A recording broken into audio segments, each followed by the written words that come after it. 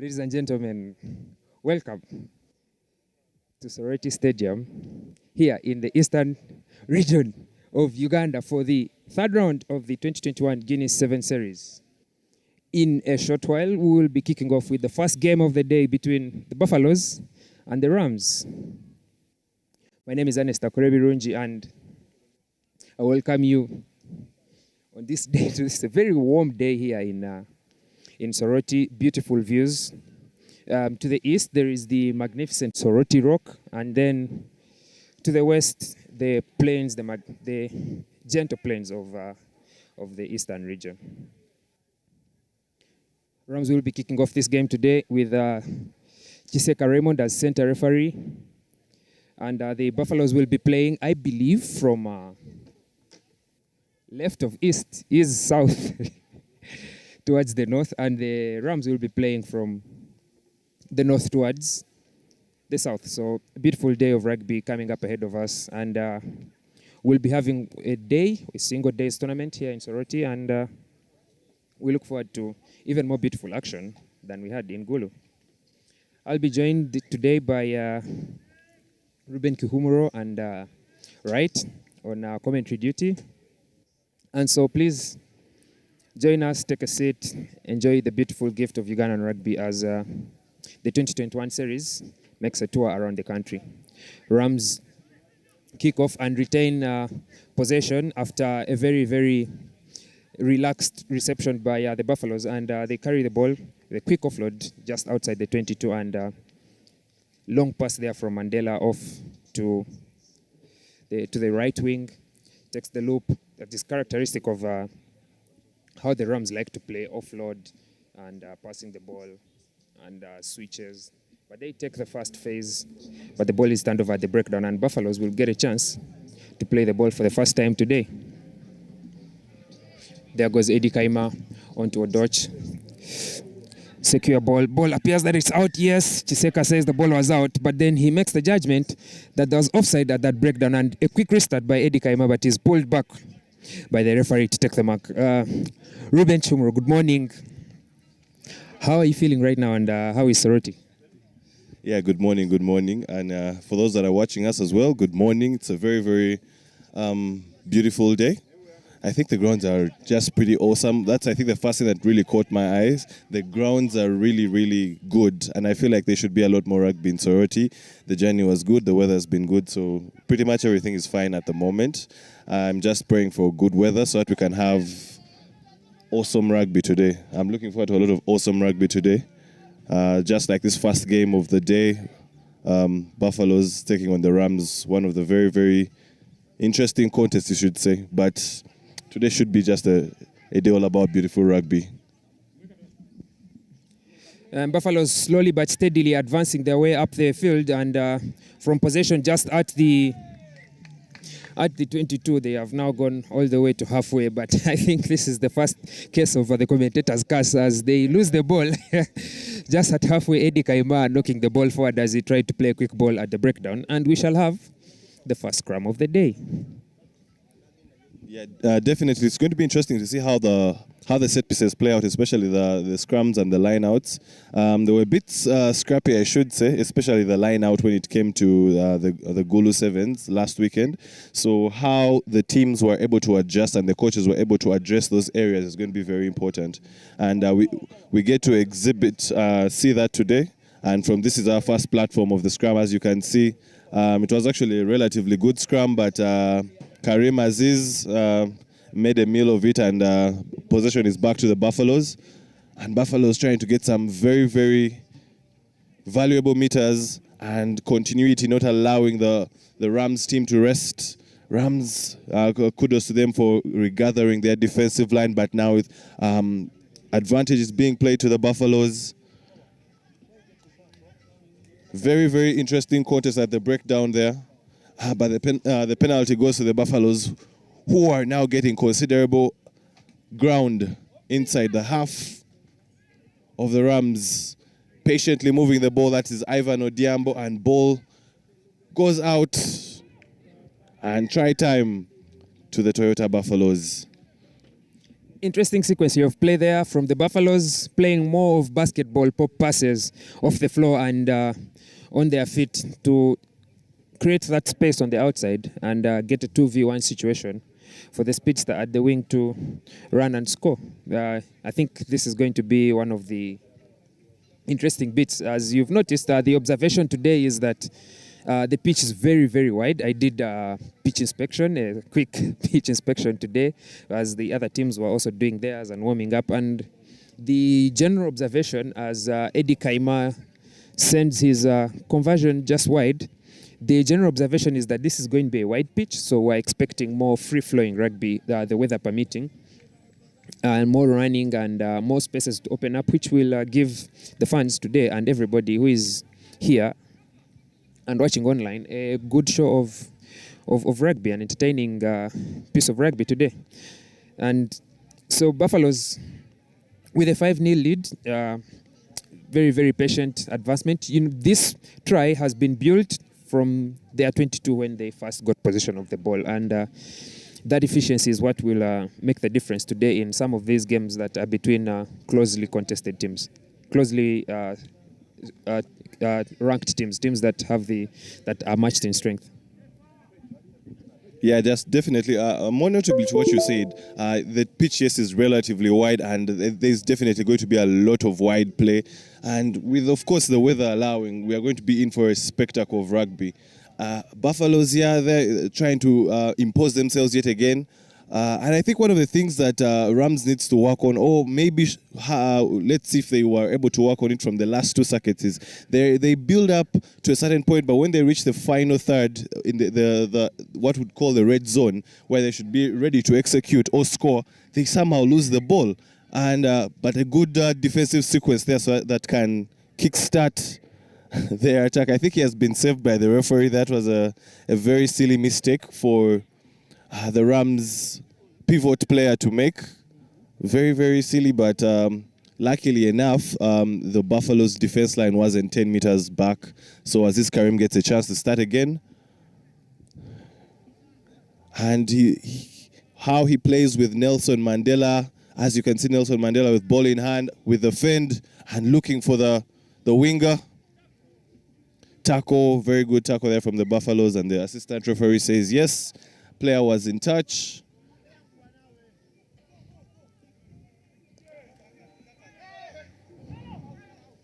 Rams doesn't seem to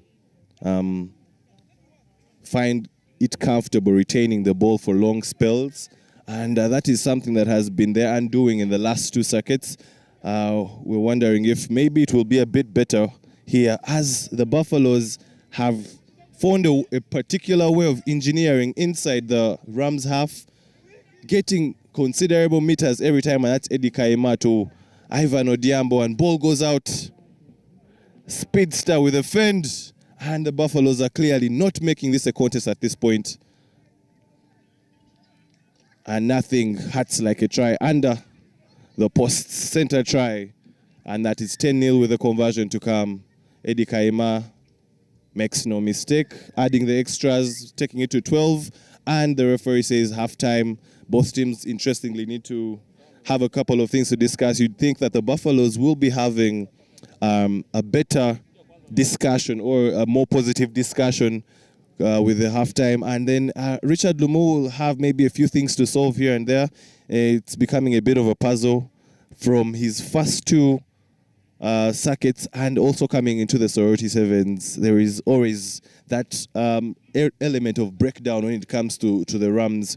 They seem to have the players that can do the damage, but something about how the connection is happening, how the pivots are moving the ball is not right, and then they seem to lose the ball so easily. So it's something that is that I think Richard Lumu will really be discussing at halftime between these two teams. But currently the score for the Buffaloes 12 and the Rams 0.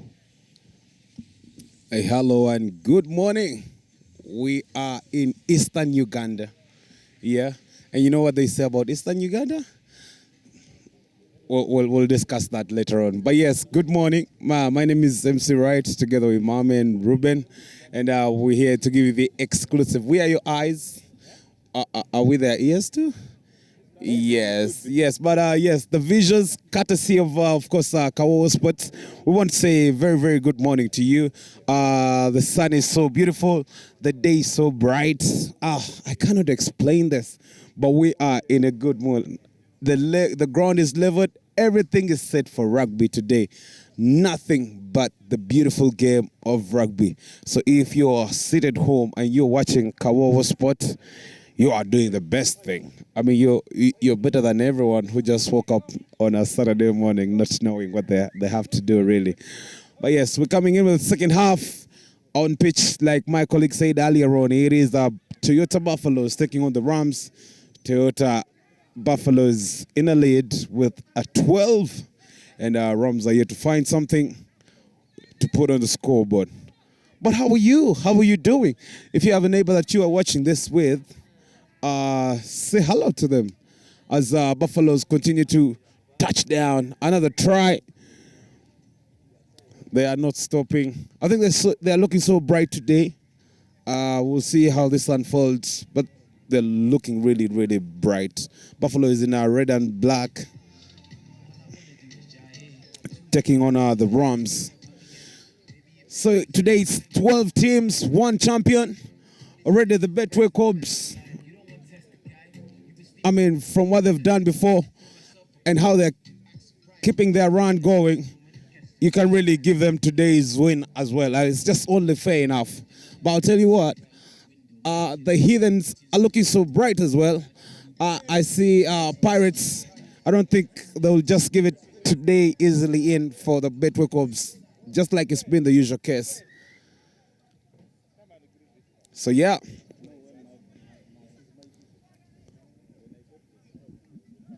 The referee to take us underway yet again. Buffaloes, off we go yet again. Our Rams need to do something if they are to appear on the scoreboard. But yeah, I like how they're swinging the ball, really.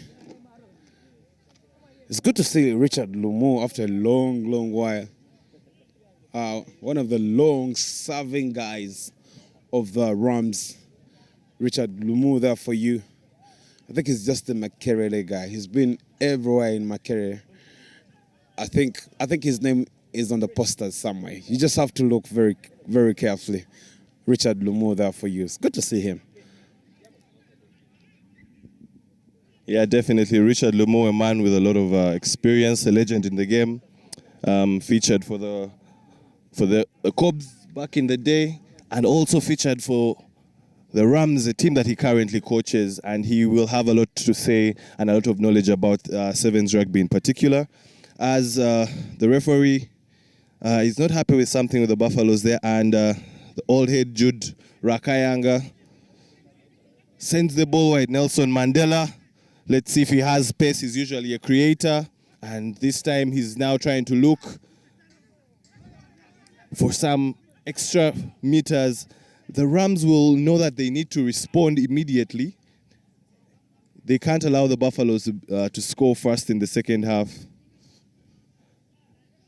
Beautiful dancing fit there. Does he have the legs to go all the way? Eddie Kaima is tracking him patiently. And it's exactly the same story we have been talking about.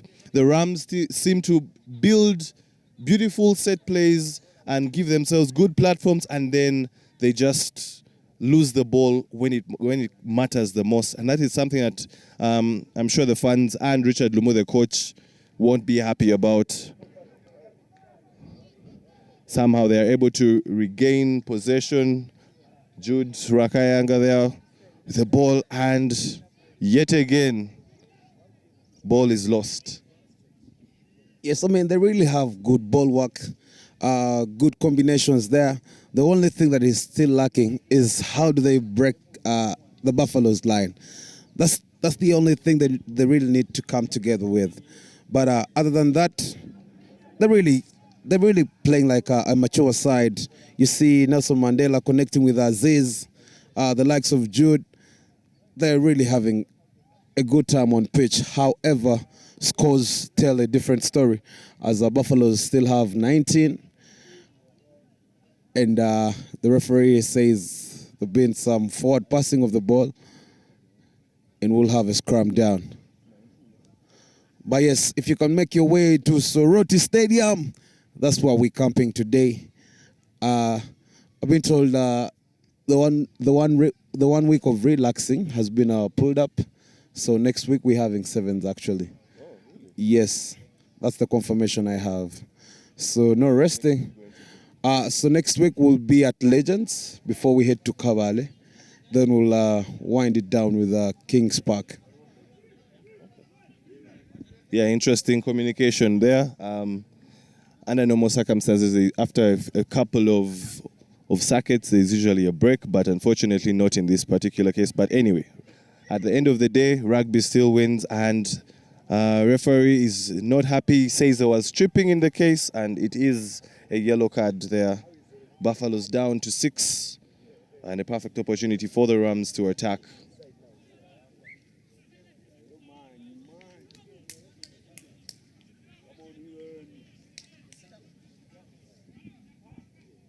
Interestingly, great strategy there by the Rams, calling for the scrum, knowing that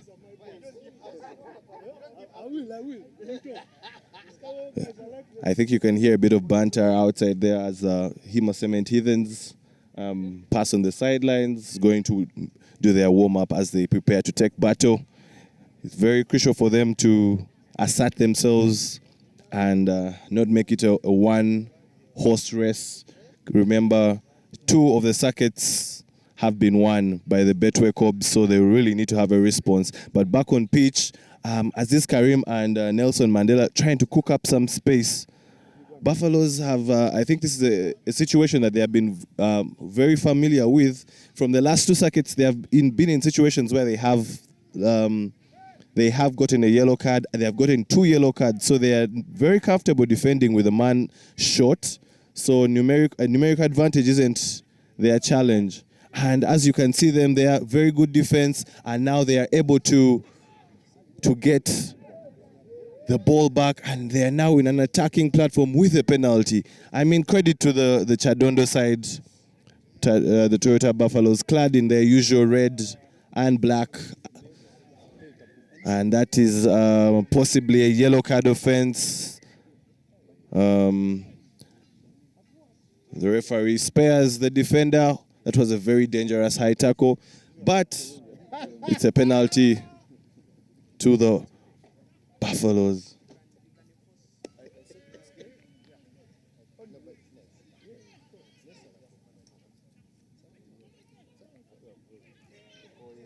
And turnover there. Both teams really battling for possession. Remember, you can't do anything without the rugby ball. Once you have the rugby ball, then you have the privilege of playing at your tempo, but time has run its course, and the referee says enough is enough. There you have it, the first win of the day. The Buffaloes edging Rams 19 points to 0.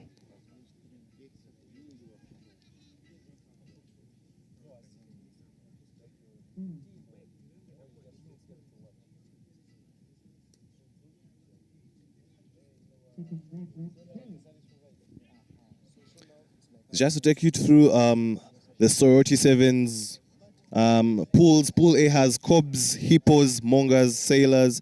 Pool B has Pirates, Warriors, Impies, and the Soroti Rangers, who will be our hosts for the day. And Pool C will have the Heathens, the Buffaloes, Rams, and Walukuba. And as we're seeing, it is the Heathens and Walukuba Barbarians. Walukuba Barbarians all the way from eastern Uganda. Jinja. After Jinja, there's a small place there called Walukuba. Very passionate team with a couple of passionate fans and a very good following as well. They'll be looking to ask questions of the more favored Heathens. Heathens, they have a lot of pressure on them as well because they did not have that good a campaign, losing out in the semi-finals yet again last week at the Guinness Sevens to the Pirates. Can they go one better this time round? They have a full complement this this Soroti Sevens campaign, this circuit, they have their full complement. We can see Aaron Ofoiroth is around. We can see Paul Epilo is in the team. Their usual speedster, Nobato Kane, with his pink socks and his colored boots. But it is the Walukuba Barbarians with the first advantage. And they're setting up to try to get the ball wide, trying to create a 2-on-1. Michael Wokorach finding himself on the wing, the forwards wing. Remember, usually the strategy is to have 2 pods of 3 and then 1 man in the middle who is the pivot. And 1 pod is for what you'd call the backs or the more skilled players. And then the second pod would be the forwards who are normally the brute force.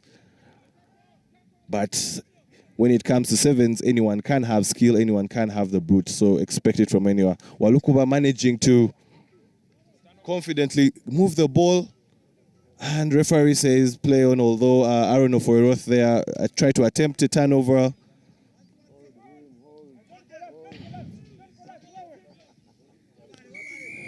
Penalty there to Heathens, and a quick start there by Aaron Ofoiroth.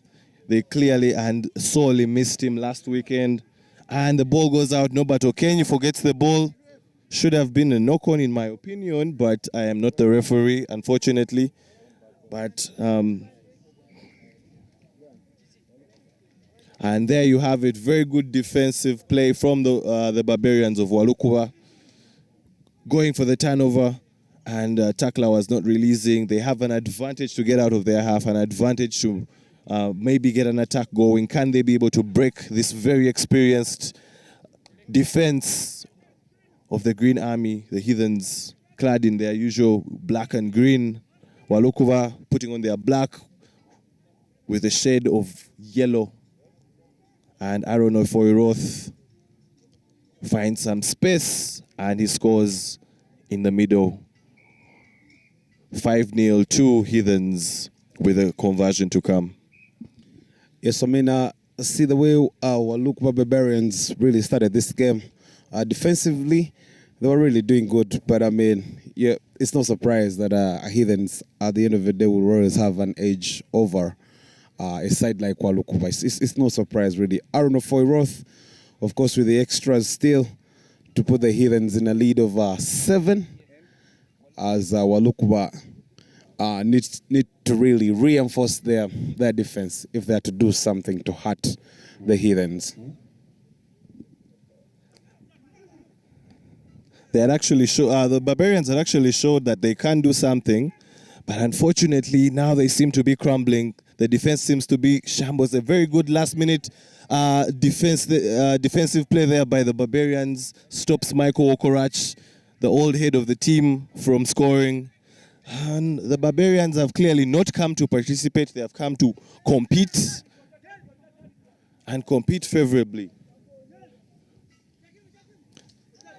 Majority of the game has been played in the Heathens half, in the Barbarians half. Heathens with the dominance in territory and possession.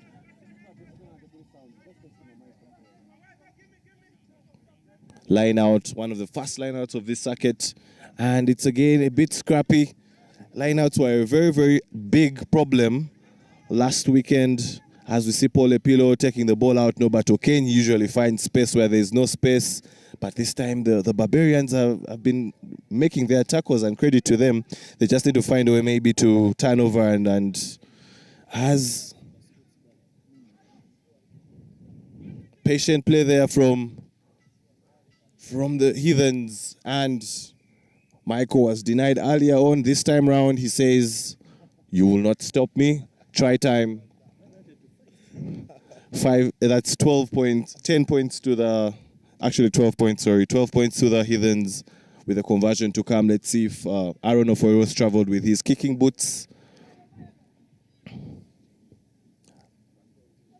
Unfortunately, not. And the shot posts do not also help his case, but Heathens with a considerable lead of 12, and the Barbarians have been doing most of the defending. You think the strategy needs to adjust a bit. They need to find a way of getting out of their half and maybe putting themselves in the right territory to allow them to attack. beautiful weather for rugby. Everything, the conditions seem right. The weather is right. It's not very hot. The sun is out. The grounds are finally getting dry, and people are steadily coming in. So Soroti is the place to be, and it's very beautiful to see that rugby is now moving to various regions, especially with these tournaments where the local teams can rub shoulders with some of the bigger teams from Kampala. And I think it's testament to how progressive rugby is intending to be in Uganda, and we hope to see more of these regional tours, especially in the sevens code of the game. Yeah, I mean that's the whole beauty of rugby. With as such, to find more people to like, to get them to liking the game. Such a strategy is really working. We've traveled all the way from Kampala to Soroti. That's about 300 kilometers away, and see that the atmosphere is just getting brighter. People, we anticipate a lot of numbers coming through today. So if you're around Soroti, you're around Mbale, you're around Kumi, I think those areas you should really just come in and have a good day with us, as the Heathens trying to do what they do best, but the referee is still in disagreement. Half time, he says, as we wait for what is coming up next.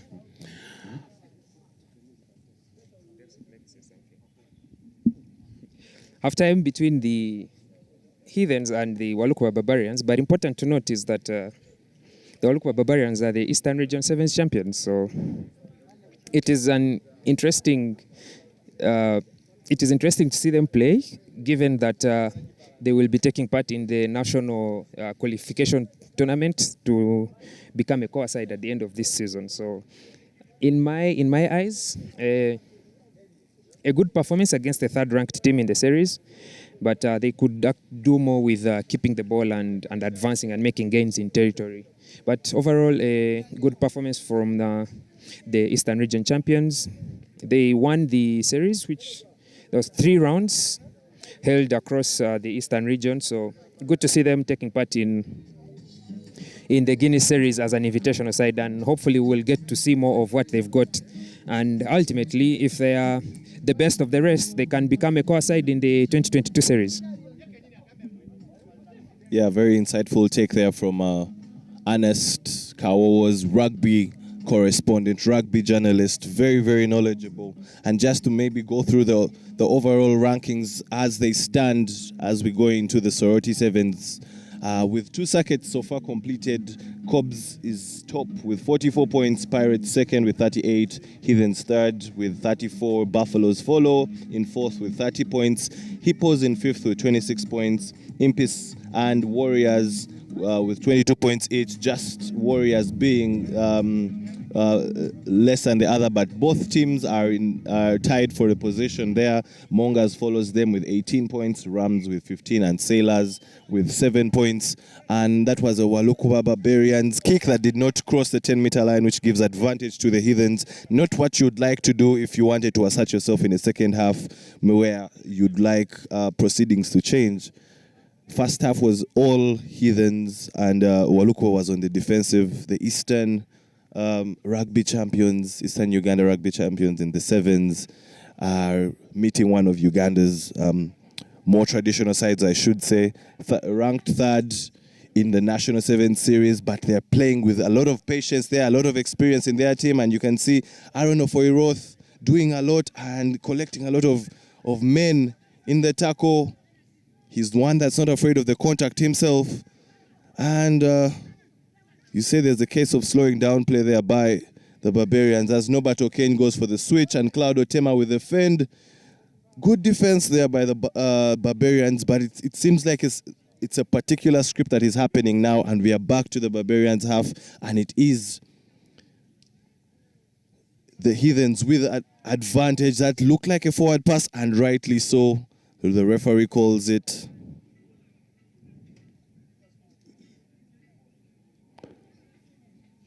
You'd think that the Barbarians would have to maybe consider putting ball to boots and getting out of their territory and maybe going in a more considerable position for them to have an attacking platform. They have really failed to break this experienced Heathens defense.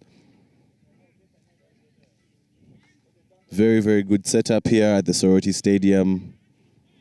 For those that could make the journey, and many of those that have made the journey, we appreciate. Rugby is a very, it's a great festival. It's not even just a sport, it's a festival of athleticism and lifestyle and character, as well as we are trying to see the Barbarians trying to find their way by the thumping tackle there by Paul Epilo.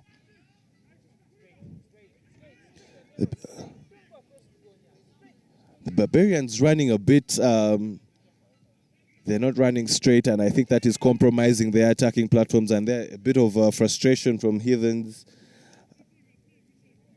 I don't know, for Roth shouting at the referee, not something that can be advised. It goes against the cause of discipline in the sport. But maybe you could say he had an argument there. They had the advantage, but the referee called the infringement. As the Barbarians make some changes, maybe the new heads coming on, the fresher legs coming on, can be able to change their fortunes. They have not been very successful at the moment, but you'd think at this point that the Heathens would have scored more, but maybe it's a case of the first game and they're still trying to get their bearings. But they know that the Soroti Sevens is one they need to take a lot more seriously. They have not performed according to their lofty standards. Very good defensive cover there.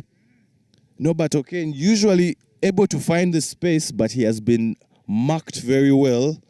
And Heathens actually finding a bit of a challenge to score in this second half.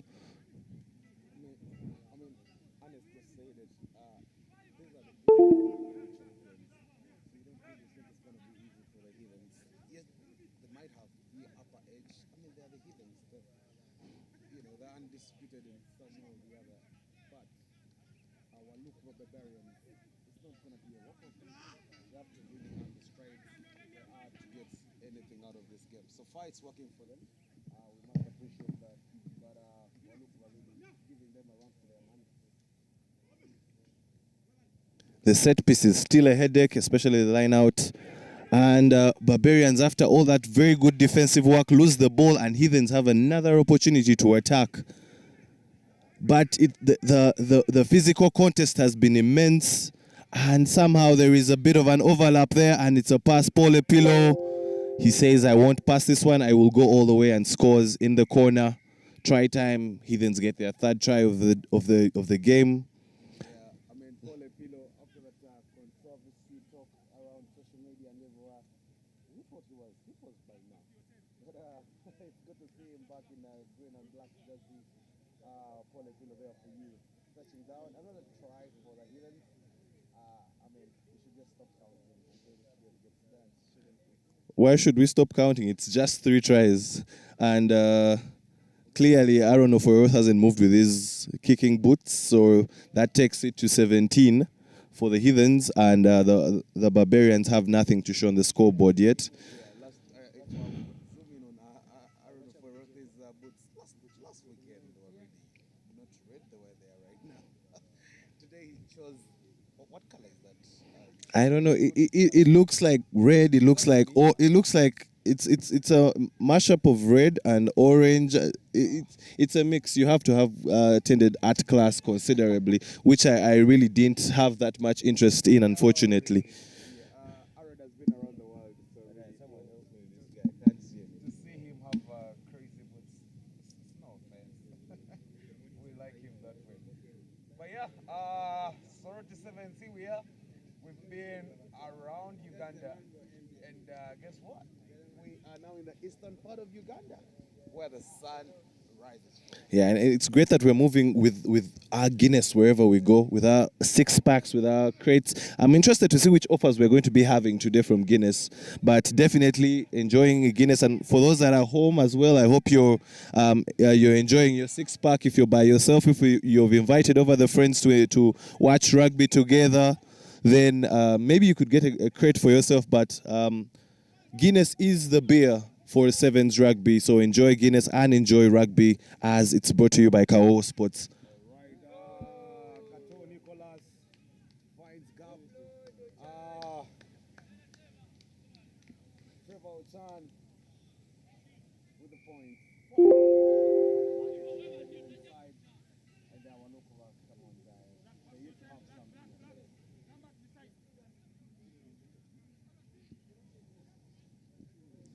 So that's 22 points for the Heathens with that try from Trevor Ochan.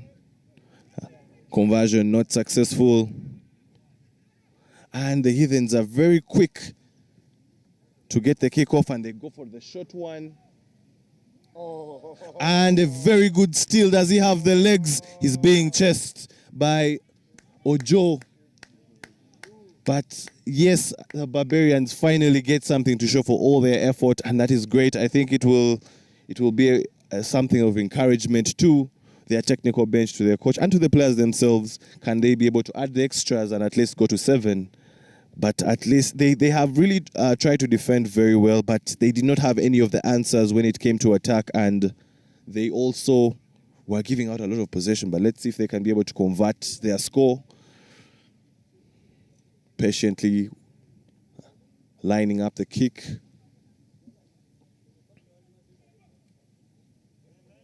Yes, beautiful. Finding the bearings, and unfortunately that is the last action of this game, with the Barbarians on 7 and Heathens walking out with this one with 22 points. Their first win of the day. And in the dugout we'll be having the Warriors taking on Impis, which is a very, very interesting game. Yes, what an interesting 14 minutes that we just had. You didn't really expect Walukuba to turn up the way they did, but a try for them and fully converted. That's a take home for them, especially against a good side like Heathens. So well done to the Walukuba side, but I mean, kudos to the Heathens doing what they do best. But yes, like you said, Impis are up next. Very much, I should say this one is quite even. When you see the Impis and the Warriors in a tunnel, what is the first thing that comes to your mind, especially from a 7th perspective? Yeah, these are normally two teams that are evenly matched in their powers. It's a sort of a derby when the two meet. It's a sort of a clash, whether it's in the 15s or the 7s. Two teams that are very familiar with each other, and two teams that are very conversant with the way the other plays. And you'd think that this is a game that each of them will want to win. So it's going to be very important to see. For those that are not familiar with the colors, Impis clad in the green, and the Warriors putting on their purple with a mash up of pink, black, and yellow. It's a multicolored jersey, a very, very fashionista kind of setup there. Both teams are core teams in the Sevens Series, and they know that this is a must-win. Everyone wants to start with a good display, good start, and everyone wants to get that first W. Can either team be able to get the win? Remember, if you're watching on Kawowo, you can be able to let us know which team you're backing. Let us know who you think is going to win, whether you're watching on YouTube or you're following on social media. Just leave a comment with Kawowo Sports, hashtag Kawowo Sports updates, hashtag Guinness Sevens, and hashtag Soroti Sevens.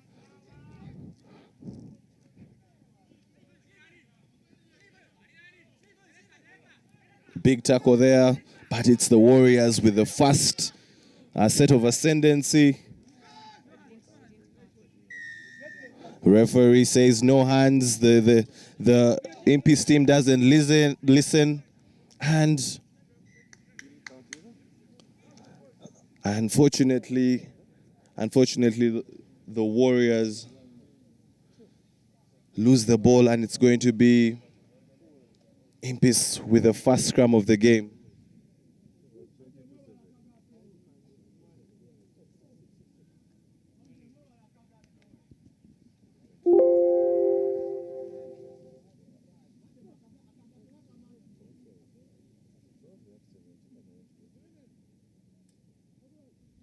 Harinaitwe Stallone with a wayward pass there, causing a bit of confusion. But Jonathan Luhoni, a very, very dangerous attacker there, trying to find the outer space, and he beats Simon Pitonyeko, the sweeper, as Owen Kinyera there trying to chase and salvage something, but Jonathan Luhoni scores the try for Impis, getting the first blood from this game. The men from Makerere, majority of their team wasn't around for the Gulu Sevens last weekend. they were able to field a second string side as their main side was participating in the Kings of Africa Sevens games. But today they are back in their full complement, and we see Stallone Arinaito there converting to make it 7 for the. Unfortunately, the communication coming in is Arinaito actually did not convert, and you can see his protest with the referee. He thinks he converted. The referee says otherwise. So. You think that the assistant referee should be the one helping the referee communicate, so there was a bit of a confusion, but score remains 5 according to what's coming from the pitch to the Impis, and Warriors 0 at the moment.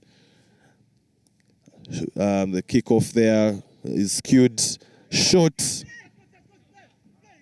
And it's very funny that the comprehension of the rules there, the ball eventually crossed as the Warriors had switched off, and Impis make fortune from their challenges and now have an attacking platform to show for it. Keith Wiraga knocking the ball on. It was a really sympathetic pass, and a man of his ability should not be dropping a ball like that. Handing possession back to the Warriors. The Warriors are yet to express themselves in attack. They have done a lot of the defending, and they look a bit not switched on, I should say. Definitely, Coach Gabriel Aredo will have something to say about that, but he'll be hoping his team can be able to get something to register on the scoreboard before the half-time break. And Humphrey Rach there with the interesting hairstyle. Tackler not rolling away there from the Impis, and Simon Peter Nyeko restarting the game, and the ball goes wide. Owen Kinyera, the speedster of the team, getting a few valuable meters. The recycle is good, and unfortunately the final pass was forward when they had found a way to break the Impis defense. It's very unfortunate when such things happen, but yeah, they come back for the scrum to Impis. I mean, when you're Warriors, you cannot butcher such an opportunity. You won't have many of them. It was a clear move. We all thought that was 5 points for them, but it is what it is, unfortunately. So, forward pass and a scrum down. But Warriors have to do better than that. Really, you cannot give away such chances. Like I said, you won't have many of them. So, every opportunity that you get, you have to seize it. You have to really seize it. And now ball belongs to the Impis. Stallone Arinaito gives it away to the Warriors. They don't have to waste this chance yet again, just like they did to the other one. But we'll see how that unfolds. I think I like how the sky is being lit with aeroplanes. Did you see that? Yeah, we're actually next to an airstrip, so that is one of the reasons why there are so many planes passing by. And you could say it adds a bit of character to the sky, which is a good thing. But the sky is looking very, very beautiful, very, very clear. And another confirmation that we are actually in Soroti. Yeah, for those that were doubting, maybe. But it's, as I was saying, it's a clear sky, no signs of rain, and hopefully it will remain as such. But Imp is still in control of this one. The Warriors being very sloppy. 2 cases of forward passes that could have been avoided. And their penalty to Impis as they try to get some extra meters. Pius Mpoza, Keith Wiraga, does he have the legs? No, he does not.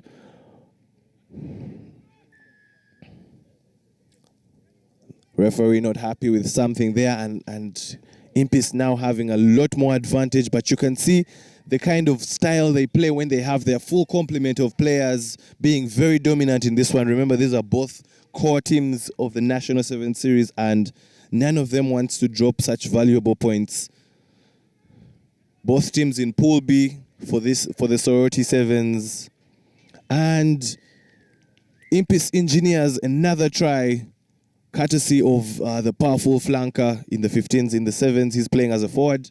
Still, Pius Mpoza, 10 points to the Impis with the conversion to come. Let's hope Stallone can get his conversion right and hope that the referee will be able to observe it. Thank you for joining us on Kawowo Sports. Don't forget to leave us a comment. Don't forget to share with us your experience. Let us know how you're enjoying your rugby Saturday, where you're watching from, and maybe share a picture with you and enjoying your Guinness. And that's a very high kick. And this time the assistant referee is happy with it. 12 points to Impis, 0 to the Warriors as halftime comes our way.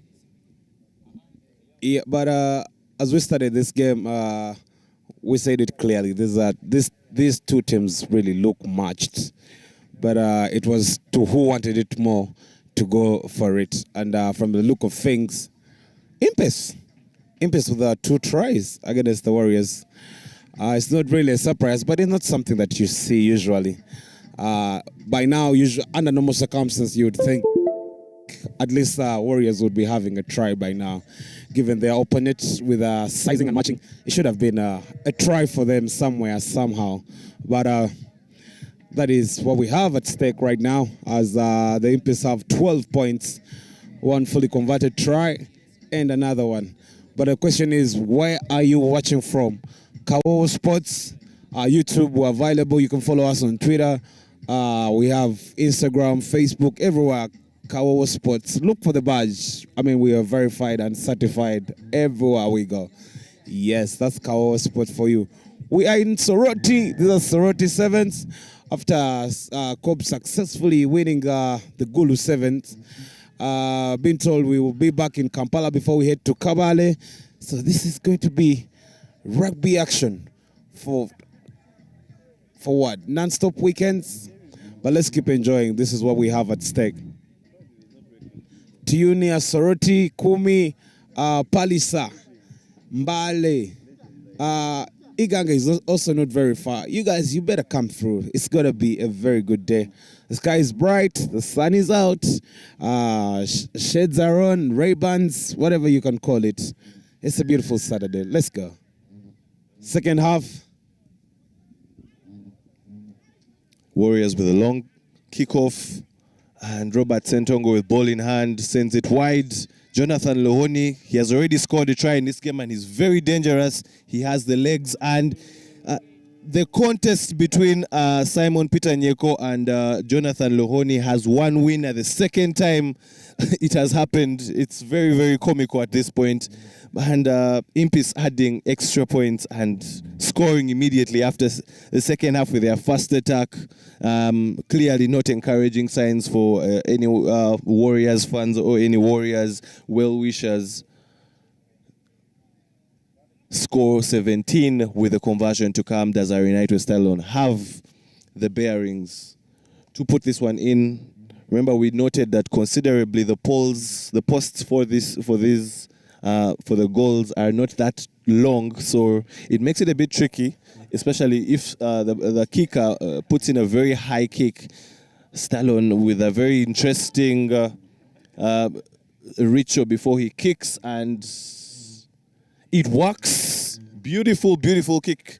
The best kick we have had so far, and we hope to see more of that. But that is 19 for Impis, and Warriors do not have any particular score at the moment, unfortunately. Warriors have been quite sloppy in a game of two core teams where they both know they need to win. You need to take any chance that you get. You need to be efficient. And the Warriors have not been that. They have been wasteful with 2 forward passes when they could avoid such a situation. Impis have been the more efficient. Would you say Warriors' performance could be a result of jet lag or something? Jet lag, really? Jet lag to Soroti? I see you've taken a particular interest in the planes around.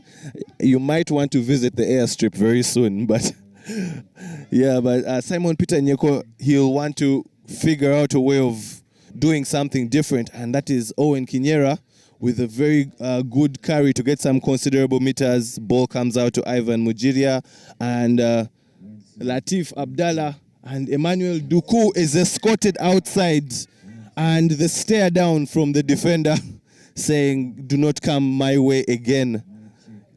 Rugby is a game of character. It's a game of intimidation. Sometimes you need to communicate physically with your opponent and tell him you are the better specimen. And that is just what is the case. And Impis have been winning all the contests. Impis have been the better team at the set piece. Impis have been the better team in the physical contest. So it has been the story of this game so far. And Warriors have not had fortune going their way as Robert Sentongo prepares to take the line out.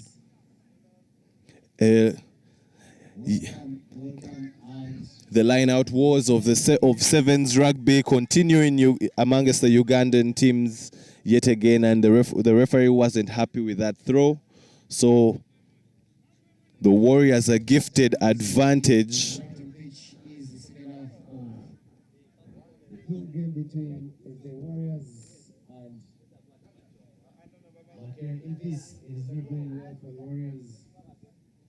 Gabriel Aredo is on. And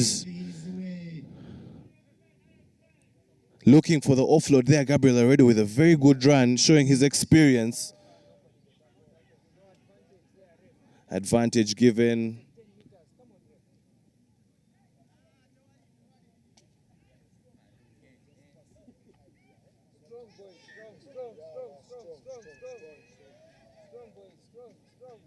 And the ball goes to Ivan Mujiria. Ivan Mujiria tries to get some extra meters.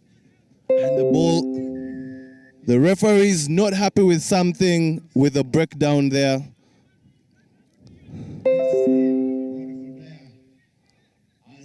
Long pass there. Richard Kinyai. The referee has had enough of the repeated infringements there. And it's yellow card to the Impis. And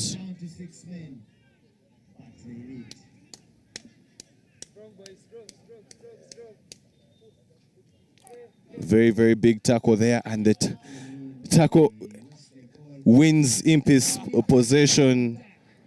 As we're seeing, Impis trying to dig themselves out of the hole there in their half. They're trying to get out of jail.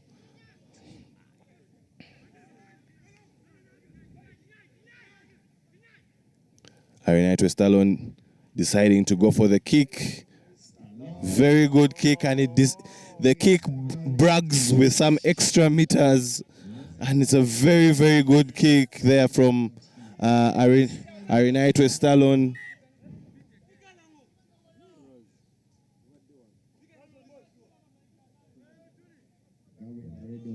Impressed with his teammate.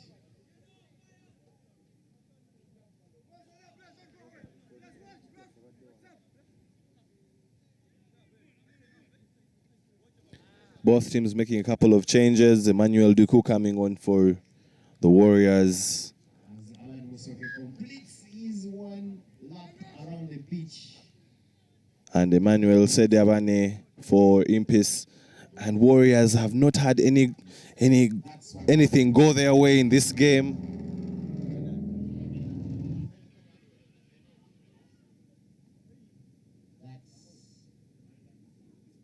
That's what happens when you try to find your enemies.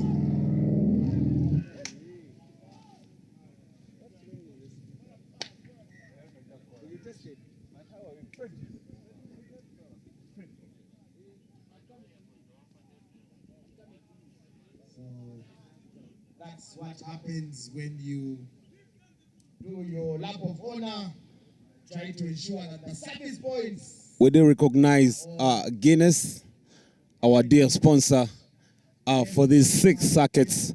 We've had Guinness from day one. We've been giving away 6 packs for free. Hey, 6 packs for free. So winners have been really enjoying Guinness. Tell me, how on a good day, can you really swallow a whole 6-pack of Guinness, Ruben? Definitely, if I have the time, I can enjoy my 6-pack of Guinness. As Impis is now employing the kicking game.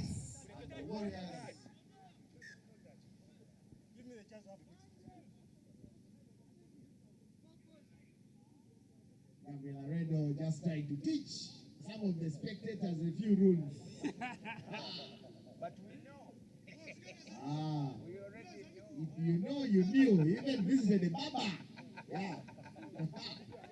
That's what happens when you're going to cross the Nile and come to Soroti, all the way from Ulu.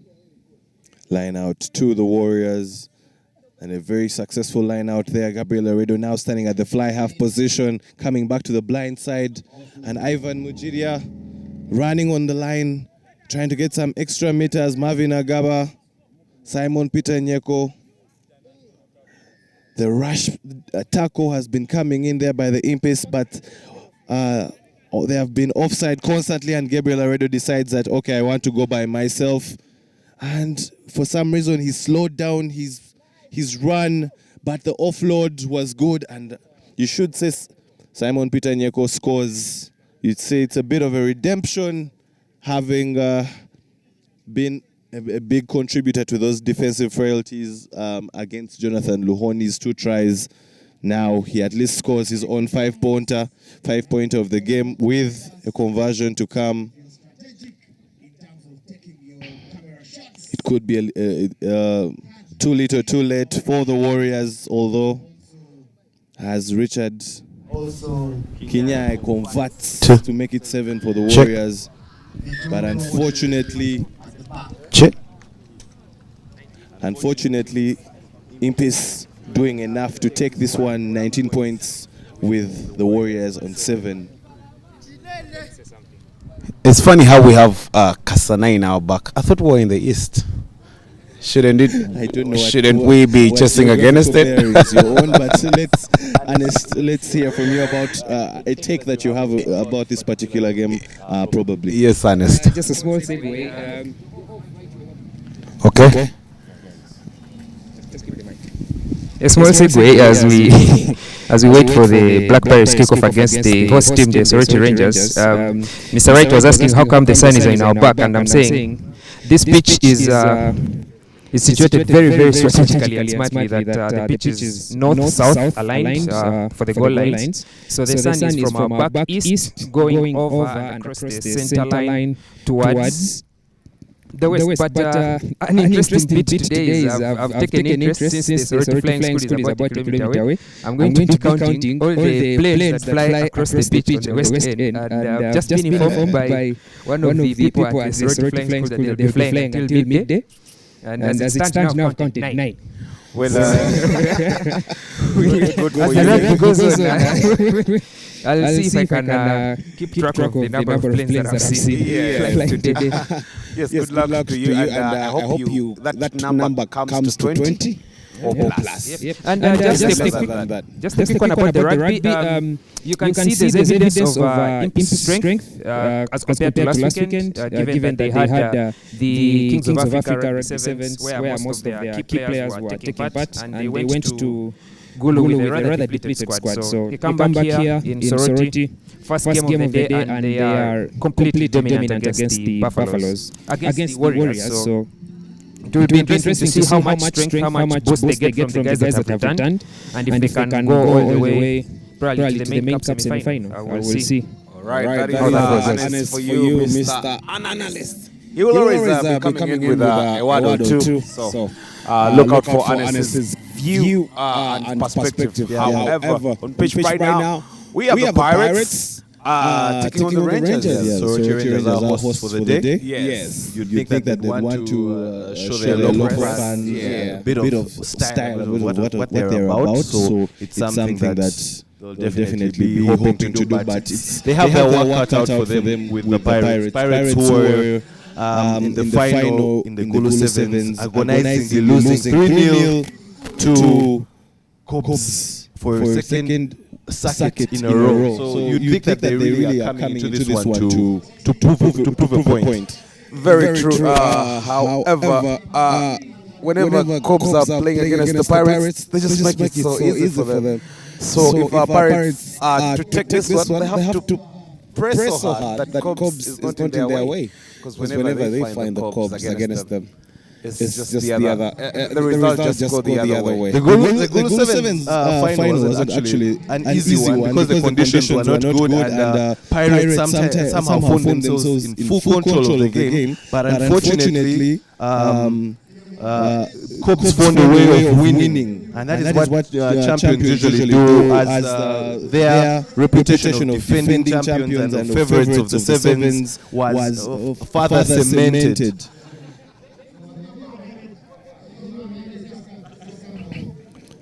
Patient play there by Pirates. Ivan Magom with ball in hand, looking for one side to go to, and Buju there.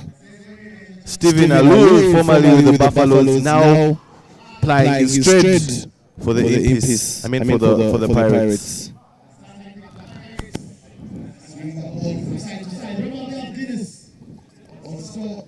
Muhammadi Balagade to recover. They like to call him Bala. Big Bala. Big Bala, that's it, yeah. Pirates now. They know how to swing the ball. Kisiga now finds Buju, Stephen Arul. Surely this game should be easy for the Pirates, isn't it? Yeah, definitely. I'm sure they're going to have a lot of issues there, but worryingly, a lot of high tackles there by the Soroti Rangers, and the referee has had enough. He's actually issuing a last warning there. I think the next one will be a yellow card because remember, emphasis on player welfare and safety, and high tackles are an illegal act, as Alex Aturinda scores. He could have made it easy by passing out, but he chose to take the 5-pointer to get the 5-pointer himself, and he does so for Pirates' first try of the day with the conversion to come.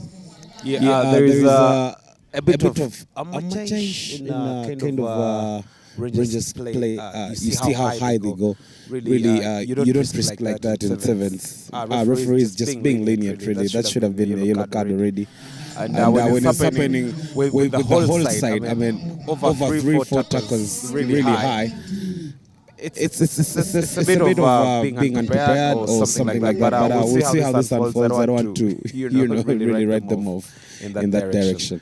Yeah, definitely. But maybe you can cut them some slack issue. They are actually facing this number 2 ranked side in the Sevens Series, and this is a tall task, I should say. It's a tough one for them. And you can see the Pirates very intent on retaining possession, even on the kickoff after scoring. Remember, the score is 5-0. Ivan Magom was unable to add extras. He now has ball in hand. The assistant referee communicates something that the ball went into touch, and it's a line out to the Pirates. For those that are not familiar with the colors, the Pirates are clad in their red and black, while the Soroti Rangers, the home team, are putting on blue. I must say, I'm really looking forward to see how the Soroti Rangers will wind up the day.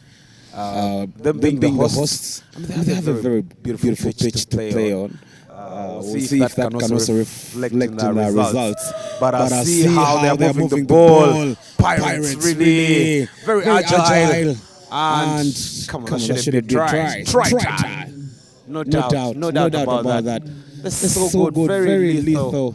They swing the ball. They have a lot of love with it. They play like the champions. They've been there before. Very good play from the Pirates, really. Very good. Yeah, definitely. Training ground move there between Stephen Alur and Ivan Magom releases Joshua Wow to score.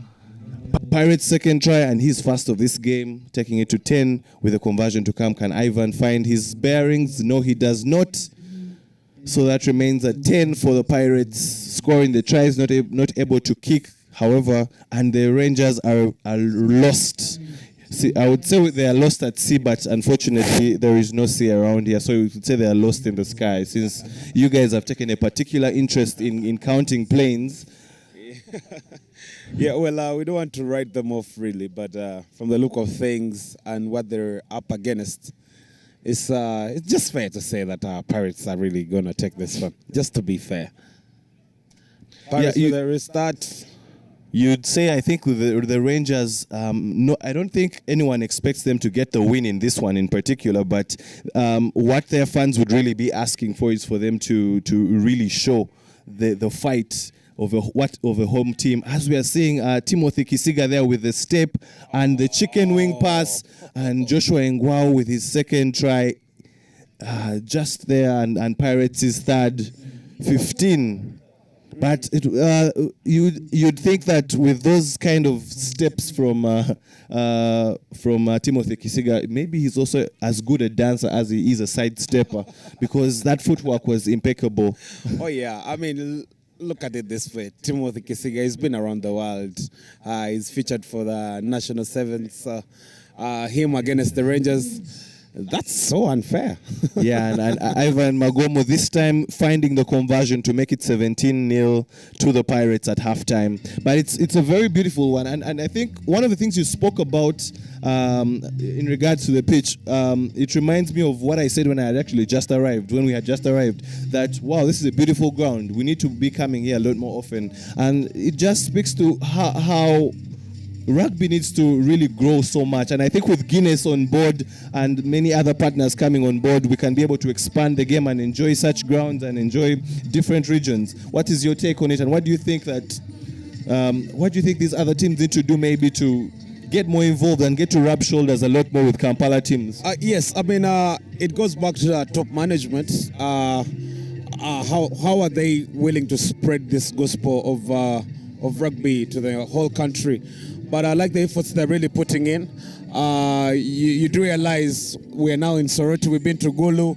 And next stopover will be Kabale, and then back to the central. Unlike the usual ones where we have Ginger, I mean, everyone knows Ginger. But to do that kind of preaching for everyone to understand, you really need to broaden your boundaries. And I'm so glad that the union and the entire rugby fraternity are doing so. Yeah, definitely. I was very surprised when I didn't see Ginger amongst the six. When I heard of 6 circuits, I was sure that, okay, any of the upcountry ones, Ginger has to be involved. Yeah. But I was like, oh, there's no Ginger, but there's Kabale, there is Gulu, and there is Soroti. Yeah. And I've really enjoyed the travel. It has been beautiful. Gulu was beautiful. Soroti is looking beautiful. The weather is awesome, and I just can't wait to go to Kabale. Why are you not surprised Chadondo wasn't among? Yeah, that is another one that... I think Kabale took the Chadondo spot, really. And rightfully so. That's okay. Yeah, there's plenty of time for Chadondo to enjoy, to host rugby and give the experience to people. But now... I mean, yeah, it's very good to give that a chance for, the upcoming teams and upcoming regions to also... host such a beautiful thing. I mean, cameras are all over. Names, big names are available. Stars will be made today, and it's all Soroti. Everything we're speaking today is Soroti. So, yeah, it's a very good move. I should applaud them. Yeah, and everyone at home watching from Kawowo, whether you're on YouTube, whether you're following via social media, the relevant hashtags to use: Soroti Sevens and Guinness Sevens. So as we're seeing, Big Bala doing what he does best. He has really flourished in that enforcer role, and he scores his first of the game, and Pirates his fourth. A very, very dominant display from the men from Boyogerere. Bala's just bullying the boys. I mean, yeah, but you can see, I think it's testament to the hard work he has put in and the sevens mentorship he has gotten. He has been able to travel with the national sevens team for various circuits, and that adds a lot of confidence to a player. And you can see the difference between what he brings to the table and what a player who hasn't been in the national setup can be able to do. Well, when you look at Bala's Calvin Balagade's physique, his body shape, it really shows you that he's meant for this. And unlike the Rangers chasing, really, Calvin Balagade there, he really his physique shows that he has spent quite a number of time, we should say, in the gym. After all, during the lockdown, he was not resting. We should say he was in the gym a lot, and. He understood his enforcer role, and he knew what is needed for the enforcer role. You need to be physical, you need to be strong, but then you also need to be fit. So he's not only big and muscular, but he is also very fast, which is an added bonus, you should say. Yes. The Rangers have not yet really done anything in this game. So far, they have just been put on a defensive test, I should say. And you can see that they get a chance to move the ball, and it's a case of panic pass. They are losing ground more than they are actually gaining it. Yeah, well, it's already 4 tries for the Pirates.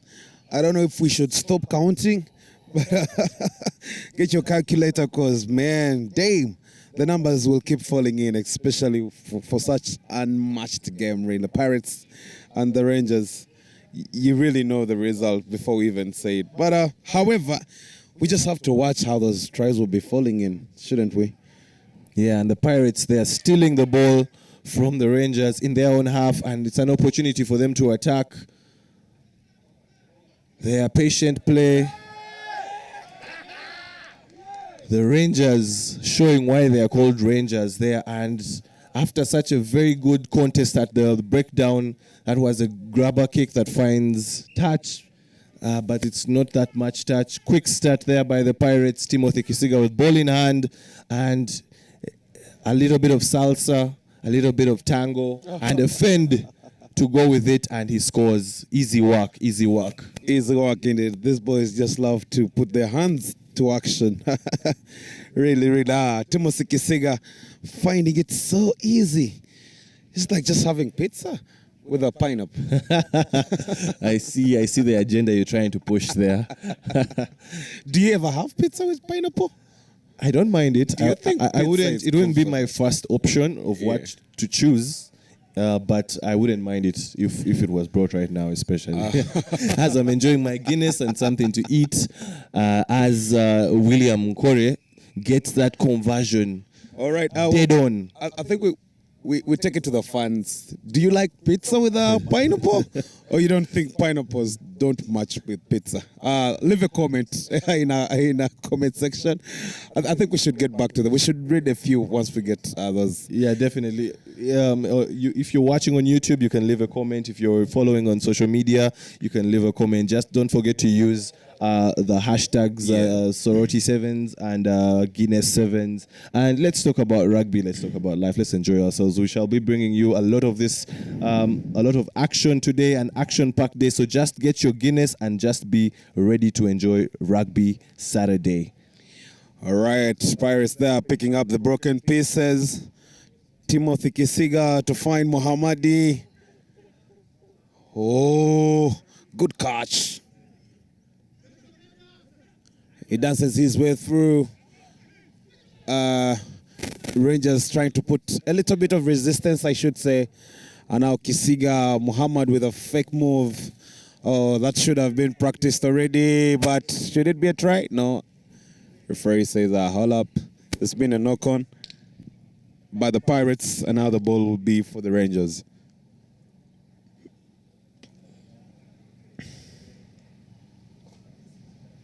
Yeah, you should say it's a case of an acid test, a test by fire for the Soroti Rangers. You think from this point it will get easier for them because Pirates is the stronger, you should say the strongest in their pool. So they will have considerably easier, not necessarily that they will be easy, but as compared to Pirates, their next games will be a bit easy. Remember, each team has 3 games in the pool stages, and then later on we shall have the knockouts. Pirates still looking very hungry to score, but the Rangers are able to be in position in time to kill the quick start, and it will be a line out to the men from Weyogere, the men from Kings Park. Yes, you heard him. Line out. Stefan Arul. He likes to be decorated in shirt number 25, but if you found him put on a 9, don't be surprised. He likes to do that. As Massa with a looked like it was a forward pass. We'll wait and see. Oh yeah, it was a forward pass. Yeah. Referee really being called to action. Some of the fans there being surprisingly shocked that Isaac Massa didn't have the legs to go all the way. Remember, he's one of the mainstays on the Sevens national team, but sometimes you find someone who is faster than you, and that was fortunately or unfortunately for those who are enjoying this game, the last action as the Pirates go away with a win. 4 tries to the good, and the Rangers, unfortunately, were limited to just defending. I mean, Pirates, I think they're just preserving the energy, but they could have had about 7 or 8 tries in this one, but I mean, from the coach's perspective, I really understand what he's trying to talk to the boys. Keep it calm, keep it easy and cozy. I mean, it's just the Rangers. We have a long day. Don't put in too much energy. Just make sure you have the win and we move forward, isn't it? Yeah, definitely. You have to strike a balance between conserving energy and also getting the required number of points for you to get the win. Remember, this is a one-day tournament and you need to get your results right so that you can get the right seeding. And remember, this all contributes to the overall ranking. And as usual, our rugby journalist, Ernest Akorevirunji, has something to share with us. Well, of course, quickly, I'll begin with the geography. I've so far counted 12 planes now. And it's the East African Civil Aviation Academy, which is more popularly known as the Soroti Flying School, established exactly 50 years ago in 1971. So there's a lot of history here that will be interesting for us to read and for me to share with you people. But most importantly, we spent the whole of last week talking about the set piece, and this week I am interested in seeing how teams perform at the line-out as Mongas and Ginger Hippos kick off.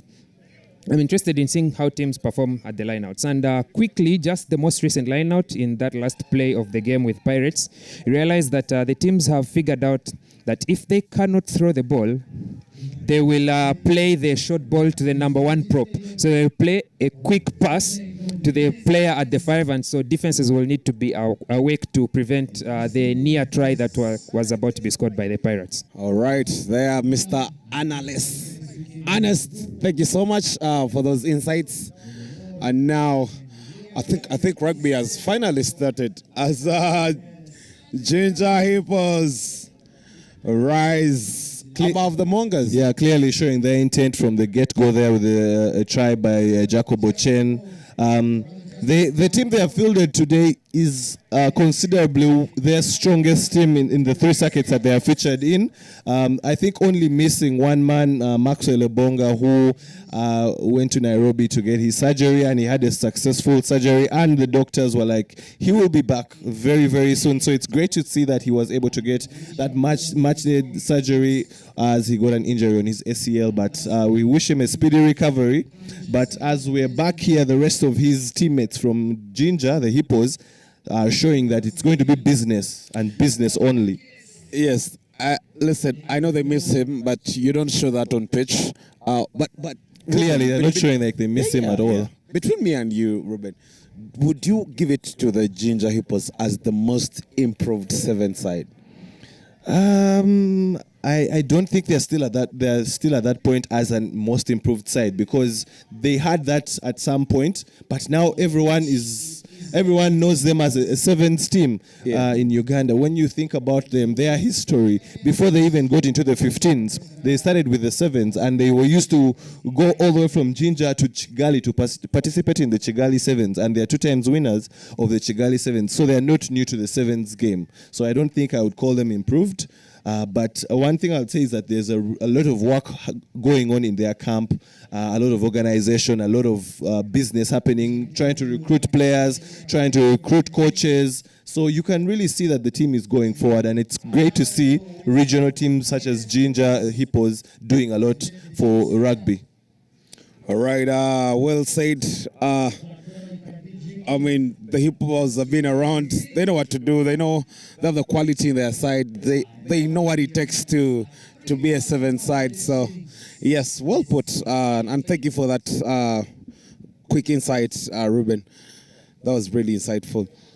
But yes, on pitch, Mongas in blue. In case you're not familiar with these colors, but Mongas in blue with a saddling patch on their shirts, and Ginger Hippos in white and black with a little touch of yellow. Ginger Hippos there for you. They did a couple of years ago when they contested all the finals. So many planes coming in and out. I don't know if Ernest won't be confused with the same planes. I don't know. But yes, on pitch. Yeah, Ernest will probably come and tell us how many he has counted so far. Yeah, but on pitch, the Hippos still controlling proceedings there.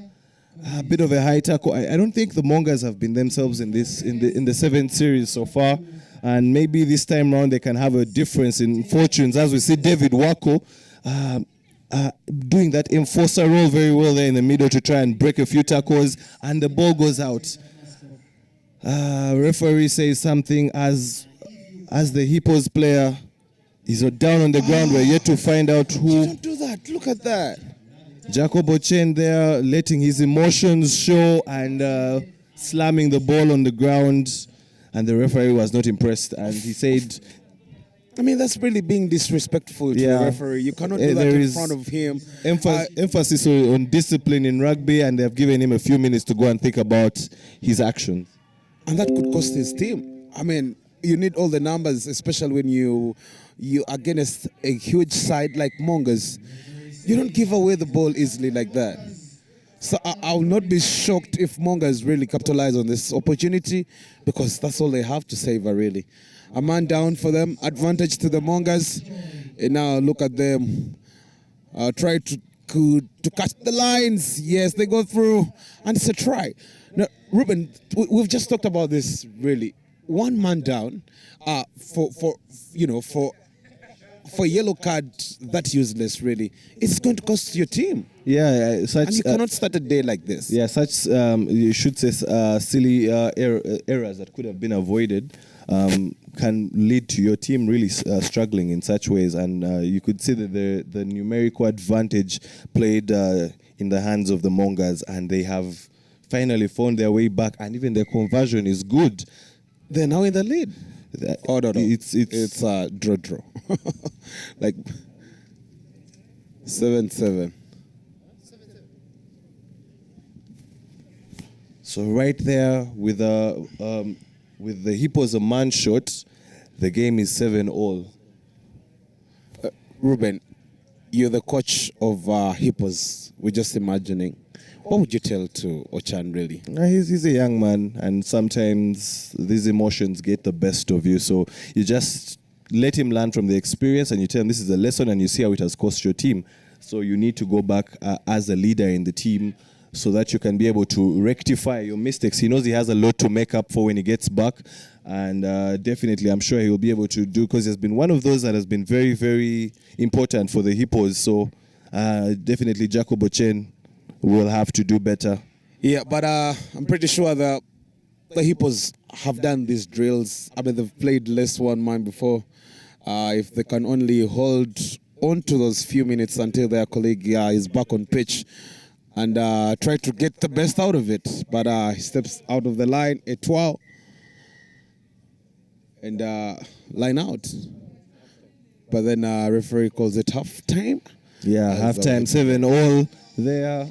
The two teams will. I think Mongas will be the happier going into halftime with that equalizer, I should say, because when you look at it, the Hippos was fully in control until that yellow card, and the Mongas didn't seem to have an answer, but somehow they found themselves back in the game. And don't be surprised if the Mongas find a way to win this one, because that's how momentum swings with just such small moments and such small margins. Yes, I mean, like you say, it's just small margins that really decide the game.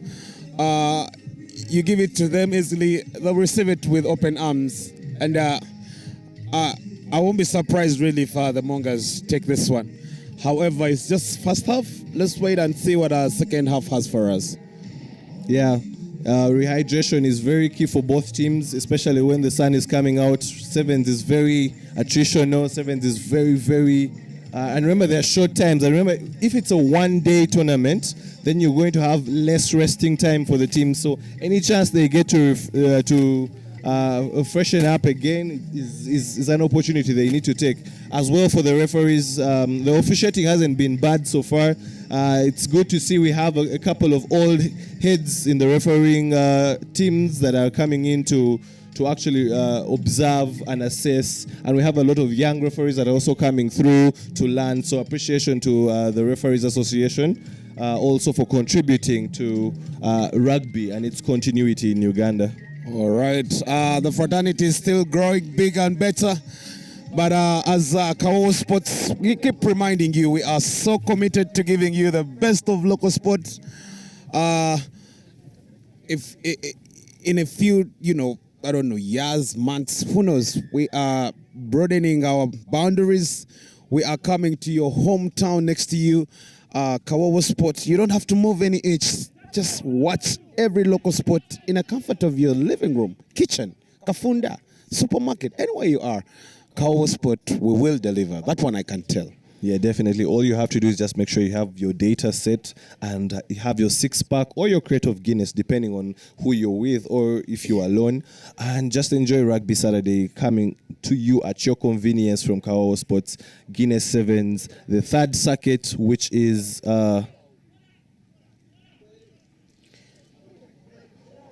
Chero to Taufik. Taufik now gives the ball to Taufik again with the ball.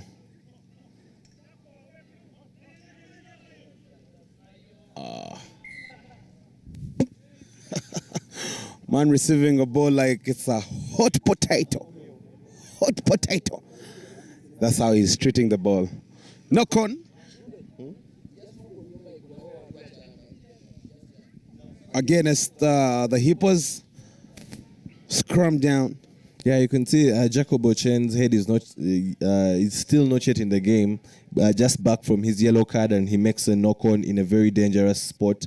And another advantage to the Mongers. Can they be able to use it? They have not been at their best. But that is what they call a bear hug. interesting tackling technique there. That's a way of greeting each other when you haven't seen someone in a long while. Long time embrace. And you can see the attacker is still feeling it. But there's a short play. The Mongers trying to take it a bit short, trying to test the defense of the Hippos. That was a bit of an inconsiderate offload there. The Mongers... There was no need for them to actually really offload the ball like that, and we have a medical break there as two Mongers players are down after that resulting phase of contact rugby. Yes, Ruben, we said it earlier on. It's just the few margins that really determine the game.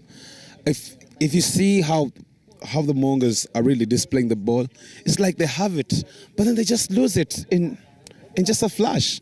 Why? It's just because when they have the ball, when they're in control, before you know, it's just a small mistake that will haunt them for the rest of those minutes that we have for the rest of the game. But yes, they're still in it, still 7-all. The facilities to ease yourself are outside. So you'll have to get outside. And now we have a scrum. To ease yourself. Yeah. Unforced infringements, of course, Don't use the booze. are being beneficial to the boys in white and black, ginger hippos. We have plenty of eats. We have Rolex at the usual price. We also have... Referee really not happy with it. It says it has to be retaken. Burgers, shillings. We have hot dogs at 6,000 shillings. When? His sound is fluctuating. They have it now. Oh, look at that. Ochan, still some victim. Then we have beef burgers at 10,000 shillings. And where do you get that? It is at... Grab yourself a Guinness Spark. We have it on the grounds. You have it somewhere near you. Just look around you. You cannot fail to get a Guinness. No way. No way. Absolutely no. So just go for it. Be black. Shine bright like we are shining right now. And if you can make your way to Soroti Stadium. As Mongers, yes, look to capitalize on that chance. And they do. Another try to them.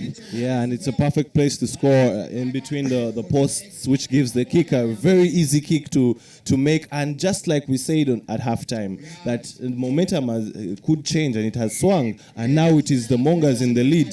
And Mongas are a team that are known for their fierce defense most of the time. So this is a really big challenge to see if the Hippos can come back from it. For all their sevens credentials, can they be able to do something about it? Remember, sevens is a game of 14 minutes, 7 each half. So we could be seeing ourselves in the last few minutes of this second half, and that's a high kick as the Mongas try to retain possession, but the Hippos gather, and it's a long ball coming, and it's a long pass. The Hippos are being very uncharacteristic. They're being very sloppy today.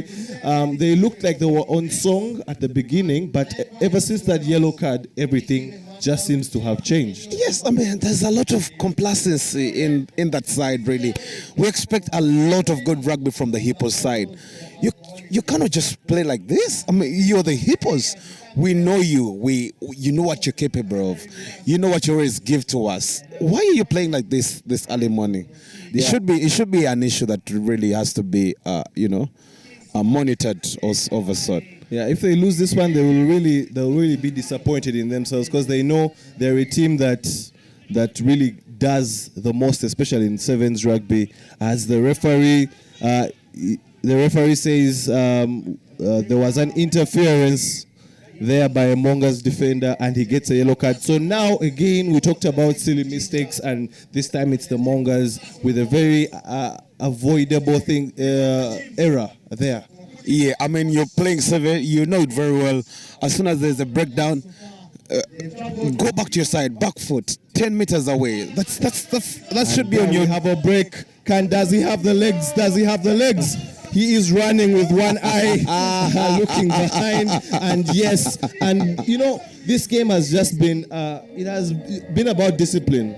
Yeah. That you get a yellow card, you consider try directly. And you could see there was no need for the defender to interfere with that quick play. All he had to do was communicate with the rest of his defense to cover him, and then defend properly and wait it out. But now we are back at 14-0. Yeah, these guys, no one seems to want to lose this one. So I think I don't know. Maybe there's a monetary incentive on this particular game, because the teams are now in a draw, and you feel like the team that would get the next points, if any points are to come, is the winner. Yes, to be honest, it was Hippo's game to lose.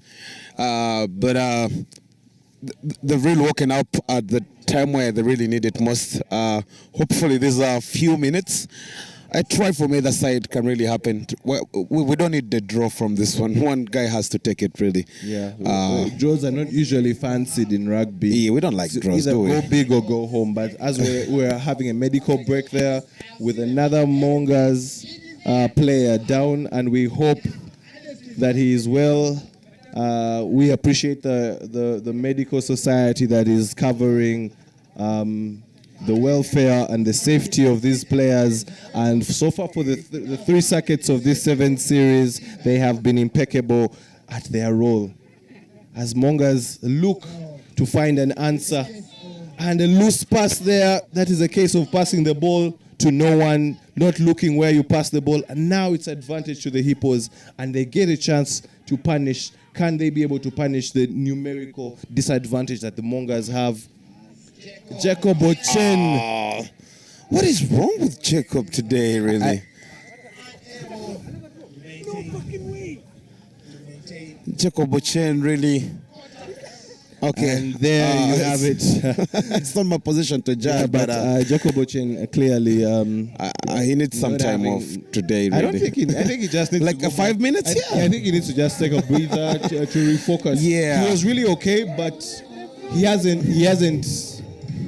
wasn't able to recover from that yellow card, honestly. Yeah, I mean, we don't give our players Guinness, but I think he deserves one just to cool down. I don't think a player is advised to take a Guinness at this moment. But if you're home, feel free to enjoy your Guinness. But if you're a player, do not listen to Wright, my co-commentator. Yeah. But guess what? The champions are in here.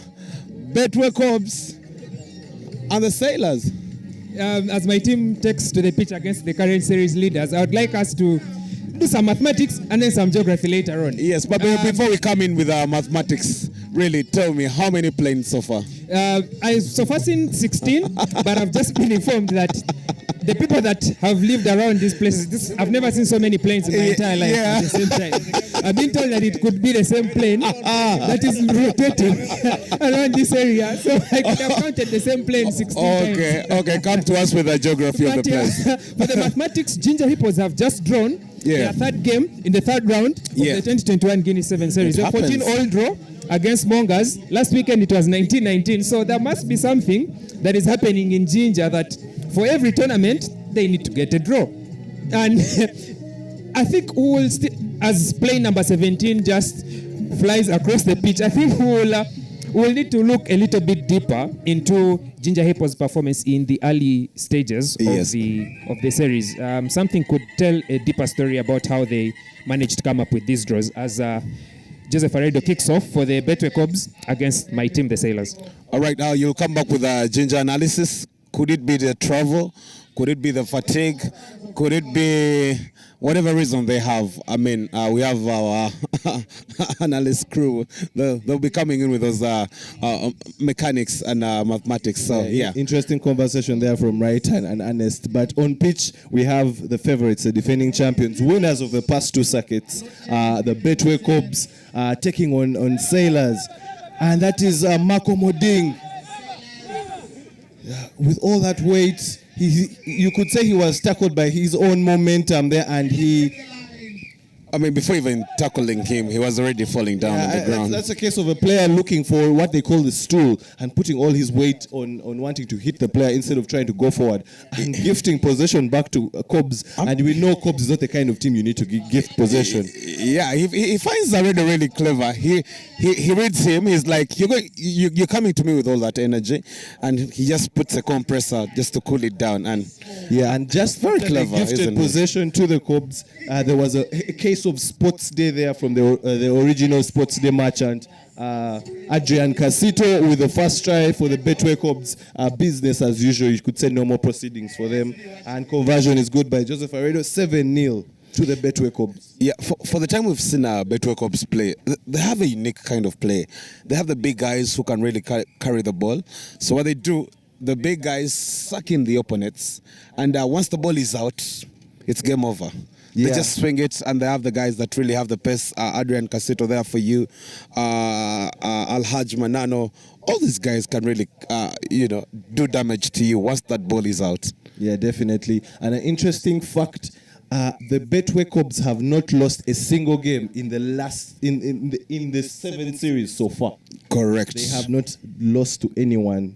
Credit to their defense. And the Gulu Sevens final last weekend was one that had a lot of people biting their nails up to the end, but credit to the experience and the no-lose mentality that they have, that they were able to take the penalty instead of going the usual route and winning 3-0 against Pirates. As Pius Ogena, how'd you do that? Come on, man. But a good recovery there by the Sailors, who were able to bundle him into touch after he fended off a bit. Pius in that enforcer role for the Betway Cobs, clad in their blue and black, and the Sailors, the second side from the Kings Park Arena in Boyogirere, wearing their white and black, as Ian Munyani passes the ball out to Mark Osuna, and easy work for the favorites, easy work. All right, Ruben, you mentioned something really very huge that I picked interest in. You said Cobs have not lost a single game. Cobs have not lost a single game ever since the 7th series began, and we are in the 3rd circuit now. All right, so my question is, who, if they are to lose today, I don't know, but just in case, who do you think that opponent should be? What does your gut tell you? Usually, Cobs tends to have a hard time or to struggle with the Heathens. So my money would be on the Heathens to end such a run. The Pirates, they're a very good side, but it's tending to become psychological at this point. losing to them in 2 successive finals can tend to get to the players' brains unless they're able to show that they have the mental resolve and maybe recover, especially in the Soroti Sevens. But I'm sure that their closest chasers in the overall log, the Heathens and the Pirates, will be well aware that the Soroti Sevens are key, that they cannot afford to let the Cobs win this circuit, because then it gets very hard. As Adrian Casito grabbers for himself, leaving 2 Sailors players on the ground, and like we said, easy work, no more proceedings for the Cobs in this one. It's a very big mismatch, and we are surely going to 17-0 with the conversion to come, and Joseph Aredo gets it in 19-0. All right, of course, no surprise, 19 for the Betway Cobs. Yes, but very good analysis from you, Ruben, really. You can see if Betway Cobs are to lose it today, the Heathens or Pirates really have to step up and try to break that curse. Yeah, but hey, that's our take. Anyone could maybe come up on the day. Buffaloes could come up on the day. The Hippos could get out of their slump and come on the day. So it's rugby is a very unpredictable sport, especially when it gets to the knockout stages. And as we are seeing, Mark Osuna trying to get some extra meters. Adrian Casito with a beautiful pass. Alhaji Manano, Joseph Aredo, the long pass. And Pius Ogena, the big man, is unable to gather. Yeah, Joseph Aredo there passing without really, thinking what kind of pass you could say should be delivered. they were in the perfect situation of the commit and pass. It was just a matter of passing to the next person who passes to the next person, and that is what should have happened. But yeah, the alignment was really good. Yeah. But that was a sure try, and I think they butchered it. But yeah, that was a kind of clumsy pass from I don't think Reddish. it was clumsy. I think it was overly ambitious. He was trying to get to the last man, so he decided to do the skip pass. But sometimes it goes the wrong way. Yeah, it goes the wrong way. It goes the wrong way. But yeah, I think we should just stop counting and we just enjoy the game, because really Cobs, they'll do damage to the Sailors, like it or not. Yeah, clearly coming out with intent that they want to stamp their mark as favorites, and they're not undermining anyone, fielding their strongest side against the minnows, the Sailors. As Sailors get their first opportunity to attack, they have done a lot of defending. Now they get an opportunity to start with the line out. But against them is a line out combination of 2.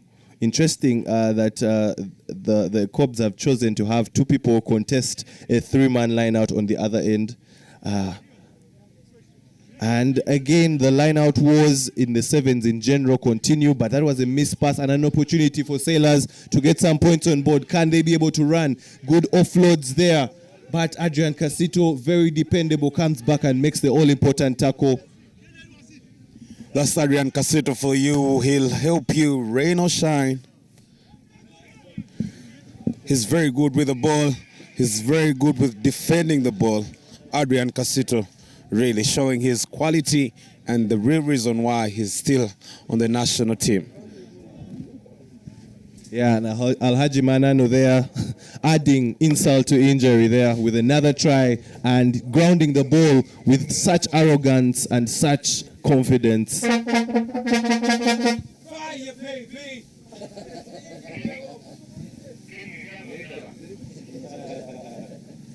Fire, baby.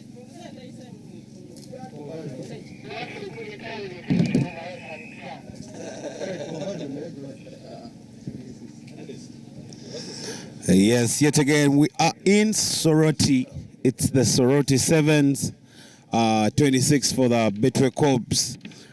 Sailors yet to do anything. Yeah, if there is anything for them anyway. They did have a stint there towards the end, towards the halftime, where they tried to get some momentum going, but Adrian Casito came back to the rescue of the Cobs.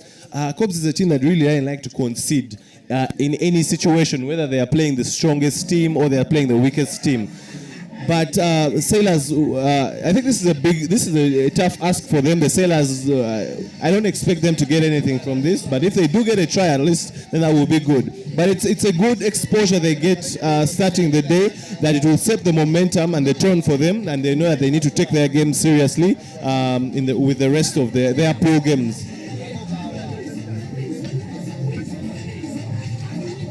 Well, we have some music on the ground, so if it can get to you, yeah, go on and shake or dance if you want to. As long as you have a Guinness in your hands, the rest is really okay with us.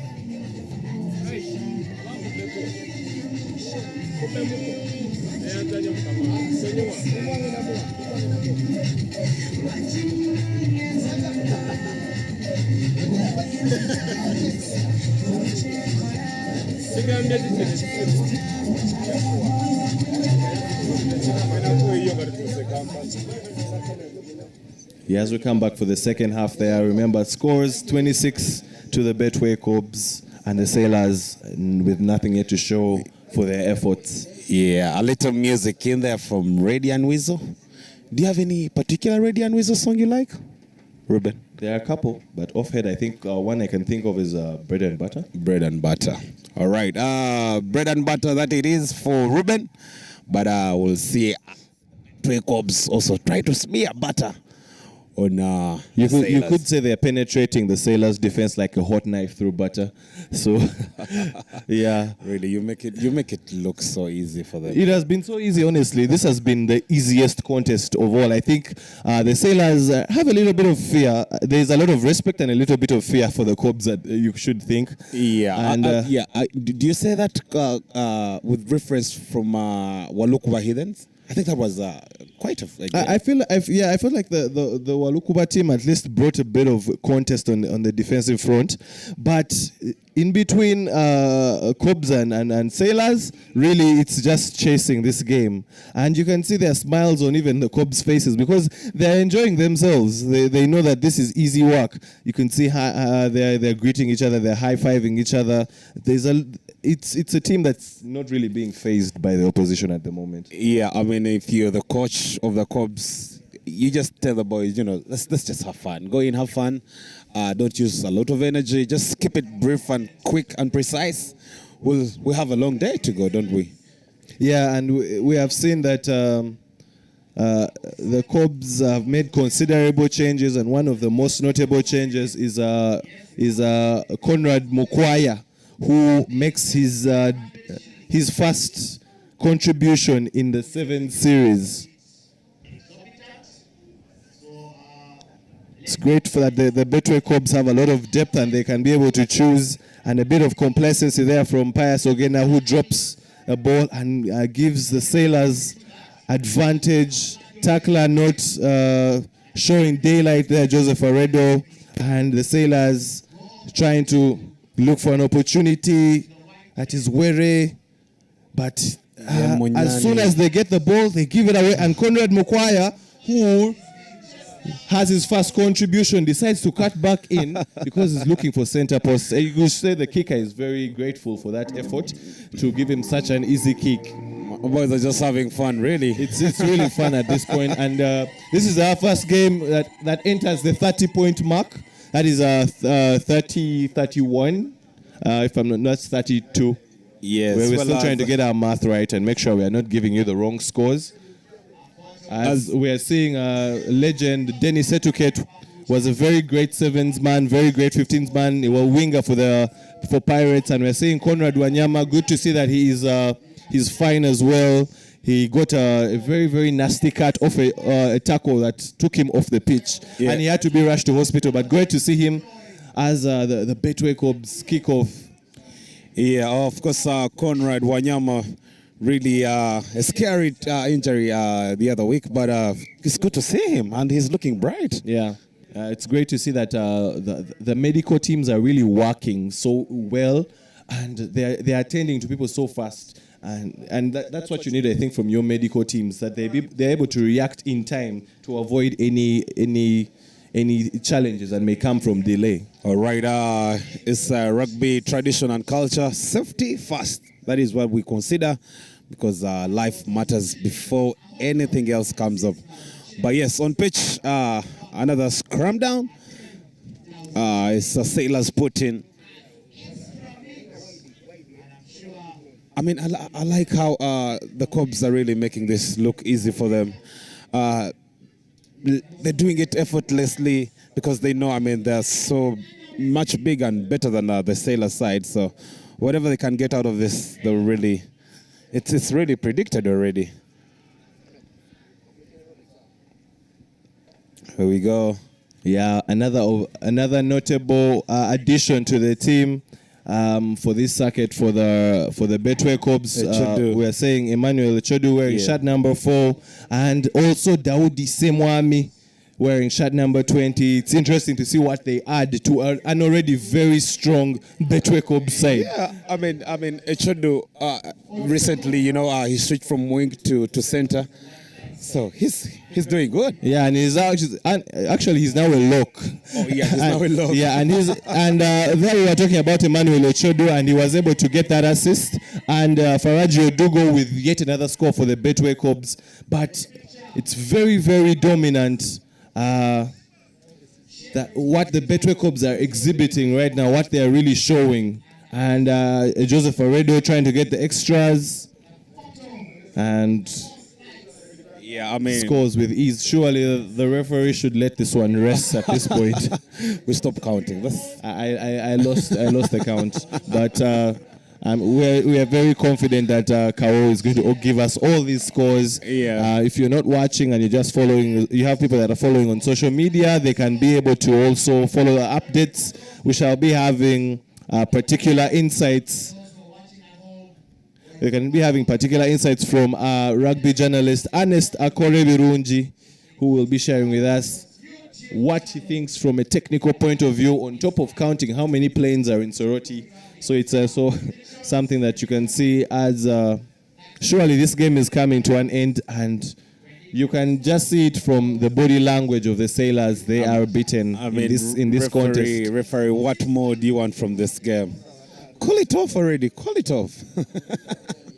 Because we're not supposed to break any rules, but clearly Betway Cobs. But I think in the spirit of rugby, I appreciate the Sailors for actually turning up and giving them a fair contest. It wasn't the best, but it was a fair contest. And anyone that gets onto that pitch is worth of appreciation, as Joseph Aredo now at the sweeper position feeds and runs, and surely there is no defense there. And Joseph Aredo, on top of the kicks that he has been converting, now he gets to score his 5-pointer.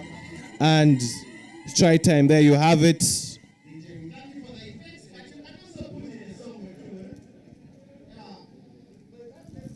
And there you have it, that's full time. The Betway Cobs dominating and obliterating the Sailors in this one. Yeah, I think brutal is a fair word. Yeah, really. it was very brutal. It was very, very one-sided. But yeah, Ernest, maybe you look like you have something you need to share with us yet again. Yeah, I'm excited. Today has been an exciting day for me to learn, and I've shifted to some more geography as we return to the rugby. We are watching rugby from the east end towards the west end. But just behind us, where the sun is rising from, is the Soroti Rock, one of the most prominent tourist attractions in this city. Soroti Rock is a granite formation that towers just above Soroti and gives you beautiful views as buffaloes run on against the Walukuba barbarians, gives you beautiful views of Lake Choga and Mount Elgon. So it will be good to see, as we wrap up the rugby, this is going to be one of the tourist sites that the people that have come to Soroti should try out and go and see the magnificent views at the top of that hill. And that is it from me with the geography. Thank you for that interesting information, Ernest, as we're having the Buffaloes having their second game against the Walukuba Barbarians. The Buffaloes winning their first one against the Rams. Now they know they need to get this one so they can consolidate their place in top spot against the Barbarians. I think the next time Ernest is coming in, he's going to tell us about the population. Yeah, he's really doing a lot of considerable research about Soroti. But I think it's a good thing. We need to know a lot about the regions that we travel in and where people can be able to enjoy. Yeah. You've enjoyed rugby and you're carrying your Guinness. Yes. Then what else can you see in Soroti besides rugby? Yeah. Ernest, while you're coming in with our numbers and population, please tell us which gender has more people. Is it the female or the male or the children? Whatever it is. Yes, but on pitch, Buffaloes with their second game. Remember, they kicked us underway. This group has Buffaloes, Walukuba Heathens, and of course the Rams. We've already seen Buffaloes do the magic against the Rams. Heathens progressing against Walukuba, and now it's Walukuba to take on the Buffaloes. We'll see how also this unfolds. But between me and you, it's showtime. Game on. Line out. Barbarians really. Information has already come in. These are the Eastern region champions, the Walukuba. So let's see if this game is going to live up to its billing. Scrum down. It's good to see Waswa Jeremiah also joining the fray. He's missed 2 circuits for the Buffaloes. He's now in the side. The bench is just right there for you to see. Yeah, the sun has come out in full force. Beautiful weather. It's the full color of the sun and the full heat is now out. The players know they need to control how they breathe and how they conserve energy. That's something that's very, very important as the Buffaloes try to get themselves out of their own half. Great dancing there, but referee says high tackle and Eddie Kaima pointing at something while he has ball in hand. A bit of sloppy play there by the Buffaloes, making their lives harder than they should be. And now Solomon tries to make way where seems no way, but not really successful with that. Ofiambo now.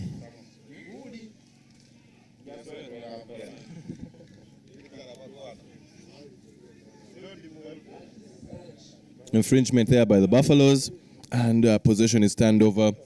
A chance for the Walukuba Barbarians to express themselves in attack now. They have done their bit of defending. Can they be able to transfer what they have been doing in defense to attack? They're one of the teams that you could say haven't come from very far as compared to the others. Remember, the farthest team that has traveled for this one is the Entebbe Mongas, all the way from the city of Entebbe. Buffaloes who've won the championship before, so they really know what is required to appear on such a day and to deliver. But lately, they haven't really been at their A game.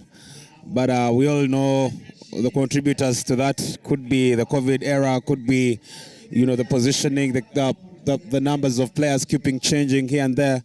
But they still have the quality in there. They can really do damage if they mean to on a very good day. Yeah, definitely. But that was a beautiful switch there by Eddie Kaima to the Buffaloes winger who scores, and the conversion is good. 7-0 to the Buffaloes. The Barbarians need to find a response. Treat them with kindness. They are our visitors from across the border. One of them is handling the match right now. They are from Kenya.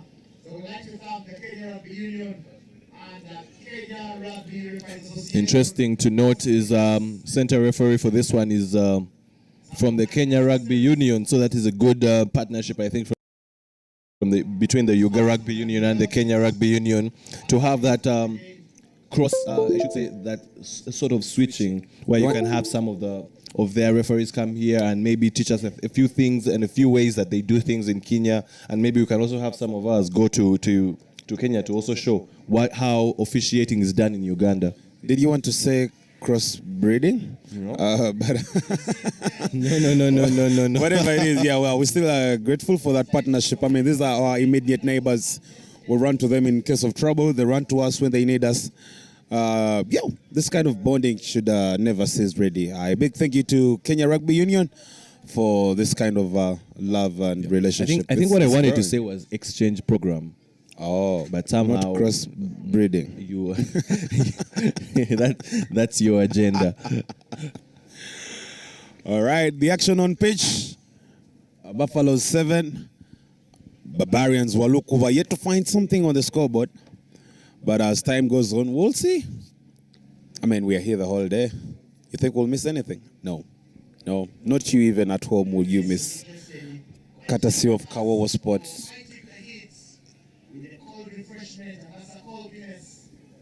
I mean, I should recommend Kawowo Sport, really. It's not easy traveling from Kampala to Soroti, so to those that didn't make it, they need something for their screens. And Barbarian! Yes, they now have the bragging rights. Look at the swag. Look at what it means to them to really have that kind of try. Should they get the extras, we'll have another draw. Yeah, for the meantime. We'll have a tight game, but it's very good to see that the Barbarians are not just lying down and taking all the heat, but they're also bringing some of the heat and scoring and converting to make it 7-all. Action big and action really going on. And there we have a tight game. Buffaloes might have thought that this was going to be a walk in the park, but it won't be that exactly.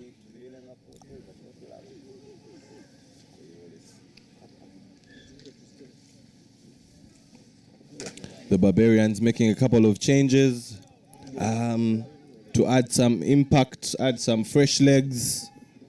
It's interesting that they have made their changes quite early.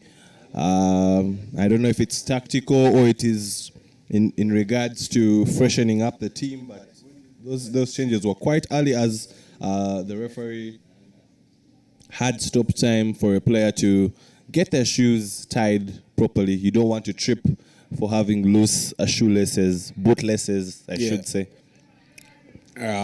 Poor kick, really. It doesn't cross the required meters.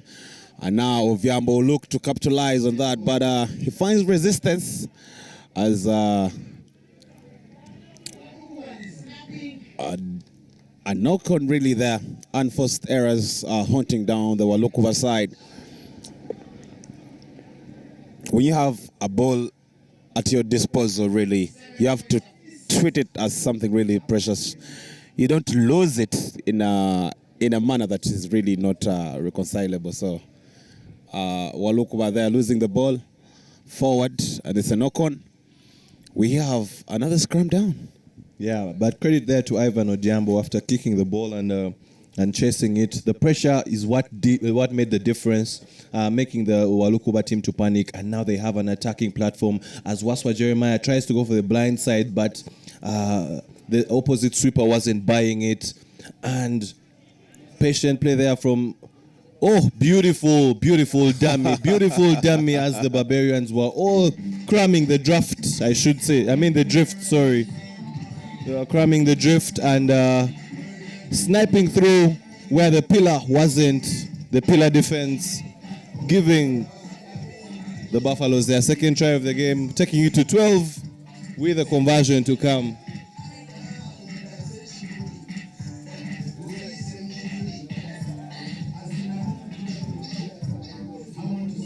Eddie Kaima there trying to line up the kick. Can he be able to add the extras?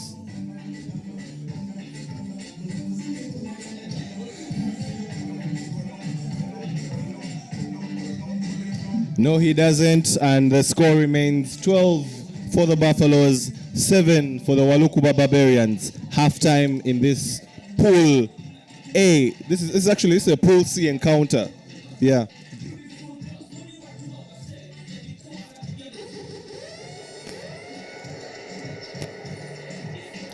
Just to remind you about the pools, Pool A has Cobs, Hippos, Mongas, and Sailors. Pool B has Pirates, Warriors, Impis, and Soroti Rangers. And Pool C has Heathens, Buffaloes, Rams, and Walukuba Barbarians. All these teams are here to compete in a one-day tournament in the third circuit of the National Sevens Series, the Guinness Sevens Series. And this is the Soroti Sevens. So if you want to share or join the conversation, if you want to enjoy the conversation, just use the relevant hashtag Soroti Sevens and Guinness Sevens. Black. It's not dark. It's bright. Black is bold.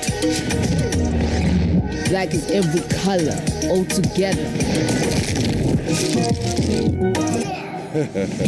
My thing, your thing, our thing mixed together.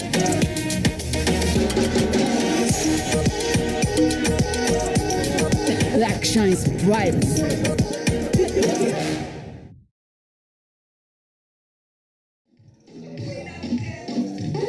Yes, well put, well said. Guinness shines brightest, as bright as black. I don't know if that makes sense to you, but man, if you ever seen anything bright, look out for Guinness. That's the brightest you'll ever see. In one way or the other, we'll tell you how bright it can get, even when it's dark. And that's the stout you should be yearning for. Guinness there, made of more, made of black. For everyone willing to shine today, shine with Guinness. As our second half is coming to your way, Edwin Kaima wrapped in a bandage, but if the medical clearance is to go on, why not? But the kick there really not the one we should be expecting from a guy like Edwin Kaima, really.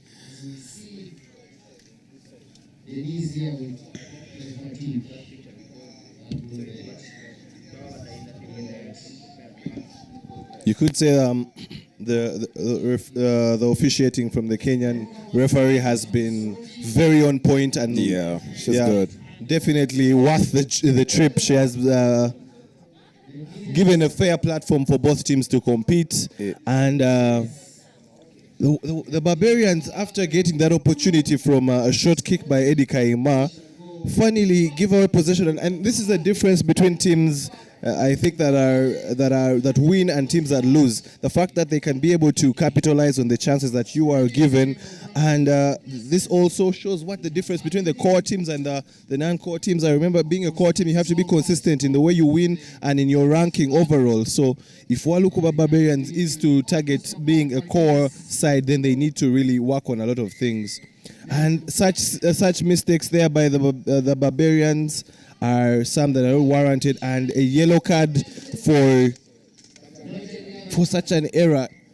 Once there's a penalty, the first thing as a defending player you need to do is take 10 meters and wait off, but he now gets a few minutes on the bench to think about his actions, as the Buffaloes now have the numerical advantage and they're looking to utilize it.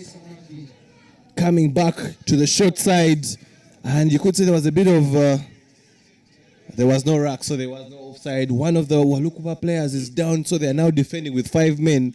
Desperate times, but somehow they're able to dig themselves out of the ditch. Medical attention there for one of the Walukuba players. We hope that he's fine as we go into a medical break. Sloppy play there by the Buffaloes. They had a chance to score on a numerical advantage, but they failed. And that is something that's quite worrying for a team of their status. We hope that the player down isn't having something very serious, but remember, wherever you are, thank you for choosing Kawowo Sports. Don't forget to subscribe, don't forget to follow, don't forget to like. Always use the hashtags. You can tag Kawowo, you can tag our personal accounts, and let us know about your experience, where you're watching from. Don't forget to get yourself a 6-pack of Guinness. Don't forget to get yourself a crate if you're with friends and you're enjoying Rugby Saturdays. A Rugby Saturday from the convenience of your home.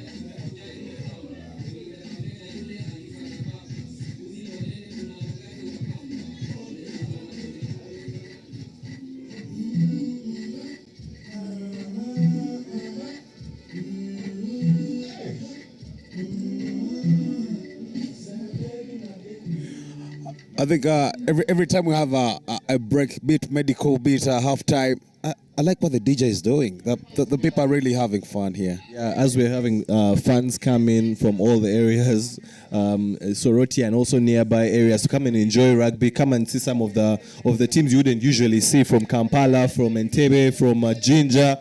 Yeah. I think it's just a nice balance to have rugby action with some music and also with maybe a Guinness or two or three or six or nine, depending on what you can do. Remember, you have to be 18 years and above to enjoy a Guinness, and you also have to drink responsibly.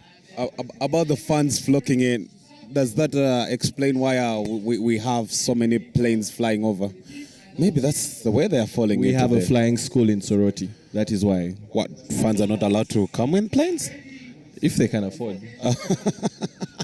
All right, whether you're coming by plane, by bus, or you're just walking to the grounds, we still welcome you. Come whichever way you want, dress how you like. It's a Saturday, put on your shades on, cool new sneakers. I mean, it's time to show off, isn't it? Very good day of rugby, and from the look of things, Buffaloes are still leading 12 and 7 to the Barbarians, Walukuba. I think the referee has had enough of it. It might be a last warning there. A lot of high tackles so far, and I think it's a problem that we have spoken about from the first circuit. That tackling has been a worry, a lot of high tackles, but that was just a case of a warning, sympathy from the referee, but the Buffaloes now have advantage, and that's a short ball for the back in. He's looking for the support, but a bit of confusion there from the Buffaloes as they attack. Trying to move the ball. Eddie Kaima with a good step and takes the ball out. Ivan Odiambo. And a last-ditch tackle saves it. And Eddie Kaima trying to use a bit of power. Gets out of one. That is what they call a combination of intelligence and power to be able to get to the try line and score Buffalo's third try of this game. Yeah, I mean, Eddie Kaima there doubles as a referee sometimes. He has a lot of confidence. He knows this is a big side against him, but he has the power to really go through, and that's what exactly he does. Maneuvers through, finds a clear way to touchdown, and try time. He has a lot of responsibility on his hands and his boot right now. He's good. He has the responsibility of the conversions, and unfortunately this one doesn't go in, so that keeps the score at 17 for the Buffaloes and the Barbarians with just 7. So it's a 10-point deficit for the Barbarians. I don't know if they have the change so that they can be able to pay their debt, but the Buffaloes making a couple of changes. We're seeing some of their starters getting a bit of a rest, getting a bit of some water to drink. Remember, it's very hot. The sun has fully come out. The heat is full. The whole aura of the shine is in the midst of Soroti as we enjoy the Soroti Sevens at the Soroti Stadium. Yeah, well, I mean, you have to reserve your energy. We still have a long day. If you feel it, if you're a coach and you feel that the boys have got the job done, get some new legs to really finish off the remainder of the minutes and get ready for the next one, because action is coming in thick and fast. Yeah, I think the communication that comes from the coaches before the game, get the result as quickly as you can so that we can be able to use as many of our players as possible and conserve energy. But also another thing that is very important to note is that trusting the entirety of the 12 players on your squad is something that is very key. As the Barbarians try to get a response, remember they have a deficit of 10 to cover, and that was a case of a fend and leave me alone, but he fends himself into touch. So that is advantage to the Buffaloes. We have the confirmation for the referees from Kenya. We have Duncan Koiko and Norin Liosi. Yeah, I think on this Norin Liosi is currently the one officiating this game, and she has been very, very good. I think I can give her a 10 out of 10. It's rare to get a 10 out of 10 as a human because we make a lot of mistakes, but she has been without fault so far in this game. Credit to her, and we are very thankful to the Kenya Rugby Union for such a partnership with Uganda Rugby Union in this exchange program. Yeah, the confidence is in there. You look how she's really managing the game. She's against boys, but hey, don't be mistaken. That's not her weakness. She really does it well. Kudos to you, Noreen Leosi, and of course another big thank you to Kenya Rugby Union for laying an upper hand to us. Buffaloes have the ball out. Vyambo Ivan dances his way through the boys, but the defense is still solid. Holding on, the referee indicates. And now ball to Walukuba. We are yet to get familiar with the new faces of Walukuba, really. Those are not the regular faces that you will see. Yeah, and rugby will be unfair to you. Sometimes there are no names on the jerseys, really.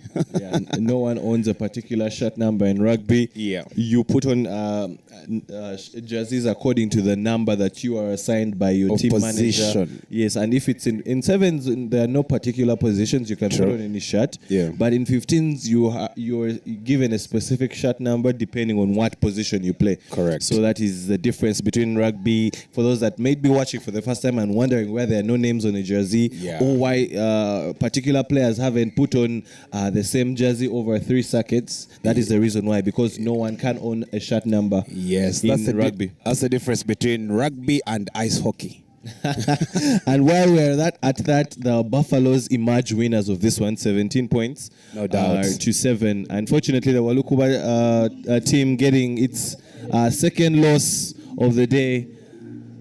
But credit to Noreen Leosi, very, very good officiating. She was very firm. She was communicating very well, and she was not afraid to punish where the punishment needed to come with a yellow card.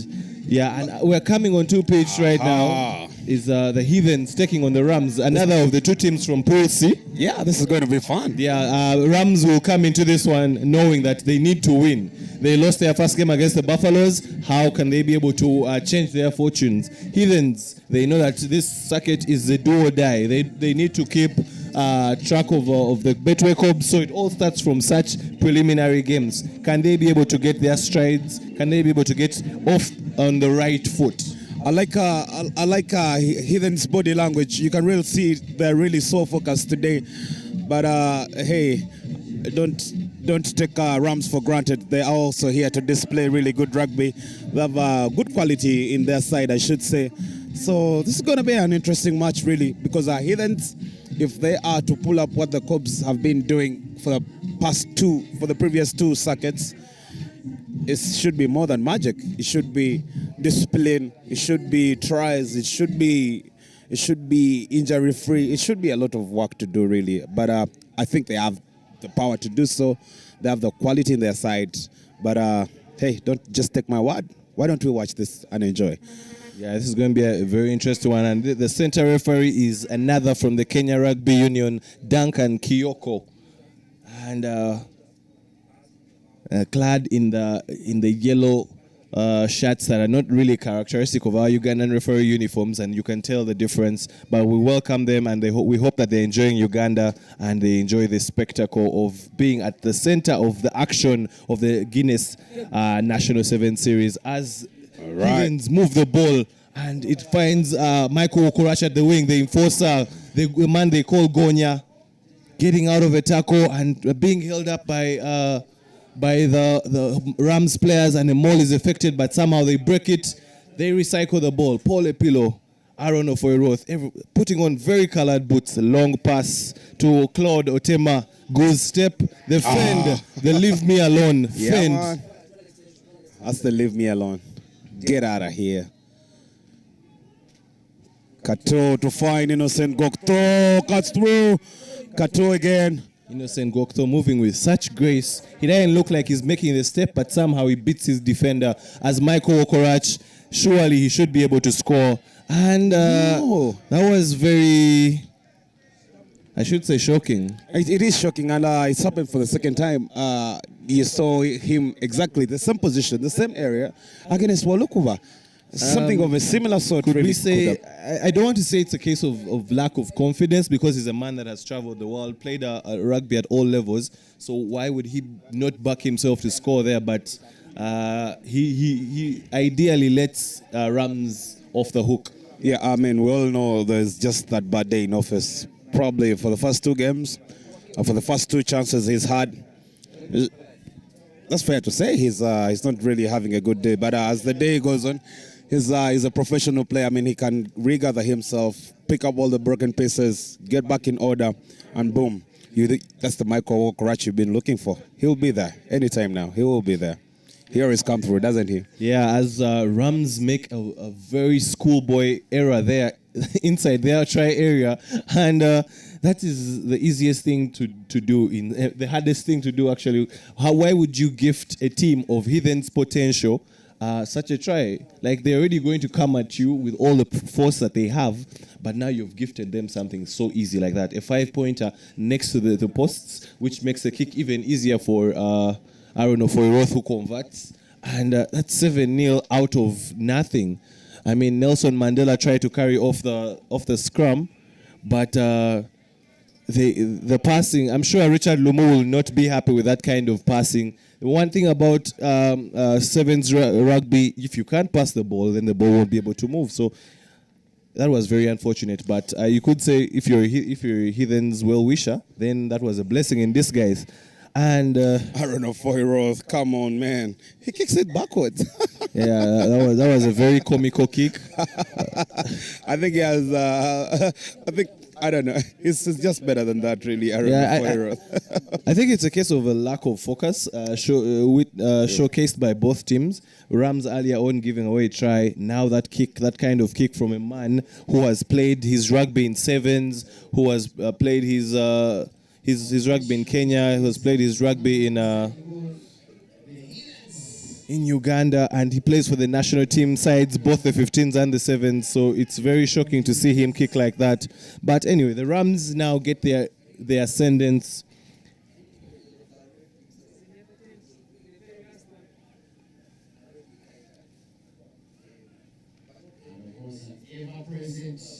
Rams patiently looking for the gap, trying to unlock the Heathens' defense. And Aziz Karim, the switch pass to Nelson Mandela, and beating Kato. Looking for the stool, but unfortunately, Duncan Kyoko, referee, saying that wasn't right. And Rams get the ascendance, moving the ball patiently. The good step, trying to look for the space.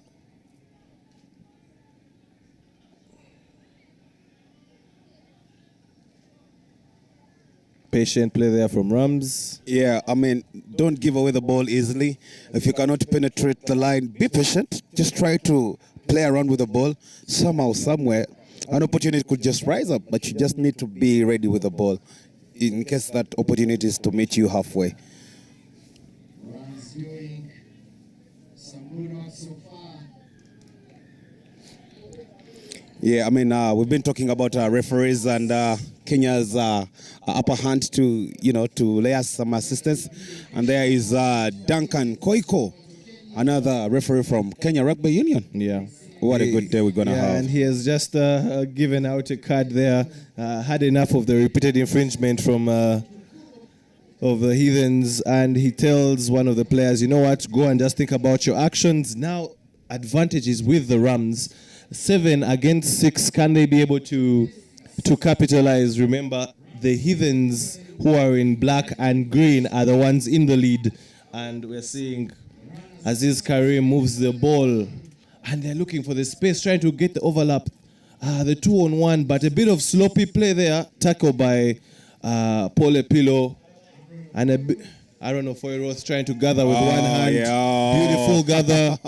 And Kato Nicholas has the legs, and we have seen this scenario so many times where the team that actually gets the yellow card actually gets its act together and is the one that actually scores. So this is funny to say that the team with 6 men has scored again.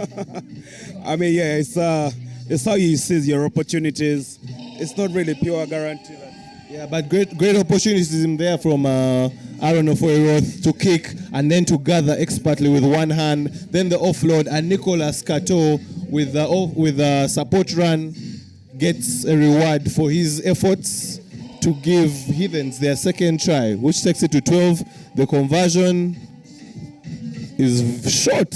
Distance, good, direction slightly off. Leaves it at 12 for the Heathens, and nothing yet to show on the scoreboard for the Rams. Yeah, Aaron Ofoiroth misses that by a whisker. He could have done really much better, but I mean, it's 7.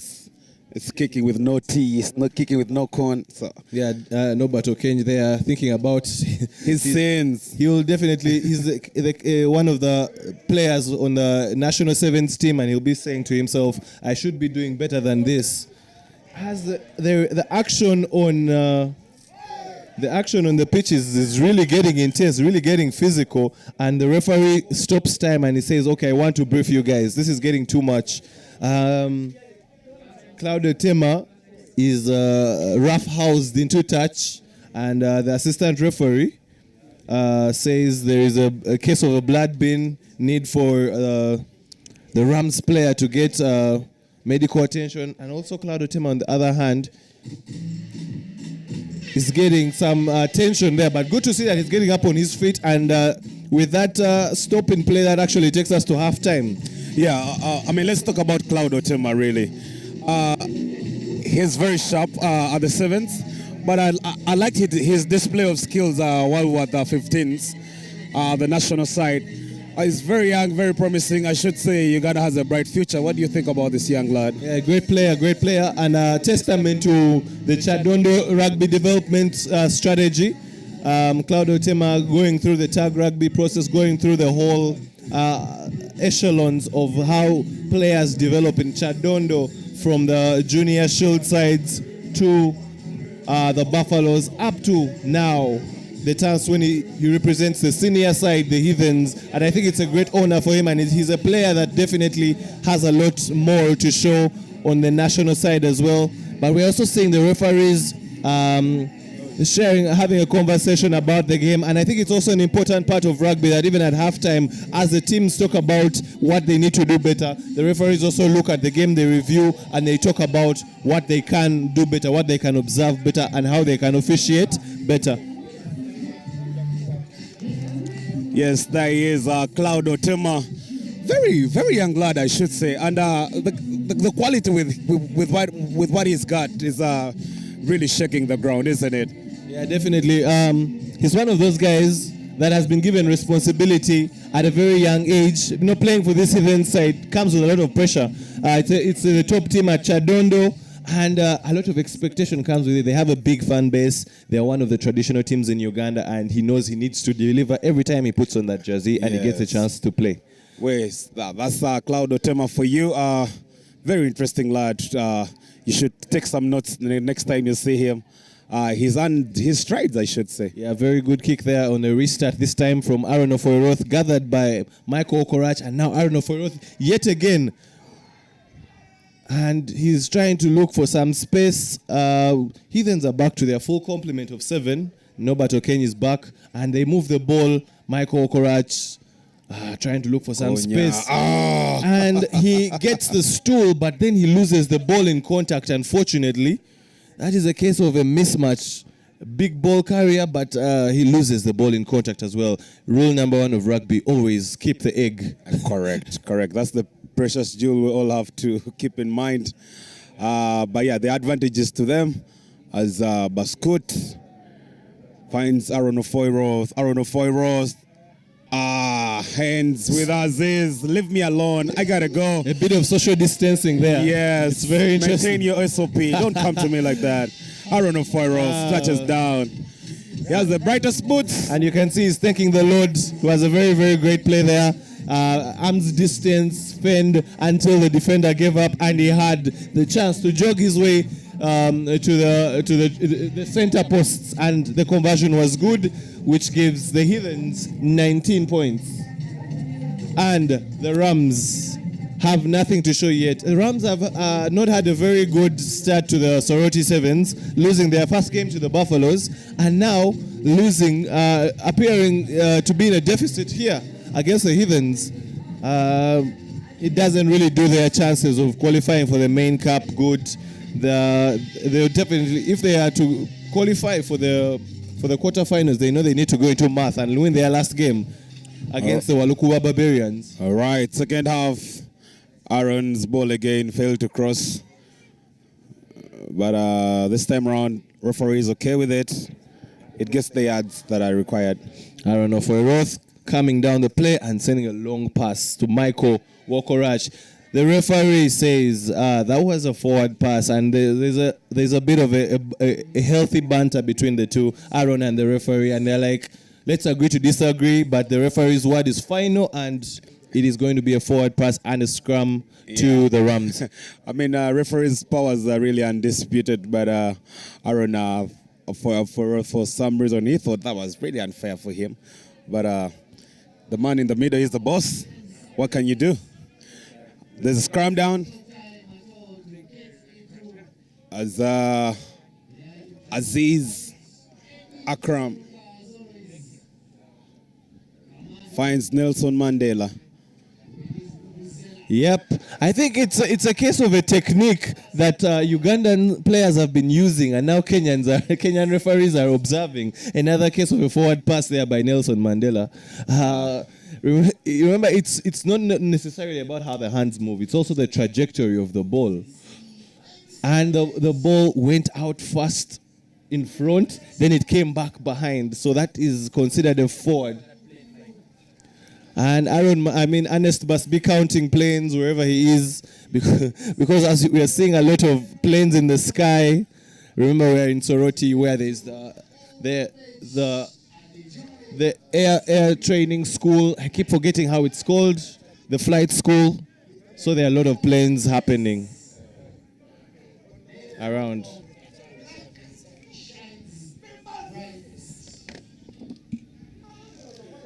Limbo is in the mix. Ojo is in the mix. Yeah. Kato Reynolds also joins the fray. This is the Heathens we've been waiting for. Actually, his nickname is called Kenneth Okong. Yes, to those that are familiar to the game, Limbo is not really new. It's interesting that a lot of rugby players have very interesting names that actually stick to them. As we're saying today, Lawrence Sewuliba will be a spectator like the rest of us. He has been part of the Heathens fray for the last two circuits, but for Soroti, he came as a tourist as well, maybe to give his team morale. Maybe it's an injury change where we are yet to get communication, but Heathens has the depth to cover such players when they're out of contention. Yeah, Lawrence Sewuliba, I think he's one of the guys that just landed at the other strip. Probably that was his plane. I mean, he's had many planes, really. It's no news for him.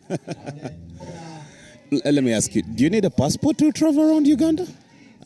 I don't have an answer for that, but maybe we'll ask Ernest to do some research on that, and then he'll let us know wherever he is.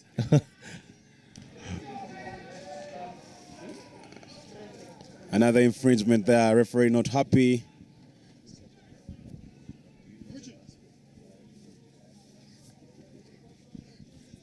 So yeah, we're seeing Richard Lumu with a very interesting hat.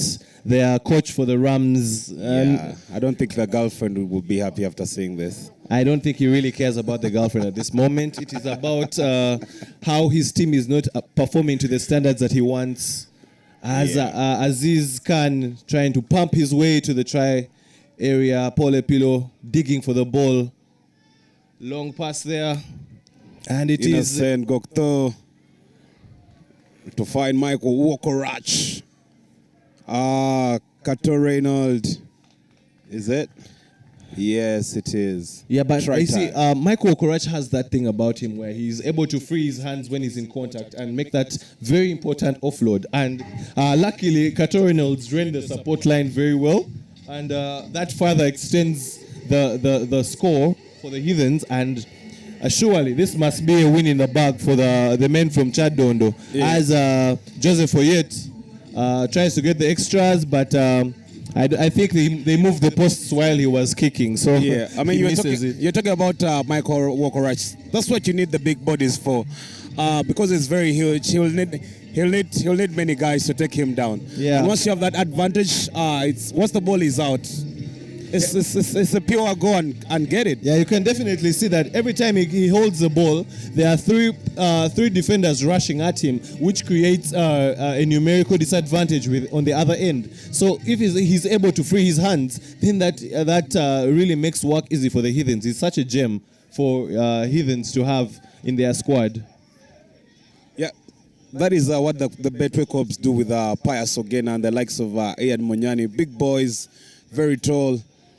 You need a lot of people to take them down. And while you're doing that, it's advantage to them, because once the ball is out, they're going to punish you, like it or not. It's important to always have that enforcer. That enforcer role is very important in sevens. You can't keep swinging from left to right. You need to have that one guy that engages and tests the defense line. As we're seeing, the Rams employing their usually interesting tactic of holding play. They hold the ball up and they create the ball and they make it immovable, which results in a turnover. But unfortunately, it's too little too late, as the Heathens get this win. So our resident rugby journalist, Ernest, is back with some interesting trivia for us. Ernest, what do you have for us this time? Just an update. I've not stopped counting planes, but I've been advised that I could be seeing the same plane or one or two very many times. So, but just a quick recap again on the Kenyan referees. We have Duncan Kioka and Noreen Liosi from the Kenya Rugby Referees Association. So they've come here to give us a different perspective on how the games are managed, and you could see the frustration that came with some players not in agreement with the calls from the referees and all. But I think it is going to be a very good effort from the players, from the referees and the players, to get used to referees that are from a different union, referees that operate in a different way from what we're used to. You asked me about if you need passports to fly. I do not know if you need passports, but I think there should be a way to give people domestic flights, especially to promote Ugandan tourism and visit locally. I honestly don't think you would need. I think as long as you have a national ID, you can move around within Uganda. What I've been doing while I've been away was talking to a few people around, and those who have lived here in Soroti. I've just learned that Eropanina Jokanina is, how you say, it's a beautiful day here in Ateso. So slowly by slowly, I'll be learning more and more about the area and get to share the beauty that is sevens rugby and the two around this country. Well, honest mathematics merchant in there. Did you hear that where he said he's counted 2 planes for the last 18 times? Funny. But make sure you're having a Guinness wherever you are. Get yourself a 6-pack if you're by yourself. If you're with your squad, get a crate and enjoy Guinness. Guinness, the beer that's synonymous with sevens rugby in Uganda. Yeah, one day I'll tell you my experience for when the first time I took a Guinness. That's a story for another day. But yes, on pitch, Warriors taking on the Rangers. Both teams have really been baptized with fire in their first games. But that doesn't take away the beauty with what we have at hand. I think these two sides will have some magic to display. Don't you think so? Don't you agree? Yeah, the Warriors were they were disappointing in their first game, losing to Impis by 19 points to 7. And the Rangers were obliterated, I should say, in their first game. But the two teams meet in this one, both in search of their first win of the Soroti Sevens. And let us see who comes out the better. As we're looking at the Rangers, our hosts for today in their blue jerseys, and the Warriors in their customary predominantly purple jersey. Ball in hand is Captain Simon Peter Nyeko wearing shirt number 9. Is that color purple or pink? The purple is the dominant one. Then there's a bit of pink. Then there is a bit of yellow. So it's a fashionista experience right there. Kudos to the And designer. the socks are red and black. So Okay. Who's asking about the socks? Really, I can't. no, see it's when you're appreciating fashion. You and start from the top, the whole outfit has to be given consideration. but you didn't mention boots. We seen some Nike in there. Yeah, we have to look at particular brands, and we're not endorsing any brands that make boots here. So Yeah, that's true. the only brand we're endorsing is is Guinness. Correct. A little banter from us. I hope you guys are enjoying. You can still say something about us in our comment section, really. We don't mind. Do you mind? Yeah, I can see in the comment section on YouTube, guys are getting the conversation going on. I'm seeing a lot of Kenyans here to support their referees and also to watch Ugandan rugby, and that is very, very beautiful to see. Hope you guys are enjoying our sevens with the host of the regional teams and the core teams that travel. And a special shout out to some of you guys: Okot Emmanuel, Wambui Mumbi, Moses Mununuzi, Kags World, Danson Mativo, Audrey Lang, Onyango Isaac, and others. Please keep sharing. Please keep engaging on our several social media platforms, on our YouTube channel, and don't forget to subscribe. Don't forget to use the relevant hashtags, and let's keep the conversation going. Enjoy rugby and enjoy your Guinness. As Owen Kinyera on the pitch, the defender. That is a case of trying to go beyond your speed limit. And unfortunately, he pulls a muscle. If it was a car, it would be a flat tire. Yeah, I mean, fitness levels today will be tested to the limit. Yeah, but I mean, there are guys that don't just run, but they are flying. So if you cannot keep up, such is bound to happen. Yeah. However, it doesn't really look bad or ugly like that. I hope it's not very serious. It looks like a hamstring or a muscle pull, one of the two we could see. But I think it's a case of not warming up very well that leads to such. We hope that it's not serious, and we hope he can be able to come back and play.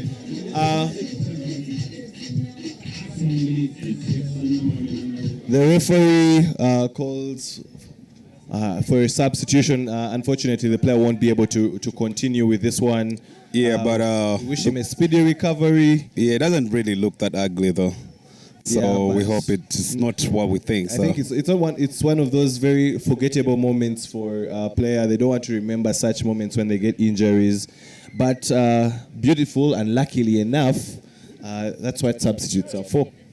And the Rangers now need to respond. The Warriors lead this one 7-0, and the home team needs to give their home fans something to cheer about. Yes, I mean, if you're the coach, you'll be telling the Rangers, I mean, this is the game we can really take on.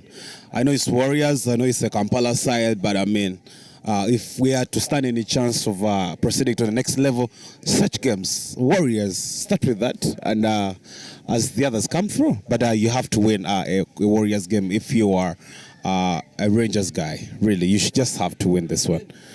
Unfortunately, it's not going that way, as the Warriors are already leading this by 7, a fully converted try. But we'll see what the Rangers have to offer. Rangers getting the chance to express themselves in attack. And the ball is moving well. They're trying to go for the short side, edging slowly towards the try area, and the Warriors contesting the breakdown and disrupting it. A tackle is made. Rangers patiently waiting to see if they can be able to dig something out of this. And a case of shattered dreams there. And Warriors with the chance to now play, to now attack, express themselves in attack.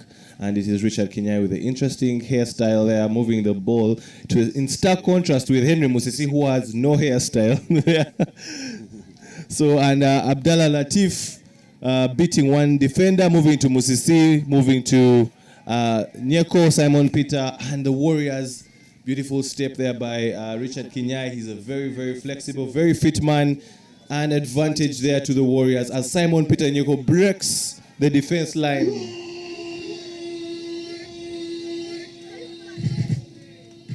And it's a center post score, unless he drops the ball, which I don't think he will. And that is 12 to the Warriors with a conversion to come. Owen Kinyera converts, making it 14. halftime here. Warriors 14, the hosts Soroti Rangers 0. Yeah, we're talking about Rangers really going in for this one if they are to stand a chance. But I mean, it's also a Warriors' time to prosper really. If you are to go to the next level, there's no way you're gonna explain to me if you're Warriors that you didn't pass or maneuver over a side like Rangers. Not to disrespect, but the quality within the Warriors side is way much better compared to the host today, the Rangers. The Warriors is the core side in the National Sevens Series, so there's clearly a big gap in the quality of players, and I think it's just great exposure for our hosts, the Soroti Rangers, that they're able to come out and they're able to test their abilities against better teams, I should say, and know what they need to work on, know what they can do better, but also to test themselves. And on the other side, the Warriors, they lost their first game to Impis. They were very disappointing, very, very lackluster, a lot of mistakes, and they know they need to win this one. This is a must-win because their group is one that is actually very tricky, and their next game will be against the Pirates. So they know this is a must-win, so they can be able to compete with the Pirates. Yeah, I mean, Warriors, apart from the Pirates, I think all the other teams, they really had an opportunity to maneuver or come on top. But they've been a bit sloppy in the first game against our Pirates. Not the Warriors you really expected. Against Impis. Not the Warriors side that would really, on another day, Warriors should have performed much better than the Impis. But I mean, that's the game for you. But now they're in charge, they're taking over. You can see their confidence levels are really rising. We'll see what they have against the Pirates. Yeah, definitely. As the second half kicks off, Richard Kinyai, so you'd think for the high kick, but the kickoffs, the restarts have been very, very poor at the Soroti Sevens. I think however, a little bit of taking focus off the restarts in training during the course of the week. Could it be the new boots? Looks like everyone is having one. Maybe, you never know. They always say never just bring new boots on game day. You have to test them out during the week so that your feet can get acquainted. Is that what the coach told you, or is just a rugby phrase? It's a sporting phrase. You need your feet to get comfortable in the boots. That's very true. You can never bring new shoes on game day before trying them out. You need to first test them until they really go through all those trials. Then you can know these are the shoes or boots to save you when that time comes. But yeah, we have a line out. It's Warriors put in. We still encourage you to grab Guinness. Like, look around you. There must be Guinness somewhere. Just go for it. I'm sure it goes for not more than 4,000. It's just a cheap beer. Everyone can afford really. 3.5, 3.7 in a supermarket, I know. So really, anyone can afford a Guinness. It doesn't go for more than 4,000, does it? No. Guinness made of more for the black people, for the black in you. It's just a black thing, isn't it? Guinness made of more. It shines brightest. Ever heard of black color shining bright? That's Guinness. Especially in this sun. Yes. Black can really shine bright. And then there's a medical break there as Owen Kinyera seems to have taken a knock. He gets up slowly and the referee, the coach says, I think that's enough time for you. Get some rest. He has already scored a try in this game and he has had a couple of conversions. So someone else will take on the mantle in his position. As Ivan Mujiria tries to dance his way out of a couple of contact sessions, but the Rangers' defense is very brutal, trying to keep him up. And they rip the ball.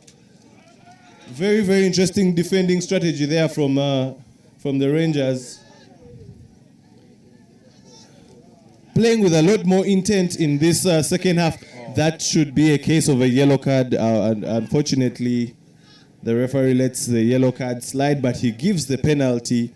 And the Rangers still moving the ball, still trying to look for spaces.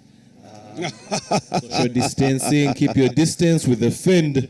I love watching this. And it moves. He's trying to sell the dummy. There are no buyers. No one has sold the dummy today. It's not been a good day in the market, in the stock. The dummy. We have a long day. Someone surely will be bidding for but it. Then, unfortunately, an infringement there by the Rangers, and it's a turnover. Listen, every time the Rangers come close, you really think they're going to do some damage or any impact.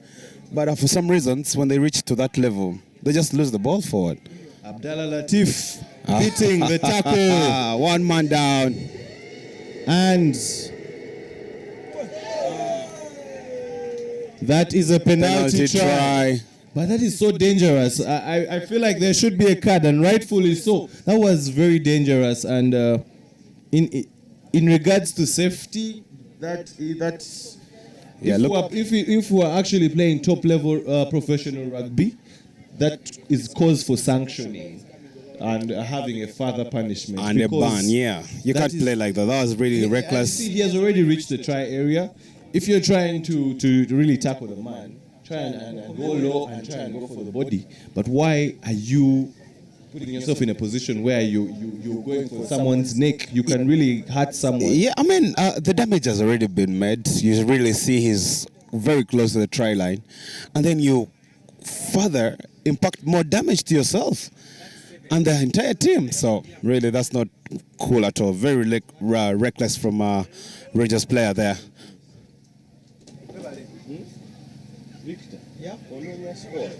And now they're playing less one man, 6 guys in a blue.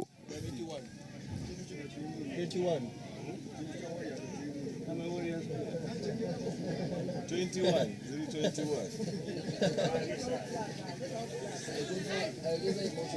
All right, sports day.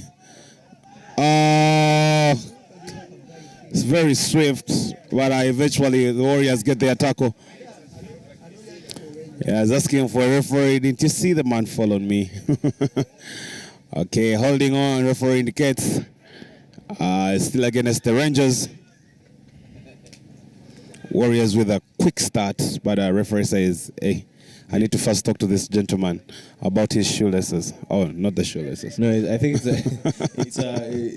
has to brief them. These are some of these players do not get the chance to really fraternize with some of these referees. As we see, Ivan Mujiria literally walking to the try line. Yeah, formerly with Betway Cops. Playing a bit of catch me if you can. Yeah, it looks like a dilly-dallying move. In the try area. Now, since when you actually play those things in the try area and you drop the ball, you know those are like 100 push-ups or 200 push-ups from your coach later on as punishment. But luckily, he dots down for Warriors' 4th try, and it's converted, making it a clean 28. Yeah, all the confidence is in there. They're already leading this comfortably with a 28. Surely this should be a win for them. I feel like having lost their first game in a disappointing manner against the Impis, this is a good return, and they're at least back in the fray, in contention for a place in the knockouts. But they have a tricky route. Their next game is going to be against Pirates, while the Impis will be playing the Rangers. Yeah, in the final games of the group. But next, coming after this game, will be the Impis taking on the Pirates, which is also another very tricky one. Yes, I mean, listen, every team in this group, coach will tell you, at least we have our points against the Rangers. Now, can we capitalize on that? Can we move from that to a next level? And I don't see Warriors coming through out of this game, this group, because look at it this way: Impis taking on the Rangers in their last encounter, while Warriors taking on the Pirates. So they had a chance to beat the Impis. Had they progressed via the Impis, that would be maybe a bonus for them. But right now, the fact looks like it's out of hand. The fact that we have 3 pools, they could come through as one of the best third place teams. So they need to keep competing and make sure they don't concede a lot of points. As our resident rugby journalist is back again, Ernest, with something interesting to share with us. I would like to hear what you have to say this time.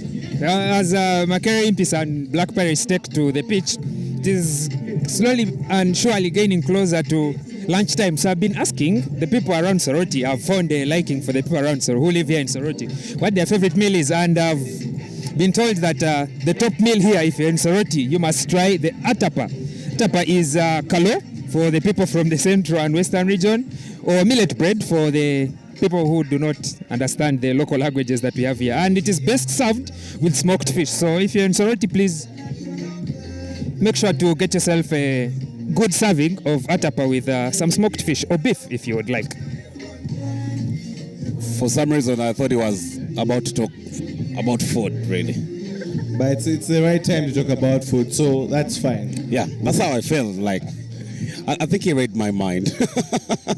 What a time to talk about food. Yes, atapa and smoked fish. What a combo. You can't find it anywhere else but Soroti. Yes, Pirates and the Impis. Pirates in red and black. Impis, the arrogancy will be at disposal today in their green.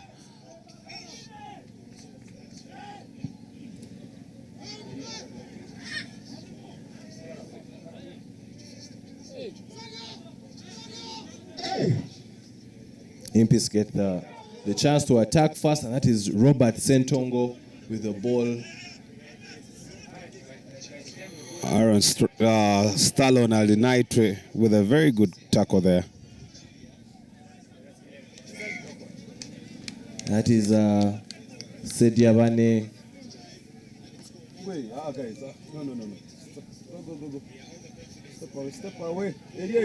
With a knock-on, giving possession back to the Pirates.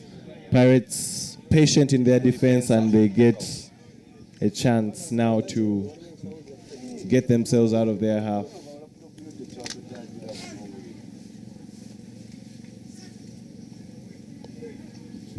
Scrum down, Stefan Arul, a.k.a. Bujo. That's the man. Shot number 25. Tries to be clever, but the opponent is also equal to the challenge. Bala finds Magom. Magom finds Kisiga. Kisiga finds a gap. It's now catch me if you can.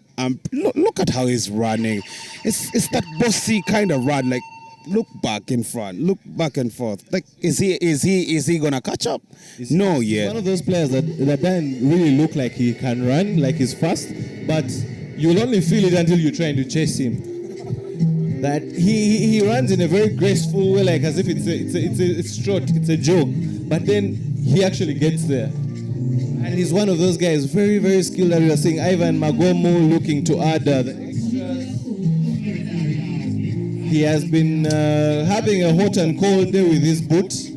Let's see if he can be able to convert here. Quite the complicated kick. And the assistant referee is happy with it, so that means 7 for the Pirates and 0 for the Impis. Very, very interesting. As the sun is out, it's a challenge right now. You have to focus on how you control yourself and your energy within this heat. There's the bench. Let's see, Massa. Interesting that Massa started off the bench for this one, and Haruna Mohammed also. Haruna Mohammed, yes. Yeah, and considerable changes there by Coach Bobby Musinguzi of the Pirates. Ivan Magomo having no trouble at all, converting Timothy Chisiga's knock on there in the air by Kelvin Balagade. Black Pirates good enough for a 7-point lead. I was still talking about the heat. It is fully hot right now, so the players know that they need to balance it out and conserve their energy while also being able to limit the opposition. Arinaitre Stallone getting past Buju, or as commonly known, Stephen Allure. Robert Sentongo with the ball. The Imp is trying to move the ball, and an interception happens there. Kisiga yet again.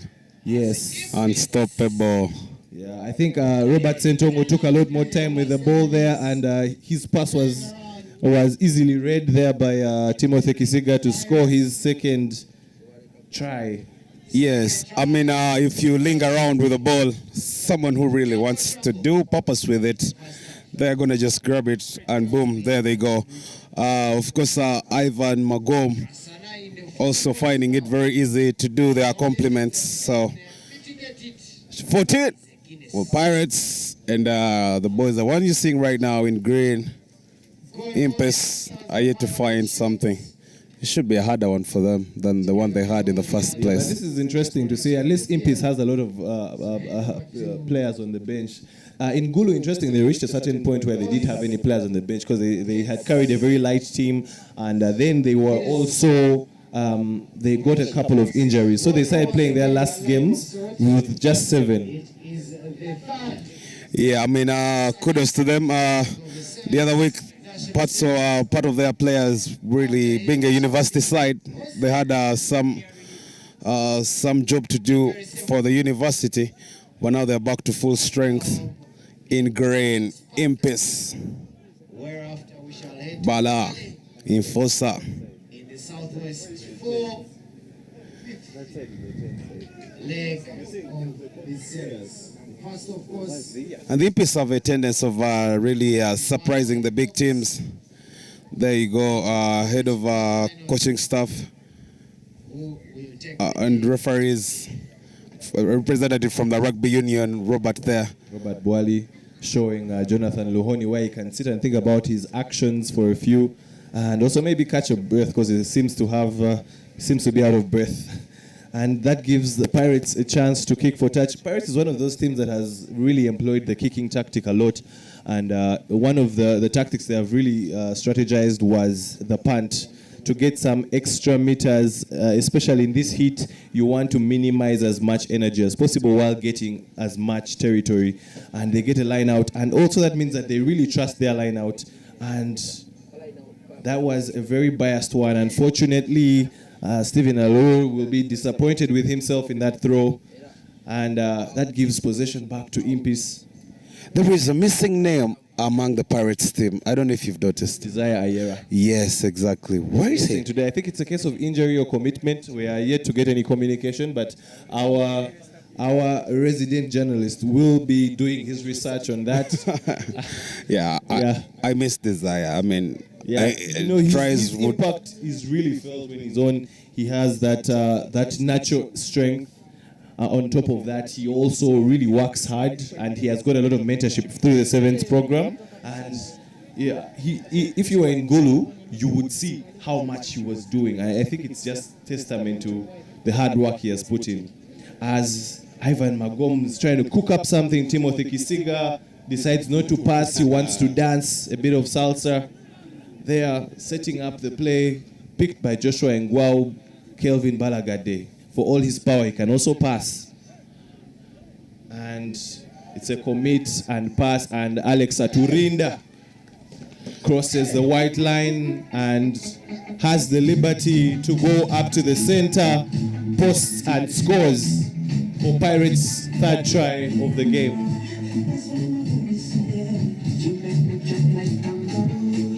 Not much of a contest so far. The Pirates really dominating this one, and Ivan Magom really taking on kicking duties for this one, making it 21 at halftime for the Pirates and nil for the Impis. Magom was interchanging his kicking duties in the previous circuits with William Nkore and Haruna Mohammed and Timothy Kisiga, so it was a bit of a shared responsibility. But in the Soroti Sevens, he has chosen to actually do the kicking himself. Resident journalist, rugby journalist, Ernest is back with something to share with us. Quick update on Desire. Spoke to Coach Bobby yesterday through my editor, Franklin Kawowo, and he informed us that Desire fell sick. He caught an illness, I think should be Thursday night or Friday, and he was unable to travel with the squad. So the team had to improvise and get a replacement quick enough before they could come to Soroti. And that is why this weekend we are not seeing the power carrier with the Black Pirates in action. Yeah, thank you for that update, Ernest, and we wish Desire a speedy recovery wherever he is. We hope he's watching on Kawowo, and for all those that are watching on Kawowo, don't forget to subscribe, and make sure that you're drinking a Guinness wherever you are. Yeah, well, from us here, we missed Desire. I don't know if the impact is really felt with his teammates, but I mean, the screens and the cameras, we just love to see Desire, don't we? What do you think is happening here? That's very interesting. Is he blessing them? I think is to tell them minimize the damage. Don't let them score no more tries. But we know we might not recover from this. But let's just have our own game. Let's try and see if we can at least hurt them in one or the other. Just get one try out of it. And that's it. I mean, we cannot really overpower them, but let's minimize the damage as much as we can. Yeah, that was great. But I was actually talking about the fact that he was pouring water on each player's heads. Yeah, so I missed it. Yeah, that is what I wanted you to see. It was very interesting. It was like he was blessing them with like holy water. The Kasana, the Kasana. Holy water. Maybe you never know what's going to come out of this second half. Yeah, I mean, water is just a coolant. The heat is really too much. You know how Soroti is. So I think it's just cool down and let's get in action one more time. Interesting. This is how the weather was in Gulu as well. And until the rain came around 2 p.m. and then the whole mood changed, the whole style of rugby changed. Oh, so we hope this time the sun can remain all day as Pirates go for the long kick. And Emmanuel Sediawane with the ball. And Stalo Narinaitwe, the old head of the team, getting a few extra meters there. And that is Kennedy Muhumuza trying to get some extra meters. Turnover successful by Haruna Mohammed, who tries to get some extra meters as well. And looking for support play, William Nkore sending a long pass to Arnold Atukunda. I do not think there is a man who's going to stop him. I actually thought he was going to have the legs to round him, but he chose to take the simple step in and then the acceleration. I think one of Arnold Atukunda's strongest traits is the fact that he can easily change pace from slow to fast, back to slow. So it makes it so hard for the defender to track him. And that is Pirates' fourth try, making it 26 with a conversion to come. Ivan Magomo has been kicking well. Let's see if he can keep up his 100% ratio in this game. And unfortunately this time it drifts to the right. And the score remains 26 to the Pirates. And Impis yet to have anything to show for their efforts.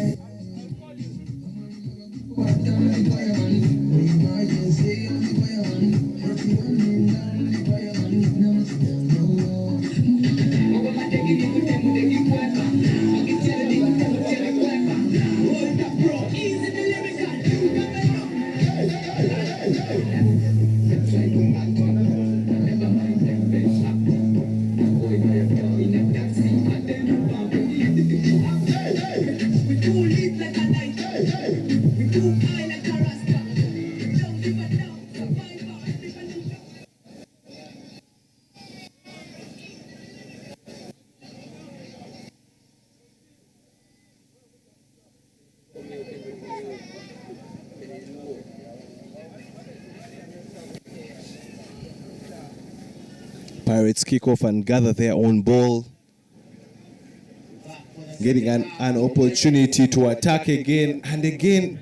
Arnold Atukunda with the step, and he looks for the offload. William Nkore dancing his way to the try line, making easy work of it. Impis really losing the plot in the second half here. They look lost, and you can see they're discussing among themselves. There's a bit of a defensive miscommunication. And that's the worst thing to have that lack of coordination when you are playing against a team like Pirates. And the score currently at 31. William Nkore skews it considerably. 31. Skews it considerably wide, so the score remains at 31 for the Pirates and 0 for Impis.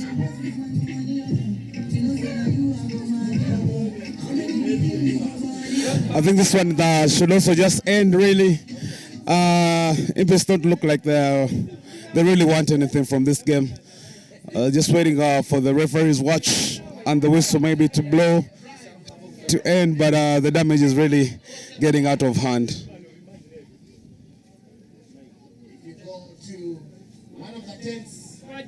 Very, very dominant tackle there. Alex Aturinda, grateful with every chance he gets to play for Pirates. Very competitive position he is in, competing with Desire, competing with Kelvin Balagade in that forwards role in the sevens team. Referee saying tackler not releasing, and Pius Mpoza there with a forward pass. Waiting a little too long to pass in contact, and then I think it was a case of the tackle and the pressure making it a forward pass and handing possession back to the Pirates. The Pirates effecting a couple of changes.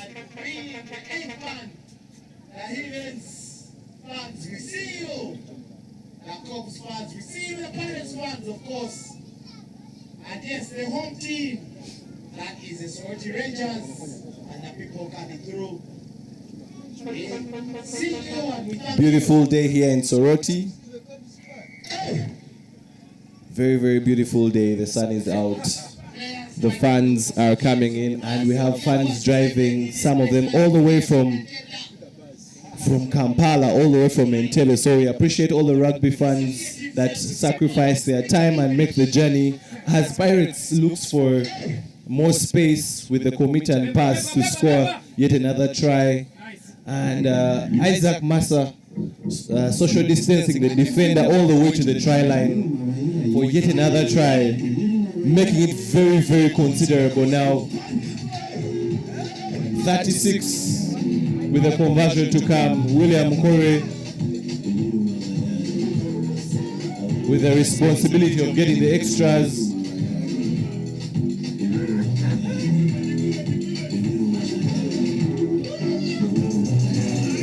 Remember, the Soroti Sevens are a one-day tournament, so everything ends today.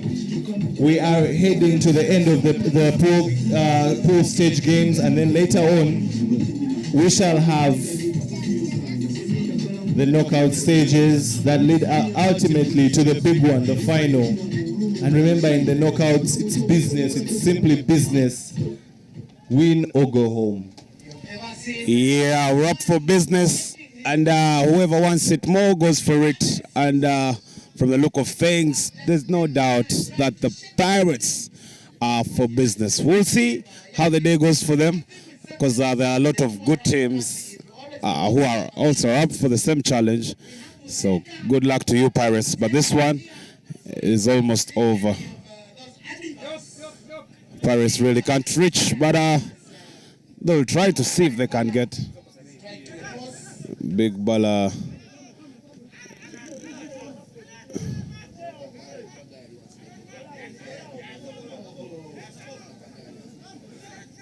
He's trying to tease Bala if he can push him, and that's what you get. But the Pirates, the Impes. That is Ruben Opesa, one of the players that usually comes off the bench, one of those that is the younger players in the Impes team. But he loses the ball in contact. Unfortunately, we have a medical issue here. We hope it's not that serious, and that's Haruna Mohammed. As the Pirates seem to be looking for yet more tries, their thirst or their hunger for tries has not been quelled. And the ball is moving gently. No one wants to tackle Kelvin Balagade as he jogs his way to the try area and scores yet again, with Pirates entering the 40s. Big dominance there from Pirates against Impis. A bit of a mismatch in this one here. William Corey converting, and that's the last action from this game. Pirates with a considerable win against the Impis, and surely solidifying their place as top of Pool B. Yeah, Pool B, one more to go. Pool B, one more game to go for the Pirates. They've already maneuvered over the Rangers. I know they made it so easy for the. They made it so easy against the Impis. And now something from Guinness. Just to encourage you. It's not dark. It's bright. Black is bold. Black is every color all together. My thing, your thing, our thing mixed together.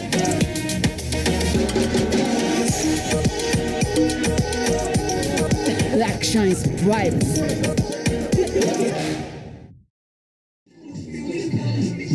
As the Ginger Hippos and the Sailors run on for their second game in this round 2 of the Soroti Sevens, Haruna Mohammed of the Black Pirates appears to be in a painful situation with his hamstring. But I have some updates. I've been walking around talking to a few people, and unconfirmed reports yet to be confirmed that the free weekend that we had next weekend has been shifted, so that we will have the Rujumba Sevens next weekend, and then a free weekend for the Safari Sevens, where Uganda is expected to take part, and then the calendar continues. So we will keep giving you more information, updates as they come in, but I think Uganda should prepare ourselves for a roller coaster as we get into the Rujumba Sevens next weekend and the Safari Sevens the other weekend as the series continues. So still unconfirmed reports, but just a heads up on the news that is coming up. There you have it from Ernest with that communication and the change in the calendar. But regardless, we shall still be bringing rugby to you. Next week we're at Legends, as has been communicated, with the Henry Rujumba Sevens, which is a 2-day tournament unless something is changed. But on pitch we're seeing the Hippos really trying to get out of their own half. A lot of pressure from the Sailors. Sailors is another team that is from Boyogere, Kings Park. It is a core team, surprisingly, because it plays in the Shield League when it comes to the 15th fray. But because of their good display, they were able to get themselves in the main as a core team for the National Sevens Series. But we're seeing Hippos turning defense into attack, and that is an interesting way to score a try. You score the try, then you first get your breather, and that is try time for the Hippos with the conversion to come. Sailors had put some good defense, but a bit of lapse in the drift defense opened up a gap, and you never give a team like Hippos a gap. The conversion is good. 7-0. Hippos drawing their first game with the Mongers 14-all, and it was a disappointing display. They had control of that game. Then a couple of yellow cards took momentum out of their hands, but I don't think they will be looking to allow Sailors to come back into this game. They know that the win is very, very vital for them to get, especially if they want to get into the knockouts.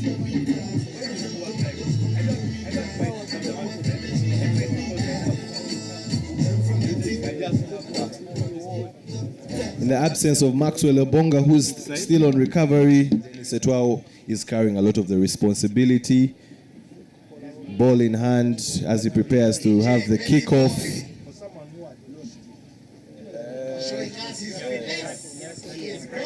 And he takes a short one, but it does not cross past the 10-meter mark, which has been the story for many of the kickers today, unfortunately. And the referee comes back to the center and says the Sailors have a chance to attack now. And that is Kamiza Jones with ball in hand, communicating something to his team and moving the ball to the left. And enforcer Marco Moding trying to crash and create space where there is no space. And interesting tactic Sailors is using, but that is something that I would say is a bit tricky if Sailors is to try to employ a more contact-oriented strategy, because in this heat you can easily tire, but they're really testing the Hippos defense. And the Sailors are really trying to do something, but that loose pass means that it's anyone's ball, and if you went to football school, then you'd kick that ball properly. Unfortunately, the Sailors are able to get themselves out of jail. Then they concede a penalty later on, and a quick start there by Taufik Bagalana gives the ball to Dennis Etao, the captain, who scores the second try for the Ginger Hippos. The start from Ginger will definitely be encouraged by this early lead, and we can see their coach is coming on to bring water but communicate as well some things.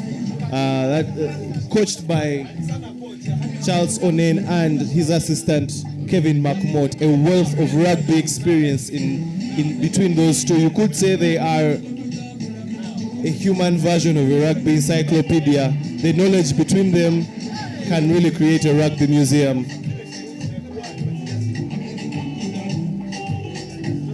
Hippos with a comfortable 14-0 lead against the Sailors. Yeah, listen, if you're watching us for the first time, we still want to thank you for keeping it Kawowo Sport.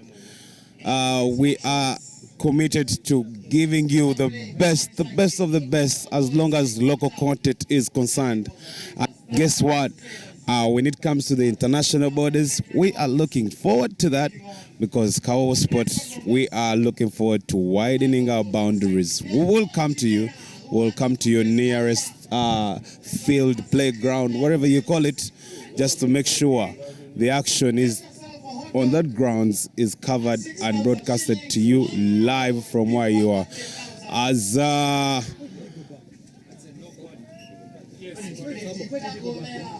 very creative tackle there from Sailors, just to hold back the Hippos for a little while. But for how long can they last? Scrum down it is after a knock-on from the Ginger Hippos. You get your Guinness. 3,500 will charge you 1,000. The set piece has been much of a conversation throughout the week, especially the line out, but the scrum has also taken a bit of chat between fans and coaches and ex-players. And we want to see how this scrum will work out as the Sailors are able to recover their ball, but then a loose pass. The biggest undoing of Sailors right now is the way they are passing to each other, putting a lot of pressure on themselves, and with that kind of play, they give out the ball, and Hippos is getting easy possession and scoring very easy tries. I feel like the Sailors are really making life harder for themselves. It's not even much. It's not even Ginger Hippos. Oh yeah, rugby. Yeah. Sailors being their own worst enemy, I should say. Yes, I mean the errors in and there, and they're not even respecting the fact that they're deep down in their half. You cannot commit some errors when the ball is in your 5. You have to first at least get the jail-free card. Then you can start messing around with the ball. But if you don't have that in mind, definitely a side like Ginger Hippos is just going to punish you for every mistake that you do. And they won't stop coming to you. They will come for more. They're so hungry, aren't they? Yeah, and remember in rugby, the team that scores has the opportunity to restart. So you're playing at their tempo, meaning you do not even get the chance to rest if they're a very aggressive team. And we have seen Hippos do just that. As soon as the conversion was done, it was a re-kick, and now we are playing yet again. Albeit it is a line out there. Actually, they have called for halftime there with that ball going into touch. The referee says, let both teams go and have a bit of a discussion and some refreshments. Our Sailors giving the Hippos a bit too much respect, and maybe a lot of the pressure is on them. A couple of loose passes that has led a team like the Hippos to capitalize. You'd see David Wako there in the middle of the Hippos camp, communicating. He's their club captain, and today he features with them, and he will be telling his boys after that draw, that disappointing draw, a game they should have won against the Mongas, that he knows that it should be upwards and onwards from this point on. As you're also seeing in the middle there is Kevin McMott and Charles Onen, both putting on hats trying to communicate to their team that, you know what, we need to get this done and we need to make sure that we get the win as early as possible so that we can be able to rest most of our players.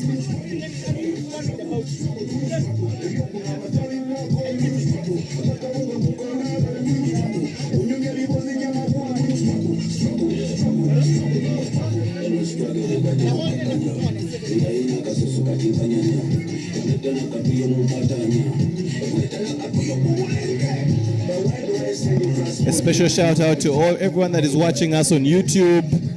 We would just like to let you know we are seeing all your comments and we appreciate all the feedback that comes through, positive, negative.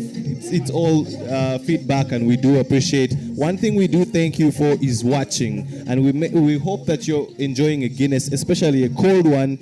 If you are in an area where the sun has really come out, enjoy yourself a cold Guinness and continue to share with us your experience. Which team are you supporting? Let us know in the chat and let us know who you think will go on to win the circuit in general. But don't forget to always keep following Kawowo Sports. Subscribe and share a link with someone who isn't watching yet. Also, lots more action to come, so make sure you have enough data so that you can be in position to enjoy from the convenience of your home. Yes, you heard the man himself. First of all, it's Guinness, but secondly, if not the first as well, it should be Kawowo Sport. Subscribe, YouTube, follow us on Twitter. We are on Facebook, Instagram, everywhere, just name it, and we are there. And we are not just there, but we are there with good content, good sport, live broadcast, anything sport. We are here to deliver. Kawowo Sport there for you. Yeah, interesting comments coming in. We're seeing players, the fans letting us know who they think will win, and we're saying Hippos, Cobs, obviously, majority of you are saying Cobs. But I think this one is going to be interesting, in my opinion. I have a feeling there's going to be a lot of, a few shockers in the semi-finals especially. But anyway, I'm not good, but I just have a hunch. Let's wait and see. Yeah, to win 2 in a row, it's magical. To win 3, it takes a miracle. But I will see. Betway Cobs, and I've proven against all the odds they can really win it back to back. But I will see how today unfolds. The Heathens really look bright. I can't wait to see what the Pirates have in stock. Buffalo's still in it, so it's still an early day. So really, yeah, but Betway Cobs stand a bigger chance. In terms of history, they are the defending champions. They've already won 2 circuits. You don't blame them if they say Cobs is going to win today. Yeah, definitely the favorites. They have won back-to-back circuits. They are favored to win the Soroti Sevens, and coming up after this, they are the ones hosting the Legends Henry Rujumba Sevens. No, that was a bit of a miscommunication there. It is the Henry Rujumba that will be hosted by the Pirates. Sorry for the miscommunication there. But ideally, the Cobs are the team that we are all looking at as the favorites. Heathens, although has their full complement to them, they really have no excuse. And then the Pirates, they feel like they can beat the Cobs. They just maybe didn't take the opportunities, and they want to do one better this time round. So ideally, it's going to be interesting. Yeah, very true. It's just going to be really interesting. If the Heathens are to put themselves into context, they have to win today's tourney to stand a chance of winning the bigger trophy at the end of it all. But for now, Hippos are really showing their might against the Sailors. I don't know how mathematically that's possible. How does a hippo sail? But we'll see. The scores say differently. 21 for the Hippos and Tongwena. Yeah, just to fully affirm and confirm, next weekend we are at Kings Park Arena in Let's go. Hosted by Pirates. Let's go. Today. Are you excited? Yeah. Definitely How excited are you? Very excited. More rugby. Yeah. This is a rugby season. Yeah, man. Every Saturday that has rugby. It's...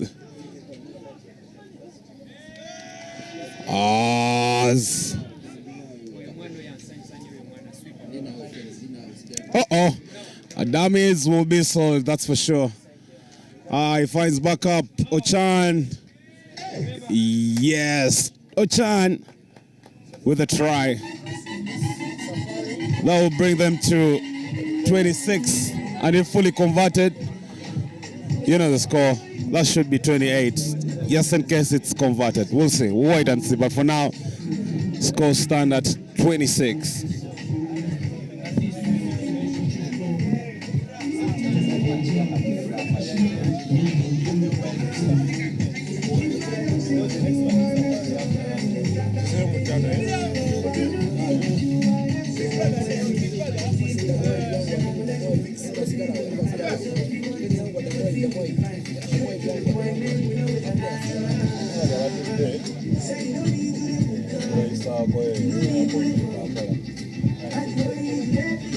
The Hippos boasting this one considerably.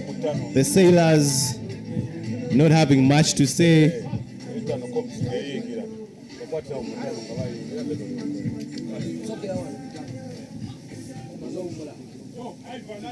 And as we approach the end of this game, Guinness Etwao attempting, All right, second half is here.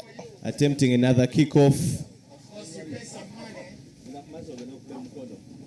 And he gathers his own kick, interestingly. And this is comical. He makes it look so easy. How do you take your own kick off? You gather your own kick. As in, it takes a different level of fitness to do that. You're able to run after your own kick. Remember, you already have chasers of your ball. I mean, yeah. You run after your ball, and then you score. You score, yeah. Well, you don't see these things coming in usually, but unfortunately, while we're talking about being scores, the assistant referee says, "No, you will not have that score, Dennis. You will not do that to your friends." And I think he stepped in touch. Yeah. Was on his way. Yeah, the TMO has really come to play. But there's been a knock-on. It was a knock-on. Yeah, the AR really coming to play, showing why he deserves the money for the day. And because of feeding there, the Hippos get advantage. I mean, the possession in this game has been moving from one side to the other. It's been left, right. Hippos, Sailors. The difference is Hippos has been so efficient with every chance they were getting. And Sailors has really looked shell-shocked and scared most of the time. And that is Jacobo Chen with ball in hand, shot number 4. And very good tackle there. And the Hippos player is tired. Clearly he was exhausted. The heat must be really getting to him. And he thought that if he kicked it into touch, then it would be at the end of the game. But the referee says, wait, there's still a couple of... I mean, we just started. We just started the second half, really. So, but I understand him. But if you do not get the signal, if your captain does not tell you that we're in the last play, then you have no reason to kick the ball out. So that was a bit silly from him. They could have scored another try, but now he has given out possession. And the Sailors get a chance to do something with the ball, albeit they are not in the right position to actually do something. Yeah, you think they'd want to play safe because they have been put under a lot of pressure, and you can clearly see that. Oh my God, why would you throw such a pass after a good run like that? Yeah, I mean that kind of passing should be practiced, or you should see your immediate teammate coming after you before you do such a pass. But it's also a case of understanding, of understanding who you are. And as we're actually looking there, Jacobo Chen makes a tackle that seems to have also involved his legs. If you were to translate it in Luganda, that would be what they call Ngwala, which is not a legal tackle in rugby. And funny that... Wait, how do you say Ngwala in your language? Why do you like asking hard questions? Come on, is that hard for your language, really? No, I honestly don't.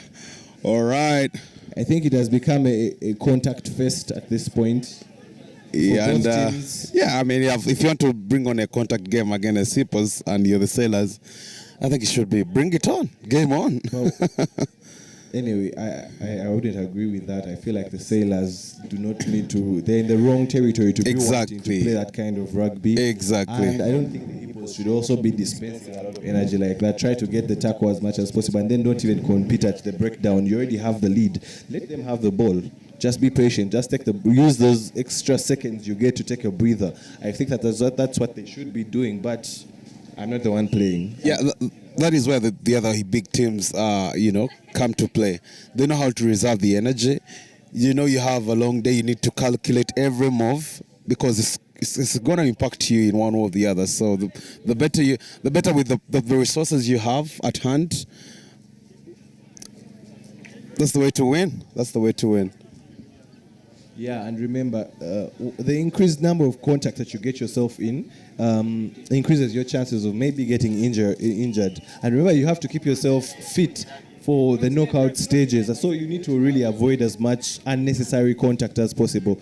As we see the Sailors trying to get some resultant PDs going, and the referee says that there was an infringement there.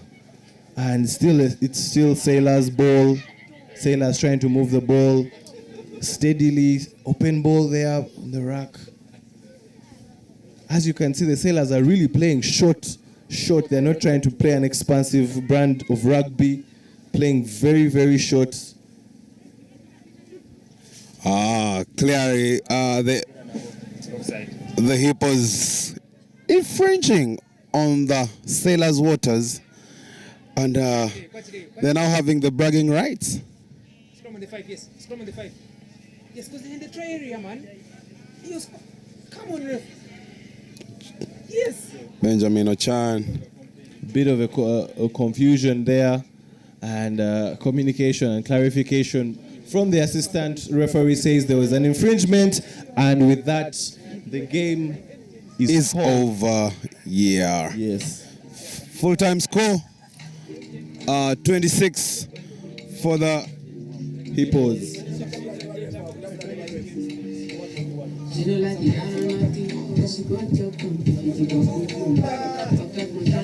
Full-time score 26 for the Hippos confirmed, and just 0 for the Sailors.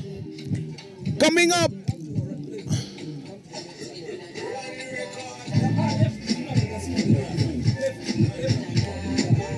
Just a little insight in the rugby that we're having today as the Betway Cobs and the Plascon Mongers get ready to run on. And yes, they've been given the green light.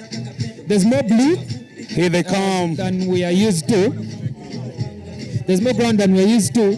Blue than we're used to the ground. So the Mongers have had to turn their jersey inside out to avoid any color clashes. But interesting bit is that Mongers tend to play their best rugby when they are facing the Cobs. So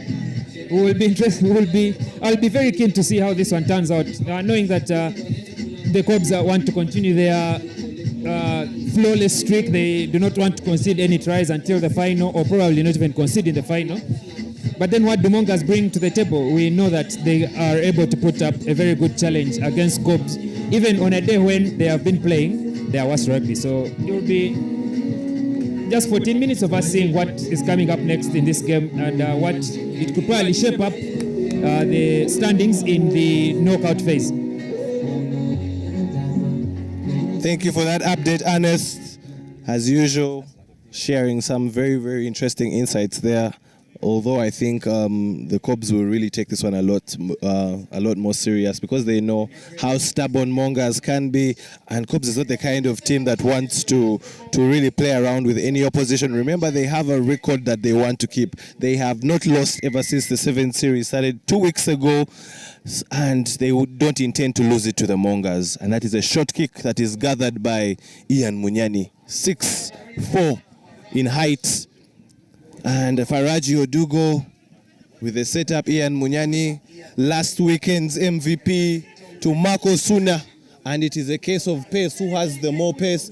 And the sweeper seems to have ducked the tackle. It's a case of what they call ghost working.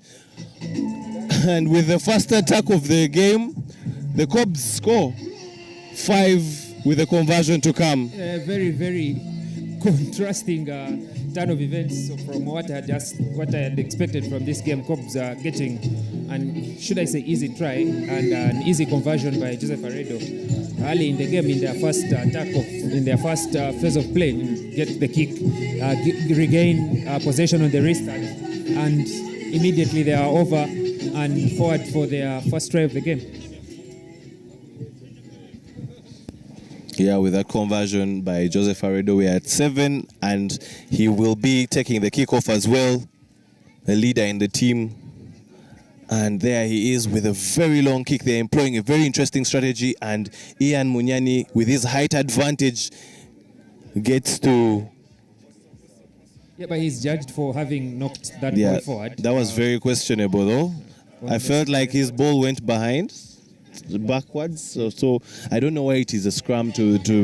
I think the referee's word is final. Yeah, we always need to remind ourselves of that. But look at that bench. Look at the kind of artillery, the kind of firepower that Cobs has. If they need to change anything, it's just scary to see. Yeah, as you can see the TM smile on his face, knowing that he has very, very good players and options on the bench. But the most interesting bit is Daudi Semwami playing his first sevens tournament for the Betway Cobs since he joined from Kenya Harlequins in, I believe, 2019. It's going to be very nice to see him run on the pitch and show what he has got in this department, knowing that he's the winger for the 15s national team. So what does he offer to the Betway Cobs in the sevens? And as Marco Sona on the highway gets a tip tackle from the fullback, but the support is there to secure the ball. And Faraji Odugo late, but is able to gather and play. High ball out to Adrian Casito, who just races to score under the points. I just have one question. Where was that defender drifting to even before the ball left? You see Adrian Casito holding the ball and you're drifting away. You think he's going to pass the ball out? Yeah, I think he literally just strolled to the post. I think it's always, the rugby defense, I think, is supposed to be press fast and then drift up wide, depending on the strategy that the teams are employing. And they are defending with 6 men on the line and a sweeper, so they are already handicapped in that department. But even then, the mistake there is drifting before you make the press, and that is how the gap opened up for Adrian Casito to score Cob's second try. But what a run from the youngster there on the screen in Jazet Marco Sona. He did all the hard work, did all the donkey work for the team, and Cobs are able to put more points on the board.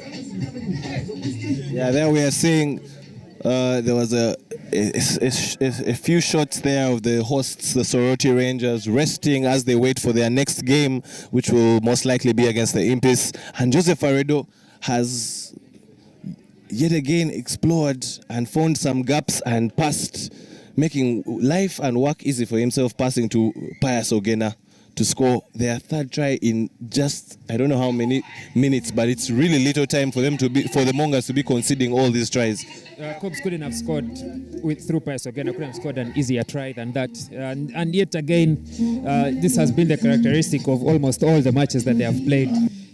Kick off the game, regain possession at the restart, and attack disorganized team. The shape of the team is always in we call it WW, Warida Wafira, in the WW formation on kick receipt. And that formation to receive the ball is what enables the team which regains the restart to find gaps and score. But there, the conversion by Joseph Aredo is just wide, so the score will remain at, I believe, 19 for the Cobs and 0 for the Mongas.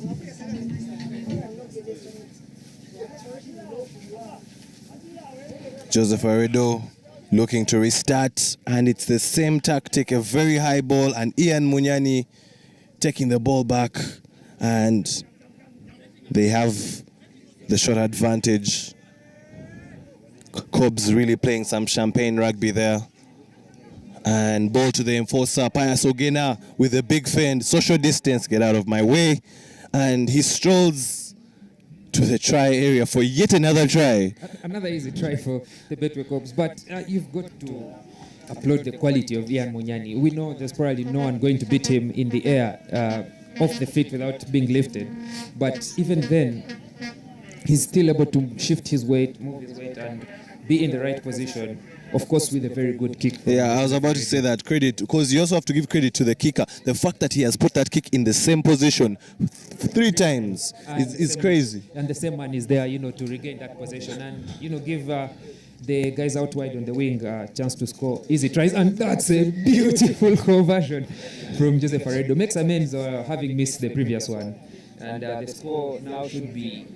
Some mathematics here, man. It should be about 26. Yeah, we've been doing a lot of maths here, but counting the scores. Yeah, I think it's lunchtime. We really need to get something. But one thing I need to ask is, where do you think Mongas is at mentally? Because they don't seem to be in this game. They just seem to be on the pitch, but they are not in this game. I think it would be harsh to say they are not in this game. It's just that they are facing a very, very quality side that has not given them a single chance to play the ball. And as you can see there, the referee's hand is out for advantage for just delaying late arrival at the ruck. And they were just being judged for holding on, but the position was turned over nonetheless. And Cobs have another chance to attack inside the 22 with Ian Munyani looking left and right, but then going right in the end to Faraji Odugo in the search of high and wide pass, but that ball is open, and Mongas, as you can see, the awareness coming through, should be able to pounce and put some points on the board, hopefully. But even then, the final ball is not good enough, and possession is turned away. Long pass out to Adrian Casito with a little grabber ahead. Is the bounce kind? Yes. Beautiful stuff there from Adrian Casito. Individual brilliance, great tactic, great grabber, and no one is going to catch him with that ball when he gets it. Adrian Casito very smart to realize that there was no sweeper there tracking the movement of the ball at the wing, and he just gives himself a cheeky grabber that has a perfect bounce, which was able to bounce on and score under the poles, which gives Joseph Aredo a chance to score an easy conversion, and that should be halftime. Cobs making easy work of the team. I thought while they are beside the Mongas with the... Should we say it's a case of the commentators' curse? I wouldn't know. Maybe. So wherever you are, please post on social media and say that Ernest is the reason why Mongas is being routed like this. But it's really not been a contest, and this just shows you how much quality Cobs has had, especially in this 7 series. They were branded favorites. They're the defending champions, and they are showing why they are favorites. They have won 2 circuits so far, and they look on course to actually winning. And I was actually sharing with Wright earlier on that they have not lost a single game up to this point ever since the 7 series started. Like, they had not even in the group like losing one. They have won all their games, and that is just something that is immaculate, I should say. Yeah, they are very, very beautiful display from the Betway Cobs in this series. So far, they haven't lost a game. They've only conceded a handful of tries.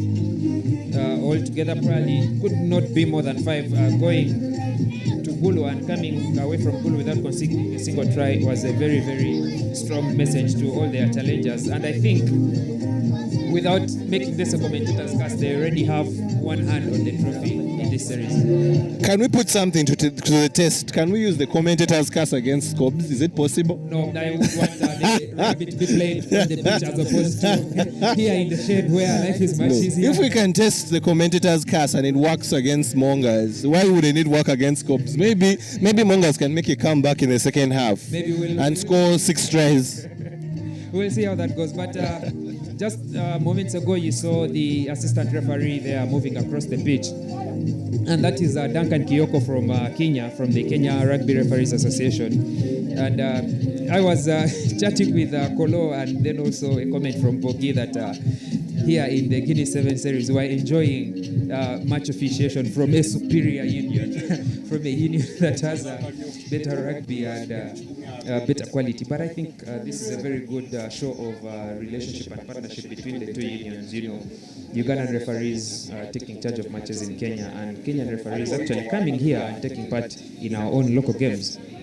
hopefully at the Safari Sevens we'll have some Ugandan referees, but it's very good to see that there are Kenyan referees in addition to Noreen Kiyosi here, to manage to officiate some of the games that we're having here in the Soroti Sevens. As Cobbs, while we're having that discussion, Cobbs was on its way to get yet another try. It's first of the second half. And quick movement of the ball, Adrian Casito trying to commit the defender, and Alhaji Manano with the very, very easy try. Wow. I guess the commentators cast then seem like it can work on Cobbs.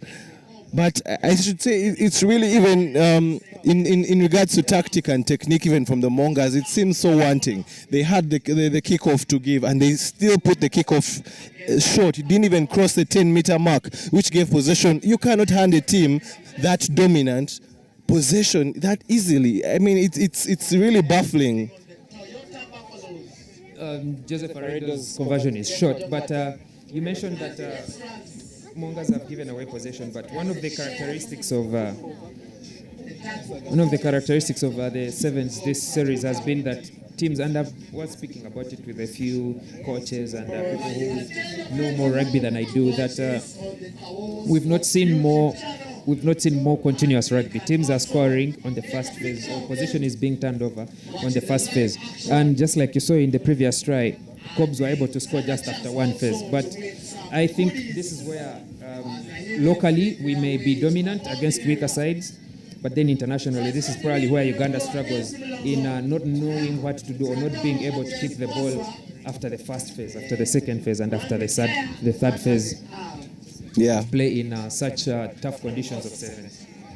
Yeah, I think you should say like the likes of Cobs should really be getting maybe organizing some international tournaments, maybe participating in some international sevens tournaments, so they can maybe also get some foreign competition and maybe gauge themselves as well. Yes, you're a champion in Uganda, but where do you stand? Let's say in regards to East Africa, in regards to Africa, in regards to Southern Africa, and I think that is now what they need to be looking at. We've had teams go to Kenya. We have a very good relationship with Kenya. I've been a pirate, and one of the first tournaments that I went for was the Kakamega Sevens and then the Masaku Sevens in 2015. Last year we had the Christie Sevens where Pirates was, but then we are not good enough to challenge for the main cup, and the best that we can get is maybe then the bowl, or maybe 8th place finish. So it's rather baffling that the best teams in the country are unable to make even the top 3 in a Kenyan event, a local club event. So find that leaves a lot more, for us to work on, but it paints a more clearer picture of where we stand as a country and as the quality of our rugby when compared to our, I could say, closest challengers, Kenya. Yeah, definitely. But earlier on there was some show of brilliance from Emmanuel Ochodu, man who usually thrives in the 15s version of the game. Emmanuel Ochodu, interesting fact, was a winger at some point. He's wearing shirt number 4, but the big man you can see there on the screen wearing shirt number 4, but he is now a forward, which is very interesting. But he, I think, was trying to relieve some of his backline days with a bit of a step and a fend there, but unfortunately Cobs were unable to score from that. I think it's the story of most rugby players in Uganda as the age continues. You continue to take away with the age. That you begin as a back, and slowly as you gain weight of the comfort of life, as you make some money, you begin to gain weight, and as you want to continue playing rugby, James Ijonga dancing his way past the Mongas and setting up Conrad Mukwaya for a try. In the corner should be a try, surely, but he's short and offloads to James Ijonga, who also needs to find space. And there's that continuity with Joseph Aredo. Alhaji Manano chooses to go himself, sells the dummy and scores. Oh, he passes it to Daudi Semwami, who scores under the uprights. Yeah, Daudi Semwami, who is featuring in his first circuit in the Guinness Sevens Series 2021, scores. But you can see it is it's credit also to the way the Blue Army is able to find themselves. They know how to make the ball find each player wherever they are. So the support running and the passing has also been very good, and that's credit to the array of skill sets that they do have, and they're really looking like the favorites that they are. Yeah, score there 45 as the ref calls the time break. I think it's a medical break with a player down at the far right corner of the pitch. 45-0 to the Betway Cubs. Have sent a stronger statement and rubbish all the assessment that I had done that Mongas are there, go beside. Is someone on their bench watching our watching live on Kawowo? I think there should be, because Cubs actually do a lot of analytical work in the preparation for sevens and all the action that happens, because they need to stay a step ahead. You know, when you're at the top, everyone is looking to pull you down, but then they need to stay at the top of their game, and I believe they may not be the players right now, but then there's people in the Cubs fraternity, their fans, former players, and friends and family who are For those, Ernest has just seen your comments, but yes, it is true. Ernest is the reason why Mongas is being bashed like this, because of the commentators' curse. Oringo Peter says. So if you're a Mongas fan, you know who to find. And I think he's suggesting that I should go back to counting planes. I was informed that being a weekend, being a Saturday, the flight school will only operate up to midday, so I counted up to 28 planes. But again, I could have been counting the same plane 28 times. Beautiful upload there. Mongas finally get a reply. Finally.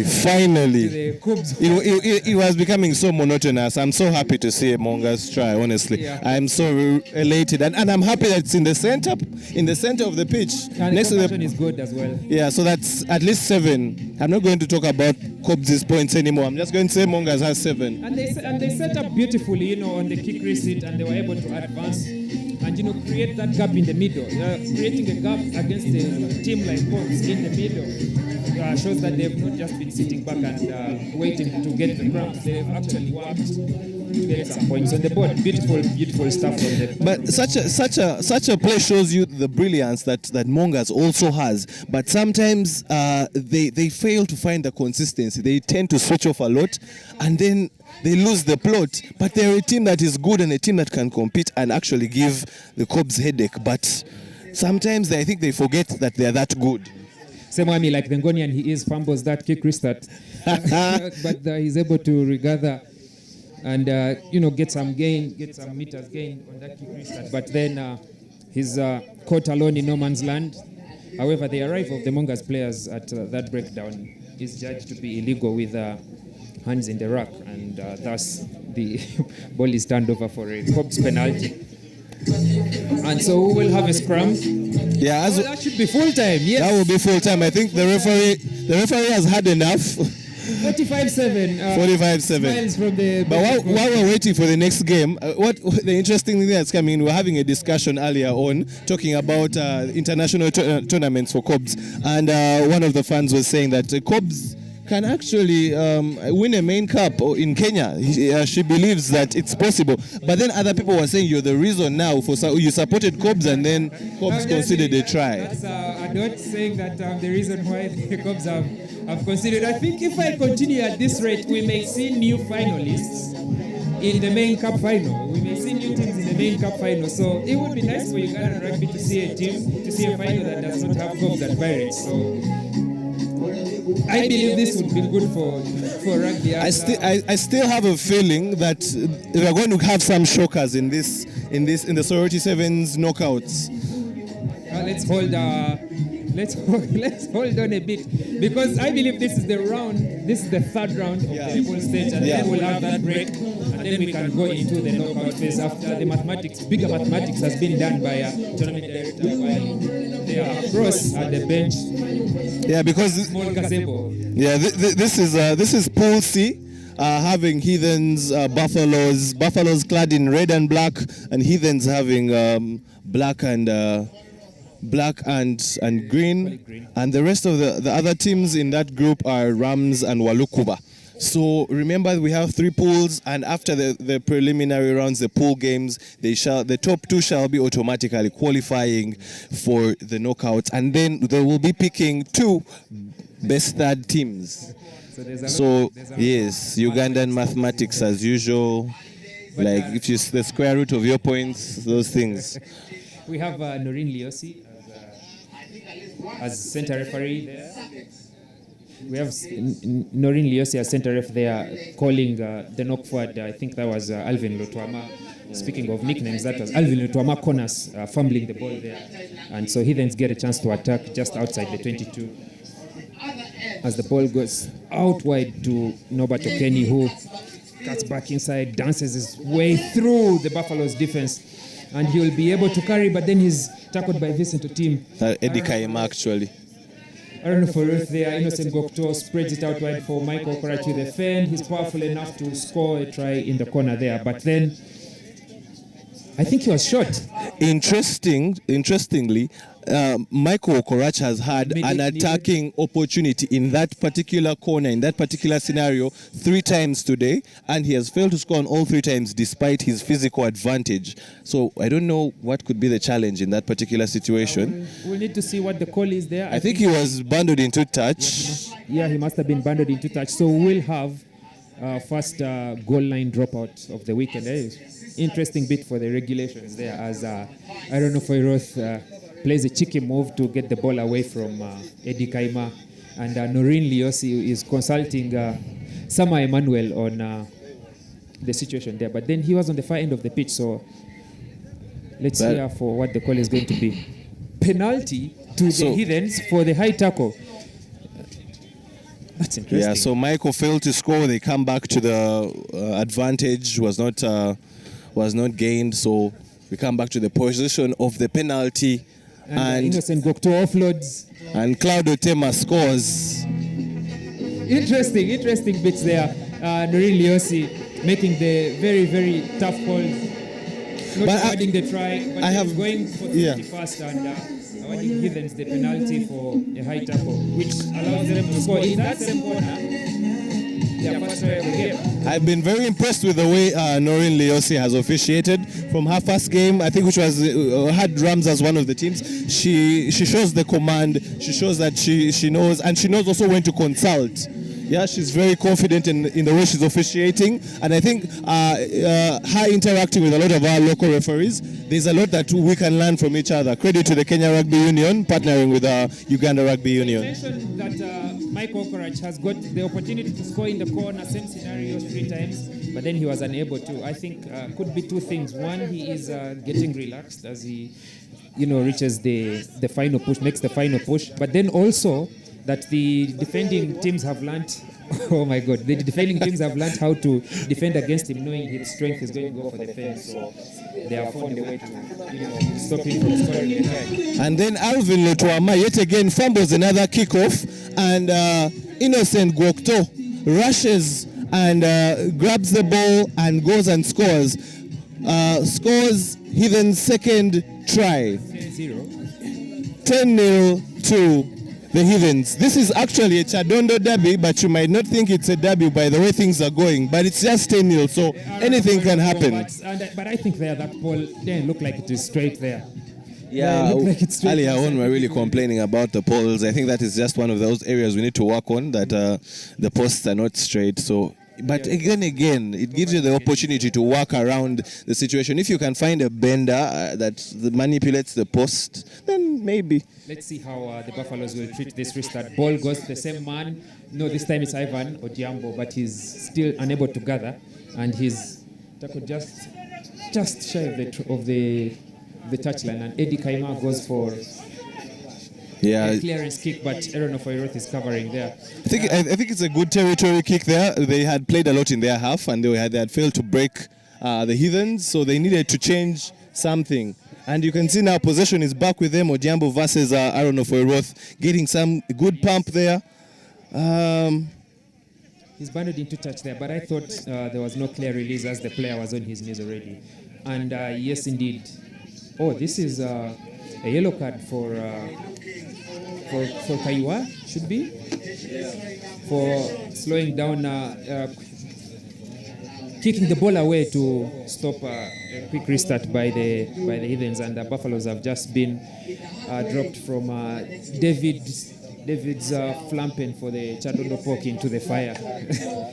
Pole Pillow there tries to break the tackle, but is unable to, and late arrival at the ruck. But Innocent Gokto is there to regather. Chicken wing to Norbert Okenyu, had been waiting for the ball from Pole Pillow, but this time he will not be denied to score another try under the points for the Heathens. Yeah, this derby is not really looking like a derby at the moment. So those are 3 tries with a conversion to come that could take it to 17. And with ease, Aaron Oforoth does the stuff. The bigger brothers showing why they are the bigger brother. Sometimes the bigger brother has to impose his dominance, and that's exactly what the Heathens are actually doing.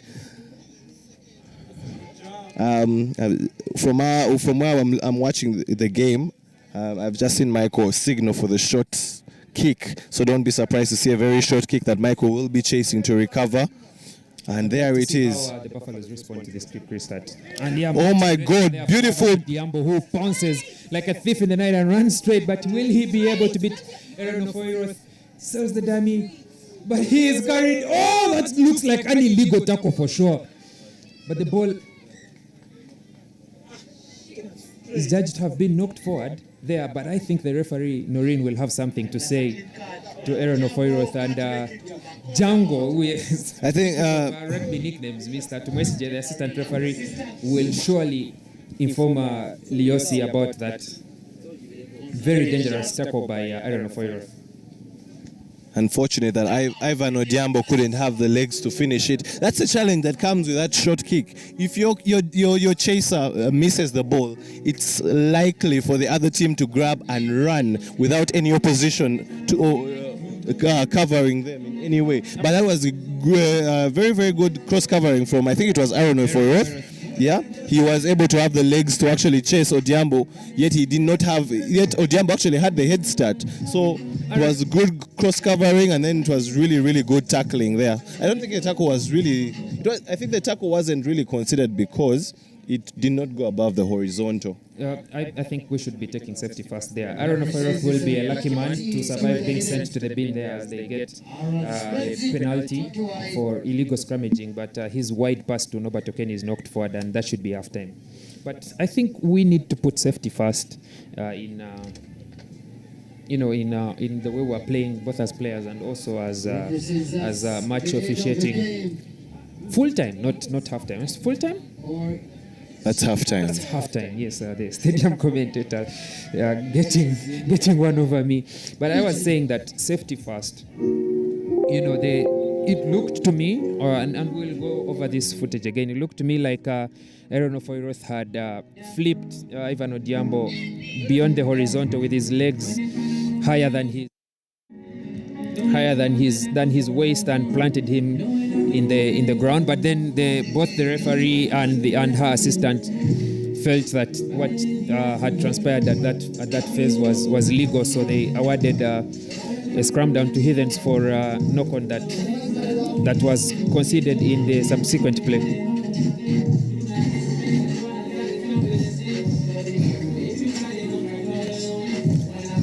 Special thanks to all those that are watching on our various channels. Thank you for always engaging, and yes, we do read your comments. Sometimes we might not mention them, but we do read, and we send a special shout out to you guys. We hope you're enjoying a Guinness wherever you're watching from, and we're glad that you're here with us enjoying Rugby Saturday.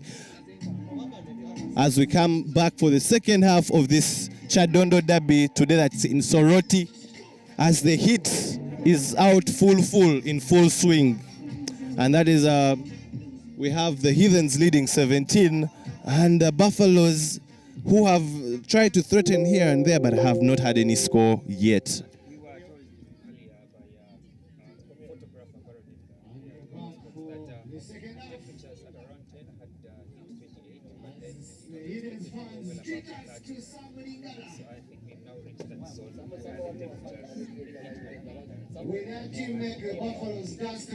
As the Buffaloes restart. Yeah,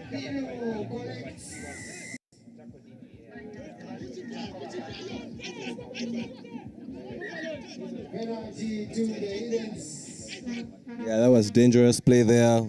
The chaser tackling Pole Pillow in the air. But you can see the fans that have traveled from wherever they are. The Heathens contingent always moving wherever their team goes, and they're here to support. And surely they're expecting the Heathens to go all the way today.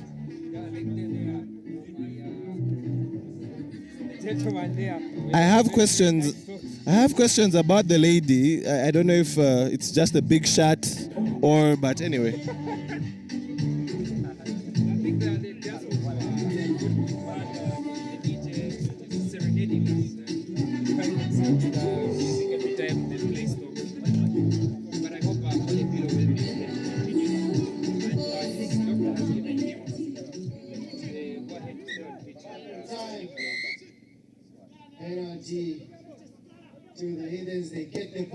And Gokto sells a dummy there and is racing with only Eddie Kaima in front of him, but then he does not have the legs to go quicker than Solomon Agani, who bundles him into touch.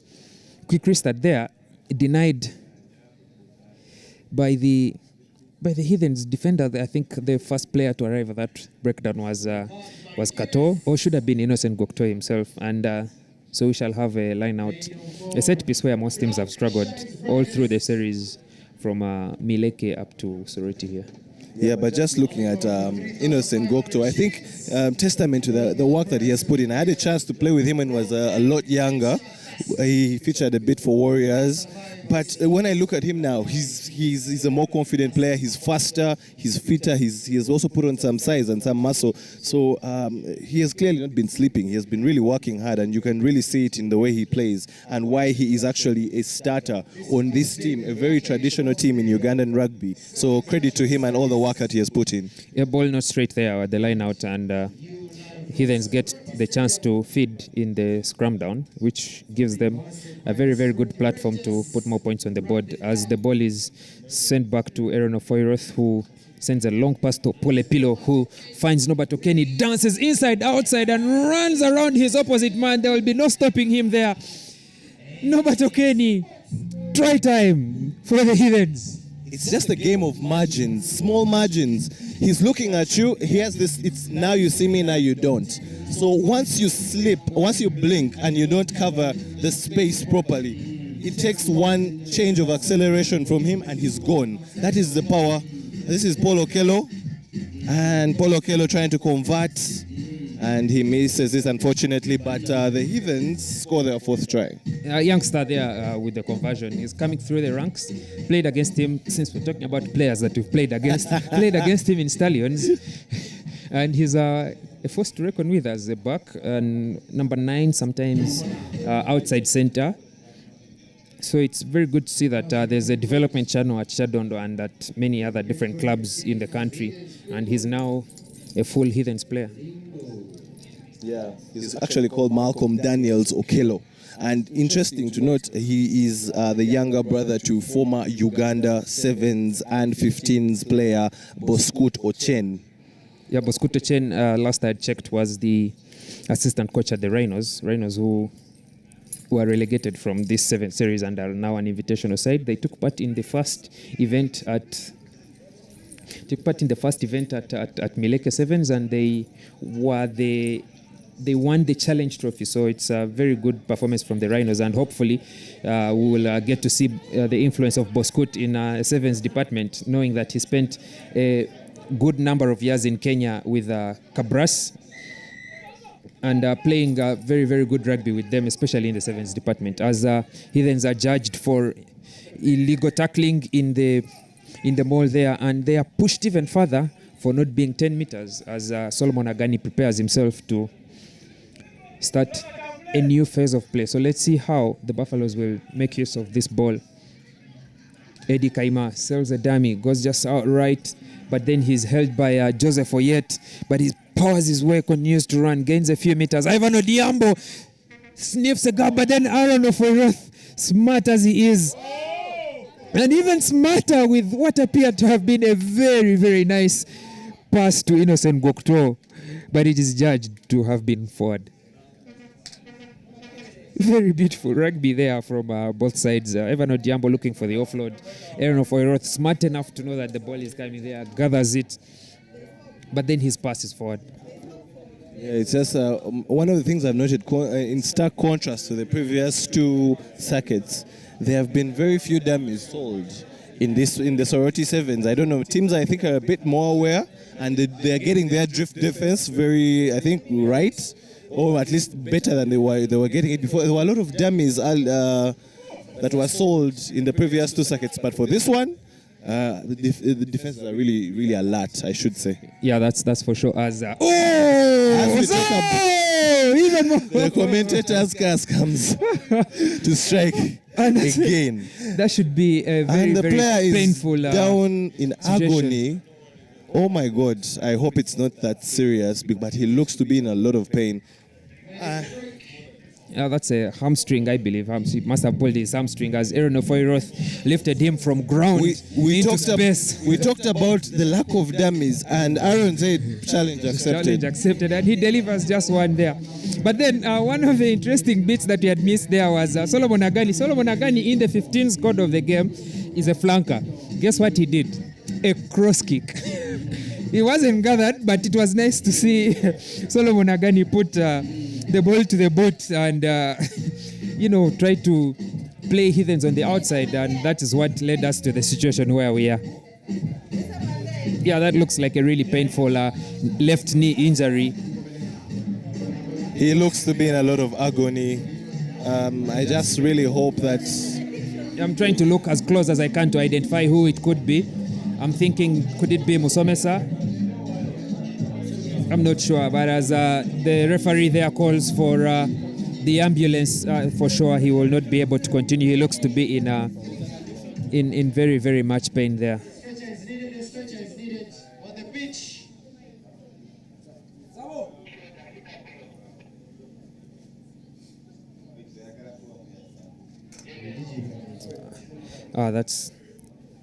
That's very worrying there in the amount of pain that he appears to be in.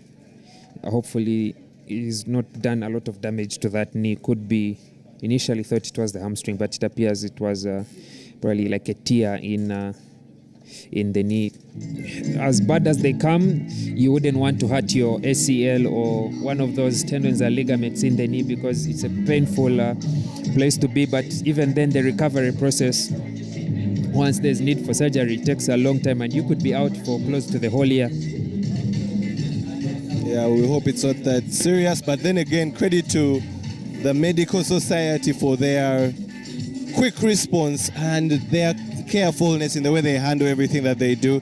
So we're just hoping that it's not as serious as it looks, because there is a stretcher involved, meaning the player cannot get up. You know, one of the signs that the player is actually getting better is the fact that he can be able to get up and walk.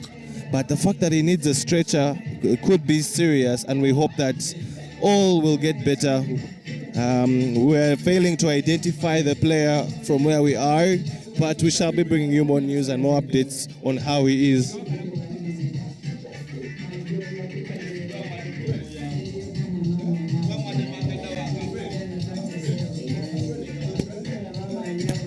Black, it's not dark, it's bright. Black is bold. Black is every color, all together. My thing, your thing, our thing mixed together.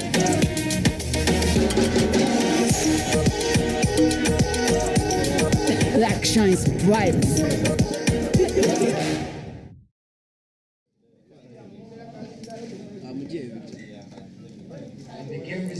Aaron Ofoyoroth resumes play there, but look on the pitch and there's Kato Reynolds in the middle there. Michael Okorach with a shot out ball to Cloud Otema, who runs around Odiambo, tries to bully his way past Eddie Kaima, but is unable to, and offloads to Michael Okorach, who forces his way and is tackled just outside the 22. Quick ball out. Trevor Chan with a man outside, and that's Limbo, Kenneth Okong, who runs outside his man. Looked like it was an attempted high tackle, but there was no catching him there. And Kenneth Okong, a.k.a. Limbo, as we continue the list of Ugandan nicknames with a try. Yeah, For the heathens. make sure you just keep watching Kawowo. You'll get all the nicknames of these rugby players. So you might hear them being called by different names, but we will be bringing you both the nicknames and their actual government names. The time I've spent watching Ugandan rugby and being part of Ugandan rugby, I've come to know people more by their nicknames than their real names. And the most interesting one, of course, is Limbo, and that's full time. As heathens bully their way over the buffaloes. But I was telling you that the most interesting names that I've seen in Ugandan rugby, and you wonder where they could have started from. I think it would be nice to get those stories. There's a Limbo with heathens. There is a Double Black with Aaron Ofoiroth, Konya, Michael Okorach. Joseph Oyet, I've known Joseph Oyet as Ojo for as long as I can remember. But very, very... And you mentioned Boskut as well. Boskut's younger brother is playing today. So we could have a match every day here with 2 or 3 players with nicknames that have stories that we'll need to tell later in the future. Yeah, definitely. But usually this Chadono Derby is more competitive this time round. The heathens showing why they're the bigger brothers and being really dominant. Maybe showing their intent on going all the way this time round. But coming onto the pitch is the Rams against the Walukuba Barbarians in each of these teams' final pool stage games. Rams not having good fortune, losing their first 2. They know that the Barbarians, they need to win something to have a chance to get into the knockouts.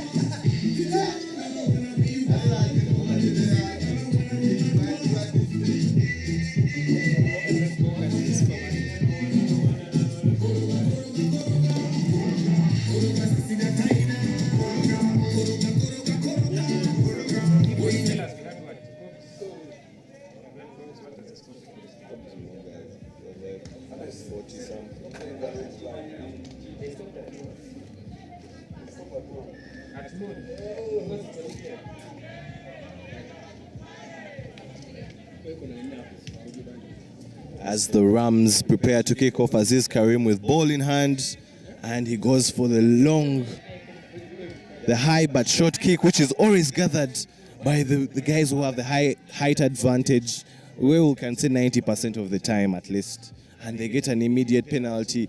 Rams trying to impose their dominance right away, and there you guys, we have been seeing that interplay between Aziz Karim and Nelson Mandela, trying to cook up something for the team from Makerere, and somehow they infringe, and it's a penalty to the Walukuba Barbarians, who get a chance now to express themselves in attack. Switch, and that is a case of lack of focus, taking your eyes off the ball before you even receive it, and possession goes back in favor of the Rams. For those that are not familiar with these teams, the Rams are putting on white striped with a bit of maroon, while the Barbarians are in black with a dink of yellow as if gold. And if you need just some more information about the two teams, Walukuba Barbarians coach is the women's national team coach, that's Leonard Lubambula, and Rams have the coach, I think you'll be seeing him in a very colorful hat, natural material hat, should be grass, reed hat, Richard Lumu. As Rams, not satisfied with the try in the corner, try to go for the middle ground to make the conversion easier, but they are the first to touch down and put points on the board in this game. Rams 5 with a conversion to come by Aziz Karim. Yeah, try time by Hashim Kabogoza from Rams, very lanky dude. And the conversion sails just wide as Wutimba keeps his flag down, and we will have the first restart of this match. let's see the contrast in how Rams approach this kick and how Walukova shape up to maintain possession as what appears to be a kick towards the left end of the pitch. Aziz Karim with a long and very, very little hang time. But then it's very well gathered by Walukova, who will now get a chance to attack with a short grabber kick just inside their 22, but Mandela is up to the task in the chase. Very, very good control there from Mandela with a bit of footballing skills. And very good tackle there by the Barbarians, but continuity by the Rams showing and going. And try time, Rams yet again. Beautiful try by Rams, and this is the typical way that Rams play. Offload off the ground, switch to the left, switch to the right, switch to the left again, and the gap will open up in the middle. And they've been able to put points on the board. Small, tall men, you wouldn't expect to be running around like that, but then they are able to make use of the soft and basic rugby skills to manipulate their opposition and get the advantage as the restart goes on. Very well gathered by the Walukova Barbarians. Running spots there at the touchline, but not enough pace to gain the gap on the outside, and very good ball in the middle there. And there is some serious show of pace there, and the Barbarians will be scoring. Without a doubt, a very strong response from the Barbarians on that restart. And this is what we would love to see from the teams, taking advantage and maximum utilization of the chances they get with the ball. But still, like we've been saying earlier from the start, we've not seen the teams do more than one phase, than two phases of possession with the ball. And as the odds and as the teams begin to be matched more, as the odds get closer, the team that is able to retain the ball and play longer with it, 7 minutes and a half, if you're able to keep the ball for 3 minutes, 4 minutes, surely you'll have done enough to win that game. But as we've seen in this series, that the teams are only keeping the ball for one phase, two phases, and it is turned over. Fine, able to put points on the board, but it is that back and forth that happens that usually has the game going either way when you would have expected to be the one with the upper hand, yet you had more possession of the ball. And the Barbarians looking to ask questions, but the referee says, come back. There was, I think, a knock-on, and advantage goes to the Rams, who are bailed out of jail. Remember, Rams are still in the lead in this one, but the Barbarians, luckily enough, are also not lying down. They are bringing the fight to the team from Makerere. Feed there by Aziz Karim to his partner in crime, Nelson Mandela. And a beautiful step. Does he have the legs? Back to Karim, who sends the ball out wide. Hashim Kawowo goes looking for the stool, but it's usually very, very complicated for a tall man to stool. But they have advantage still. Rams playing with a lot more patience here. I think that breakdown, that was judged to have been side entry. And the Walukova Barbarians, who had done just enough to get a contest at that breakdown, were judged for not arriving at the breakdown safely, illegally. As we get another phase on the outside, and Aziz Karim is smart enough to recognize that there's an open space on the blind side, but the reaction from the Walukova defense is up to task, and so Rams have to play. This should be the third phase of play. And like I was saying, that switch, the inside and the outside, and the inside again from the Rams, usually works to open up defenses that are pressing and drifting out wide quickly and anticipating a ball going out wide. And yet another try, but that is the characteristic that Rams are known to play. Switches in the middle of the pitch to split the defense between the left and the right and open that gap for one teammate to run straight through and put points on the board.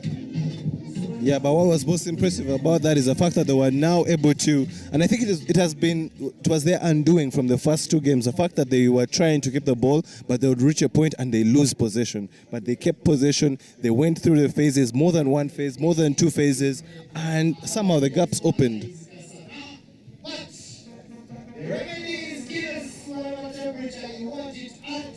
Barbarians look to attack from deep, but a loose pass there. That is not the kind of territory you'd like to be knocking the ball on. Luckily, they're saved by the whistle, and it's going to be halftime in this one. Rams leading against the Barbarians.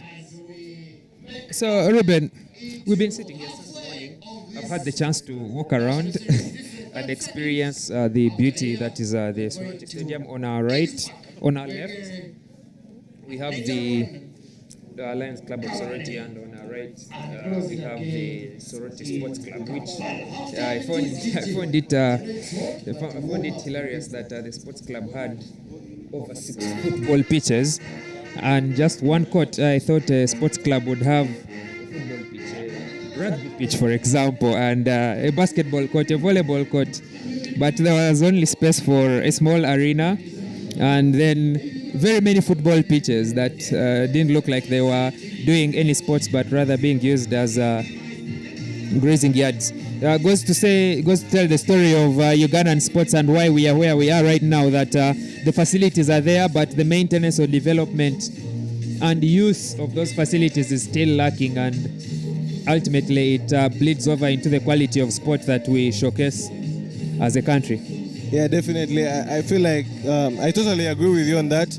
I always feel like communities, and especially towns and cities such as Soroti, each of them should be having a complex that has a variety of facilities that support the diversity in sports, because we have a lot of talented people in the country, but most of them don't have where to express themselves from. We have even lacrosse in this country, but how often do you find a lacrosse facility in let's say in Soroti?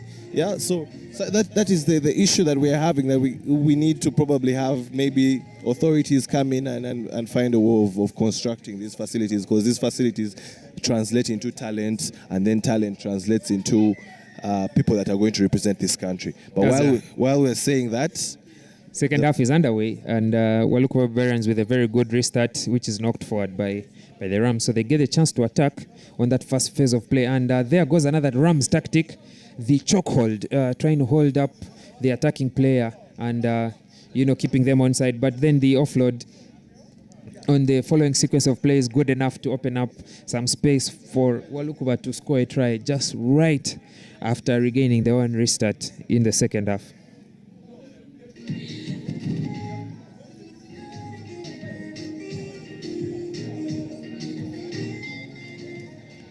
The Barbarians scoring their second try and converting it, which takes us to 14 against Rams's 19 points. Do you think we will be seeing our second draw of the weekend after Ginger Hippos have put one on the board as they have done in the first series? The body language of the Barbarians shows that they want to go for the kill. We might be seeing an upset here. Yeah, it will be interesting to see how Rams respond now to this second restart of the second half. This time it's much higher and shorter than the first one, but Nelson Mandela is up to task. Figures out a way to run around the Walukuba defense, sends an offload out wide, but then there is a judgment of high tackle with a show of advantage, but the advantage is quickly judged to be over, and Rams will now have to start their phase of attack from inside their 22 as Aziz Karim fumbles with the ball and he loses it forward. So Walukuba Barbarians get another chance to get even closer to the Rams in this second half. Yeah, definitely. You can see that the momentum has changed, and now it is with the Barbarians. The Rams earlier on seemed like they were in control, but now they seem to have lost it, and the Barbarians are fully motivated, and they have the perfect platform to be able to go for the lead. Richard Lumu responds to Leonard Lubambula's surge in the second half by making some substitutes, especially in that forward pack. So we'll see how the replacements work in this first assignment, which is the scrummage. Yeah, but that is a strong scrummaging from both sides there, right? Yeah, definitely. The Barbarians asking a lot of questions, and Rams employing a very interesting tactic that they always do, trying to hold up the... Exactly, I just mentioned it, that the Rams tactic is the chokehold. Once you're able to keep the player on his feet, it sees as it's not a tackle, so another player arriving makes it a maul, and if the ball is unplayable after a few seconds, then possession will be turned over with a scrum down in their favor, and they've always used that, especially in 15s. But here in sevens, where you just need an extra player to touch the ball carrier, and it is a maul, it comes in handy, especially in situations like this where they get the maul, they get the scrum down, and a chance to clear their own territory, or, as they've chosen to do, play out from the back.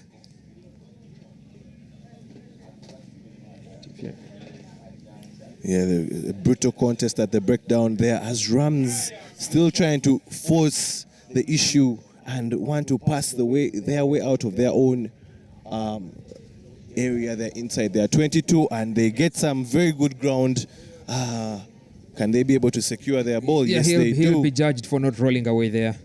Yeah, his teammate had done all the right things to ensure that he could contest for the ball and win possession, but the tackler not rolling away and does all the effort that he had put in, and Rams will maintain possession there.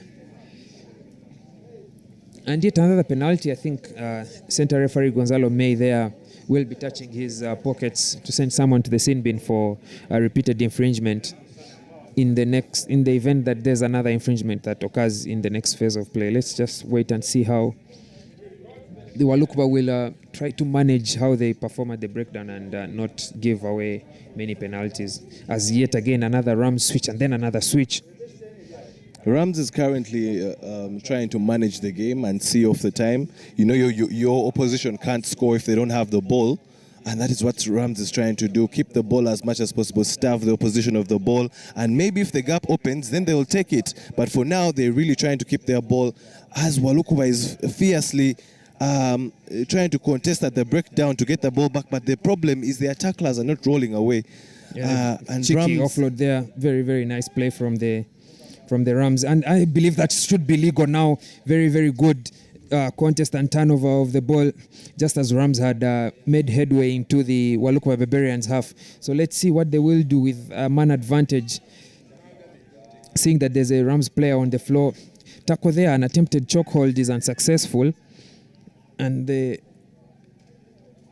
Rams are judged for illegal arrival at the breakdown. Patience there from the Walukuba Barbarians. Will they be going for touch, or will they be choosing to play a set play, and they choose to quick tap, play a set play? Very nice offload there to set the player into space, and he's racing away for the try, but there's no space, so he chooses to take the pocket. No breakdown, so no offside, and everyone is offside there. Very good offload, and Nelson Mandela should be able to have the legs to go all the way, but he's called back by center referee Gonzalo May and throws the ball away in frustration. As Gonzalo Mayanja calls them back for a consultation with an assistant referee. I think I'm going to see another yellow card. There should be a yellow card there. And sportsman-like conduct there from Nelson Mandela. I think that is what Assistant Wutimbe is telling center referee Gonzalo Mayanja, or popularly known as Gonzalo May. Yeah, I think Gonzalo will not be as lenient as we would expect him to be, and he slowly marches towards Nelson Mandela. Nelson Mandela will be hoping that he does not get the long walk to freedom of this unforgiving hit, as he's sent to the sin bin for unsportsmanlike conduct. And Rams, who are holding on to a very tight lead, are now a man down.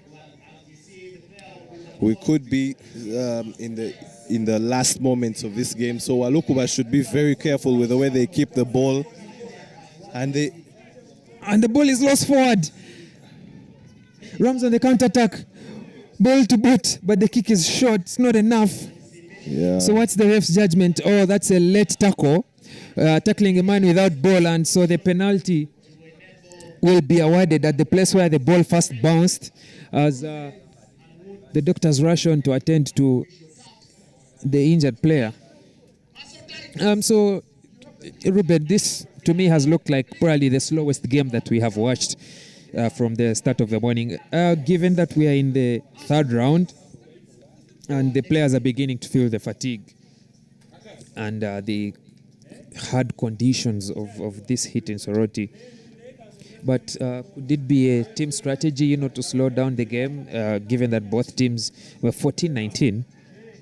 A score by the team that is chasing gives them a chance to win the game, but Rams are slowing down the game, and Walukova are appearing to be dancing to the same slow tune.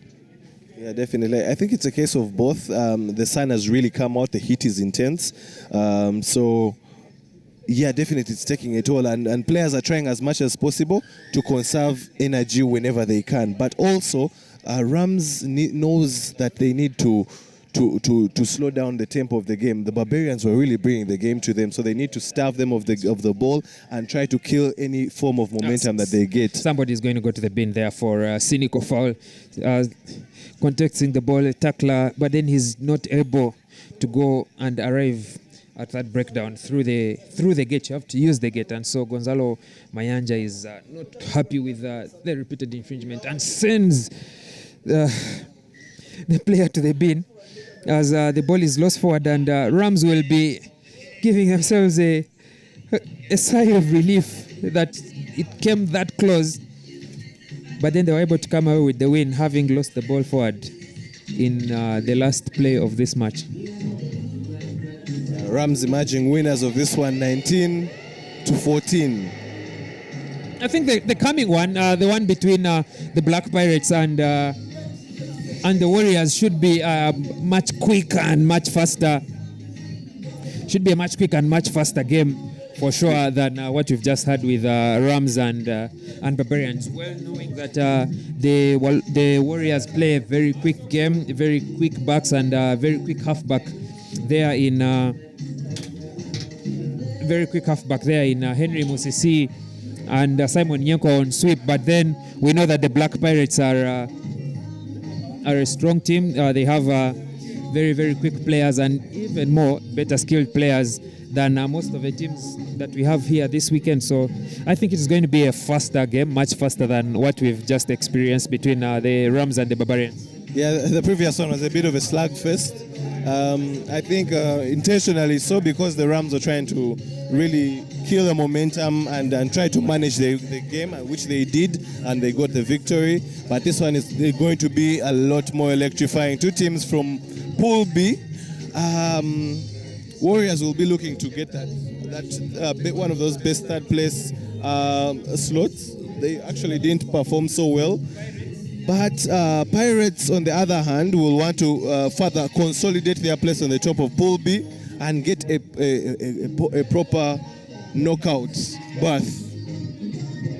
But also, this is an opportunity for them to get some bit of, let me say, semblance here.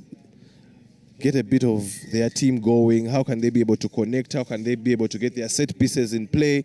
How can they be able to execute the various strategies that they have? This is another opportunity for them to prepare themselves prior to the knockouts. And that's a high kick, but Duncan Kyoko says that the ball did not cross the 10-meter mark, and it is Warriors with their ascendance, and it's a dummy there. Ivan Magomo. Kelvin Balagade there with a very crazy chase there and very aggressive turnover there. And the Warriors are caught sleeping, and it is Alexa Turinda. He's actually stopped and the ball is turned over. Oh my God. Just as we thought that Alexa Turinda was going to score, the Warriors get themselves out of jail and they now have the ascendance. This game is having possession moving from what a contest from purple to red. The Black Pirates. both teams really pushing each other to the limit. It is Atukunda versus Richard Kinyai. Good defense there. They're trying to keep him up, but he's very intelligent enough to put his knees on the ground. Aturinda, Alex, does he have the long pass? It tries to reach, but Ivan Magom is patient enough to wait for it. And Kelvin Balagade says, I am going route one. And when the rugby fails, you you have to employ the raw power of brute force and muscle to put points on the board, and that's what Kelvin Balagade has just done, knowing that the rugby had just failed after a good turnover there, and he decides to take matters into his own hands to put Pirates 5 and 2 extra from Captain Ivan Magomu, 7 on the board for against the Warriors. Yeah, but it's a very a role that is not spoken of as much, the enforcer role, but it's a very important role in sevens rugby, that you cannot only have silky, fast-paced players who move ball from left to right, you also need to have those guys that run into the brick walls, the guys that break the defensive line, that test if the opposition can actually tackle or they're just there making numbers. And that was Kelvin Balagade running straight and breaking through the defense line, and also testing the sweeper who was unable to make his tackle. Yeah, it's important, that even when you're the enforcer, you have the skill set, that is required, the basic skill set that is required to play this game of sevens, where skills are very, very important. And Simon Pitanyeko sees the Black Pirates with a quick press and decides to take the gap himself, but it is quickly closed by Kelvin Balagade, who is right on hand to make another tackle. And Warriors continue to make errors and handing over possession to the Black Pirates for a scrum. It's a very strong partnership there. You can see the Black Pirates forwards with Kelvin Balagade and Alex Aturinda as the props, with Isaac Massa as hooker. That's the national team sevens, with Alex and Balagade being in, you could say, the academy or in the training squad, but then it's only Isaac Massa who has represented the country on the international stage. But it is evident that the strength that the Black Pirates have, as Stephen Allen runs across and just delivers a very, very sweet inside ball to Timothy Chisiga, who is also part of the sevens squad, for a try under the poles again. Pirates now up at 12, conversion to come by Ivan Magom, but like I was saying, now 14, like I was saying, Pirates have the names and the numbers and the superiority against the Warriors, so it's going to be tough for the Warriors to get a good response that is strong enough to deny the Pirates from getting a victory in this game. Yeah, definitely. Warriors, they are being caught off guard, caught suspect on the defense. They are not really making their tackles. But a few circuits ago, we had one of the fans tell us that the Pirates is like the national sevens team. So, yeah, they may be the national sevens team, but then there's nothing to show for it.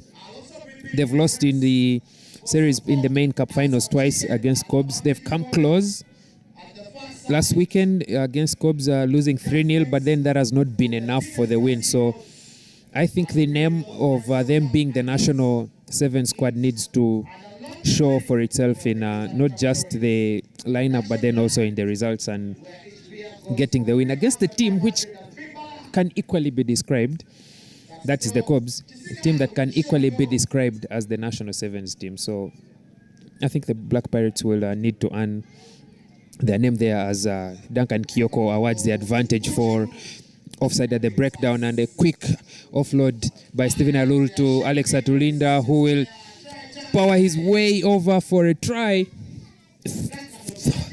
Another try for the Black Pirates, but this time in the corner, so it's going to be tougher for Ivan Magomo to convert. But let's see how well he does in this with this kick.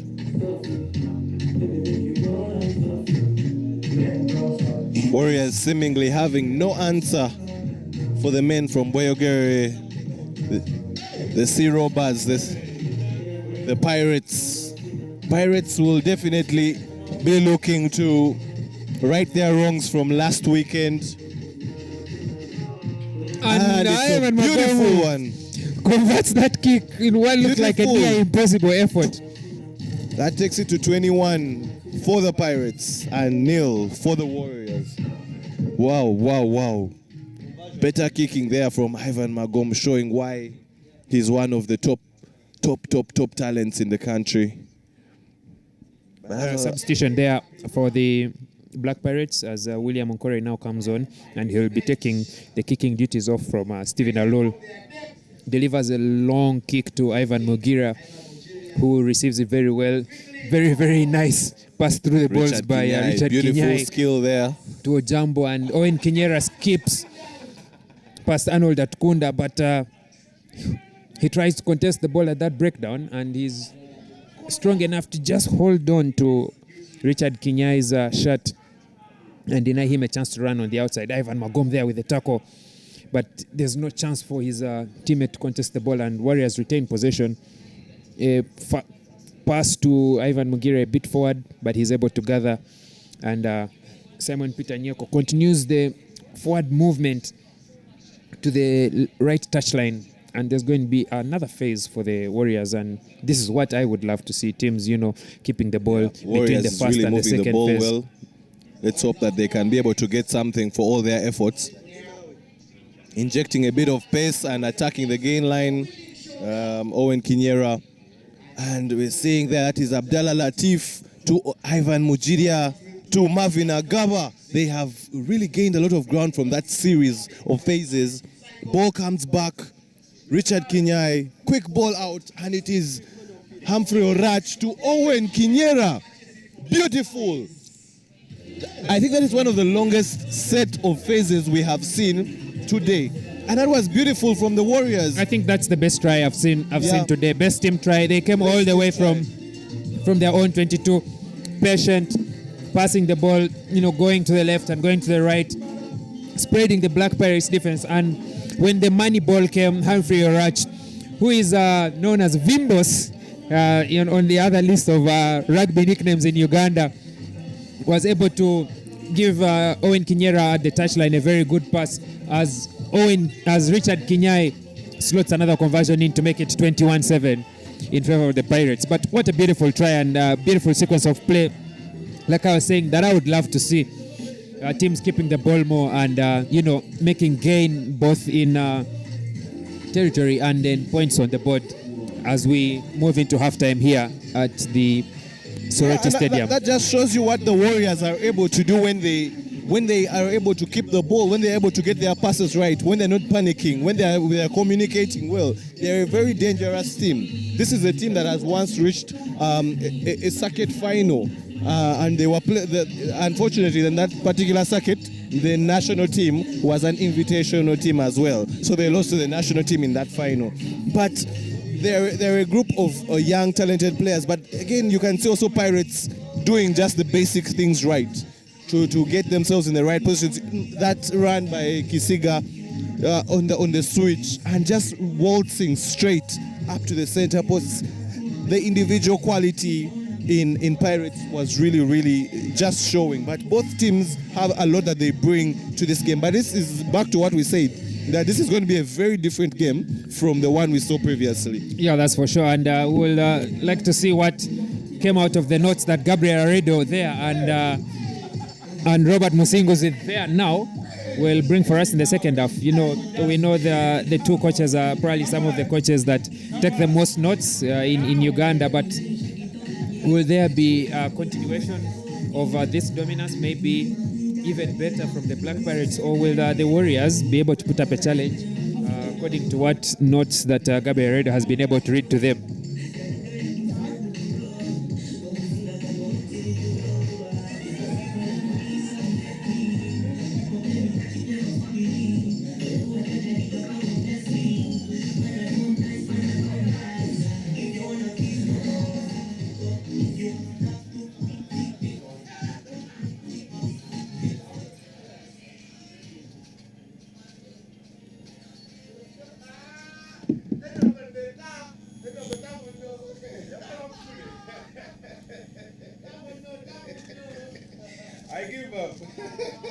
The restart for the second half and captured by Humphrey Orach and Emmanuel Duku coming on. I think it is Owen Kinyera that is off.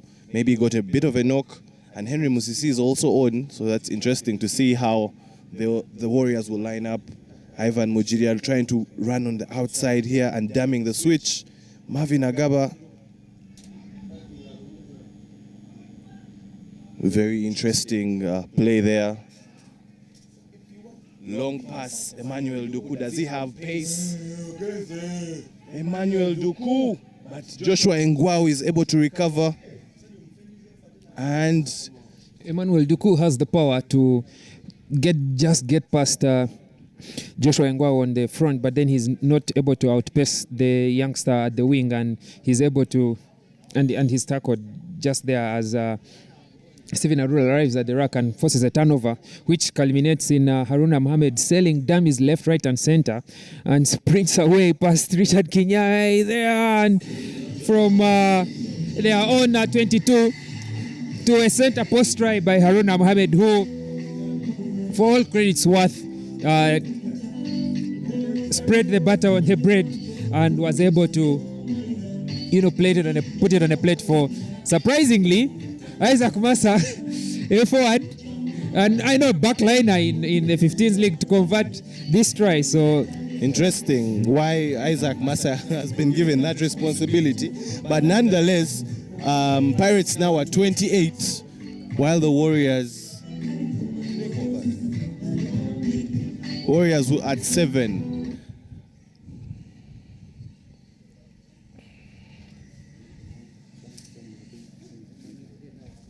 Warriors really eyeing that third place spot to the knockouts.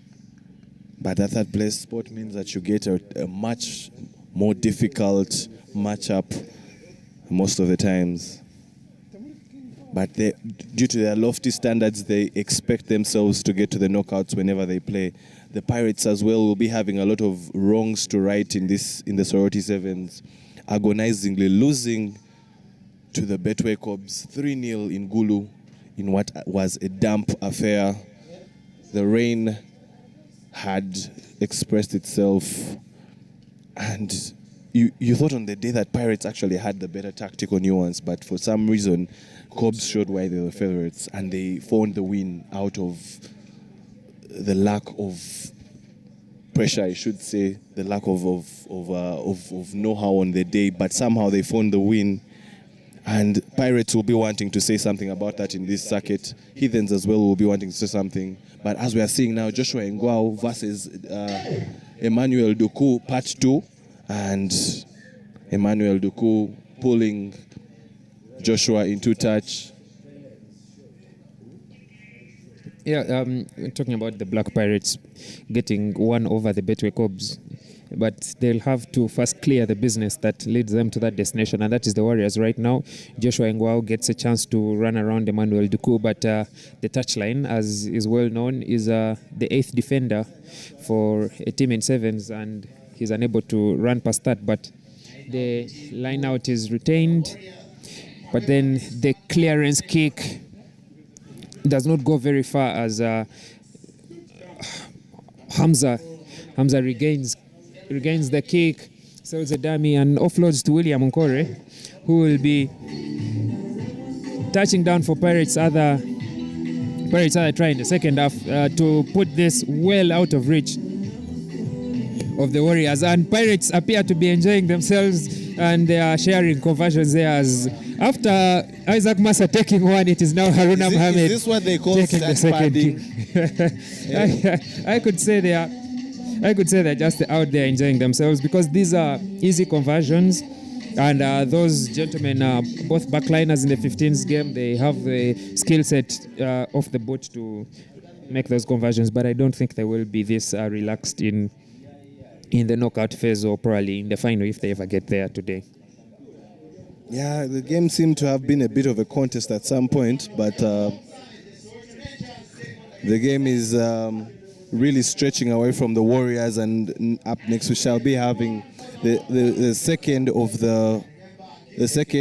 the final games from Pool B which will be Impis taking on the Soroti Rangers. Let's see what Warriors make use of this ball as Owen Kinyera returns on pitch. And Joshua Ngwawe again against Emmanuel Dundu.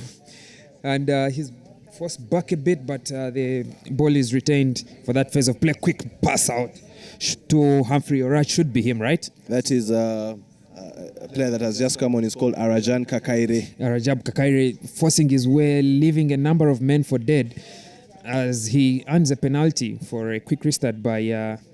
as he earns a penalty and a quick restart by Henry Musisi, and that should have been illegal arrival at the ruck. And Joshua Ngao gets another test, this time by Richard Kinyai, but like I was saying, the touchline is your eighth man when you're defending, and he just forces Kinyai into touch, and there's a quick restart thrown by Rona Mohamed to Timothy Kisiga. Timothy Kisiga, quick ball out that goes all the way outside to Kelvin Balagade, who has the pace and the power to be able to score Pirates' next try. And interesting how he's holding the ball while even he's further. running. And he passes the ball. The Pirates are enjoying themselves in this one, not being selfish in the way they are playing, and equally being generous in the way they are scoring the tries. And another kicker this time, Timothy Kisiga, to convert Pirates' try, to put the game. It has already been out of reach of the Warriors. I believe the word now this time should be to bury the Warriors in this last Pool B contest.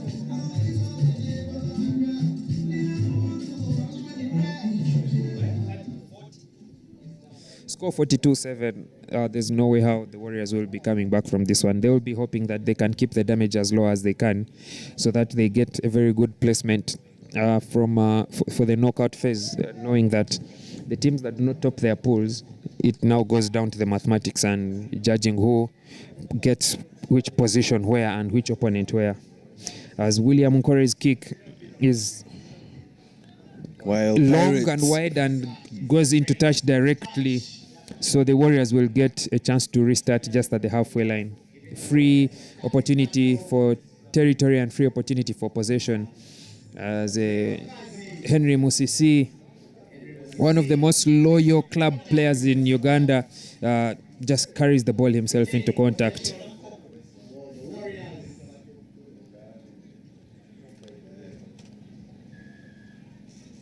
Penalty there awarded against William Nkore, as Duncan Kyoko is very keen at that breakdown and penalizes William Nkore and the Pirates for having hands in the ruck. But then again, the ball is fumbled and Benson Ngono bounces on it, and he's held up that sequence of play, so that choke tackle will be the end of all the action that we've had in this match. And as the Pirates seal their place at the top of Pool B, and probably will be waiting on seeing how the rest of the results are in the remaining games to know who their opponent is going to be in the knockout stage.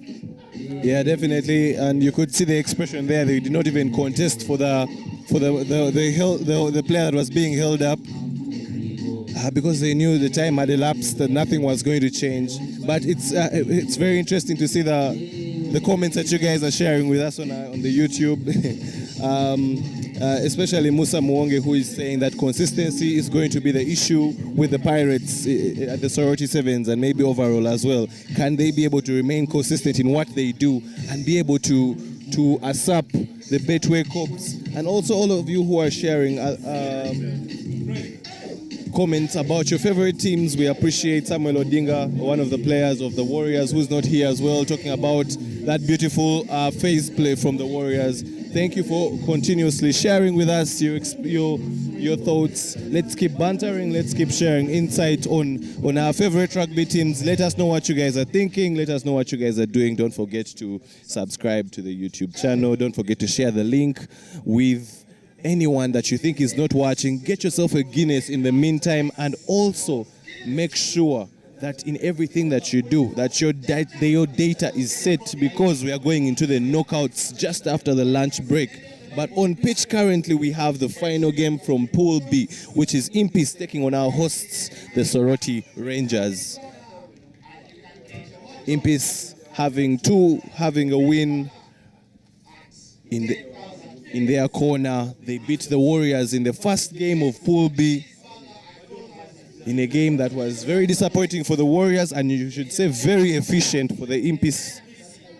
And now they have to seal their place as second in this group by beating the Rangers. Impies have had a very impressive return to competitive rugby, because knowing that it was mandatory for them to be in Gulu, so they've come at full strength for this tournament, and surely they'll have earned their place as probably the best second or second best second in the pool phase, because they have a win under their bag, and surely this is going to be another win for them against the Soroti Rangers. So if they're able to put enough points on the board, they should have a very good placement game that gives them a chance to go all the way into the main cup semi-finals. Captain, she has yellow socks, yellow shirt, and yellow flag. She's just moved it. Robert Sentongo breaking a tackle and going to score under the posts. One of the youngsters that has grown up around Makerere, now featuring for the Makerere side, the Impies. And that is 5 with a conversion to come.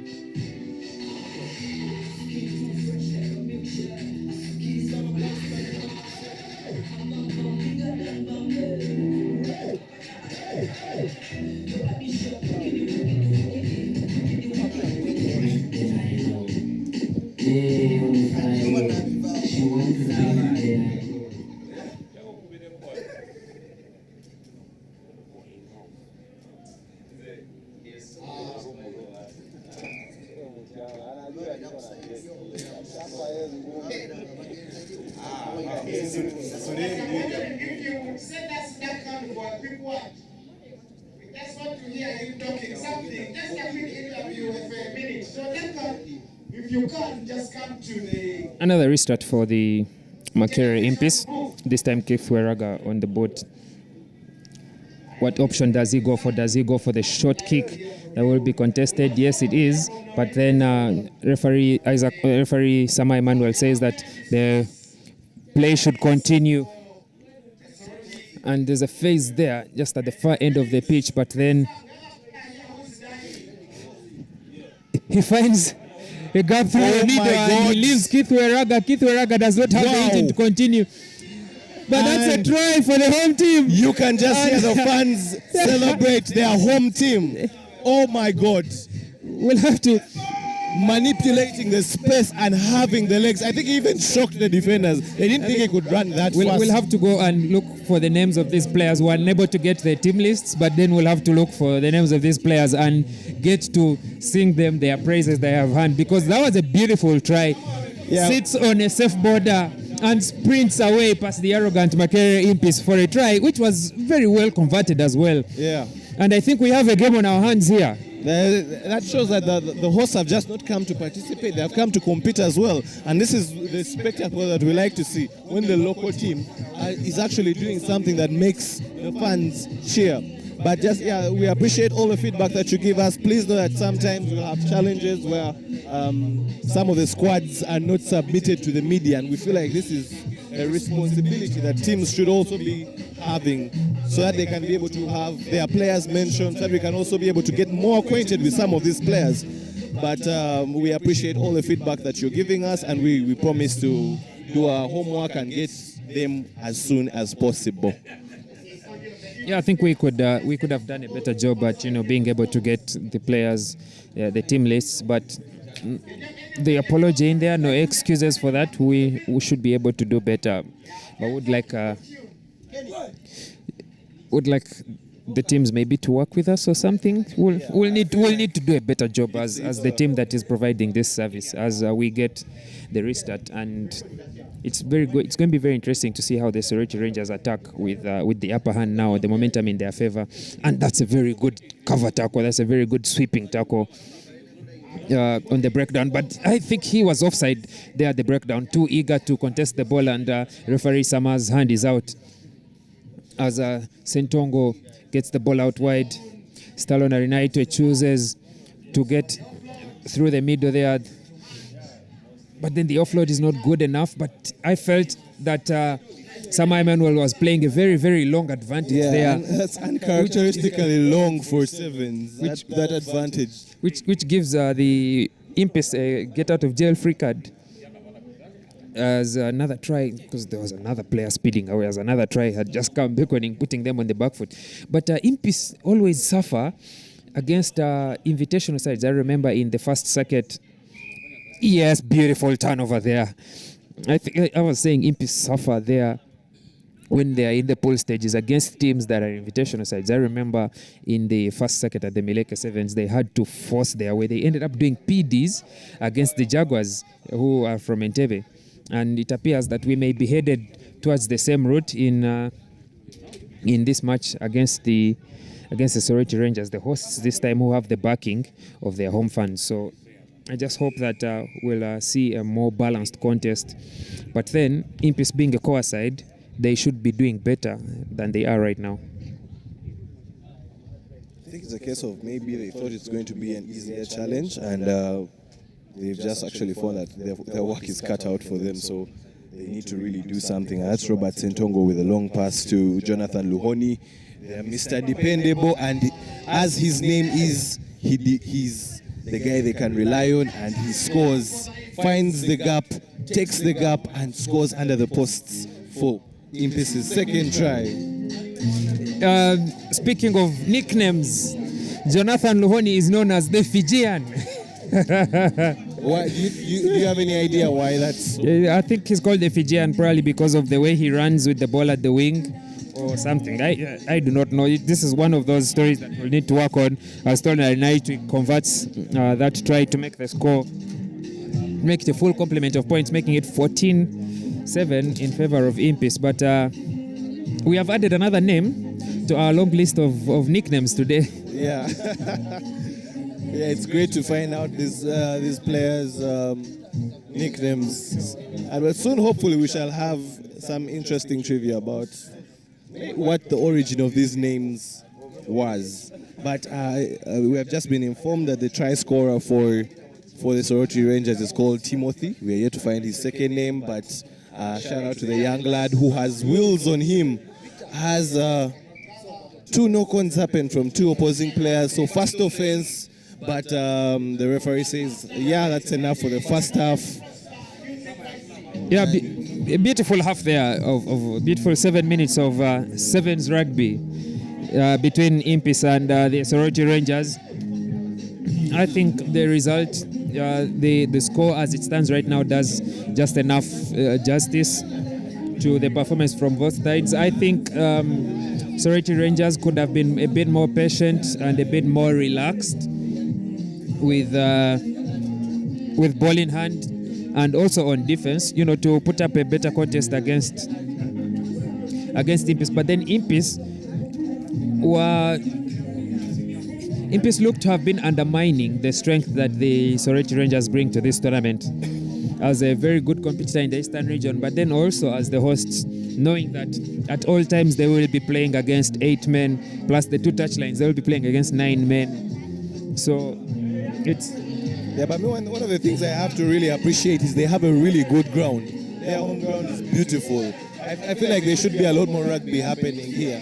A lot more of the teams coming here for more rugby festivals. So I don't know, maybe a Uganda Cup final can be played here, something like that. I feel like this is where rugby needs to go. We cannot keep focusing on the central region only. How do we move rugby to different regions? How do we make sure that rugby expands beyond?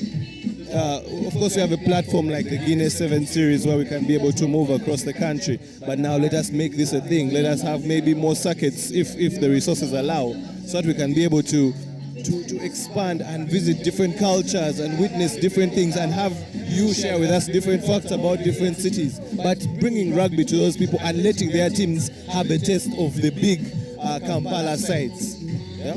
I feel like that would be very good for us for rugby in scouting talent as well.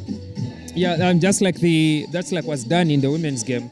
We saw that the women's game had a very good balance of players from all regions, especially the north and the east. In the Rugby Africa Cup Pool C matches against Zimbabwe, we were unable to see the same in the men's game, but I think with the platform like these sevens tournaments, we should be able to get to discover more talent that is outside Kampala and how they can be developed. And if they're good enough, they get a chance to play at the top level. That is the national team. Long kick there by the Rangers, gathered by Pius Mpoza and Emmanuel Sediabane. Good combination there, good continuity. And Stalon Harinaitwe. And ball goes to Jonathan Luhoni, who is rarely caught, but this time he's caught and the turnover is successful. There was, I think, a knock-on an attempt at a very long pass that sailed forward, but then there was the advantage for Jonathan Luhoni losing the ball in contact as he looked for the offload. So the Soroti Rangers get to retain possession and feed at that resulting scrummage. Unfortunate there by the Impies to lose that ball because they had really put up a set play there with a number of offloads. The continuity was really beautiful there, and they just needed to ice the cake with the Jonathan Luhoni touchdown. I think that should be illegal scrummaging. Yes, spot on from Sama Emmanuel. Illegal scrummaging there from the blind side prop. And he should penalize them even further for being offside on that phase of play. So the Soroti Rangers get an extra 10 meters to attack from a free kick. And they choose to go the long side, skip pass. It's a 3-on-1. And it becomes a 2v1, but Jonathan Luhoni has the pace to force them into the pocket.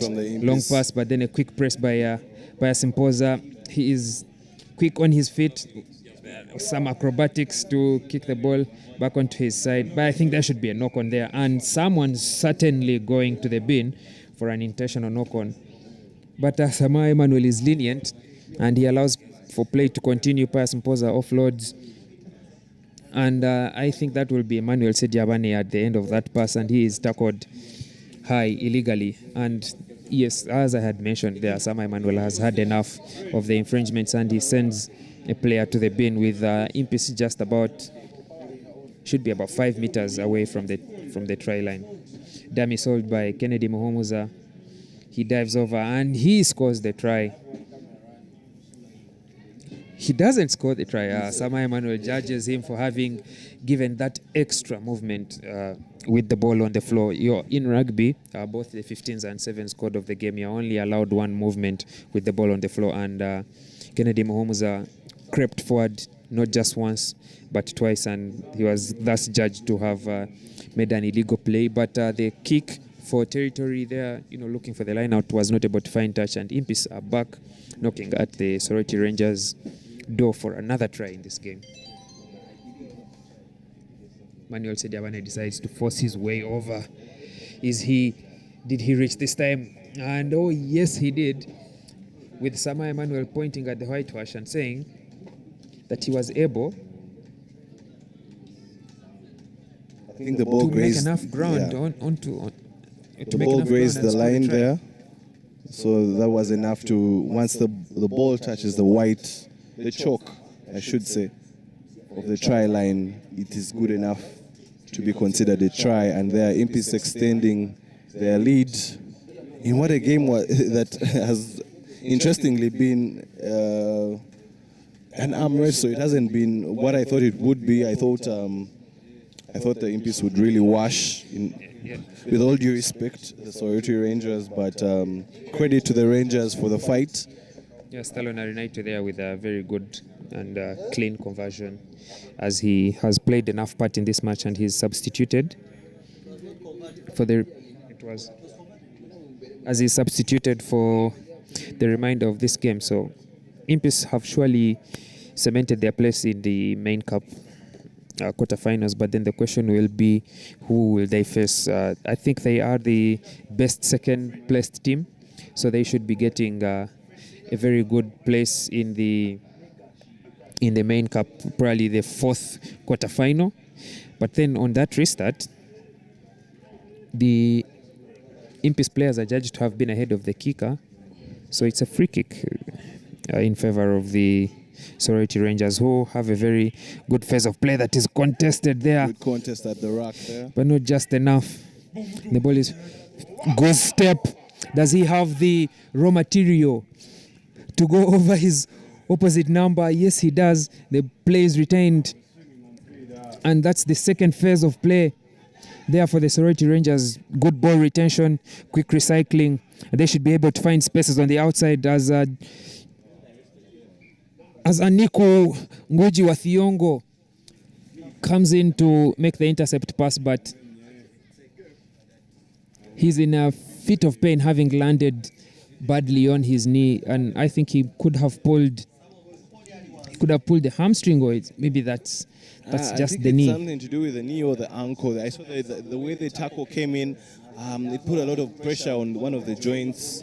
So let's hope it's not serious and it just needs a bit of stretching and a bit of walking off, but we hope he's well.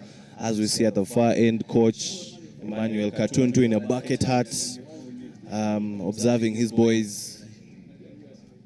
He should be okay. He gives his coach a thumbs up that he's going to be fine, but then I see he's running off towards the bench, so he will need further taking any chances. So he will need further attention, and he has been taken. He has been taken off.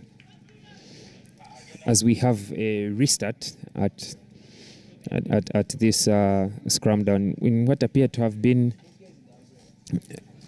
a turnover ball by Impis, but then the ref has judged it to have been an illegal scrummage, so we shall have Soroti Rangers feed the ball again.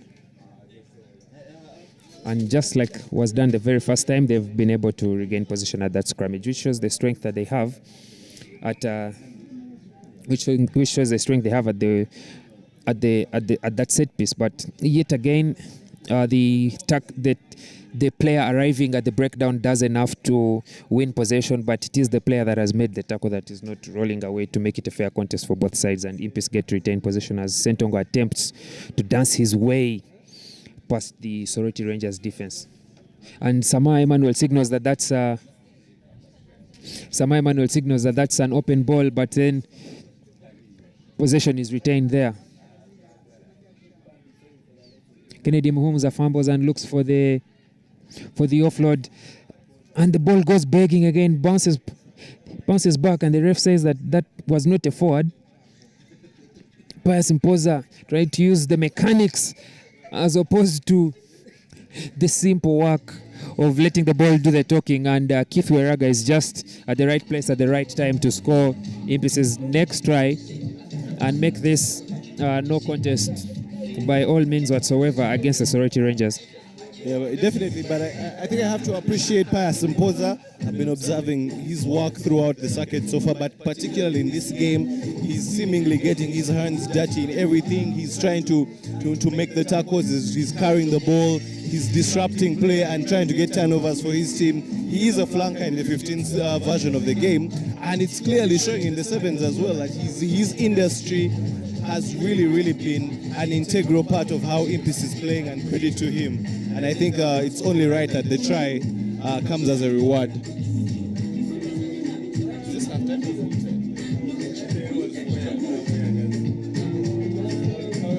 And there we have it, the Impis winning that one, as now we have the Hippos coming on to face the Betway Corps. This is a very good one. This is one that will really be good.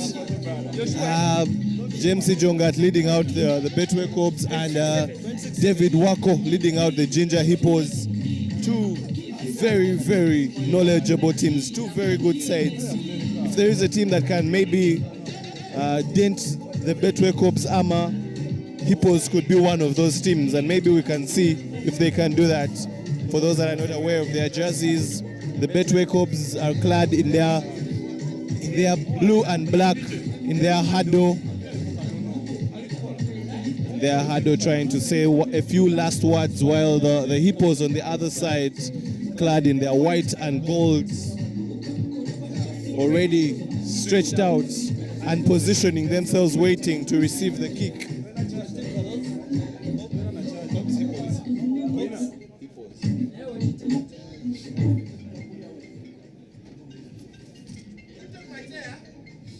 Hey, Bunny, we have the game. Yeah, please be my chair. You took the chairs. An unusual restart by the Cobs. This time not going for the short contestable kick. They go long against the Ginger Hippos, who are able to regather and find that gap in the middle with a handoff as he races away for a try in the corner. As Alan Musoke calls them the Gulu Hippos. Alan Musoke, I think the confusion of the try by the Ginger Hippos against his team, the Cobs, has caused him to forget his bearings. Former Cobs player Alan Musoke Calls the Ginger Hippos the Gulu Hippos. Yeah, that's a case of shock when you see your former team uncharacteristically conceding a try. And it came from how they restarted the ball there, because this was a new kick, a new strategy on the kick, going deep, and Ginger Hippos were able to gather and gain ground moving forward. As I think you have to fault the pillar defense at the rack there by the Cobs. They were focusing a lot on the press forward, that the pillar forgot to cover that space, and it was clinically exploited. And he had the legs to finish it, so it was really, really good by the Hippos. And there we have it. Ginger Hippos have scored. When was the last time have scored the conceded? First try Cobs have conceded in the poll stage. Wow. And it's probably the first time they have been behind ever since the series started. So this is an interesting development in the series. Oh, they conceded against Mongas. They conceded against Mongas. Oh yeah. So this is probably the first time that they were able to they are behind in the series. Yeah, this is actually the first time they're trailing. Ever since, did they score first against Heathens in the Guinness Sevens semi-final? Yes, they did. Then this is the first time they're trailing in the entire series.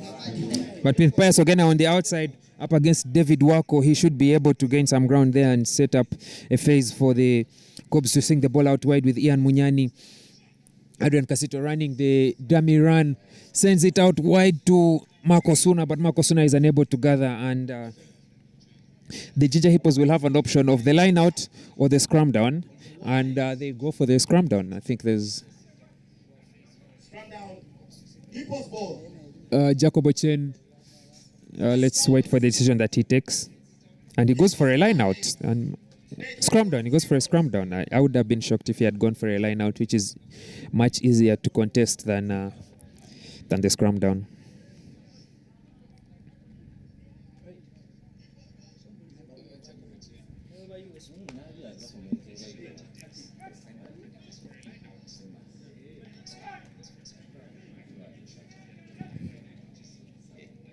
And the feed comes, very aggressive approach by the Cobs there.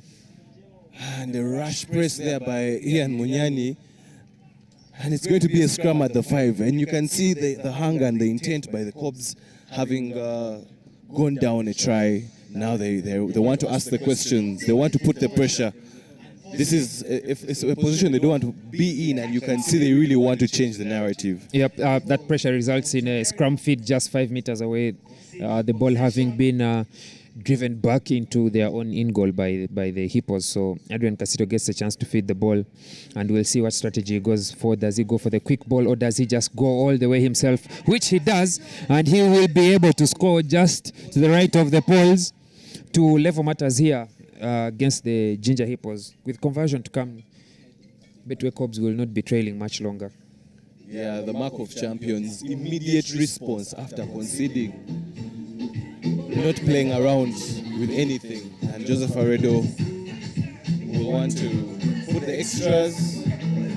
And he makes no mistake there with the extras, which puts Cobs back into the lead 7-5 against the Ginger Hippos. But now I would love to see how they take this next restart, well knowing that the first restart that they had, the ball went so deep and they were able to concede from just one phase of play. Will they be able to hang a contestable kick, or will they go deep again and hope to hold the Ginger Hippos deep in their own territory?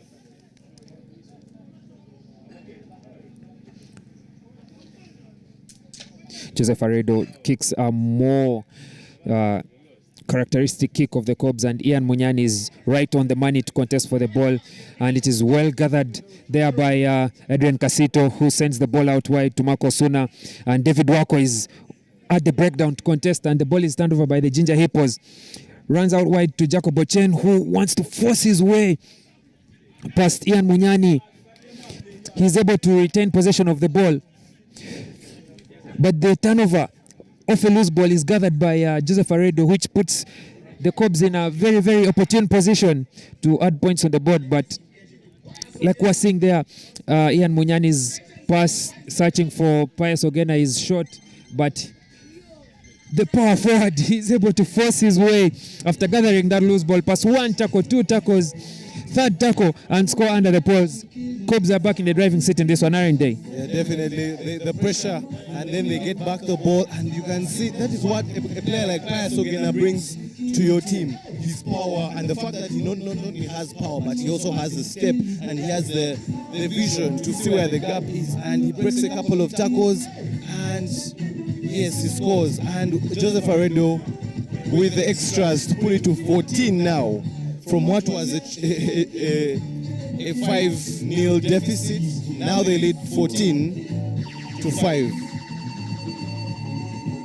Yeah, perfect response again from the Betway Cobs. But even better is how they've decided to stick with what has always worked for them. Those restarts, that contest, and making sure that they're able to retain possession and attack. The best form of defense is to attack. The best form of attack is to make sure that you retain the ball and keep moving forward, and that's what they're doing even with this restart. Ian Munyani able to gather, offloads the ball to Faraji Odugo, who breaks Taufik Bagalana's tackle, and he will be stronger than all the arriving defenders there to score the try there. And worrying after having put up such an early show, the Hippos are seemingly being blown away. Ginger Hippos are unable to get another chance. They were given a sniff of, they showed Cobs what they would do once given a sniff of any ball possession, and the Betway Cobs have responded by completely denying them the chance to play the ball there. And as the other try and the other conversion is slotted in by the Betway Cobs just before halftime, they will be hoping that with the second half they're able to get more chances to play with the ball and put points on the board and punish the Betway Cobs where they know best and how to do it, because they did it the very moment that they got the ball. They're able to put points on the board. Yeah, definitely. That early try you think should have motivated them, but a few mistakes there when they were passing the ball in their own half, and the credit to the pressure from the Cobs who pinned them in their half and then got that scrum down at the 5. That really started everything. From that point on, it was just kickoff after kickoff, and credit to Joseph Aredo and Ian Munyani with the kick and the recovery and the attack straight away. Adrian Casito there, always sniping through gaps, and he has the power.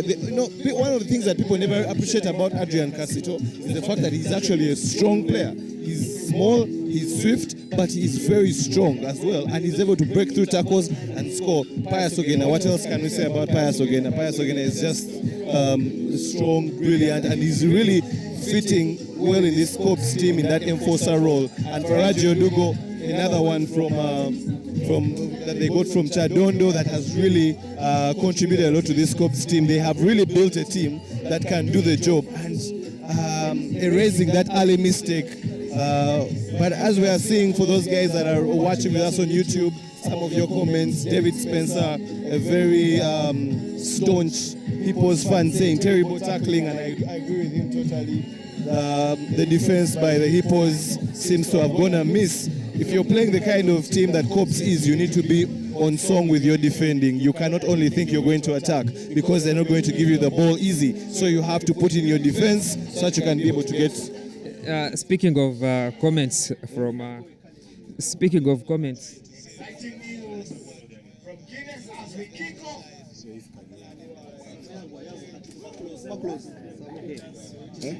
Just that. Yeah. Send it wide. Yeah.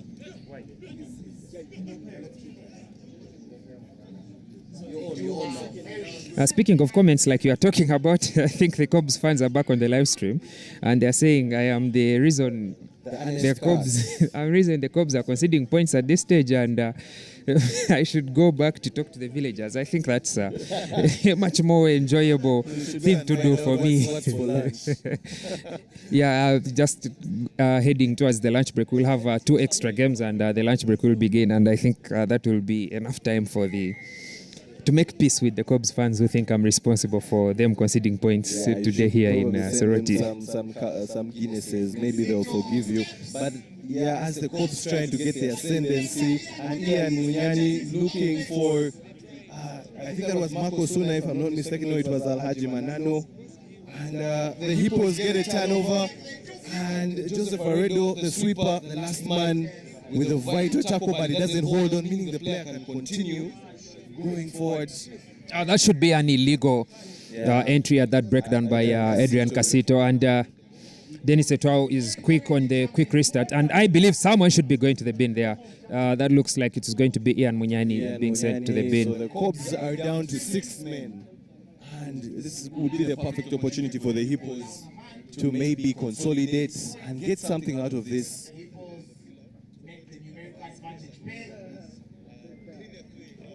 They are unable to take to make maximum utilization of the man advantage that they have, and the ball is lost forward by the Ninja Hippos, and Adrian Casito speeds away, but Jacob Ochen, lurking just behind him in the peripheral view, is able to give him a rather painful tackle that leaves him on the ground.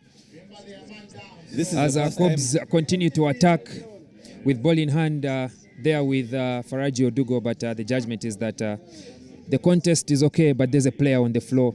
And I think, again, another player is going to be going to the bin for a cynical infringement there. Senior players on both sides now. This is Taufik Bagalan are going to join Ian Munyani in the sin bin for a tackle that is completed in an offside position.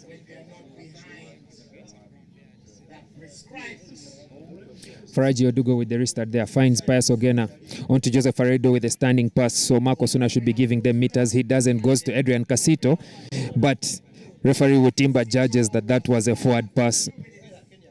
And I think there we see the reason why Beto Cubs probably were unable to throw a legal pass there is because straight from the first person, that was Pius Ogena, through Joseph Aredo and Marco Suna, none of them was able to make a forward step to be able to throw a legal pass, and the players at the wing advanced ahead of the ball carriers, and that's how Adrian Casito was judged to have received the forward pass, which turns over possession into Ginger Hippo's hands just past the 10 in their own half.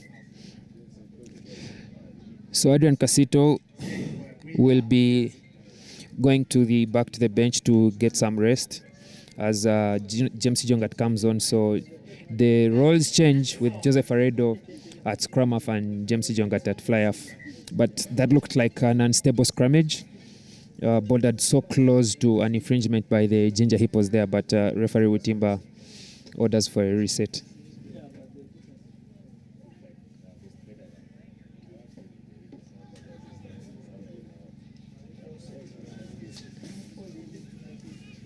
Yeah, and it's very unusual there to see Jacob Ochen sliding in the scrum down. I think maybe it could have been the surface, I'm not sure. But then they're able to retain possession and recycle the ball out wide from the left touchline onto the right. And then there's a show and go with John Echeru. A runner in the middle should have the legs to carry him all the way, and there's nobody chasing, so that will be an easy try under the poles there for the Ginger Hippo.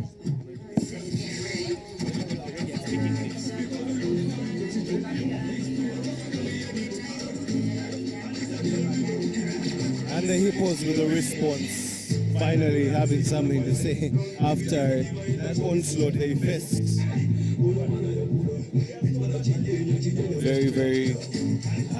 The Hippos is the kind of team that can really hurt you if you give them the chance to, and I think that's what the Cubs have done best. The fact that they have starved Hippos of the ball and they have imposed their dominance on the Hippos. they haven't given them a chance to have comfortable ball. They have been rushing on the defense, and they have been putting in their tackles. They have been contesting on the breakdown.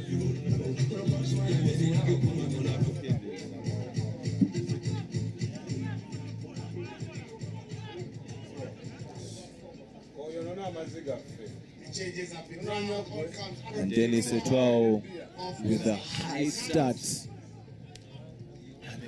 Gathered by Ian Munyani and Aaron Jurua, who has just come on.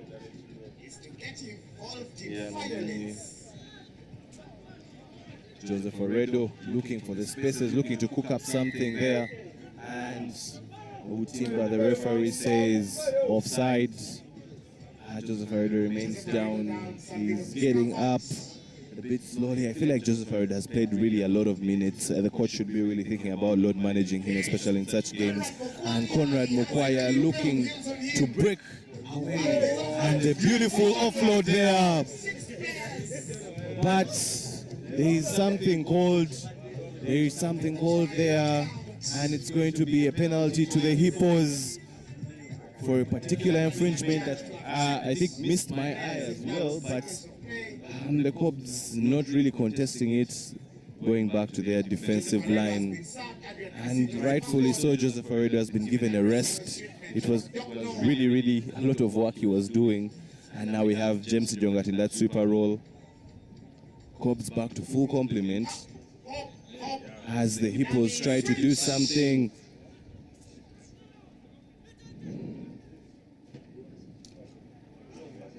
And the Cheru takes the ball out. Taufik Bagalana to Dennis Etwao. Adrian Casito with a very good tackle. Another one of those players, Adrian Casito, that has really played a lot. Whoa. Oh my God. And this needs first aid as quickly as possible. Oh my God. Jacob Ochen with a big hit. My Lord. That was a big one. That was one for a point to prove. And we hope the medics can be able to mitigate and handle this one properly, because it seems to be a case of a concussion. And yeah, this is the other side of rugby. Sometimes it can be really physical, and sometimes you can end up on the wrong side of a hit, but we hope that he's not as bad. We hope that it is not as bad as it is, and it is key for the player to get as much fresh air as possible, as he's getting first aid as well. And that was really, really hard. You could hear the sound from here. It was the contact that had sound effects. It was really, really brutal, I should say, but we really hope that the player is fine. As surely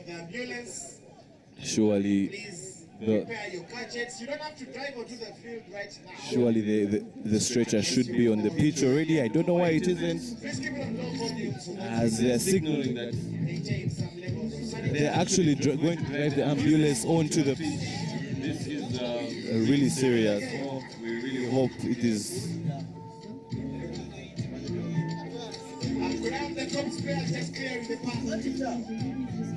We really hope that it is not as serious as it is. We are yet to find out who that is.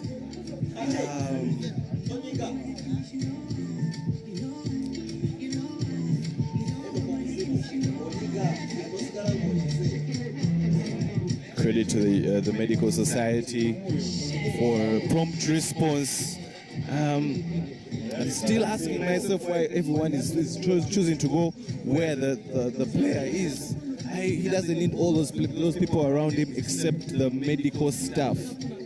But let's hear from our sponsors. Guinness. Remember, I hope you're drinking your Guinness wherever you are and enjoying Kawowo Sports. Black, it's not dark, it's bright. Black is bold. Black is every color, all together. My thing, your thing. Our thing mixed together.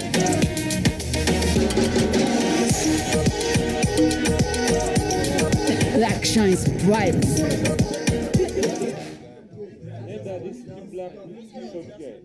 That is Aaron. Yes. Jurua. Yes. Jurua, Aaron.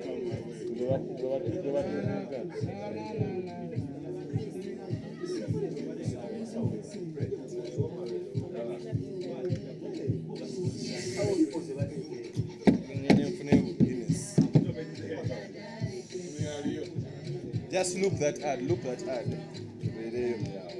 Could we have a stretcher from the ambulance? Smooth your kaya aliyo. So go back to go in there. So go back on that.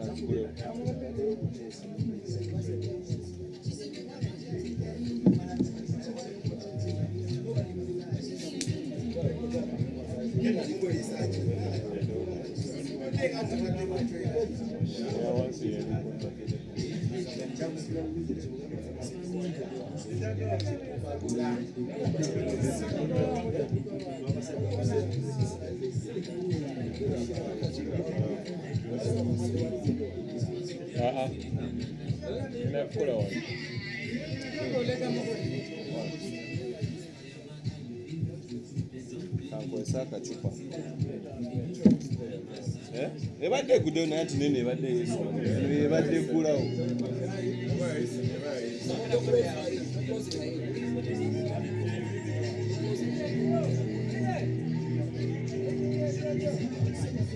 Unanywedde biki? Edda obutono bulimu omujaja. I hope Mike tetuba tebatuwulira. Oli kumpulira?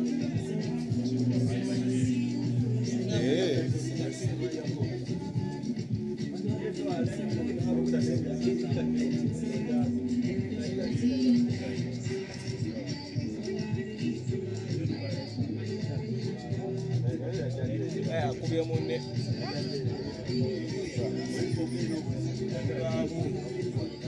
Ate drum eyo yokayoka ezo basi z'ekikopo kya leero. Sina wano oba omutwe oguyingize bwebako.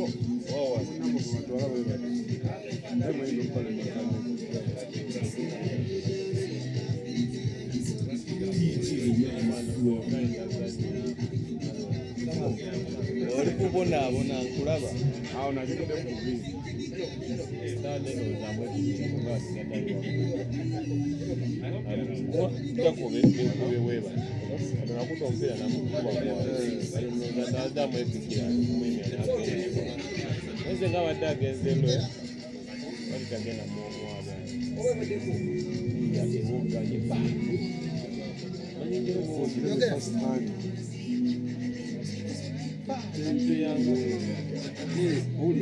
Kati mpulira yogera ati sikuwulira undi balize ulikozijeko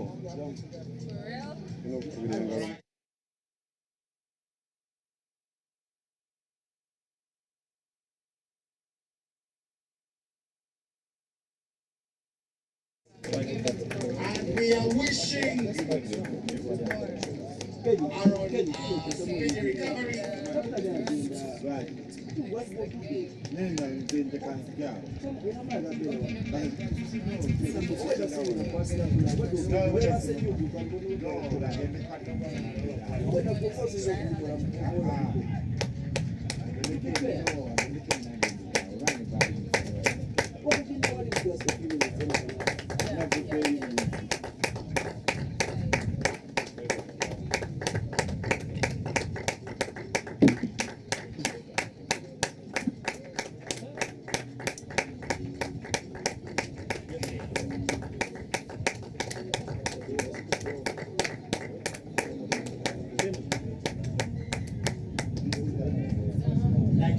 Members of the Uganda Rugby Medical Society for looking after our players in such contact sports. It is inevitable there are going to be collisions that result into injury, but you've looked after us and you're bringing us back to play in the best condition that we do. So thank you, members of the Uganda Rugby Medical Society. And that was Aaron Jirua. We hope that you can recover as soon as possible, and we shall be bringing you any updates on that. You can buy your buckets of Guinness. And with that series of worrying occurrences, the referee says that is enough for this game, and the Cobs get their third win from this pool and top it comfortably, and will be awaiting their draw in the knockouts.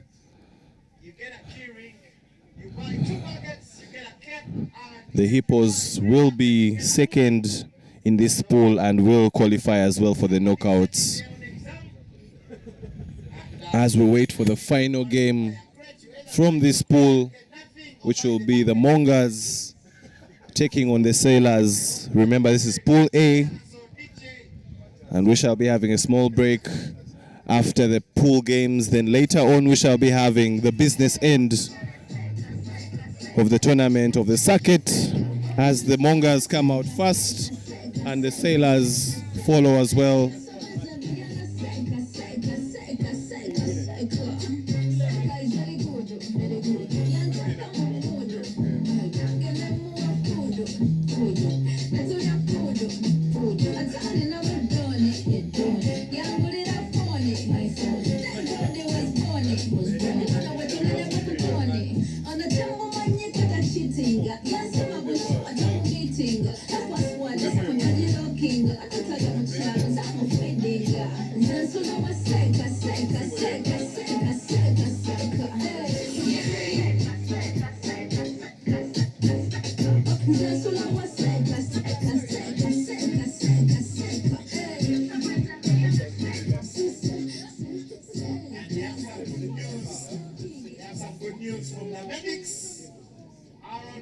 Will be fine. He has gotten a concussion, but they are anticipating, and there are no more complications. He will take some rest, he will hydrate, and he will be with us very soon, and that's very, very good news. Wishing you Aaron a very, very speedy recovery on the field. We have the Plascon Mongas in blue. And the Mongas wearing their blue jersey, with the Sailors putting on their combination of white and black.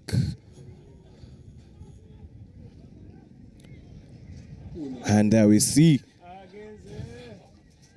the Mongas with a case of sports day. The defender is committed, but unfortunately the Mongas go all the way and they score the first try of the game. With the first attack of the game, Mongas will be looking to at least salvage something and maybe put themselves in a position to get that best third place position for the knockouts. They haven't really had a good circuit, and I should say in general they haven't really showed up to the party when it comes to the sevens. The three circuits they have played, the best was the Meleke Sevens. Aside from that, they have not really been having performances that are as per their required standard as a core side and one of the top rugby sides in the country. But they have scored first here against Sailors. Sailors all the way from Kings Park Arena, and the Mongas all the way from Entebbe, the beautiful city of Entebbe. As the referee lets play go on, but there was a bit of confusion there, but now the Mongas have a chance to attack. And that is a beautiful move. Sailors rushing the drift and making the tackle. Yeah. That's a big fend, and Mongas are in for their second try. Yet again, near the posts, giving the kicker a very good angle from which to operate. But it's really one-sided at the moment. The Sailors doing a lot of the defending, Mongas doing a lot of the attack. Conversion is good as well. This one should be an easy one for the for the Mongas, really. Sailors shouldn't give them any trouble. In fact, it won't be a surprise if there are no scores from the Sailors. However, we the viewers would love to see a Sailor move. Sailors should do something really to appear on the scoreboard. But if it doesn't come your way or our way, It is what it is. We shall go with that. But Monga's really growing big against the Sailors. We still want to thank you if you're tuning in, Kawowo Sports. Thank you so much. I wish I could just jump from here, come hug each one of you. I mean, a lot of people are watching. Our YouTube is very, very busy. It's just a good day. It's just a good day. We still want to welcome you to Soroti. Those who can come in. The action, the end game of the day is just underway. So please, show up in numbers. Let's get this Soroti Sevens beautiful and lightly. Mongas. Some soccer skills applied in there. Referee says not like that. And our Sailors bring it with a lot of intent. Our Sailors trying to break through the line.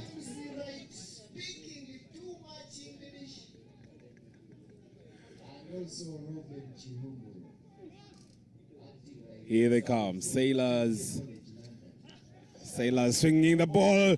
This is the try we're talking about. Yeah, it is. Try time. Yeah, definitely. It's good to see a team like Sailors put Mongas to the sword. Our money is over now. Just when we thought it was going to be one-sided, the Sailors put some points on board, and with the conversion to come, let's see if Jones Kamiza can be able to add the extras.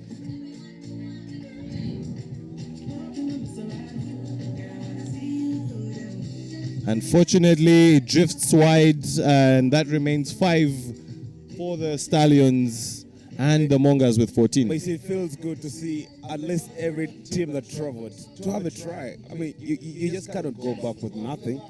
Yeah, but the try is good enough. But actually, Sailors, I expect more from them because they're a core side. They should be doing a lot more. And this team is being groomed with a lot of high expectations. Remember, they're the second side from Kings Park Arena.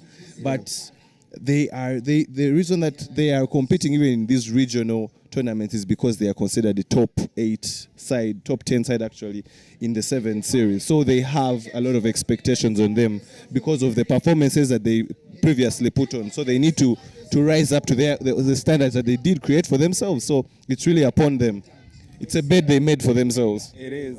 When you set that bar very high, sometimes it gets tricky to yourself as well to try and maintain it. And if you cannot maintain it, you're in trouble.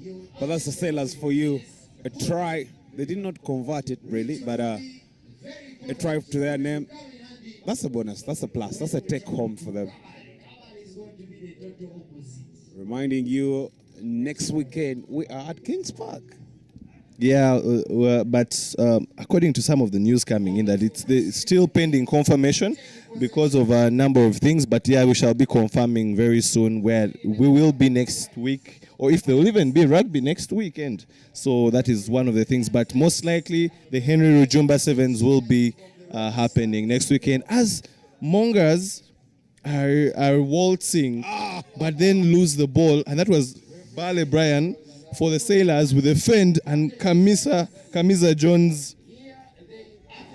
And it's Sports Day time. Does he have the legs? No. Very good cover defense. That was a very good rush tackle. The blitz defense, and then the tackle was on point, not allowing the Sailors to get any ascendance. Bale Brian and Marco Moding on that wing really trying to enforce, but Bale Brian is escorted outside kindly and told to have a seat. And with that, the referee says, okay, let's first have something to drink. It's halftime. Oh, yeah. I like how the Sailors are really playing this game. They know their weaknesses. They know we cannot really take on the Mongas head-to-head, but this is what they're doing. Support crew, support each other, be there whenever we're in action. Just support someone, be there as long as we're in action, and that's exactly how they're doing. Not so bad for the Sailors, really. Definitely, and I think it's just it's one of those rugby basics that you should be able to support your player whenever he goes into contact, whenever he's trying to attack the gain line. You never know where the gap will open up. but also for the fact I've appreciated Sailors for the fact that at the beginning it looked like it was going to be one-sided. The Mongas doing everything and the Sailors just defending and maybe trying to chase shadows, but they have also showed that they can attack, that they can have the ball in hand and express themselves. And credit to the Sailors in that regard. As you can see, they are in their team team camp there with Conrad Wanyama and Dennis Etuket, two experienced heads sharing their insights. Of course, Coach Bobby as well.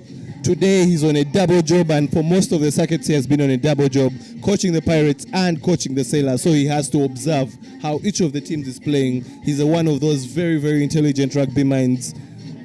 Yeah, it's true. The progress of Sailors really matters to Brad. Sorry, Bobby. Yeah, whenever the Sailors are progressing, it's Bobby should be taking down some notes. This is why he's going to fish in the next coming tournament. So really, he has to pay attention to every detail that is happening on pitch, as long as the Sailors are inbound. Yeah, definitely, because I actually think that this is something right that's coming from Kings Park Arena. The fact that their youngsters are getting that I should say baptism by fire, but they're still getting battle hardened. That by the time they go and don the red and black of Pirates, they will be ready. So true. Second half is here. As Mongas pick up on where they stopped in the first half. Let's see. Looks for assistance. He finds it. It's a try. Try time. Mongas yet again.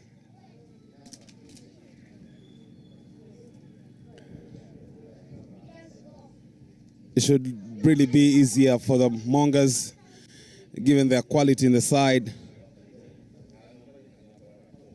However, Sailors won't give it to them on the silver plate. They have to earn it, really. Yeah, they know they need to respond immediately. Remember, all the results you get from whatever games you choose to play are integral to your overall ranking for the Guinness Sevens Series. So it's not just a matter of these teams playing, they are participating, but they're also competing because they know they need to be ranked according to what they return on the investment that has been put in them. Oh yeah, speaking of teams today, we have 12 of them. We'll have one champion, of course. But yes, it's very important to keep those ranks because they keep counting. They're carried forward to your next tournament or your next circuit. So anything you take from the game really matters. So you just don't walk away with nothing at the end of it all. Very good steps there from the Sailors. Trying to set up. Sometimes the Sailors choose to go for the direct route. Sometimes if you can't really outrun people, I think you should just go straight and maybe create the space. And with an issue there, the Mongas are looking to punish. He should have passed, but that was what they call the equivalent of a bear hug. How are you? Let me embrace you. And the Sailors patiently trying to get themselves out of their own half.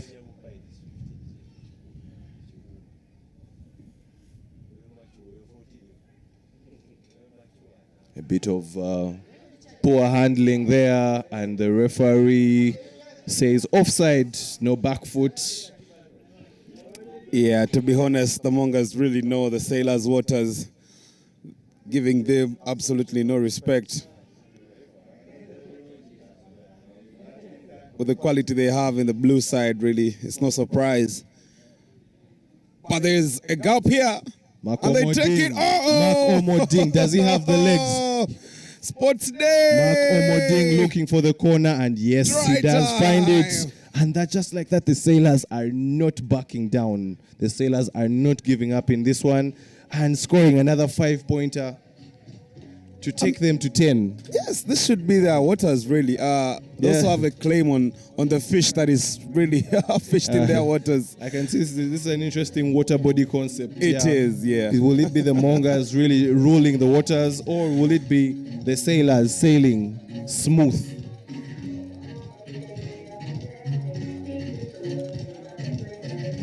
Jones Kamiza, can he add the extras and reduce the deficit? His kicking has not been on song, and he misses this one as well. So score remains 10 for the Sailors.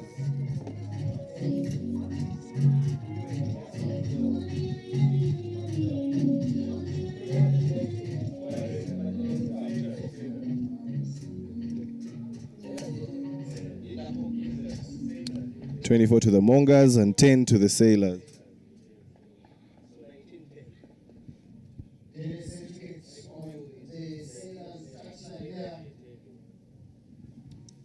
Yeah, just to correct you, 19 to the Mongas and 10 to the Sailors. 19 to the Mongas, 10 to the Sailors. That's 9-point difference. And turn into a 20-point deficit. That's how brutal that game is. 2 converted tries.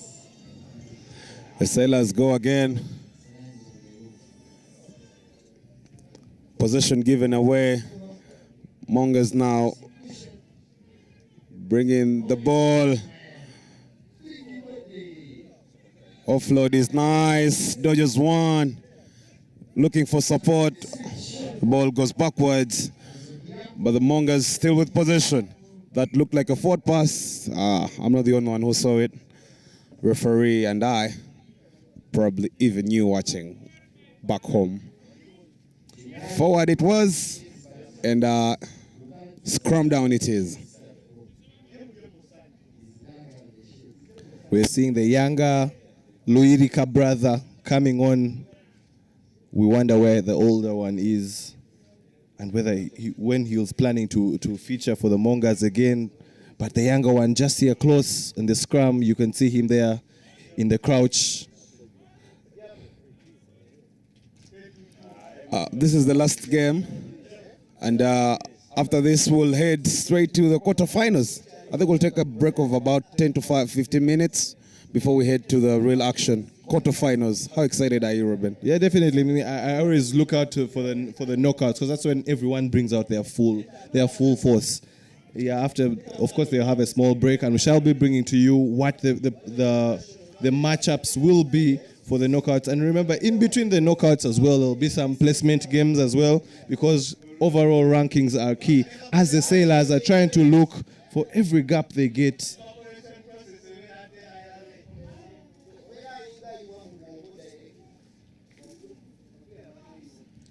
Sailors really, they're not that easy like you might think, especially the blue side. Handling errors there. Gift the Mongas possession and exploiting the blind side, but does he have the legs? Very good cover defense from the Sailors, but the support offload is... That's a good catch. Yeah, very good catch. It was a loopy overhead offload, you should say. And you see they're looking for the center post. They want to make it a lot easier for their kicker. Mongas will definitely have something to smile about. Their pool stage campaign hasn't been good. 2 losses before this. No, actually they had a draw with the Hippos, and then they lost the other game against the Cobs. And this is finally a win for them. So maybe they can enter the calculation, the Ugandan custom of calculation. Oh yeah, let's get the calculator. One of the best third place slots. And with that, we come to the end of the preliminaries, the pool stages. What remains now is just making the draws and seeing who makes the knockouts. Then also we understand what the placement games are going to be. But thank you for always keeping it, Kawowo. Maybe now it's also a chance for you to go and restock. Get a few Guinnesses, get a crate, another crate if your first crate is done of Guinness. Reload your data, get more data, because action is going to come, and action is going to come your way thick and fast. So make sure you have enough data to follow us on Kawowo. Also leave us a message, whether you're watching on YouTube, whether you're following on social media. Use the hashtags Guinness Sevens and Soroti Sevens and engage with us. That's very true. Rugby returns shortly. Do not go anywhere. Ruben, and MC Wright. We're coming back shortly. Black, it's not dark, it's bright. Black is bold. Black is every color, all together. My thing, your thing, our thing mixed together.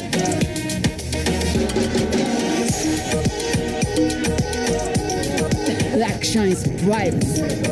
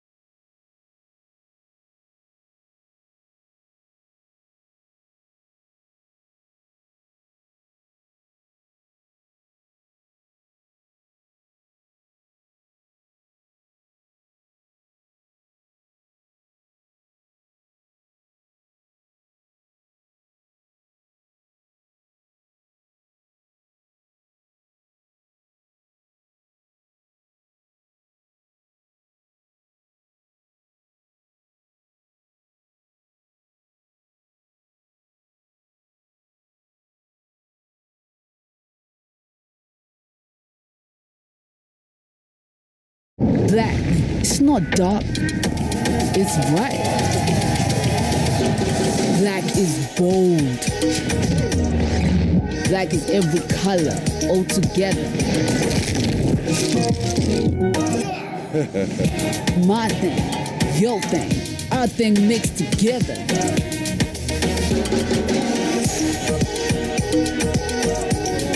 Black shines brightest.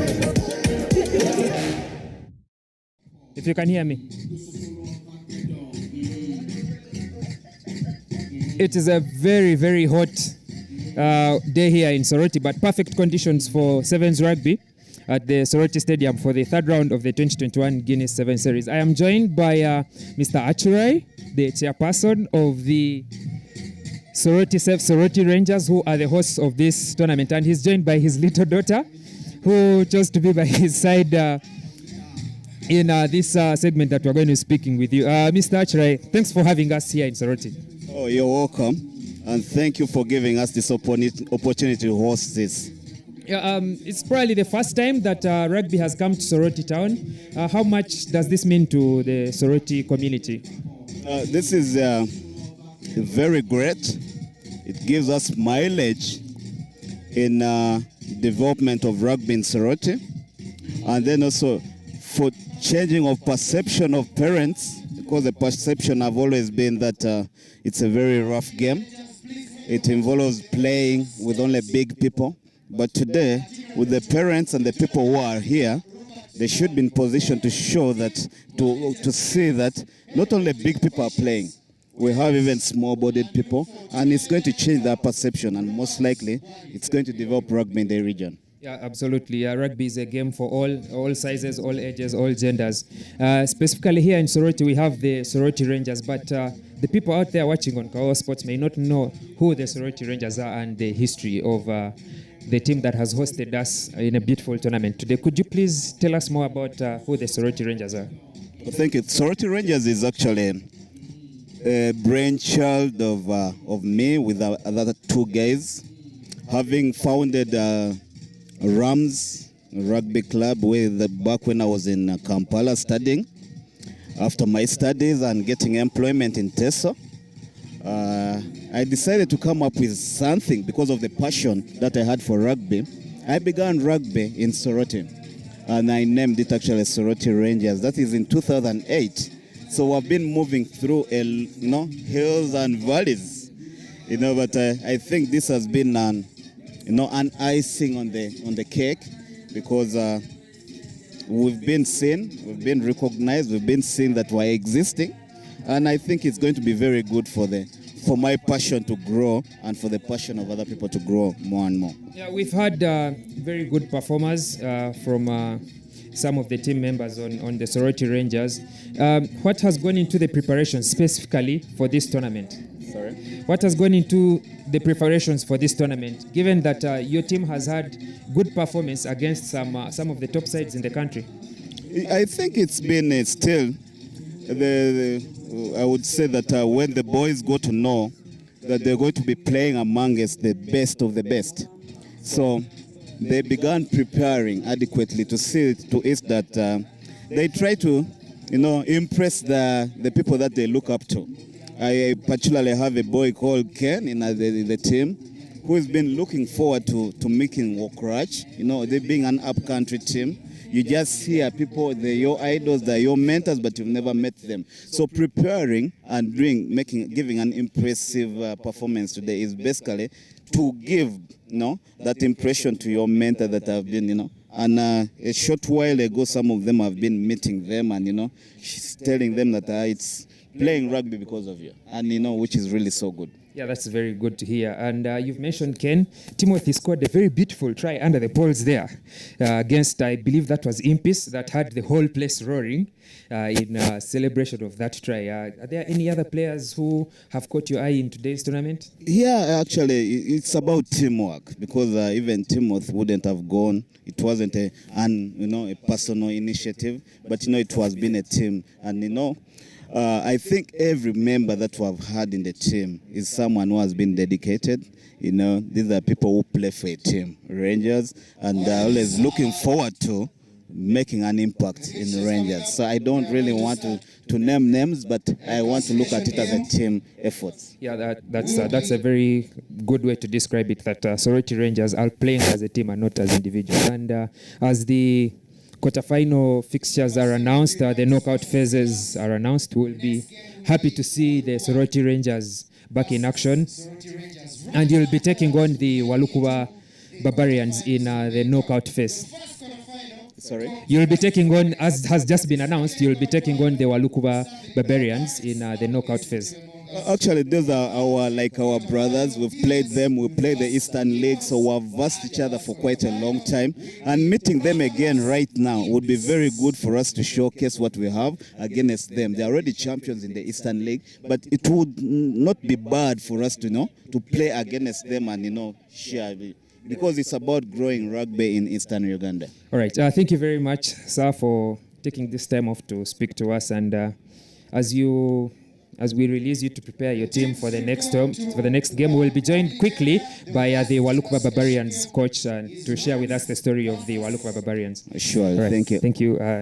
There he goes. Black, it's not dark, it's bright. Black is bold. Black is every color all together. My thing, your thing, our thing mixed together.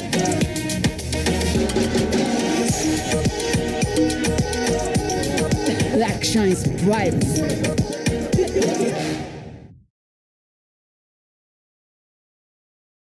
A quick one as the Walukwa Barbarians walk to the tunnel to take on the Soroti Rangers in the first match of the knockout phase here in the Soroti Sevens. I'm joined by head coach Leonard Lubambula, who is the coach of the Walukwa Barbarians. And coach, how has been your team's performance so far in the pool stage?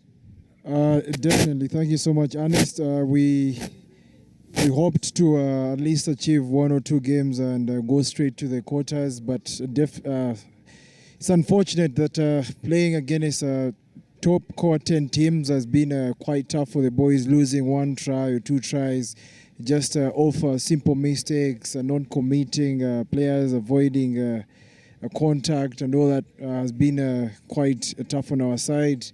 But it's a good run as we head into, we're looking forward to qualifying to core status. Yeah, and now that you mentioned the case to qualify to become a core team, you are the Eastern Region champions, won 3 rounds convincingly against a host of other teams. But how do you think you'll be able to perform against other teams who are also looking at a place as a core side, given your experience with the core teams today?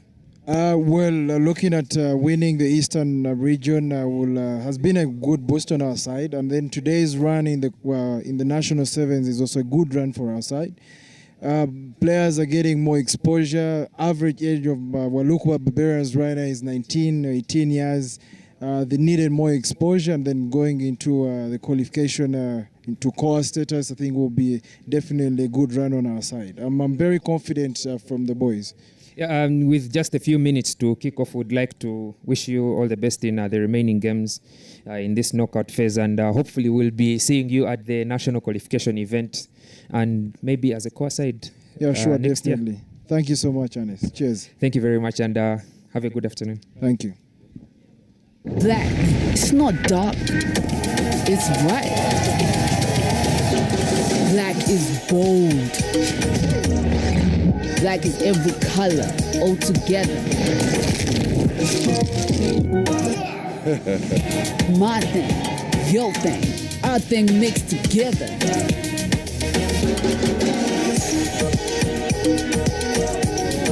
Black shines bright.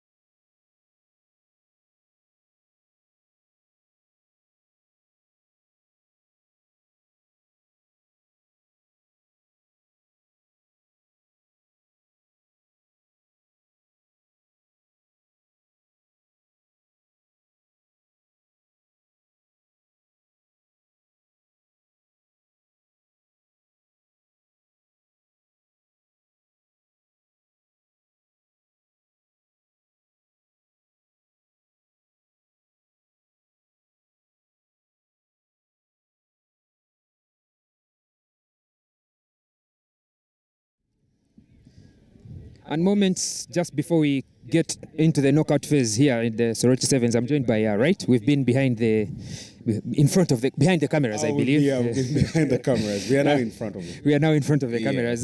For the knockout phase, just as I get this right, beginning with the placement games, we shall have Rams taking on Sailors in the first semi-final, I think. Yes. Then Warriors against the hosts, the Soroti Rangers. Yes. Where do you think this one is going to be?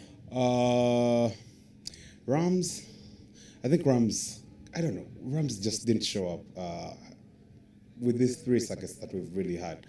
Rams is really a good side with our sevens usually, but I'm a bit disappointed with their kind of display.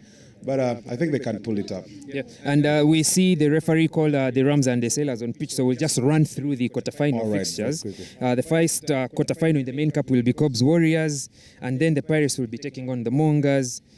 The Heathens will be taking on the Hippos, and the final semi-final, in the final quarterfinal of the knockout phase of the Soroti Sevens is going to be Buffaloes taking on Impis. I think the game to look out there for is Heathens Hippos. Yeah, Heathens Hippos is going to be the game to look out for.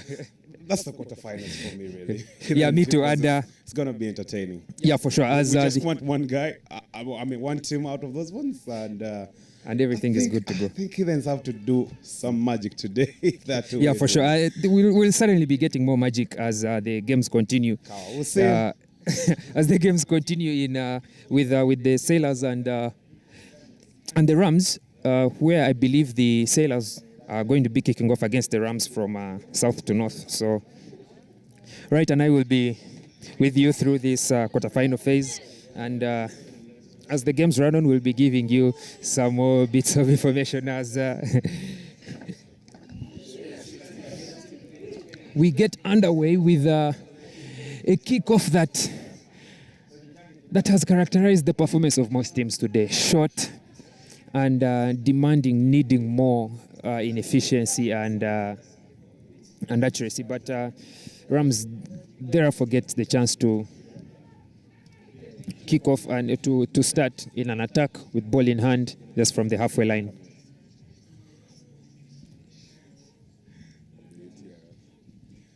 So yeah, we were talking about Hippos and Heathens. Tell me first of all your take on this one. It's going to be a tight contest, as has always been, even as we saw in the other legs. Once we reach the knockout phase, it is the money end of things, and the team that does not take maximum advantage of its opportunities to put points on the board will surely miss out. And as we can see, Rams have taken advantage of Sailors being unable to put points or to make advantage of the ball that they had, and they are putting phase to ball, and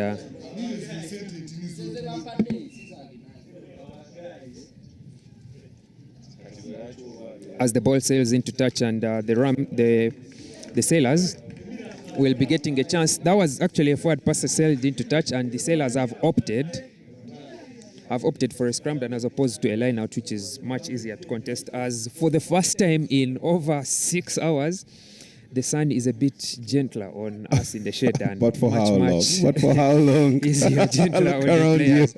I hope it's for long enough. Oh yeah, I mean, like a fed ball, and I think that looked like an offside from Aziz Karim. We'll see what the ref judges. The ref says play on, and he calls them all. There will be no need to roll away, so Rams should be getting the possession in this phase of play. But let's wait and see what call the referee is going to make today. Yes, this is rugby for you. We are in Soroti. Just to remind you, in case you're just joining us, it's the Soroti Sevens. Of course, the hashtag trending is Guinness Sevens. So we are everywhere. We are trending, really. Rams. So Rams and Sailors, is that an even contest? Yeah, I believe it is an even contest because there are 10 core sides in this series, and they are the bottom place side. So it is a battle at the bottom of the log. Yeah. And as you can see there was a counter-rack by the Sailors to turnover possession and force an error from the Sailors. So each team has not made maximum utilization of the opportunities to attack with ball in hand, but hopefully Sailors this time will be able to make amends. I think there's a problem with there's an error with the binding there on that scrum down, and an unlucky bounce turns over possession to Rams' way. Nothing appears to be going on well for the Sailors in this match out today. Nelson Mandela there. Outside, back inside, he sells a dummy. And then there's an offload. And then the basketball pass with a very strong tackle. Rams gaining ground steadily with the ball in hand and with that phase play. And then a quick press forces a ball to be spread out wide. Very good tackle at the wing. And another loose ball turns over possession. And it's a little bit of football there. And it is going to be a foot race with Dekeka Joshua there. He kicks the ball again. There's more football being played than rugby in this knockout phase. But the referee has deemed that to be an illegal play. And Joshua Dekeka will be quick on the ball to go for the quick restart and catch the Rams offside. But there is enough cover defense to stop that. And yet again, as we had been mentioning earlier today, that Rams will look for that choke tackle to hold the player up and force a turnover off the maul, but they are not successful this time. Yeah, under normal circumstances, you would think Rams have an upper edge against the Sailors. But when you look at the scoreboard, it tells a different story altogether. I mean, Rams by now should be with a try or something. I don't know. That's how I feel anyway. Yeah, and I would think the same because this is Sailors' first season as a core team. But as you can see with Moses Oreni running on the touchline off a very wide and long pass, is judged to have received a forward pass, and a scoring opportunity on the other end goes begging.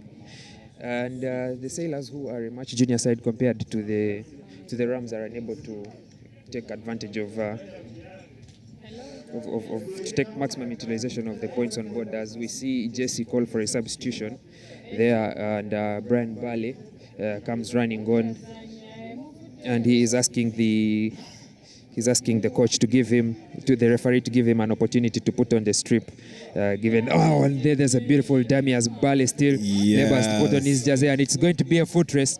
Does he have the legs to go all the way? He has the long legs, but can they carry him all the way? Second attempt at that covering tackle, and surely this is going to be a try. And I've never seen such funny foot race for a try, but Rams... He's just strutting to the try line, really. Rams have gone...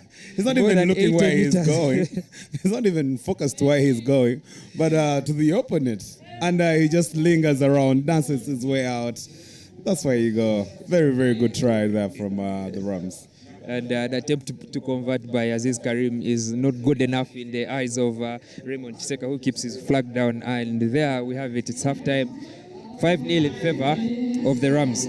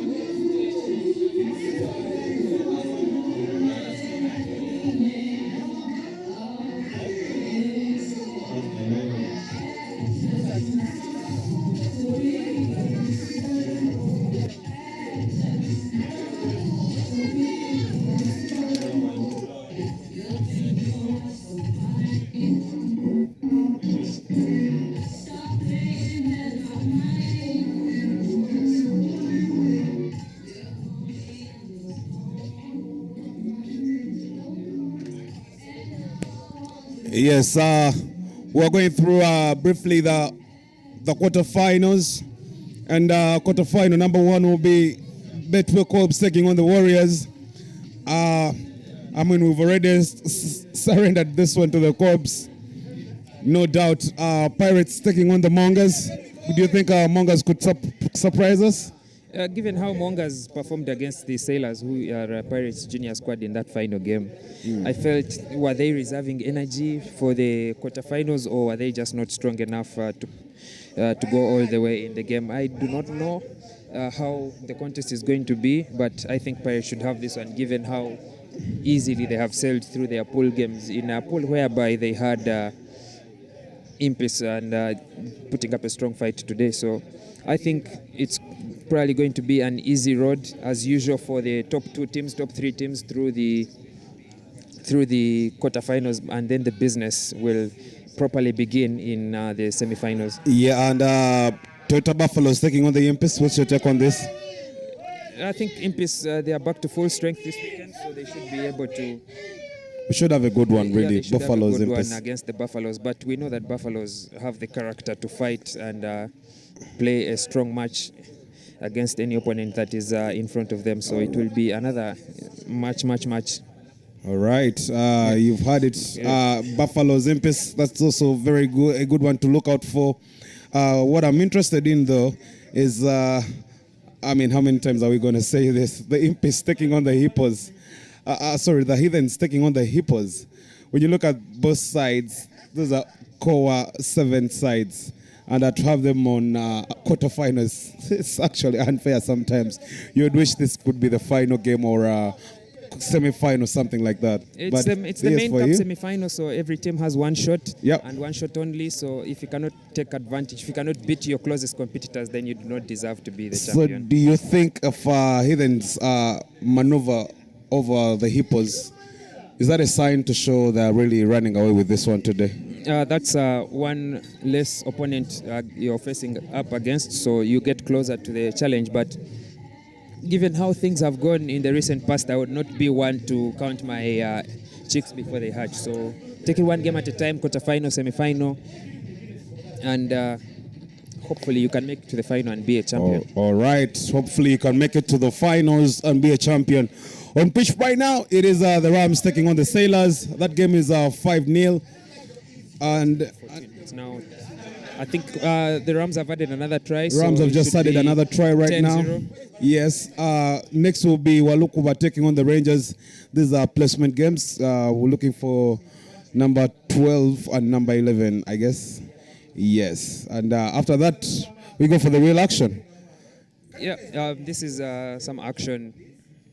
It's some action on the lower scale of things, but then it's intense as well, given that the teams now are facing off with those with whom they have that equal strength against each other. And as we have seen, the Rams have clearly dominated this one against the Sailors and put some daylight between them and their opponents. And yet again, I'll not tire from mentioning this. Rams keep taking advantage of that choke tackle, and there the ref calls for a maul as the Sailors look to wrestle and put a knee on the ground to force for a tackle. The ref judges that there was an illegal offense that I didn't quite get there with the signaling, but the Sailors get a chance to play the ball, and again there's that choke tackle and then a chance to rip the ball away, and now we get to see some free-flowing rugby for the first time in this match from the Sailors, and then some sports day running on the outside, but then there is a scramble tackle on the wing. You see offload, knock on in the tackle there. And the referee calls them back.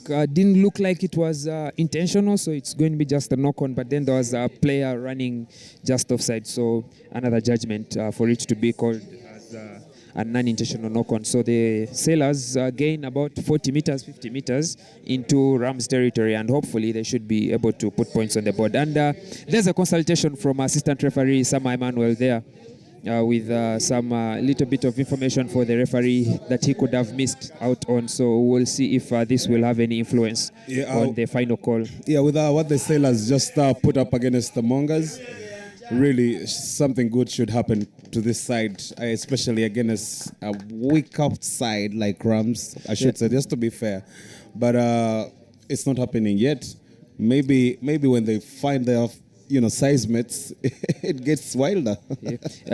Let's wait and see what they will make use of with this phase of play. And they've taken it slow. There's Jaden with the ball in hand, looking for space on the outside, looking for the offload, but is unable to find one, so he should keep it and take the ball onto the next breakdown. But yet again, the Rams are doing the job of holding their opponents up, and the ref has called for a maul. So the Pirates, the Sailors, should be able to utilize the ball, but they do not have enough time to do that, and it's a turnover ball for the Rams. Perfect tactics. I am pretty certain that that's from Richard Lomo's notebook on how to defend against a team like this. But even better news, we have good news, especially for the people in the blue camp, in the blue army camp. That's for the Cobs. Aaron Jurua has just passed by this commentator's box. He looks to be still a bit dazed, but then it's very good to see him on his feet and walking and able to recognize that the people are giving him that round of applause and wishing him a quick recovery from that scare that we had earlier in the game against the Ginger Hippos. Yeah, Aaron, I also add my voice to pray for that lad. We hope he really recovers really quick. The good news, though, it's not that scary like the way it looked like. That's the confirmation from the doctors. So sooner or later, he'll be back in the Cobs colors. Yeah, I think it's going to be, any event that puts the players' health at risk and safety at risk should be taken with high priority. And the medical officers, Uganda Rugby Medical Society, reacted very well. And with Wutimba as the first person at that scene, they reacted very well to make sure that give us that time to the critical time of recovery is usually the first person on the scene. And so it's going to be, I would love to see Aaron back, but then it is important for him to recover fully before he comes back in action. So hopefully we'll be able to see him before the series ends, but most importantly, let's wish him a quick recovery. I like the Ochen gesture, really, after realizing what he had done. Even when it was legally accepted, he really apologized, and that's sportsmanship. Yeah, I really like that. Sportsmanship. Well, on pitch, Sailors yet to find something, but Rams cushioned with a 10 in the lead. So we'll wait and see how this unfolds the second half. And then Sports Day, as the Sailors are hoping to salvage some points and some hope for this game, but the Rams are there to take away even that breath of hope, that hope that has come with an attacking opportunity, and they add more points on the board to condemn them to another loss in the series. And certainly Sailors will be 10th place. They have been 10th place from the previous weekend. They will be going even deeper with the points gap getting wider between them and Rams in the series. So the Sailors getting promoted in one season, saved by I could say not saved, but then the opportunity to play delayed by the pandemic. And now at full time, they are firmly at the bottom of the log in the series. And that's Rams taking a very comfortable 17-0 result against the Sailors, as Conrad Wanyama there, who is the 13th man, but I believe he has accepted his fate this weekend, that he will not be taking part in any action, getting some consultation, and I could say confrontation with the referees, and not showing his displeasure with the referees' calls. So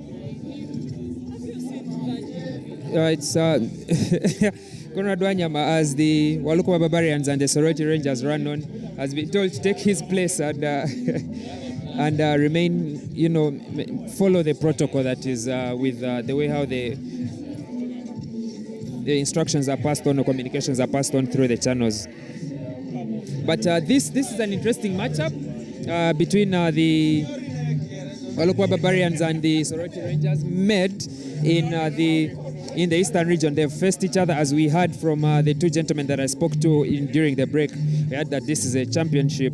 This is a battle that they have had in the Eastern Region Championship, which Walukwa Barbarians won comfortably. So, yet again, would love to see how much of a contest this is going to be, given how much hype and gas that the Soroti Rangers have hosting this tournament and taking part in this contest. Another evenly matched game.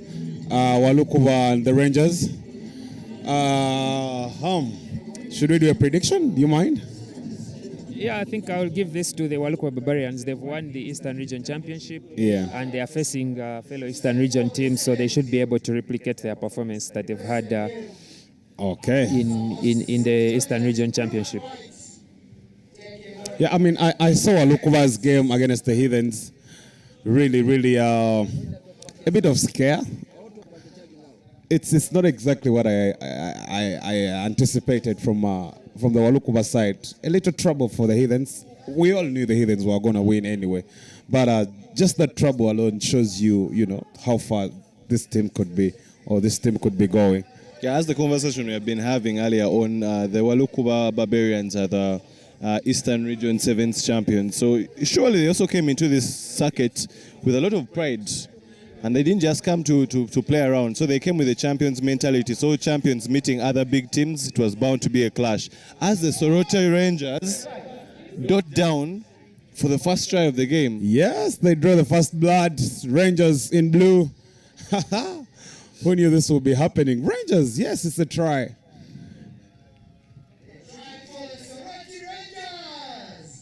The home team there giving their fans something to cheer about. 5 points with the conversion to come. The Barbarians, they really need to respond. Remember, this is a team that is a little more familiar to them, one they usually play with in the Eastern region. So surely they will have to come up with a response. Unfortunately, direction and distance are not good, so the score remains 5 to the Rangers. And the Barbarians with nothing to show at the moment. As we hope that the Soroti Rangers player getting medical attention will recover very well and very soon, because this looks like just a case of I think a muscle cramp, but he seems to be in a lot of pain.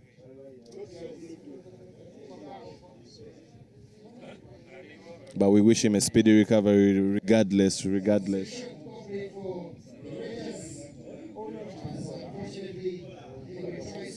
Sunny day, very beautiful day. A lot of fans walking into the Soroti Stadium here and enjoying rugby, enjoying Guinness, and lots of people getting to know each other, sharing cultures while maintaining the SOPs as well.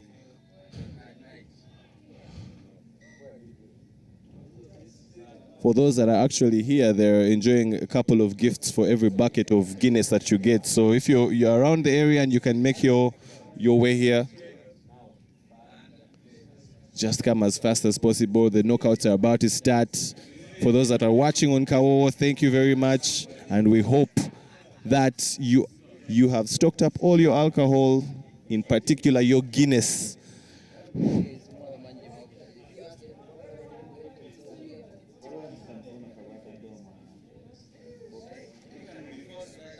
Ruben, update us on the scores.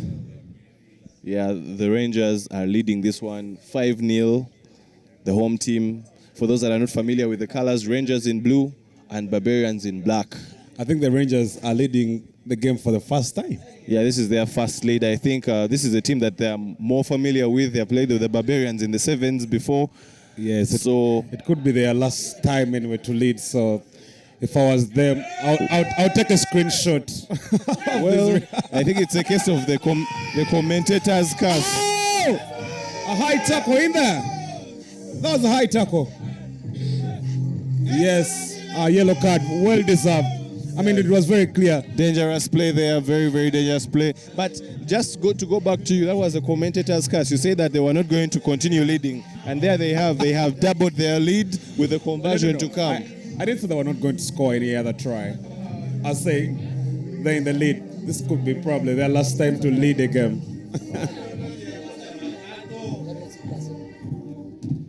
So that's a penalty try? Yeah, that's a penalty try. So you don't have to convert it. Screenshot for this one. Just to show their friends around town, you know what? We're leading against Walukuba. I am not part of your conversation, right? All I know is the home team is leading by 12, and the Barbarians don't know what hit them yet. I mean, you still need memories. Timothy there trying to get some extra space, but the ground seems not to have enough space for him. He runs into touch, and it's going to be a line out for the Rangers.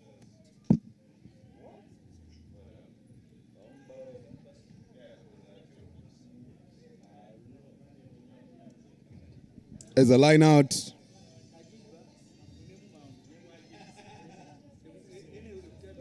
They maul it. It collapses as soon as it starts moving. But the Rangers maintain possession.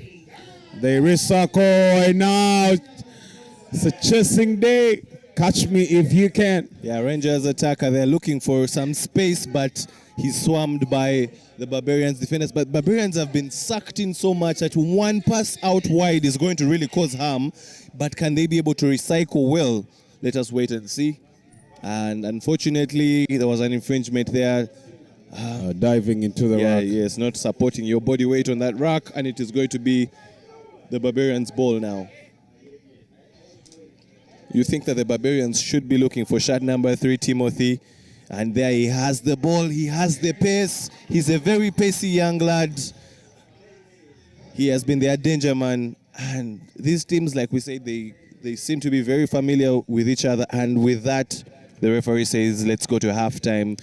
12 to the host Soroti Rangers, and the Barbarians have nothing to show yet for their efforts. Yeah, speaking about their similarities, the scoreboard speaks differently really about the similarity, but they all come from the Eastern region. In case you need to note down some similarities between these two sides, the fact that they're all coming from the Eastern region and they're all playing in Division 3. So yeah, we are looking forward to this and more.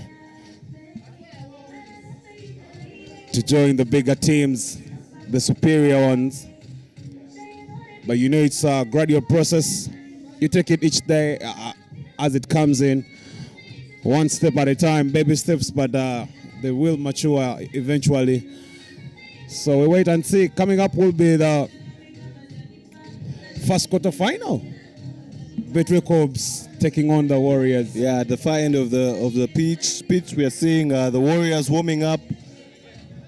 So definitely we are having the knockouts coming up very, very soon. Who are you backing in the knockouts, in the quarterfinals? Who are you supporting? Let us know if you're watching on YouTube. Which team are you putting your money on? Which team are you putting your faith in? Which team are you supporting? For those on social media following, leave us a comment, leave us feedback, leave your team a word of encouragement before they get into their knockout, before they get into the battle zone, before they get into war. Remember, you use the hashtags Guinness Sevens and Soroti Sevens. All right, second half is with us. And it will be the Walukuba Barbarians to take us underway. That's the bench of the Rangers. That's the man with a try in the first few games. Here we go. Rangers. I think Rangers are not giving Barbarians any kind of respect, given the fact that the Barbarians are the champions of the Eastern region. You don't play against the champion like that, do you? But well, that was a tournament of the past. This is a new tournament, so you have to come and prove to them. And remember, if you're playing a champion, you play with as much vigor. So that is the reason now. You don't come to them playing easy. You can't play hard. You can't play your best. Very true. Yeah, you can see the zeal in the blue side, really. I mean, they need a win on their home ground, really, to be fair to the hosts. Just to be fair to the hosts. Yeah, definitely. They need to give their home fans something to smile about. But I think the thing that I've loved about the Rangers the most is they have starved the Barbarians of the ball most of the time. They have, the best way to defend is keep the ball, pass the ball. play at your tempo. Yeah, I mean, you only play for 7 minutes, so protect that ball while you count down those minutes. Before you know, and if the advantage is with you, you already have a lead. There's a try with you. Just protect that ball. Play with it. Run around the pitch. Use less energy. That's how you prosper. That's how you prosper. Yeah, as we're seeing the Barbarians bench, a lot of anxiety there going on. They're wondering if their team can be able to get something out of this. Well, this is all brought to you by Guinness, the extra stout. Now we even have Guinness Smooth. For those of you that fear the darker part of it, please, Smooth is here for you. Remember, you have to be above the age of 18 to enjoy a Guinness. And remember, please drink responsibly. You can't enjoy your rugby if you're not drinking responsibly. Barbarians now on the ball. A little dummy who's buying.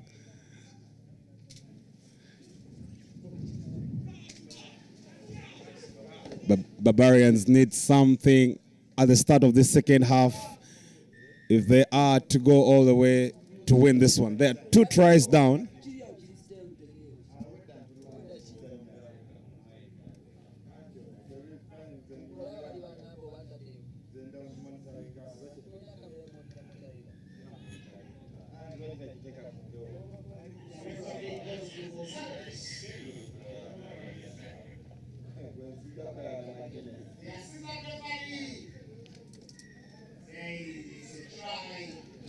And there you have it. Try time after a couple of consultations there by the referee, and the Barbarians finally get something to show with the conversion to come. 5 Barbarians and 12 to the Rangers. Let's see if the conversion can be good. Expertly kicked through, but with all the finesse he used to kick, unfortunately, the assistant ref isn't buying.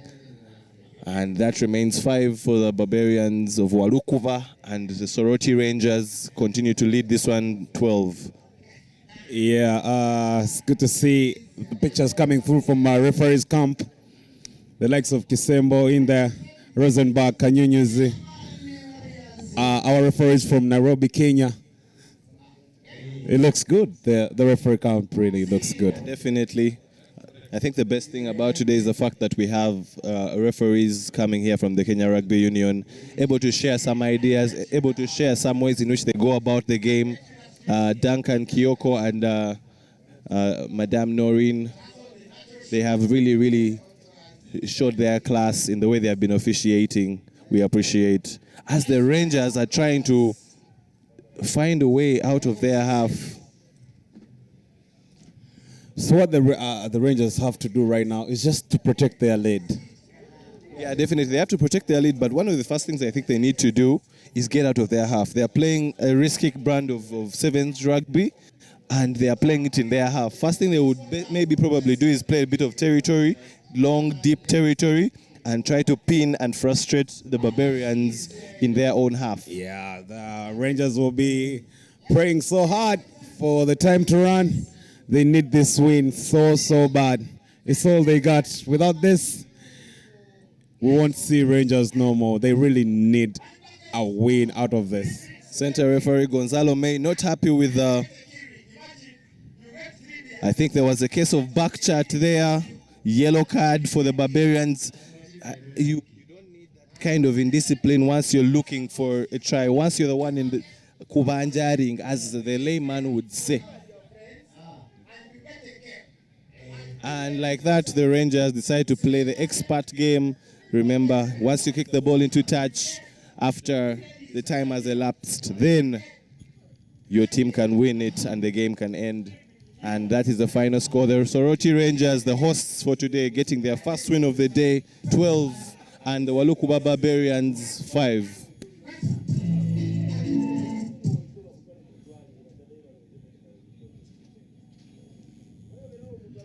Oh yeah, that's it. Full time.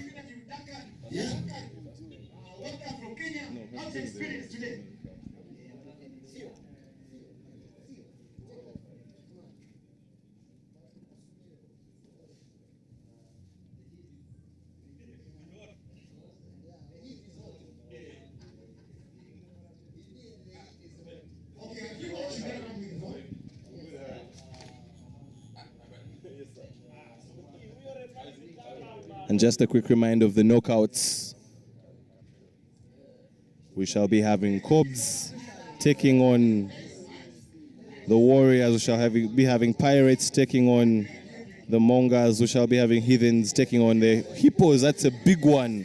Who's your money on? And we shall be having the Buffaloes squaring it off with the Impis. As we see the Warriors coming onto the pitch, and from the opposite side as well, the Betway Cobs coming onto the pitch as well. This is the first of the main cup quarterfinals of the Soroti Sevens. We are now in the business end of things. No more jokes. No more second chances. Go big or go home. You can see the camaraderie. You can see the team. See the unity. Yes, and I'm sure they are playing for Aaron Jurua. They really need to get the win. Like solidarity from the Blue Army. Like the vampires in the city. They'll be looking for blood, but the Warriors are also the blood suckers. So I can't wait for this to unfold, really. Yeah, as we saw Warriors taking on Pirates earlier on, when they actually decide to handle the ball, they can really be good. But how consistent can they be with what they choose to do? We have seen how impeccable and ruthless the Cobs can be. Surely we expect that the same from them. Well, I'm trying to date back and see when was the last time Warriors won a sevens game against the Betway Cobs. I have no answer for that, honestly. I think we really need to go back in the day. Yeah, that takes quite a lot of research. I think Google won't help you with this. Trust Probably me. It will. You have to go to the union to get those statistics. Because Mr. Google, I doubt it will help you if you're looking for such an answer. The kickoff goes, and as has been the norm, Ian Munyani runs forward and gathers, and it's Cobs with the ascendancy. Byron Oketayota has not been getting a lot of game time in the pool stage games, but here he is starting. And it's a long pass, but gathered on the second attempt by Joseph Aredo. And Ian Munyani, unfortunately, that's a knock-on by Marco Suna, the youngster, butchering what would have been a very good opportunity to attack. And it's going to be the first scrum of the quarterfinals, the first scrum of the first quarterfinal. Remember, we have 3 more games of mouth-watering, nail-biting action. Who are you supporting? Who's your money on? Are you Blue Army? Are you the Warriors? Are you Hippos? Are you Heathens? Are you Pirates? Are you Mongas? So let us know where you stand. And Simon Peter Nyako feeds in a very dominant scrum there by the Betway Cobs. That is some big boy stuff. Big boy stuff. That was a very big push. And you can see every time that the Betway Cobs lose possession, they are hungry to retain it. They do not just let their opposition have easy ball. You have to earn everything you get for them. You have to work for everything you get from them. And this time it's the Cobs who pick the ball, and ball comes out wide. And that's Ian Munyani hesitating, then sending the long pass. This time Marco Suna gathers, and then he attempts the step. He beats 2 defenders. Schoolboy tackling there from the Warriors, and it's try time. Marco Suna. Osuna, they are very patient. He waits for his opportunity, and when it comes into strike, he really grabs it with both hands. There you go. Kicks off 2 guys and touches down. Try time. Betway Cobs. As we all expected, they will draw the first blood. Cobs 5. And we wait for the extras. If they go through, that will put them in a lead of 7. Let's watch and see. Aredo, he goes. Yes, I think he got it. No, the flag stayed down.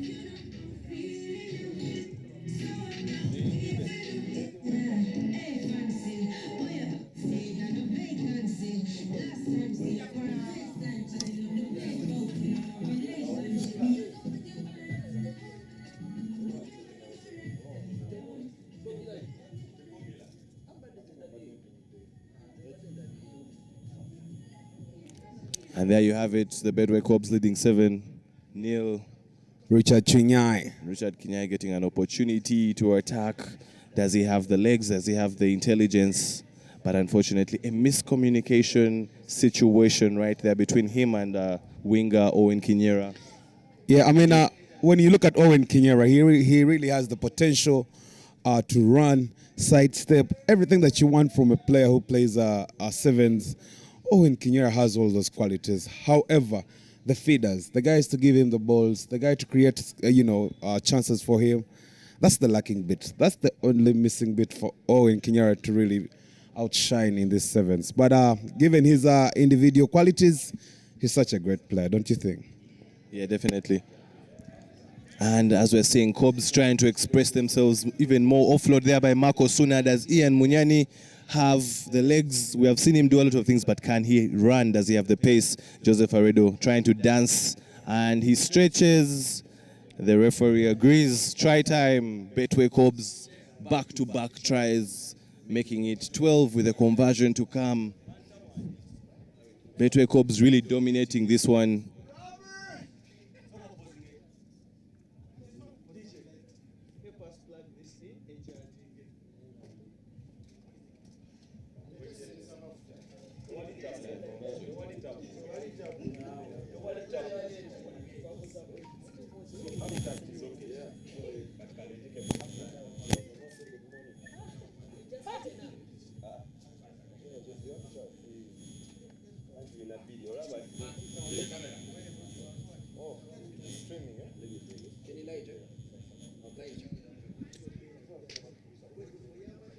We're still here.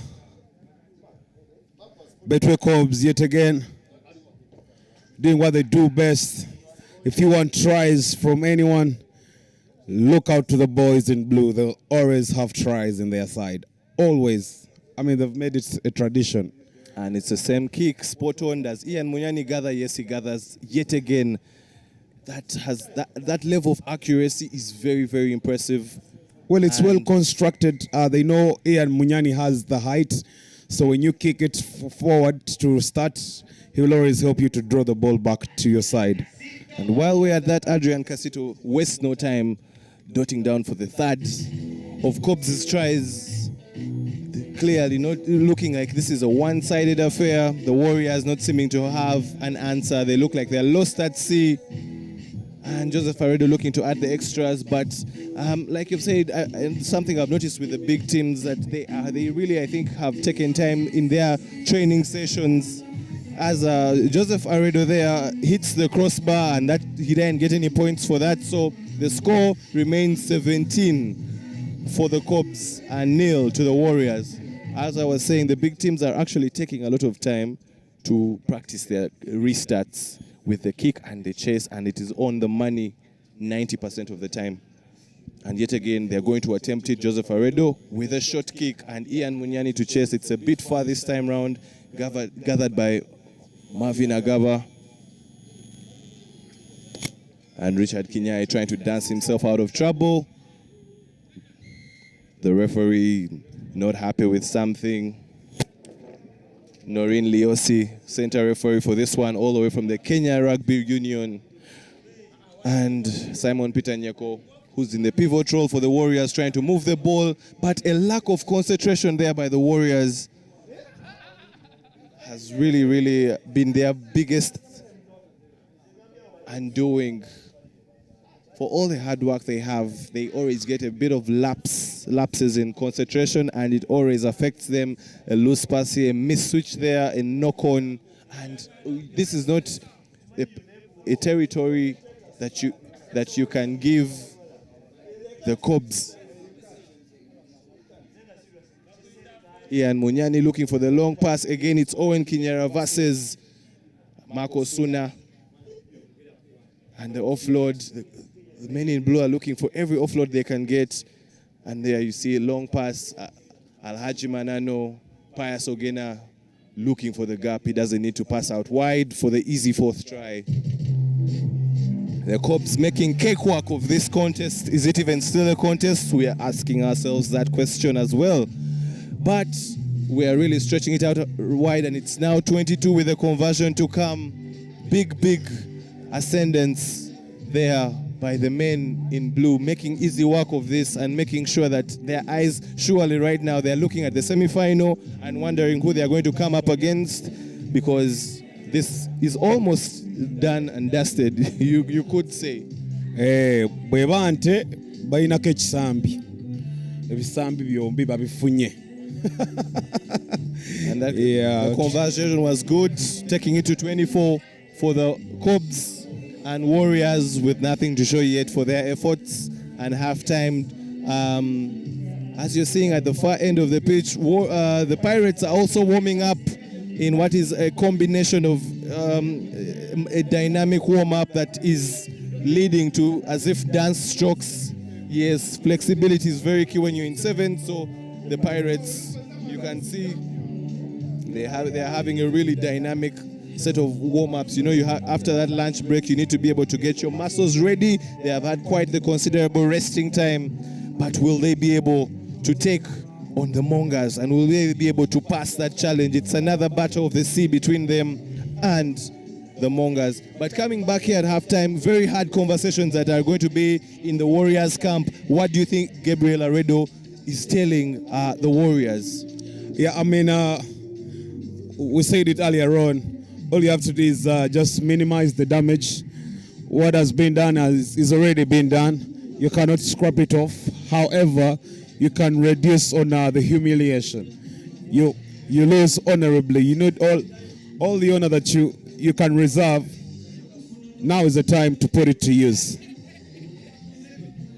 Yeah, and as for the Betway Cobs, surely the coach must be saying this is the time when you just need to consolidate and do more of what you've been doing. With the score, surely the Cobs will be looking to rest many of their mainstay players and give the substitutes a bit of a run out.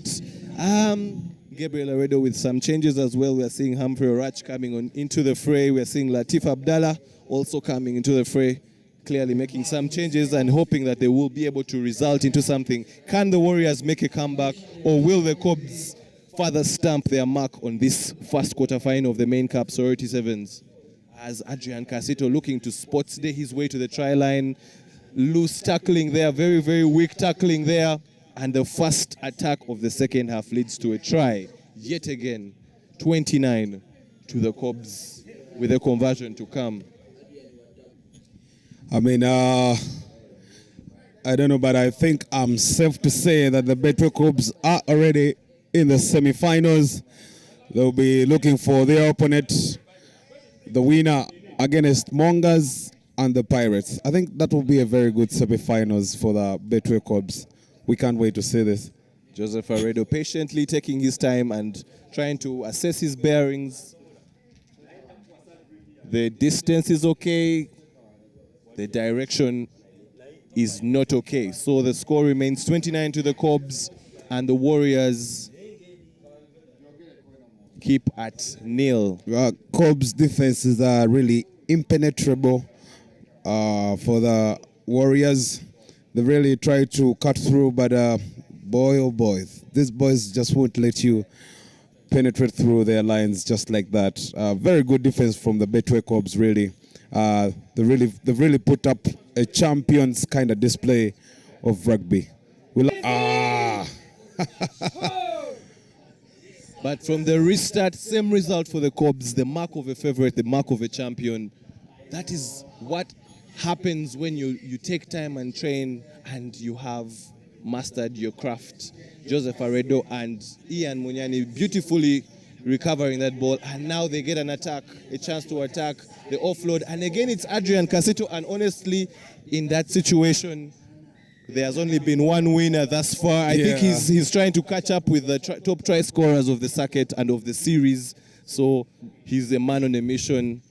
But watch what Ian Munyani does. He makes way for Adrian Casito, who just maneuvers through with a lot of ease. He's just walking on the grass. Yeah, definitely. Ian Munyani is doing a lot of unsung work, uncelebrated work, from the kickoff to the gather. Then he gets the ball and he looks for the space, and he's unselfish. He offloads, and of course the finishers, Adrian Casito, one of them, has been enjoying this quarterfinal. Yeah, I think I'm looking out for the battle of who has more tries today. with the likes of Pius Ogena, Adrian Casito, Aaron Ofoy off the other side. I mean, there've been so many tries today. I think Timothy Kisiga. Adrian has been very lethal in the way he has executed his play. And for once, we are seeing the Cobs restart doesn't go according to plan. Maybe now the Warriors can get a chance to attack. I think it's because now Ijongat is the one kicking. No, it was actually Joseph that kicked. It was Joseph? Yeah. Oh, Ijongat also joins the side as a substitute. The likes of Alhaj Manano, Pius Ogena, Aredo Joseph, Ijongat. Good line out there. These guys are huge guys. The Warriors want to cook up something.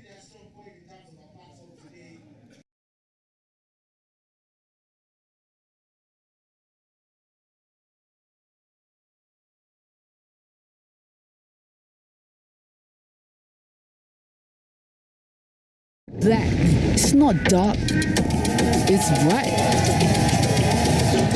Black is bold. Black is every color, all together. My thing, your thing, our thing mixed together.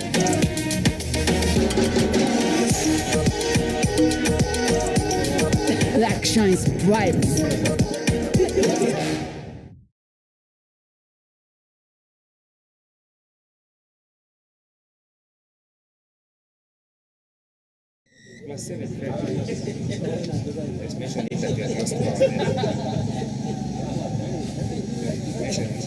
There was a bit of a power surge there. We apologize for any inconveniences that you might be experiencing. We promise we're working around the clock to make sure that you get live footage quick and in real time. Yeah, we know what this game means to you, so really we do apologize. Even those few seconds really count, and we don't take that for granted. Kawowo Sports there, making sure you have live broadcast and on such a sunny day. 43 to the Cobs and 0 to the Warriors, and the Cobs are still attacking.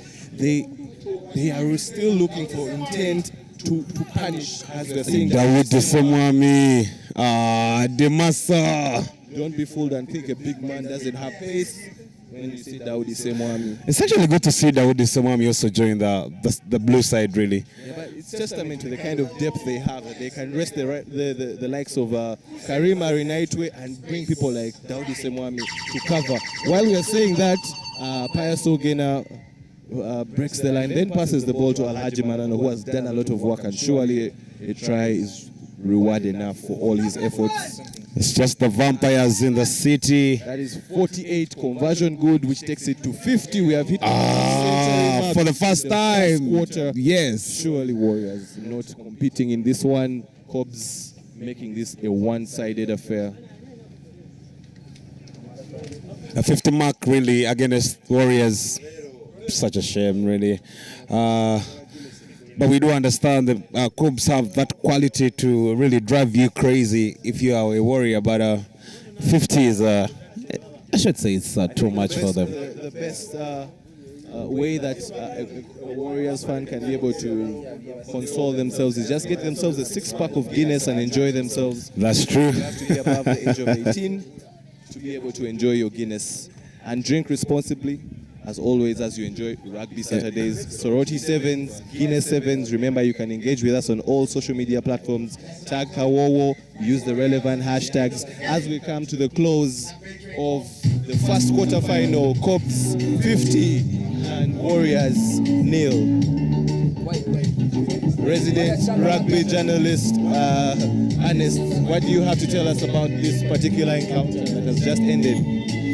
Cobs too strong, way stronger than the Warriors. But there's an observation, and I had I was listening in on the commentary, and observed something that you had talked about, the Cobs and how they are lining up today. If you've noticed, this has been the toughest weekend that they've had in the series so far, and it's not because they've been a weaker side by their own doing. Rather, they've struggled with injuries and handicapping. Coming into this tournament, Karima Renaito was listed to be one of the players. He actually traveled, but was unable to play due to an illness that caught him. And we've seen Aaron Jurua go out with a concussion. Emmanuel Ejodu has also appears to have closed off his day's action. And so we've had Byron Oketeoto, who had been rested a bit earlier, is having strapping, and they're managing his load to make sure that he's able to, carry the team all the way. Again, earlier, Joseph Aredo had that scare of the hamstring that he had in the final. So it's going to be a tough outing for the Cobs in the knockout phase, but as we've seen in this game against Warriors, they are still strong enough to force their way and go all the way into the final, and probably they'll be able to win their third main cup final in this year's series. Yeah, thank you, Ernest. Thank you for that insight, and thank you for those updates. Always, Ernest, with the latest updates, as he says it, the latest updates. And yet we're here for our second quarterfinal. Yes. On the Mongers. In the blue corner, we have the Mongers, and in the red corner, the Stanbic Pirates. Aya, Kazivuge, Tugende. Pirates, after seeing what the Cobs just did to the Warriors, they will definitely have something to say. They will have to have a response. What do they put on paper? What do they put in action? And a high kick. Mongers gathers with relevant ease. I thought like one of our Mongers was coming from our sides, but referee lets it go. He calls it fair. Mongers is being pressed hard in their own half. They're trying to look for exits, but there are no exits at all. And there we have the Pirates going in for the turnover, and it's successful. Ivan Magom with ball in hand, sending it to Alexa Turinda. Unfortunately, a knock on. The youngster is overly ambitious, but the Mongers were not 10 meters back. Yeah, I really thought Ivan Magom should have really done better than that. We all know when it's time for him to execute with those passes, he's always good. But there's just that one wrong move, maybe one day in a time. Stephen Allure there starting, and then that's a training ground move, and the ball goes out wide to Isaac Massa, Minister of Defense as is usually called, and Alexa Turinda makes up for the knock-on earlier on to score 5 to the Pirates.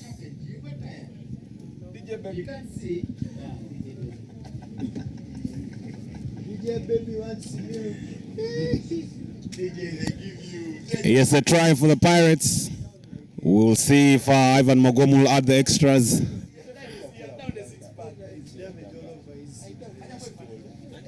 The flags stay low, an indication that the ball actually didn't cross the sticks. Yes, and there we have it. Pirates with 5 and the Mongers 0. Remember, if you want to be successful in the knockouts, you have to minimize your errors as much as possible, and then you have to take advantage of every error that your opposition makes. That is what separates the good teams from the great teams, the consistent teams from the teams that do not reach their desired goals.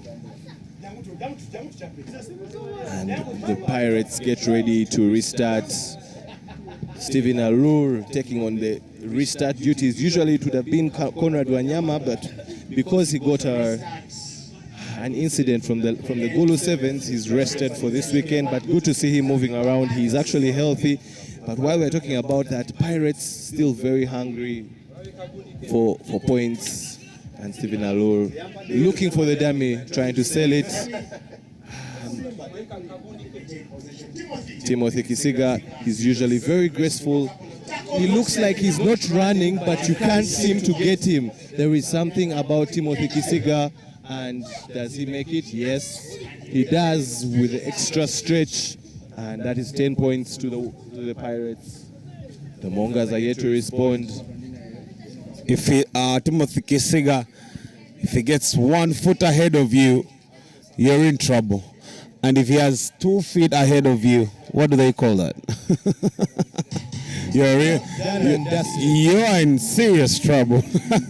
Timothy Kisiga. We should really appreciate about Timothy Kisiga is the fact that he's not the kind of player that looks for a lot of contact. He uses a lot of his brain to exploit the gaps. As we're saying, very, very beautiful kick there from Ivan Magomu to make it 12 for the Pirates, and the Mongas still have nil. But as we're talking about Timothy Kisiga, the fact that he avoids contact as much as possible and tries to exploit the gaps and make the most of them. But if he needs to take the contact, he's not afraid to take it as well. So credit to the man who has been very influential for the Pirates. Yes. The Soroti Sevens. Credit to Timothy Kisiga. Well done.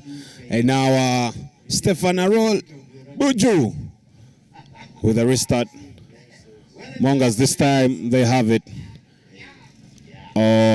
Try to play with it. It doesn't go according to plan. Cut out pass there by Ivan Magomu to Isaac Massa. Does he have the power? He sets up. Alex Aturinda recycles.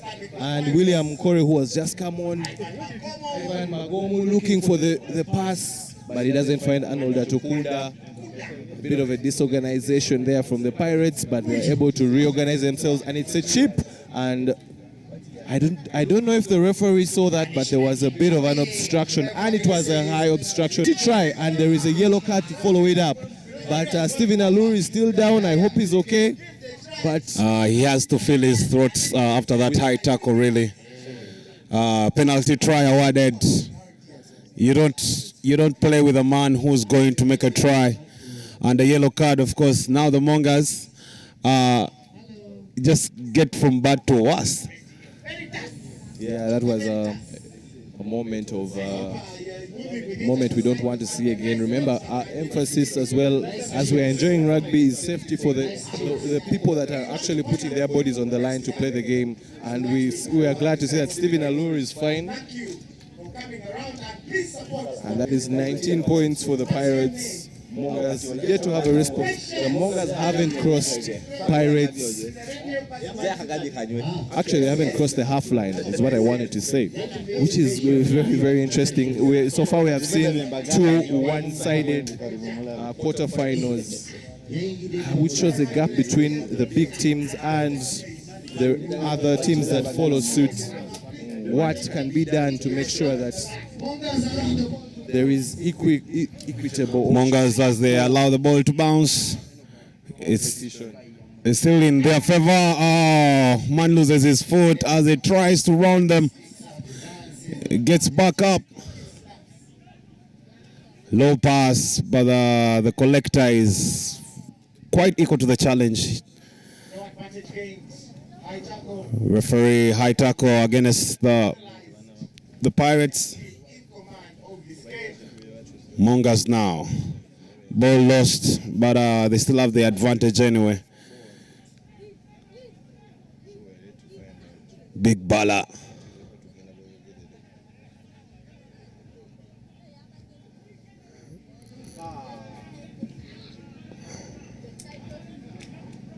A very attractive pass.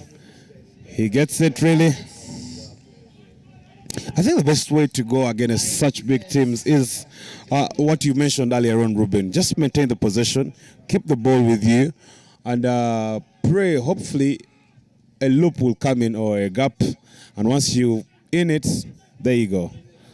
A try. But that is just in my dreams right now. It's not for the Mongas to emulate. But this is still achievable. I believe the Mongas can still come back. But they need to, get themselves out of their half. Then maybe try and attack and score. They've been doing a lot of defending. And that is a chip kick there, but gathered by Arnold Atukunda, who offloads to Buju, also known as Stephen Alur. And Stephen Allure somehow finds the gap to score yet another try, which takes it to 24 for the Pirates with a conversion to come. The second quarterfinal is also looking to be a one-sided affair. And the Pirates conversion good, which takes it to 26 for the Pirates. Mongas yet to have a response. Are we going to see another 50-point game? This is going to be surely there should be a way that these teams find a way in which they can close the gap between them, because we're having, from the assessment that we have from the first 3 circuits that we have witnessed, there is a class of the top 3, then there is like a group of 5 that follow them, then you have other teams that follow suit. But you feel like if you are a core team and you make it to the quarterfinals, you should be in position to put up effective competition and also fight for your place, fight for a place in the semifinals. But anyway, as we are at halftime right now, the score is 26 to the Pirates and 0 to the Mongas. Pirates, Coach Bobby will clearly be having a lot more positive things to say as the team refreshes, take some much needed water in this heat of Soroti. Luckily, we have not had rain disturb us this time round as it was in Gulu. The harder conversations will be with the Mongas. What does Trevor Tusime tell his boys about the way they have played? Mongas is a team on its day. If it gets you, you can really be in for a long game, but today is seemingly not its day, as the referee signals for the start of the second half and calls the teams to take their positions. Let's wait and see if there are going to be any changes by the Mongas, any adjustments in strategy and tactic, and what do the Pirates do now? Do they manage the game? Do they go for the jugular and really finish this off, and maybe also stamp their mark and maybe send a message to the Cops with a 50-pointer of their own? What happens next? Let's wait and see.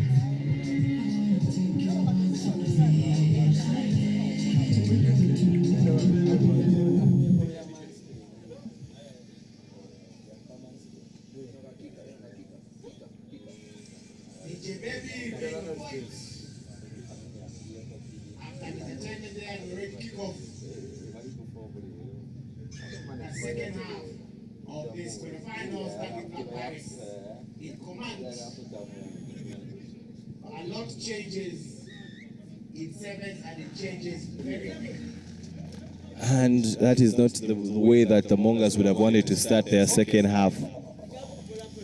With a short kick that doesn't cross the 10-meter mark, so that means Pirates get handed the ball and now they have the chance to attack.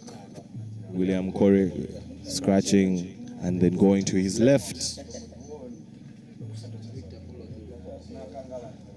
They are trying to move ball from left to right to find the gaps, and the gaps are starting to open, and that is Haruna Mohammed looking to sell dummies, and some quick passes at Joshua Ngwao there, trying to look for space. Very good defending from Mongas. It was a bit of it looked like it was above the horizontal, but the referee says that is a fine tackle. Patient play by the Pirates, equally patient defense by the Mongas, who are looking to be a bit more organized in their defense in the second half. Corey, he looks for the space and he dances his way through. 1, 2, 3 defenders beaten, and the fourth tackles. Joshua Ngwao finding himself in the middle of the pitch.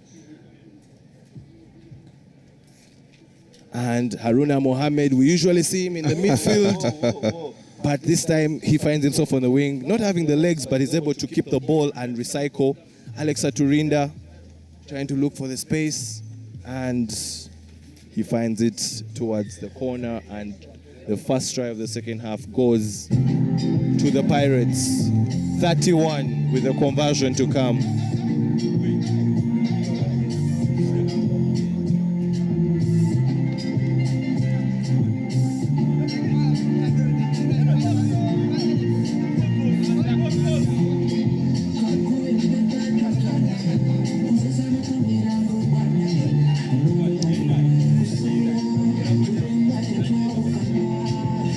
Nkore lining up the conversion. Will he be able to add the extras?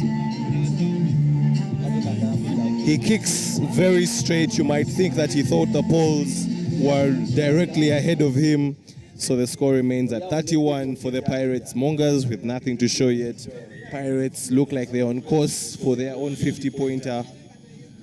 We have had 2 quarterfinals so far, but there has not been competition if we are being honest about it.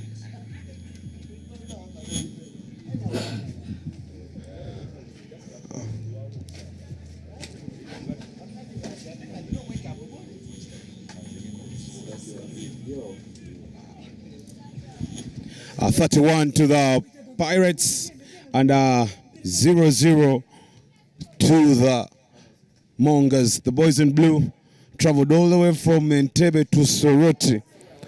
Get me the calculator. We need to measure the distance. These guys really love this game.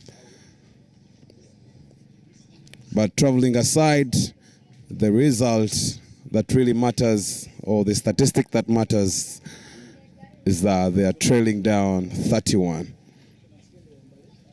The Mongas trying to engineer space, but the Pirates being very, very airtight in the way they are defending. Joshua Ngwao is beaten, but he's able to recover. Yeah, I mean, not all is lost for the Mongas. They can still get something on the scoreboard if they get themselves together, pump their way to try and break the line of Pirates. Something good could really happen, and they have the quality, they have the capacity to do so. It's just it's not yet happening, but I feel it. I think they can do it. Yeah, they definitely do have the quality, but if they are to come back in this game, that would be the mother of all comebacks. I don't think that they can pull it off, but I hope this is one of the situations where the commentator's curse follows through. This shouldn't be a curse, really. This is how we bless them with facts. Benson Gono has come on for the Pirates, and as we are seeing on the wing, that is Joshua Ngwao. Joshua Ngwao making a nuisance of himself the second half. He's everywhere. Both wings, he's swinging to the left, to the right. He comes back to defend. There you have it, another try. Pirates, 36. 36 to the Pirates with a conversion to come. Kicking duties in the hands of Ivan Magom. He has told Nkore, give me my responsibility back. And he hits the woodwork, but very good effort there from Ivan Magom. Unfortunately, he's unable to get it. The score remains 36 to the Pirates and Mongas 0. We were saying shot number 27 has come on for the Pirates, Benson Gono, one of the youngsters brought in for the Soroti Sevens. Strength in depth for the Pirates as well, as William Corey puts up a lofty kick, but they fail to recover it, and it's the Mongas with an opportunity to attack now. The Pirates are really employing a blitz defense, and they do not allow their opposition any chance to attack. And that was a very, very big handoff there. The leave me alone kind of handoff. And Mongas moving ball from left to right. And Haruna trying to tackle. Not really successful, but at least he slows the man down. Mongas still with a chance to move the ball, but that long pass is a bit too long. And Mongas unable to do anything with the possession they had. Advantage back to the Pirates. Yeah, Mongas there blocking a quick start from the Pirates. We know how dangerous they could be, or they can be, with the ball. And when you give them a chance to start ahead of you, it could really turn to be ugly for you.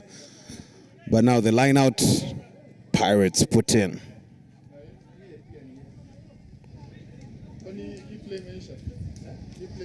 Pirates successful with a line out, Ivan Magom.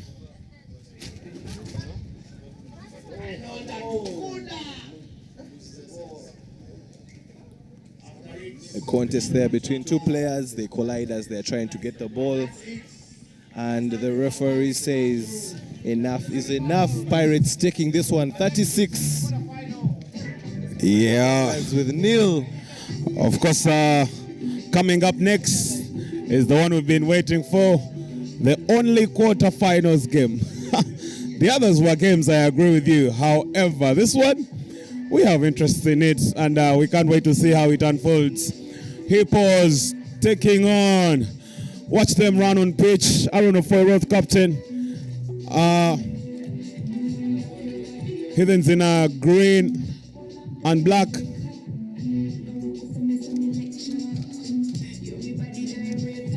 This is going to be interesting, I should say, really. Given the history of these two clubs, they're all Sevens giants. They've been everywhere. They have quality in their sides, all of them. So really, we can't wait to see. Very, very good display. Look, watch them run on pitch, really. The big man is there, Benjamin Ochan.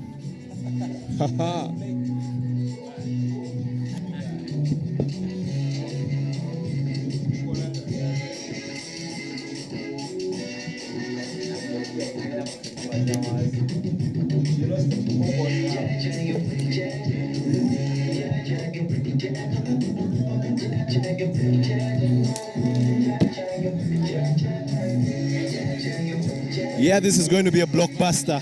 I expect this to be definitely better than the first two quarterfinals that have been one-sided, that have been really tilted towards one side. This is a good one. This is one between two teams that have the ability to really go at each other. Hippos all the way from Jinja and Heathens all the way from Chadondo, Lugogo. And that is the highest kick I've seen today. What a kick. Very high. It comes back with the sun. Duncan Kiyoki is our center referee for this one. The Kenyan referee is being given a lot more responsibility in the knockouts. Yeah, I mean, he's handled it well from the group stages. So really, why don't you let him prosper the way he's been doing all day? Yeah, definitely. The first scrum of the game goes to the Ginger Hippos. Can they be able to first and foremost get themselves out of their half and maybe turn territory into a score or turn territory into at least better position for themselves? As we're saying, the ball moves out wide. Looking for Dennis Etwao. And Nobato Kenyi thought he had stolen the ball, but the referee Duncan Kiyoki saying you were offside. Yeah, he didn't come through the required channels. So really, Nobato Kenyi. But guess what? That should have been a try. But you don't give out interesting to look at because there was no rack there. So what offside were they looking at? Which gate are you supposed to go through if there's no rack? Yes, you're right. I think referee will have to explain that later on as the day goes on. And as usual, the ref is the sole judge of fact on the pitch. So whatever he says is what we go with. And then the Hippos find considerable touch with that kick, that punt. And just at the center mark, we have a line out to the Hippos who have just discussed a training ground move, I think. And now let's see if they can be able to execute. It's one thing to talk, it's another thing to react. And the Heathens steal the ball. It's like they were in training with them. And Aaron Ofoyroth attacking the gain line to Pole Pilo. Nobato Kenyi, the man that has acceleration that changes for days, beats Jacob Ochen. Jacob Ochen trying to recover, and he does so. And Claudio Tema gathers on his second attempt, looking for the space. Hippos being in the faces of the Heathens. I think our Heathens are really up for a big challenge. If they win this one, chances are they're at the finals. However, they have a hill to climb fast against the Hippos.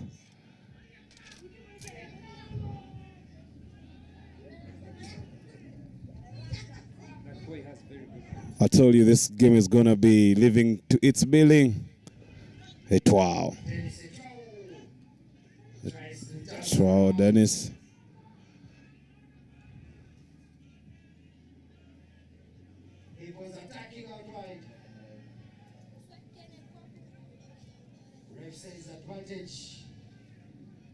Dennis Etwao is let loose. When he go through the traffic.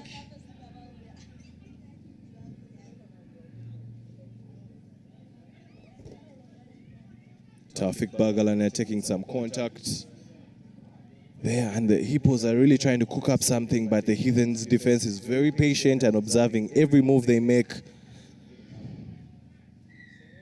Penalty.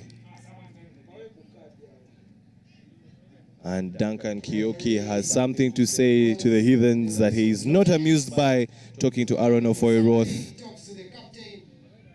And that should be a last warning, and it's a penalty to the Hippos. What do? Do they find touch again? And yes, Captain Dennis Etwao thinking about what to do next, and he consults with his teammates. And yes, they say, let's go for a touch. It's important. Actually, they choose to scratch this time, trying to confuse the opposition, and almost on the second attempt. Oh my God! Kato to chest. Being pressed by Kato. Nicholas Kato. And ball is lost. And now Nobato Kane.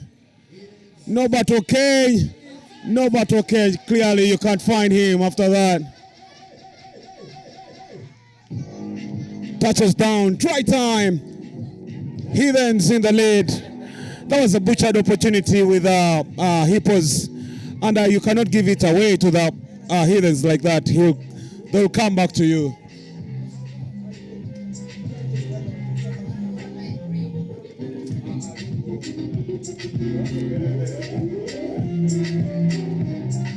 Ruben, was still saying, look at that opportunity butchered by the Hippos, and then Heathens capitalizing on their mistakes. Definitely, that shows the mark of a team that is actually very experienced. They knew that their line had been broken, and as we're actually talking there, Aaron Ofoyroth converts, which makes it 7. But I was just saying, turning defense into attack. The Hippos attacker breaking the line and thinking he had made it, but very great recovery there from, it was, I think, Nicholas Kato, if I'm not mistaken. Yes, Nicholas Kato it was. Yeah, and then the turnover to follow it up, and then the 2-on-1, and there is no safer person for Heathens to give the ball than Nobato Kane in attack, who has the legs to go all the way, and it's 7 to the Hippos, 7 to the Heathens, and the Hippos are still asking for change. And Taufik Bagalana, offside. That is Dennis Etwao holding a ball that was knocked on by Taufik Bagalana. I don't know, for Roth coming with a different strategy today. Yes, kickoffs are very high. Very high, yes. They come back with a little bit of snow. I think you take them high to give more room for your teammates to cross the line and then draw the ball backwards. That is what they call hang time. Yes, it is. And while we are speaking about hang time, Nobato Kane makes no mistake in getting his second and Heathens second for the day, and that takes it to 12 for the Heathens with a conversion to come. Heathens trying to really take the Hippos out of the equation. Can the Hippos respond? You feel like the Hippos won't really want the Heathens to score again before they do score. Otherwise, the contest will become a little bit tricky.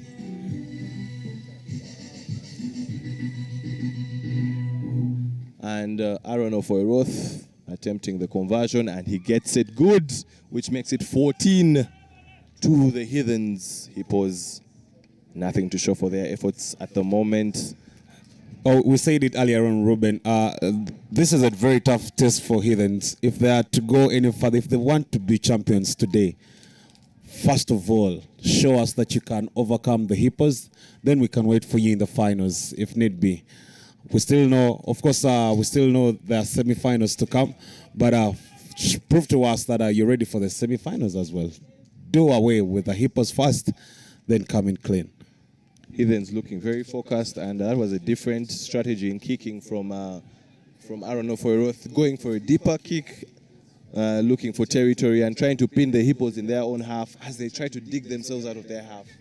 And Taufik Bagalana, in the 15th version of the game, he plays at center, trying to really match up with Michael Okorach, but Michael's turnover is successful. Aaron Ofoyroth scratching and looking for the Offloads. Yes, he finds it. And Innocent Gokto scores yet another one. That takes it to 19 for the Heathens. And a conversion to come, really taking the contest out of this game. So far, even the game we thought would have a bit of a contest is looking a bit one-sided. You could say it's a case of one side of the quarter-final teams being very focused, the other side not knowing what has hit them. But Heathens here being very, very efficient with every chance they are getting. They are scoring. Let's see if Aaron Oforos can add the extras.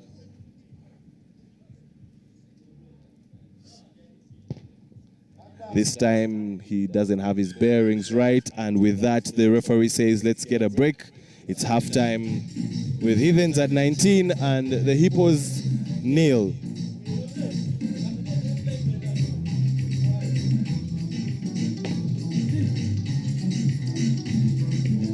Amazing to see Ronald Kanyanya being the water boy today. He's very influential when it comes to their 15 side. Sometimes he plays 7. I think he's just injured or something else. We need to find out later on. But yeah, good to see Ronald Kanyanya in Soroti.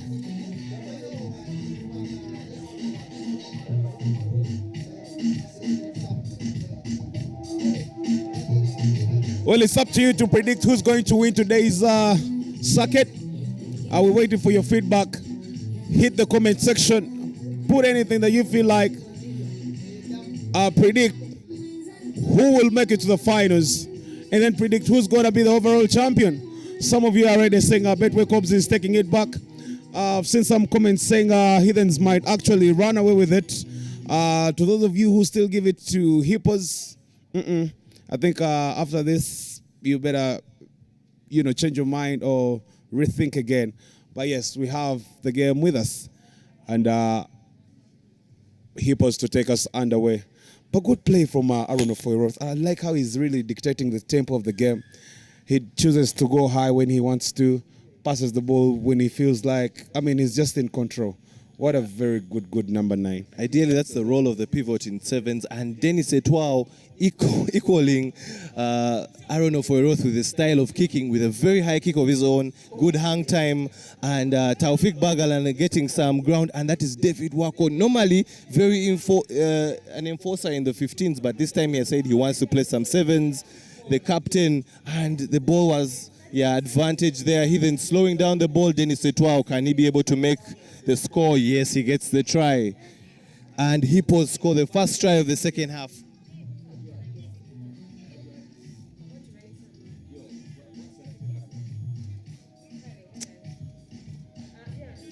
Five points to the Hippos with the conversion to come.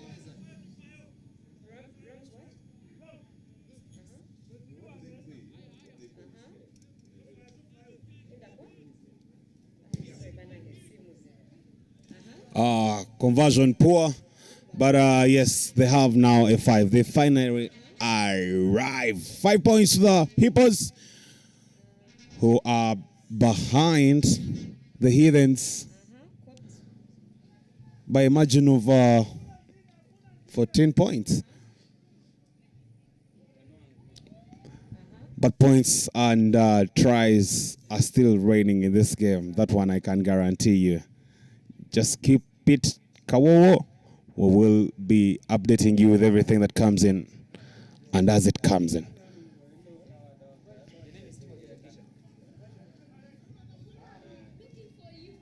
High kick, but the distance gave Michael Courage enough time to regather. And Innocent Gokso skips the tackle and then moves the ball. Pole Pilo to Nobato Kane.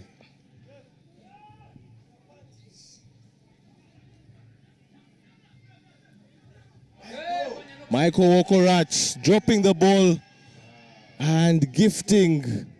You don't see that rarely from Michael Okorach. He apologizes to the team. That's really typically on him. But it's the game. Sometimes those things happen, really, don't they? And now they've...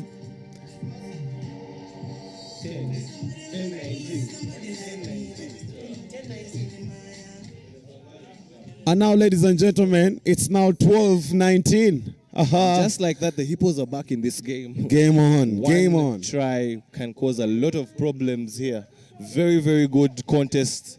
As we were hoping for at the beginning of this, it looked one-sided, but credit to the Hippos. They have owned this second half, and let's see if they can actually follow through and make the full comeback.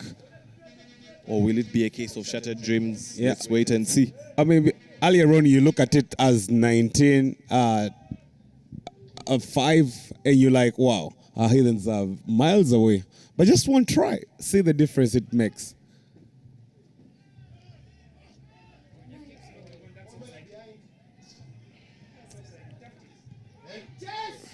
And that is now it's sports day. If you can run, you win it. If you cannot run, you lose it. Oh!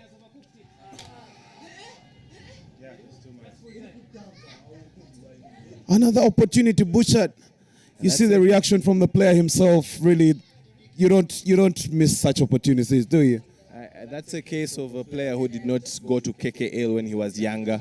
His footballing skills, over-kicking the ball, and he kicks it dead into touch. As the referee consults with his assistant to see what the call is there, usually in such situations, they take you back where the ball was kicked from. And it's going to be a ball advantage to the Hippos.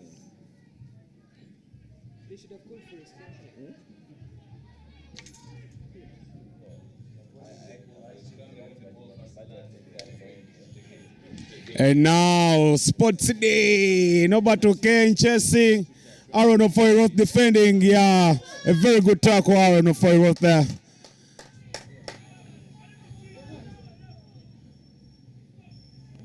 Referee Duncan Kiyoki not happy with something. He says there was no leeway to have the quick start, so it's going to be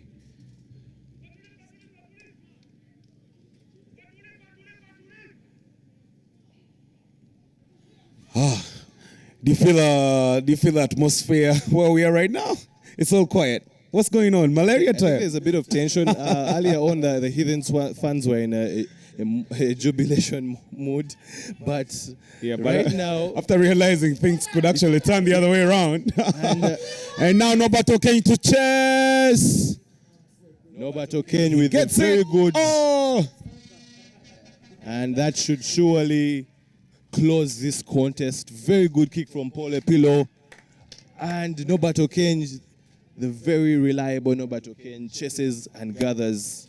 He has pace in turns and pace. Yes, I mean, Paul Epilo is the mastermind, cooks very well, prepares everything, and it's just ready for this guy to eat, really. Yeah, that's great vision from Paul Epilo. He's able to see that there was no sweeper behind, and he kicks. And Nobato Kane doing what Nobato Kane does best, as McDaniels Okello converts to make it 24 to the Heathens, 12 to the Hippos. Yeah, Hippos now have another hill to climb. That really lowered their deficit, but Heathens being Heathens, they take it to a next level, don't they? Yeah, apart from Heathens being their challenge right now, the Hippos also have time as their issue. Do they have enough time to make the comeback, or will the Heathens ascend to the semi-finals? A very high kick by Aaron Ofoyroth, as he has done. James Mugisha trying to control with his foot, and a good step from Hippos as they look forward to narrow down that gap. Jonathan Echeru trying to get some extra meters, and he gets a penalty for all his efforts. And the ball goes to Dennis Etwao, the most dangerous man for the Hippos, the captain, to Jacob Ochen to do a bit of enforcing, but very good tackle there from Cloud Otema. Yeah, it's a very good ankle tap, Cloud Otema, to save that run. It could have had them in one way or the other. Referee says there's been a knock-on. It's interesting to see. I'm sure the Heathens fans are praying for time to get done, while the Hippos fans are hoping that somehow time freezes as play continues. the contrast. So, and they both are praying to God, you think. So who does God give the gift? Sport can be cruel sometimes. Jacob Ochen, rare sight to see him down injured. He's usually a very strong, very durable customer.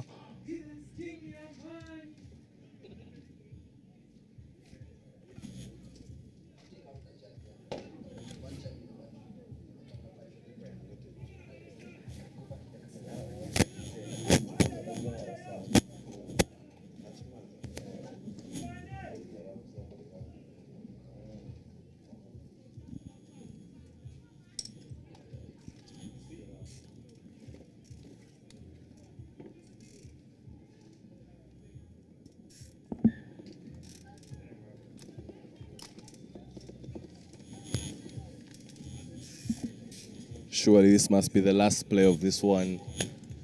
What happens? But you think it's a little bit too late for the Hippos, as Jacob Ochen is carried off the the pitch.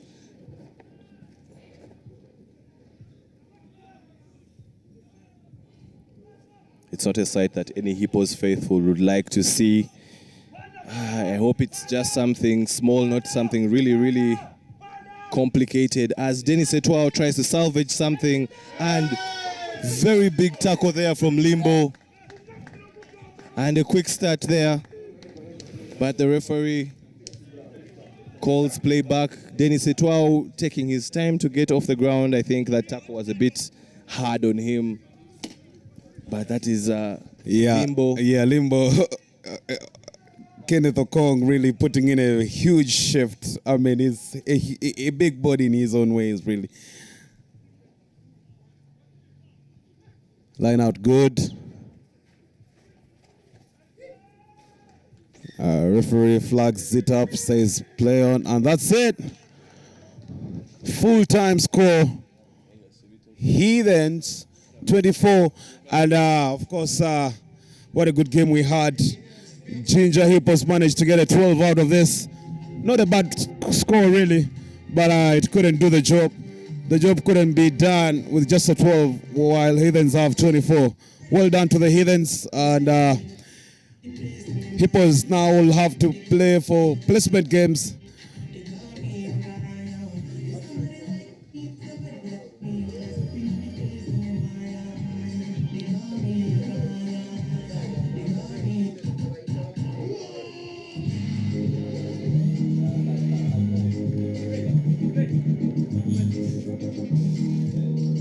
Hippos there arguing out a couple of rules with the officials, but remember, the officials' word is the final one, because they're the ones officiating the game that you play. Hippos will feel like something could have been better, and Kevin McMott as well, not happy with one of the calls there from the referee. Yeah, do you think they have a reason to complain, or is it a case of sour grapes? We shall find out later. However, we are coming to our final quarter-final. The Toyota Buffaloes taking on the Makerere Impis.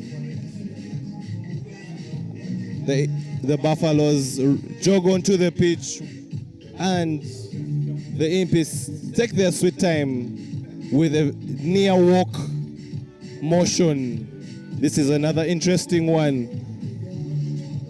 This weekend we have Impis back to full complement. Can they be able to do damage? They will need their linchpins to be ready to do their role. Can Stalon Arenaito and Robert Sentongo cook something up? Can Pius Mpoza do what he does best? Can Jonathan Luhoni finish? Or will Eddie Kaima, Ivan Odiambo and company have something to say about it? Who goes to the semi-final from this matchup? In the last two quarterfinals, the Buffaloes have been meeting the Warriors, and they have been ascending to the semi-final. This is another opportunity for them to get to the semi-final, and they will also be thinking about maybe going one better to the final. But first, the hurdle of the quarterfinal is Impis for them, and Impis as well will be wanting to change the narrative. 3 positions already taken. Number one, Betway Corps came through. Pirates also claimed what belongs to them. Heathens there maneuvering over the Hippos. It wasn't really a swift move, but they managed to get the points and to get the job done. And now, the fourth place, it's left to be filled between these two teams. One of them will proceed to the next level. The other will play for the placement games. Who will it be? It is me and you to watch. Buffaloes taking on the Impis. Impis in green, like my colleague earlier on told you, and Buffaloes in their traditional away kit, black and red.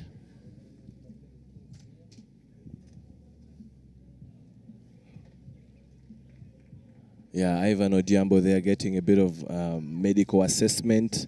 It's actually a blood bin, and he gets to get medical attention on the sideline and have someone replace him. Remember, he can still come back.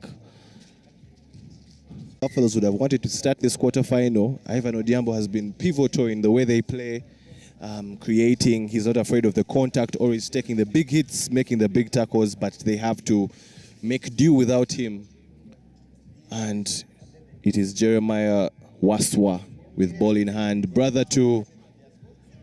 twin brother to Nicolas Kato, who is in Heathens.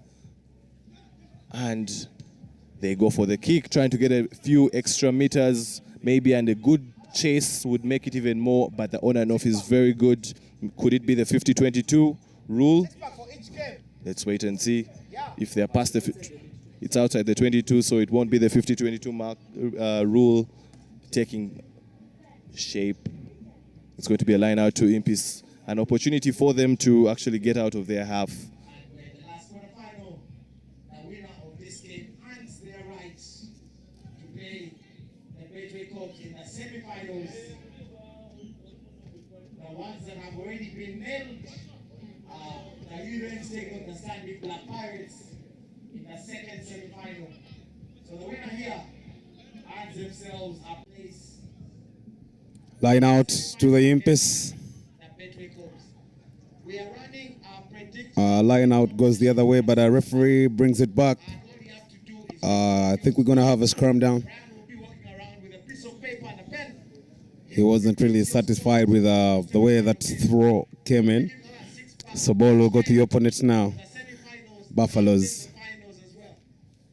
So get winning with Guinness. We're also going to do the same online, so you can go and make your predictions on Twitter. Still the ball.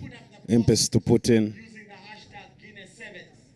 And we have done that. Reminding you, you already have the 3 contestants of the semi-finals. And now we're just waiting for contestant number 4. And that's the only slot left. The draws have already been made. Pirates will be taking on the Heathens. I can't wait to see that. While Betway Corps are waiting to see a win of this, who will challenge them for a semi-final place.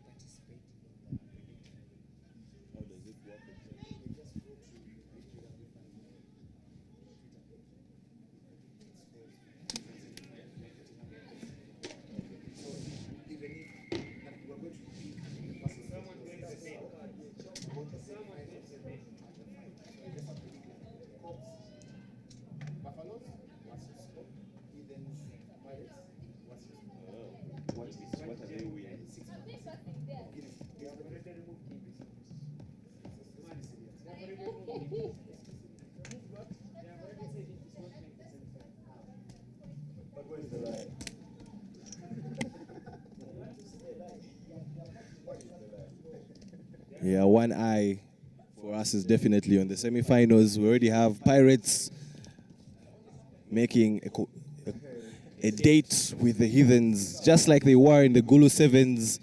Pirates doing one better than Heathens. Can they do that again, or will Heathens have something to say? And we're waiting for the winner in this one that will be taking on the favorites, the juggernaut that is Betway Corps. Remember, starting with the semi-finals and the final, you can predict and win. Get a 6-pack wherever you're watching from. All you have to do is go to the UG Rugby Fan Zone page and share the teams that you're going to be predicting on and the score. Yeah, Buffaloes through Morgan. The touchdown. Try time.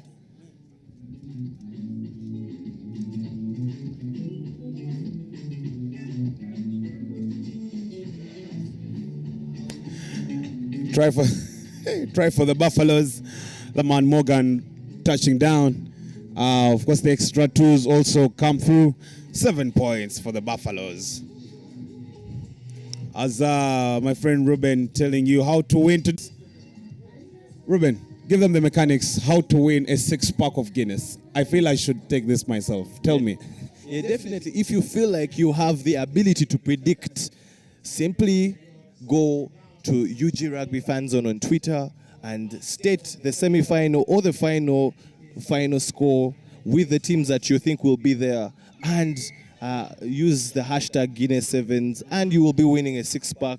You will be the closest score or the exact score will be awarded with a 6-pack of Guinness. Enjoy Guinness and win Guinness while you enjoy the Soroti 7. Yes, unlike your usual Kapapula, with our predictions here, even when you're close, you don't have to really get it right the way it's supposed to be, but the closer you are, the chances are for you to win 6-pack for free. What a way to start your Saturday.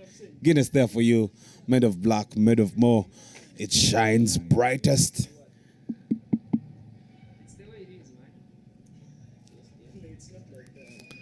We have a scrum.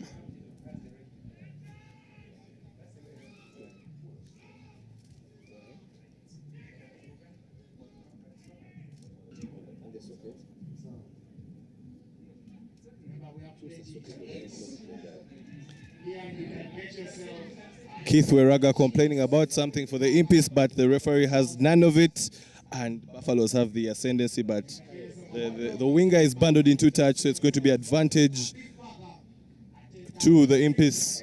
Impis, for those that are not familiar with the colors, Impis in green and the Buffaloes in black and red. What can they be able to do? They are trailing by 7.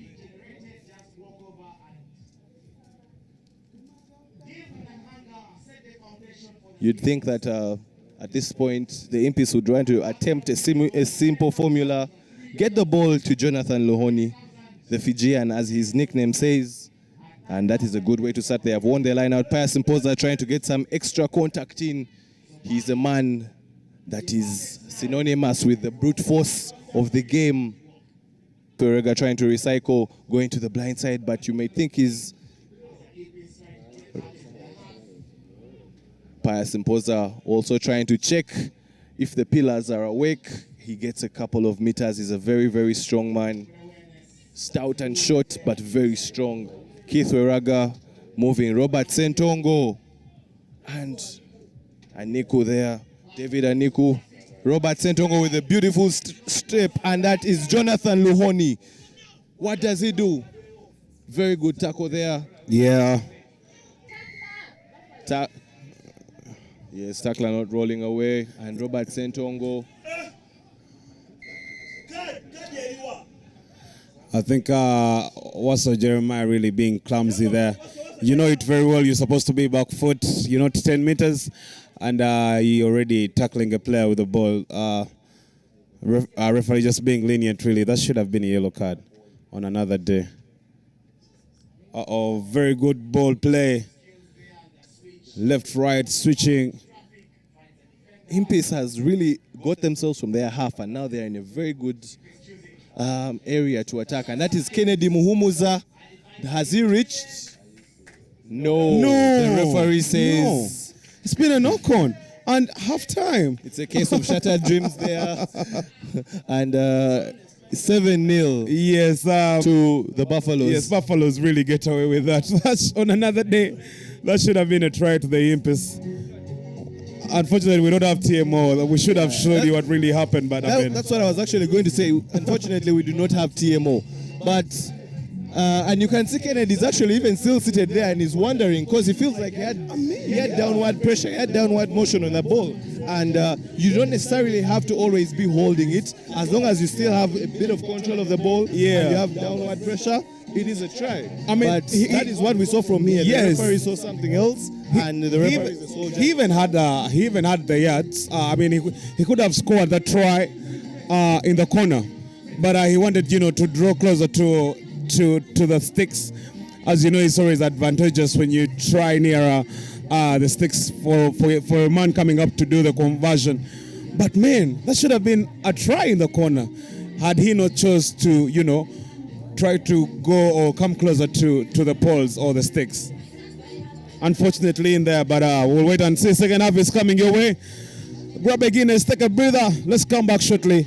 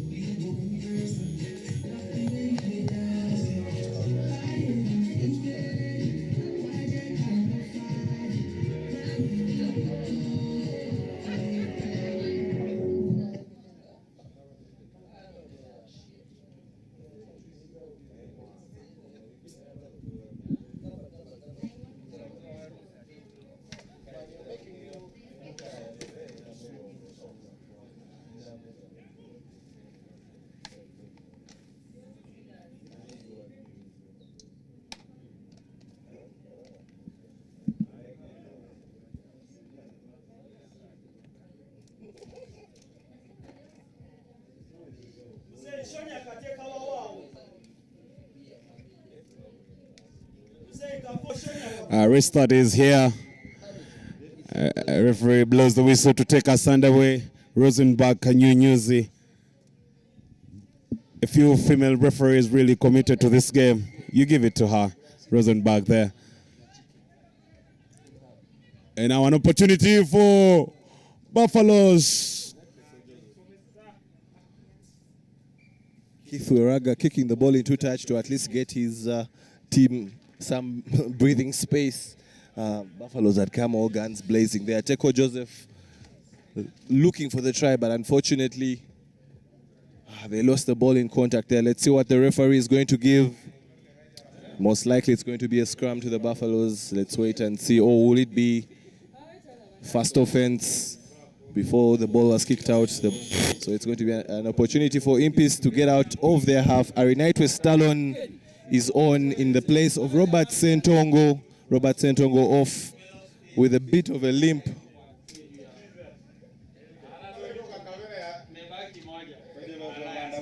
What after this one, we're going to have placement games. We still need to find who will be number 9 and number 10 as we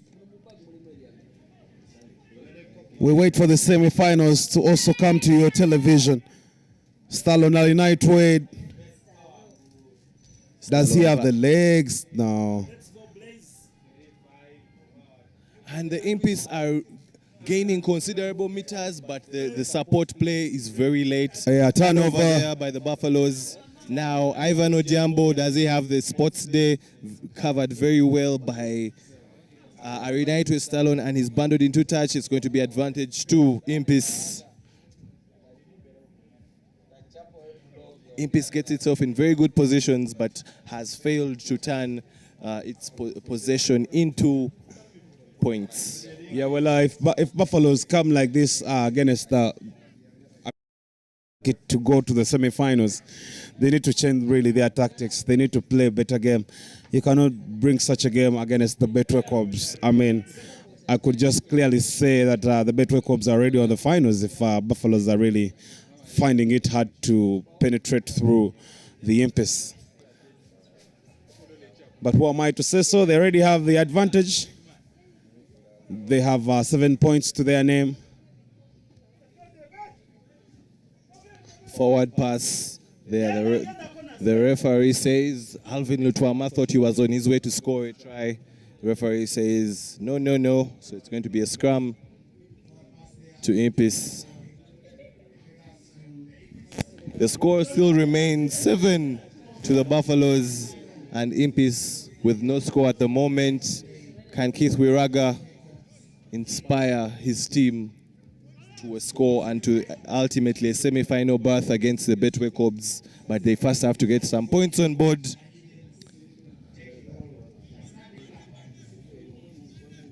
Very good scrum there. And referee Rosenberg says there is something she did not appreciate about the previous scrum, so it is going to be Impis having the scrum yet again.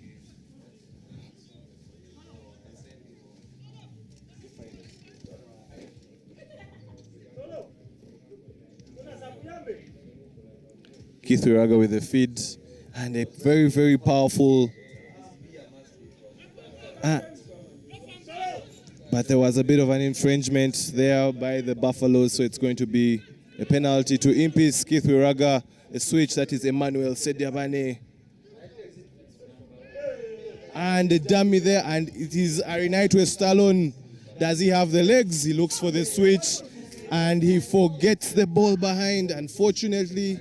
I think Stallone always has a double mind kind of thing. I think it's clear for him to go all the way, but he just stops in the middle from nowhere. And ball lost. Look at it. It's easy for us to say that a player can go all the way, but when he feels like he's done and his legs can't go anymore, there is only so much he can do. I mean, it's happening more than 3 times, really. I just can't tell why. But yeah, like you said, it's, for us, we are watching from the sides. It's the real guy in action. A little to blame. And Buffaloes holding the man up.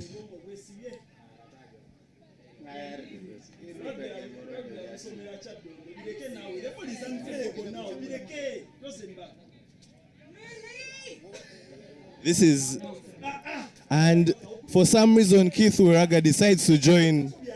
Before, it wasn't a maul. For those that need the basic rules, if an opposing player does not join the team holding up the ball, then there is no maul. That is why you see the referee was just looking at them, waiting for them to decide what to do next to what they wanted, until Keith decided, okay, I'm tired of this, and he made it a maul. So now, Ernest, what do you have to say about that whole predicament? I think in that situation, we have to go back to the basics of rugby, which is the rugby regulations, which is the rugby laws, and not rules. One of the rules of the maul is that a maul is only formed when the ball carrier and when the ball carrier is held up by an opponent and a player from the other team joins. So we need to have a minimum of 3 people for contact to become a maul. But then if all the players are, apart from the ball carrier, are from one team, then no maul has been formed. So it is judged as a continuous play, like normal contact. And until the player is able to put his knees on the ground to force the tackle, play will have to continue. And just as you've seen with Rosenberg, she waited as long as she could, and the Impis players looked on as long as they could until Keith Wiraga decided that he had had enough of the standoff, and it turned from a normal contact situation in the game to a maul, after which Impis just had a few seconds to be able to play the ball, and they were judged for having brought the ball into a maul, and it was a successful turnover by the Buffaloes. That is honest for you. He always coming with the schematics, blueprints, everything of this game. Well conversant guy.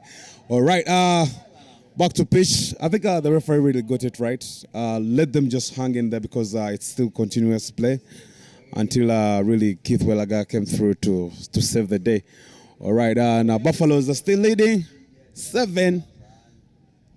Wow, can you imagine 7 points?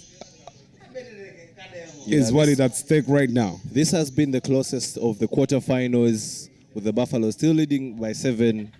And Impis trying to ask questions, but they are the architects of their own downfall.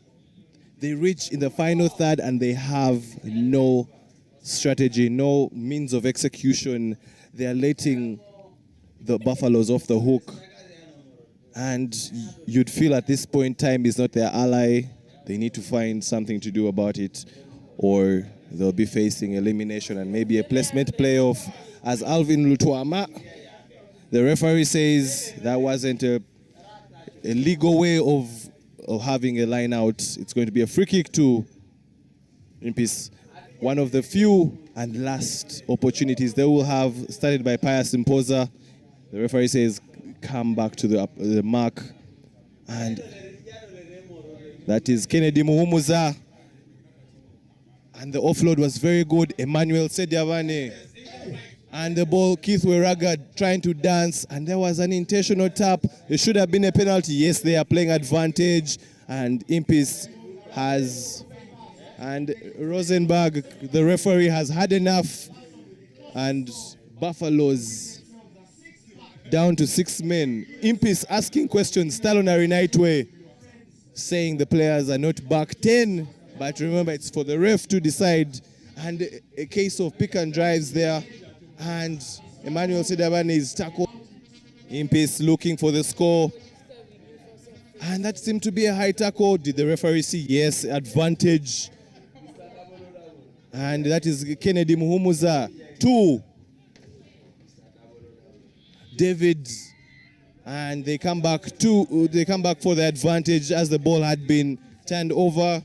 Impis still with an opportunity to score and maybe convert and tie this game. This game looks like it might go to sudden death if Impis can get the score, or will it be a case of shattered dreams? Buffalo's defending ferociously. Anyone that touches the ball is not allowed to move a lot, and you can see Waswa Jeremiah along with his teammates leading the charge. And who is that? That is Kennedy Muhumuza. Does he ground the ball? Try time.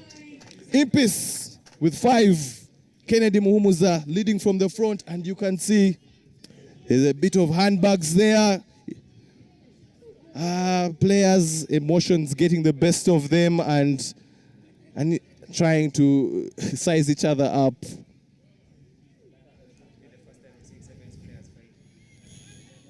It's rare to see handbags in sevens, but when they happen, they do happen as well. It's one of those regular ways of saying hi to each other. That's how we do it. Hello, how are you? How's your chest? How many do you weigh, apparently? Such things, such questions. Yeah, I mean, that's how we downplay it, really, but it's nothing really serious. But apart from a try to the Impis and now an opportunity to go for the extra 2, Stallone Nightway. I've seen him miss it at one point. Of course, he's not going to miss this one, is he?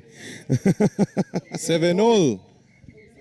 And we actually are going for sudden death in this one. And for those that are not familiar with sudden death, the first team that scores is the winner. You could equate it to the golden goal back in the day for football. So the action still goes on, a fierce, fiery contest in the 4th and final quarterfinal of the main cup, Soroti Sevens. And any points that you get, you win. Any points, 3 points, 5 points, any. The difference is that in pool stages, just put something on a scoreboard and you go to the semi-final. That's the challenge they have. Boys in green really put up a solid shift in the second half. Buffaloes could have easily run away with it, but Impis are still in it. And Impis could have already scored that try anyway. Unlike the situation where we've always had Ginger Hippos drawing, I think what we are faced with right now in the knockout stage is that the tournament rules say that once teams are drawn at the end of full time in the knockout stage, we shall have sudden death. And what do you mean by sudden death? The first team to score in extra time wins the game. But in the event that we go all the way in full time, it's going to be 5 minutes per half of extra time. And then after that, we go to kicks, penalty kicks to determine the winner. And if we're still tied, then the remaining bit is to toss a coin, as all fairness ends comes in rugby. The difference is to toss a coin, and the team that is lucky when the coin toss comes gets to move on to the next stage. But we're hoping that we'll be able to see points being put on the board in this game, and the teams can have a difference, can be separated way past full time and into extra time.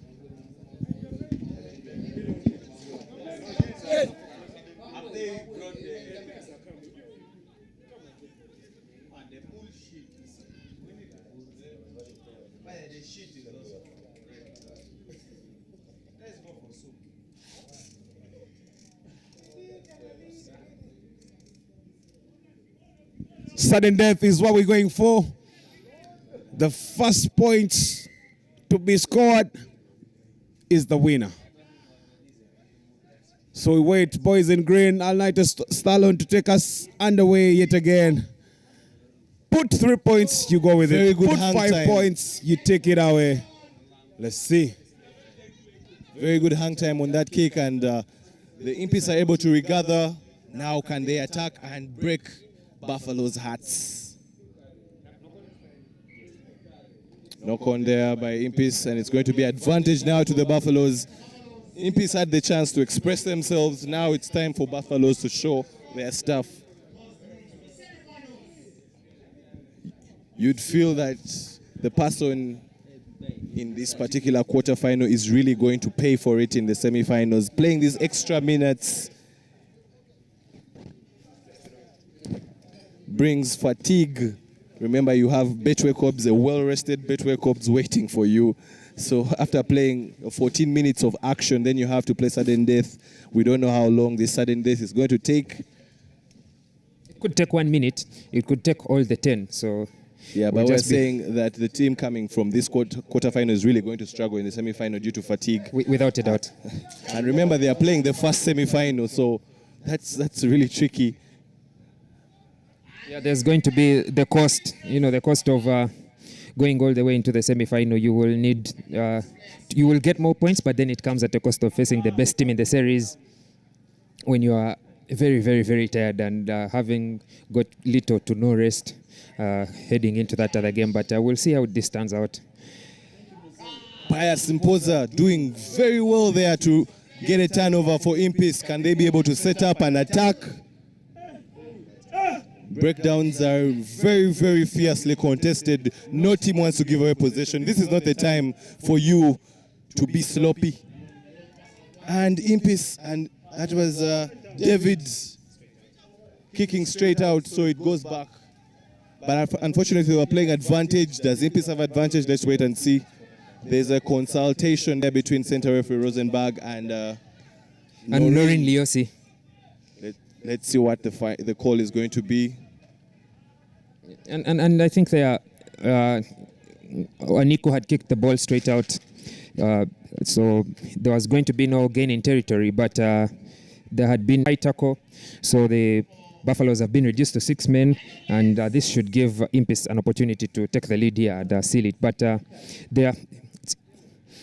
they've fumbled with the chance and given possession to the Buffaloes, even in a situation whereby you would think it will be a very close contest between them with this line-out that is coming. Yeah, interesting to note is that the Buffaloes are down to 6 after a yellow card was given to one of them. We're yet to find out who it was for unsportsmanlike conduct. So they have to go through sudden death, a man shot.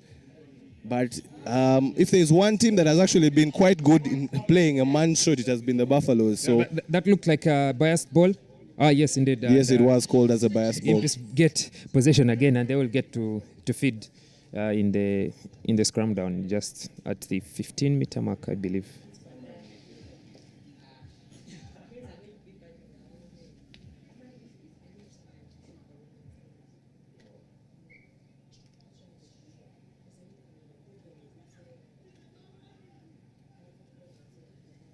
A little bit of conversation between the two teams there as the scrum is being set, but we should be going underway with Sentongo feeding. A quick ball out to Stallone, and there's Aniko with the Fijian on his outside, throws the fend, but the tackle, the covering tackle is good enough, and Ivan Odiambo's arrival at the breakdown was spot on. He contests the ball and wins it, but he's judged to have knocked it forward, and you can see the disappointment on his face and begging referee Wutimba to be considerate and fair to him. And that will be it for the first half of extra time. And the teams will have no chance to switch sides, so no chance to rest. They'll just have a short water break. Yeah, definitely. And then we'll go back into the second half. You just immediately switch sides, but you can see fatigue is already playing a part. I do not think that the winner here will even want to play that semi-final, especially if you're facing the favourites, Cobbs. I think the winner will want to play that semi-final because it gives them more points in the overall standings on the log, and the higher up the 10 core team series you are, the better it is, the better chances of surviving relegation. Given that Impis had a horror of a weekend last weekend, and the Buffaloes would want to be close enough, like they were in the past 2 weekends, being fourth. They would want to continue with that.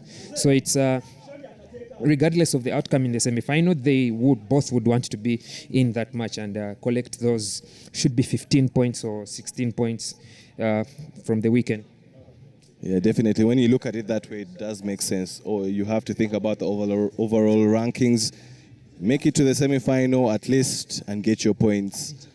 But still, that doesn't mean the team from this encounter can't go on to shock the Betway Cubs maybe and get to a final. Who knows? But we are seeing a case of muscle cramp from one of the players, the Buffaloes players. It gives a chance to everybody else to rest, you know. It could be a psychological move. Funny thing he's is trying to buy time, or he could actually be in pain, and you could see. Funny thing is, most teams actually have a call like that where one of the players goes down and fakes an injury to get a breather. Usually it's done when the opposition has momentum or when the team is fatigued. Are you talking about the current world champion South Africa and how they operate in the 15s competitions? It's actually something it's common in every team. Every team has a call for that so that they can buy themselves some time. Yeah, I think it now would be the perfect time to take such a call. And the restart by the Buffaloes, I think that was Sean Webers, is spot on. Bounces on and off and puts them just outside the 22. With a kick that goes into touch, but Impis will have the line out throw, and we'll be hoping that they are able to throw a good ball, collect the ball, and then attack. But if Buffaloes are able to steal that line out, then it puts them in a very, very good position to steal the game. Yeah, but I had a thought. Is there any chance that maybe the semi-finals can be switched, and the Pirates and Heathens play first? They have had ample rest, maybe to give whoever wins in this one some time to breathe before they face the Betway Cubs. I do not think we have the freedom to operate like that. I would have loved, for all fairness, for it to be like that, but I think with the way the calendar is set and the program, I don't think there would be room for that. Oh, big hit! With a shoulder from Oketayot. And passes the ball to Alvin Connor, so decides to straighten with the man on the outside. And that is all they will need. No need for a conversion. And Buffaloes have beaten Impis to march on into the semi-final. And for all it's worth, Buffaloes will, as a bare minimum, be finishing fourth, as they did in the first series and in the second one.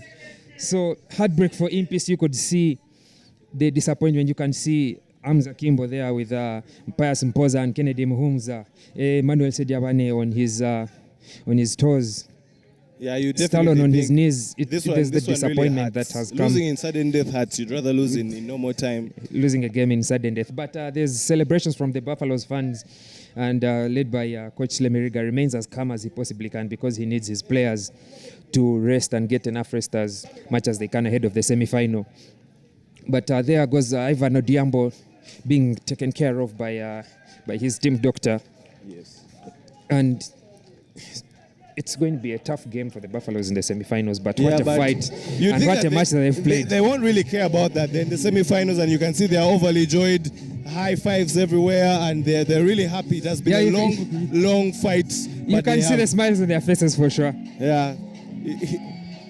And right away we are going to have a placement game happening between the Rams and the hosts are Soroti Rangers. Soroti Rangers won their previous game, their first win of the circuit. Will they be able to get a second win against the Rams? Put up a good fight against the Eastern Region champions. I was quite surprised, thinking that the Waluku Barbarians were going to assert themselves and their influence and their prowess in the Eastern region. But what a shock from the Soroti Rangers. And if they can pull off another shock against the Kwa side, that would be a very brilliant performance from our hosts today. I feel like the Soroti Rangers were a bit more familiar with the Waluku Barbarians, so it made it an even contest, especially when you've ever faced an opponent and you know how they play. So you're a bit familiar with them. But now facing Rams is a different challenge of its own. Can they be able to raise up to the challenge and maybe give the locals something to celebrate about?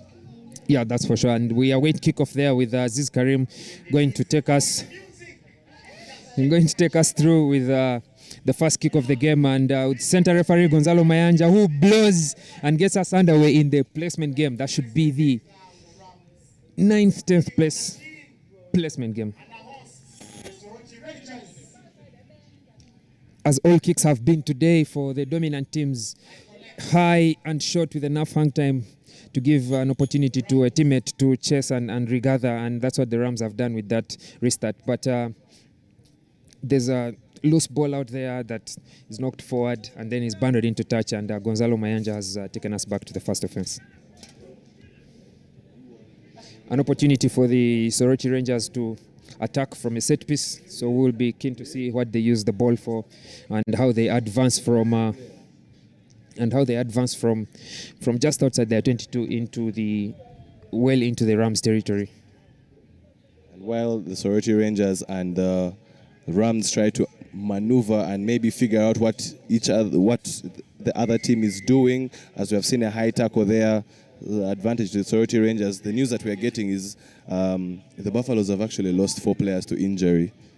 So that is how they're going into their semi-final. You can imagine. Yeah, it's going to be tough for them, but rugby can be brutal. I could see the worry on Coach Edgar Lemeriga's face, wondering how he's going to line up against the current series leaders, the Cobs, in the first semi-final, which is going to be the next game, I believe.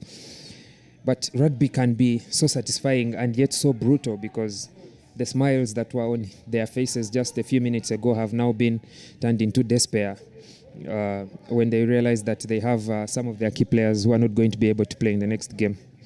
But we'll be hoping for the best, and I think it's too little, but it's just something that the Buffaloes could use, that 13th man, which almost all teams have used. Cobs have used their 13th man. Ginger Hippos have used their 13th man. Warriors have used their 13th man. Mongas the same. And I think now if the Buffaloes hadn't, then this 13th man, who has been fresh since morning, will come in handy for sure. Rams are choosing to play the direct contact rugby, and the Soroti Rangers players are getting sucked in to that breakdown. Slow ball out off to Nelson Mandela, who just has to dance around his man but chooses to go straight through him. Didn't look like it was the wisest of decisions, but they appear to have retained possession. But Gonzalo Mayanja has other ideas that the contest for the ball has to be legal there. And Nelson Mandela on the Soroti Rangers team, who had sprinted away with the ball, is told to return it for an infringement of hands in the ruck there. And that is Nelson Mandela up against Nelson Mandela for the Rams and for the Soroti Rangers. But Nelson Mandela for the Rams has the upper hand and is able to score. They're both called Nelson Mandela? For sure. That's very interesting. That's the power of the freedom fighter. But in this case, it is the Nelson Mandela of Rams that has the upper hand, and he scores just in the corner, which gives Aziz Karim some hard work to convert this one. And as was mainly expected, he's not able to convert that kick to give Rams the extra 2 points that they need in this match. Yeah, this being the Soroti Rangers' last game of the day, you feel like they should really put up something, give it their all for the home fans that have really come to enjoy rugby, to celebrate rugby, and to see their home team play. And for all those that are even watching on Kawowo, I know there are so many of their relatives and so many of their fans that are watching, so why not give it one last push? And the ball finds touch after that kickoff, and it's going to be advantage to the Rangers. Gonzalo May and assistant referee Emmanuel Sama in unison as a medical break is being called for one of the Soroti Rangers players. We're here to find out who it is. But the semi-finals will be coming up very soon, the main cup semi-finals. You'd think that we're a bit behind schedule due to that sudden death situation. But in all honesty, I really feel like it takes nothing to really change the order of the semi-finals and let Pirates and Heathens play first, just to give the Buffaloes a fighting chance. Remember, the Buffaloes have actually already lost 4 players from that quarterfinal. Now, getting into a matchup like that with the Betway Cobs can be really, really brutal. But before the first semi-final, we shall be having the Warriors playing a placement game, and we're yet to find out who they are going to be playing against in their placement playoff. That should be the sixth placement match, sixth placement match between the Warriors and the Mongols. Yeah, and the Warriors have been on their way up from in the standings from the first tournament that they hosted, finishing 10th, and then they finished 7th last weekend, and then now they are playing the 5th, 6th place playoff match. So. Yeah, and you see, that is what Chairman Emmanuel Fudribo was looking at for the Warriors, that such small things show progress. You might not be winning the knockout games, but how are you progressing in the overall rankings? As Aziz Karim is trying to look for the switch, but everyone could see it was a dummy. But the follow-up is also very important. Rams trying to set up patient play Nelson Mandela with a long pass. Beautiful dummy weather. Switch. And he regathers, but Gonzalo Mayanja is not satisfied with that pass on the dummy switch, and he says that is enough for the first half, and will give the teams a break, as Soroti Rangers appear to be struggling with fatigue and injuries in their own department. But I think the Rangers have actually done well, putting in mind that the Rams are a core team, and the Rangers being hosts and also being a regional side, which makes them invitational.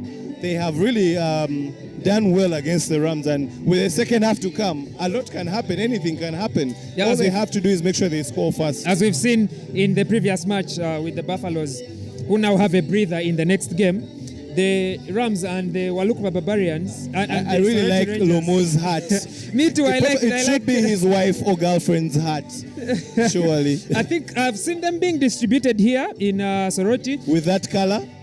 It could have been added there, maybe customization for Richard Lomo himself, but they are beautiful hats, and one worn by the Soroti Rangers coach. He has just joined the team. He's South African, so he brings a new energy and a new experience, and set up from a different union than one we are used to here. And it is evident in the way they've set up that Soroti Rangers have something good going on for them.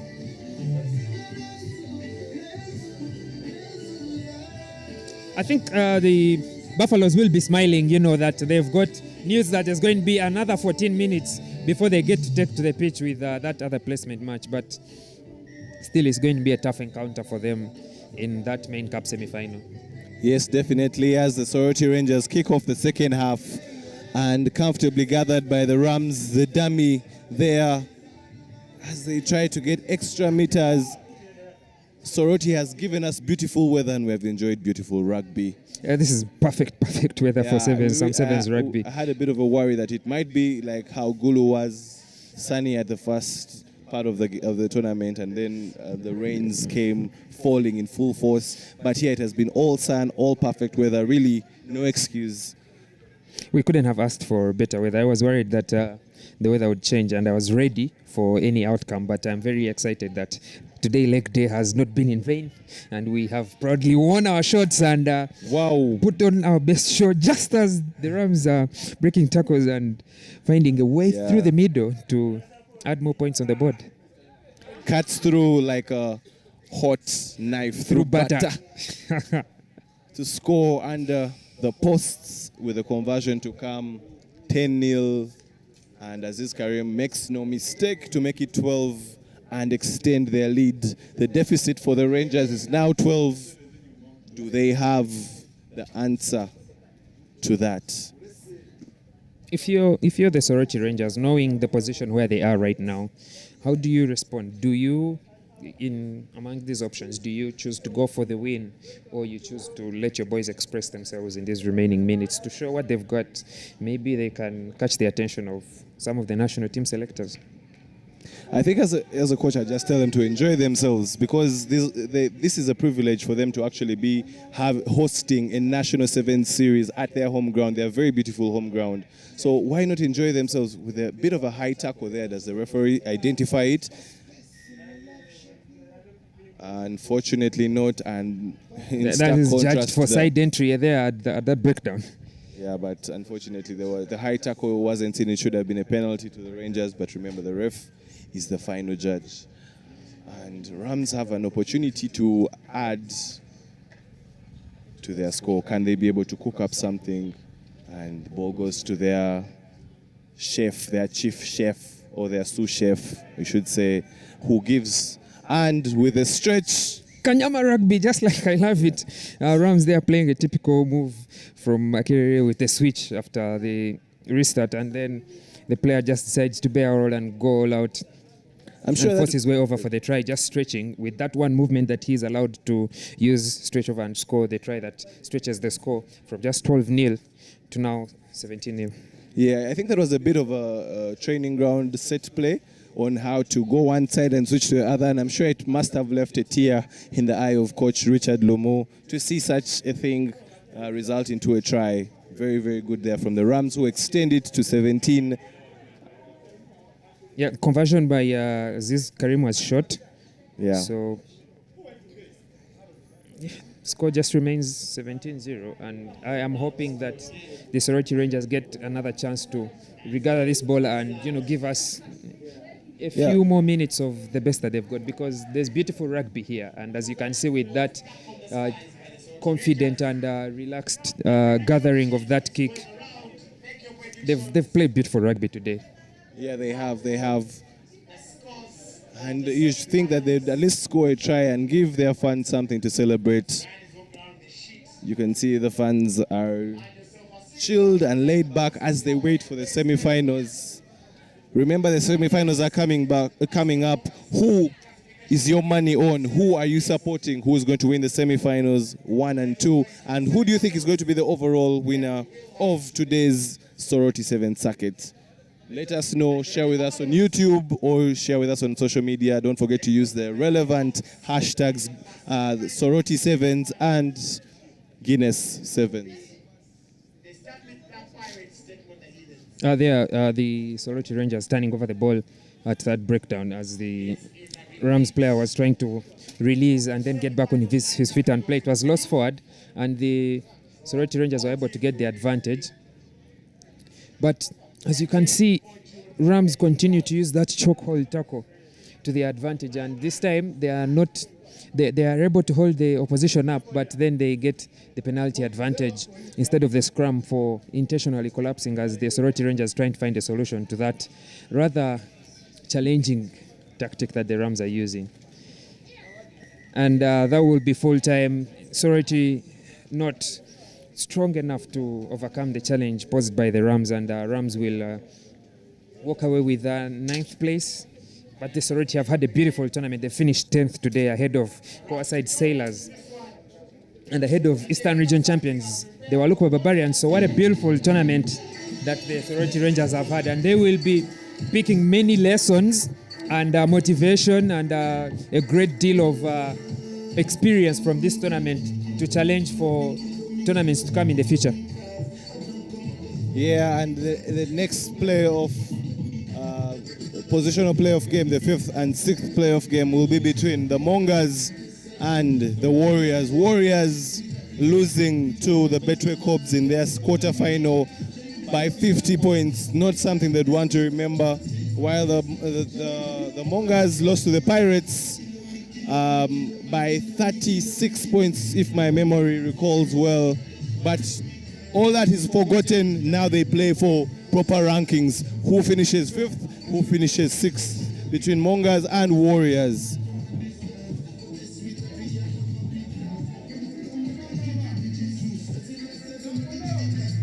Gabriel Aredo appears to have taken a break from rugby and in the knockout phase, and you can see he's now changed across the pitch. You surely cannot miss him because he has the iconic hairstyle across the pitch that you cannot miss with this sun here today. But you can see that he has changed from his playing kit into a more, can I call it a chilling kit, in black pants and a nice black top labeled with, I believe, should be Mileke Sevens there. Yeah, choosing to fully take on the coaching role for this one. He played a bit in the pool stages. I think there was something that enabled him to play But once it was all rectified, he said, you know what, let me give the boys a chance to express themselves, and they have done so.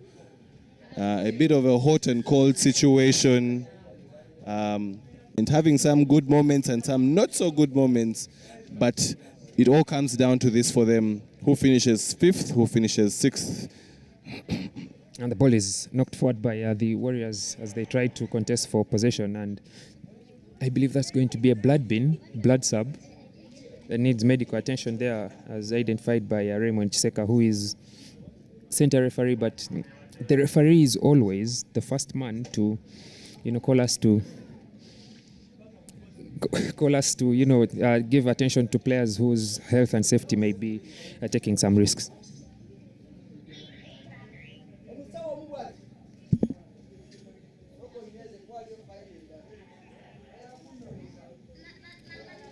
Mongas with the first scrum of the game. These are two teams that are also very familiar with each other, be it in 15s, be it in 7s. Two teams in the main fray for both. And as you see, open play there. Richard Kinya is stealing the ball, but again, miscommunication and miscoordination. But Humphrey Ratch, does he have the legs? Yes, he does. Disorganization there from the Mongas, and they are punished 5-0 with the conversion to come. Warriors draw first blood in this one, with Richard Kinyai usually very dependable with the boot.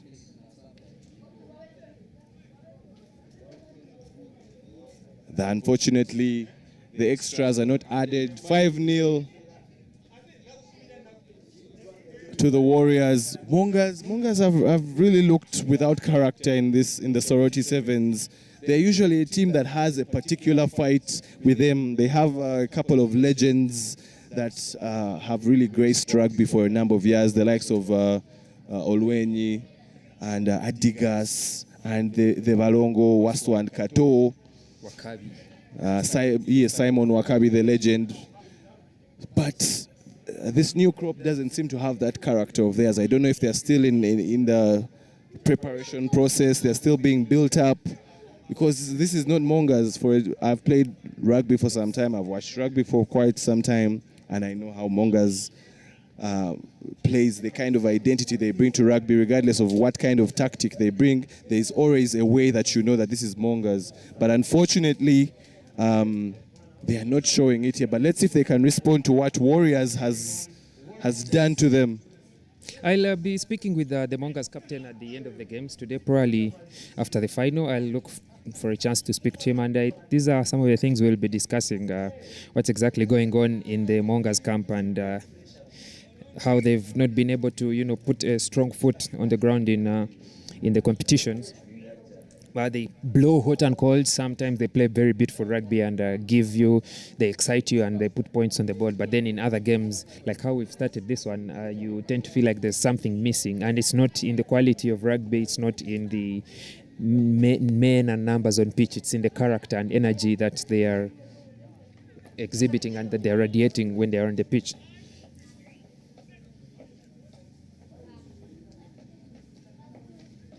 But now that's a really, really strong set piece there from the Mongas, contrary to what I've been saying as my commentator's cast continues.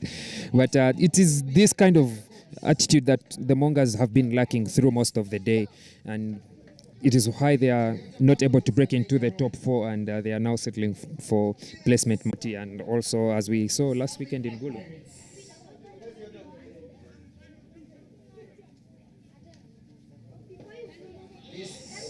Second phase of play there, but looks like a seatbelt tackle, and without a doubt Raymond Chiseka's hand is out, showing advantage, but they will not need that advantage for long because they've been able to break a few tackles. And let's see if he's going to be able to continue the run forward, but oh no, the offload after releasing and getting back to his feet is not gathered well, and it has been knocked forward, and Warriors get a chance to clear their area as referee Raymond Chiseka stops play to attend to a player who appears to have pulled his hamstring there. And there's a Warriors player down in considerable agony. We hope it isn't as serious as it might appear to be.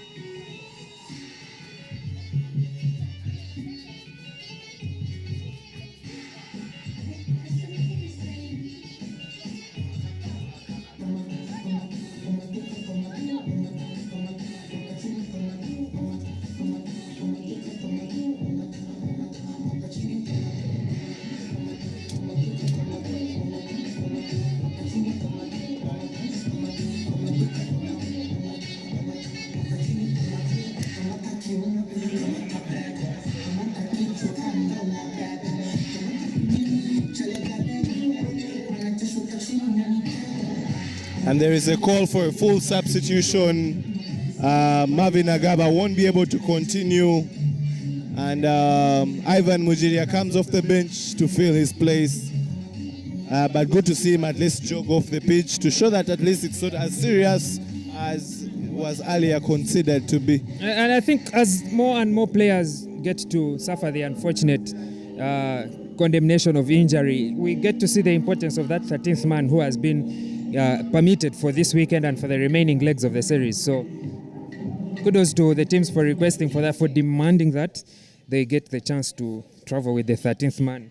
And I believe that this is the evidence that we needed, that there was a need to play the 13th man in this tournament. As Richard Kinyai decides to run around his poles and behind in the in goal and into touch, and that will be the end of the first half of action here in the placement match between the Warriors and the Mongas. Halftime score 5-0. Warriors doing something right, getting into this halftime. I'm sure this is one of those halftime talks that will be a lot easier for those that know Gabriel Aredo. He's a man that doesn't hide anything, the man that will say everything as it is, and sometimes it can really get harsh if you're not doing the right thing. But I'm sure this will be an easier one. You talked about. Did you see him? You talked about him being a coach. He has said, "I want to play." We had thought that Gabriel Aredo had enough rugby for the day, but with that injury break, with that injury to one of his players, Gabriel Aredo has decided to change and get back to the field of play. And you can see him in the 14 jersey that he likes to put on at the backfield there. So he will be patrolling the backfield there and hoping that the Monga's restart is deep enough for him to be able to put his team on the front foot with the reception there. But it is not as long as deep as he would have loved. But then the subsequent plays bounce over to him and he offloads a ball to captain Simon Peter Nyeko, who throws a long pass, a really dangerous pass. You can't wait that long to throw such a loopy pass. But Richard Kinyai, like a thief in the night, throws the first dummy, throws the second one.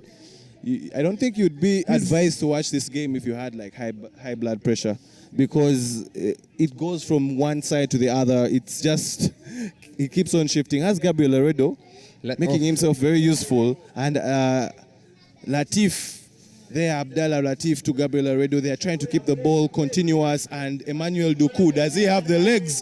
He appears to have the engine for that. Trying to go for the fend, he loses the ball in contact, unfortunately, and now Mongas get a chance to have something to say. They have not yet scored. The score is still 5-0 to the Warriors. Warriors will want to get...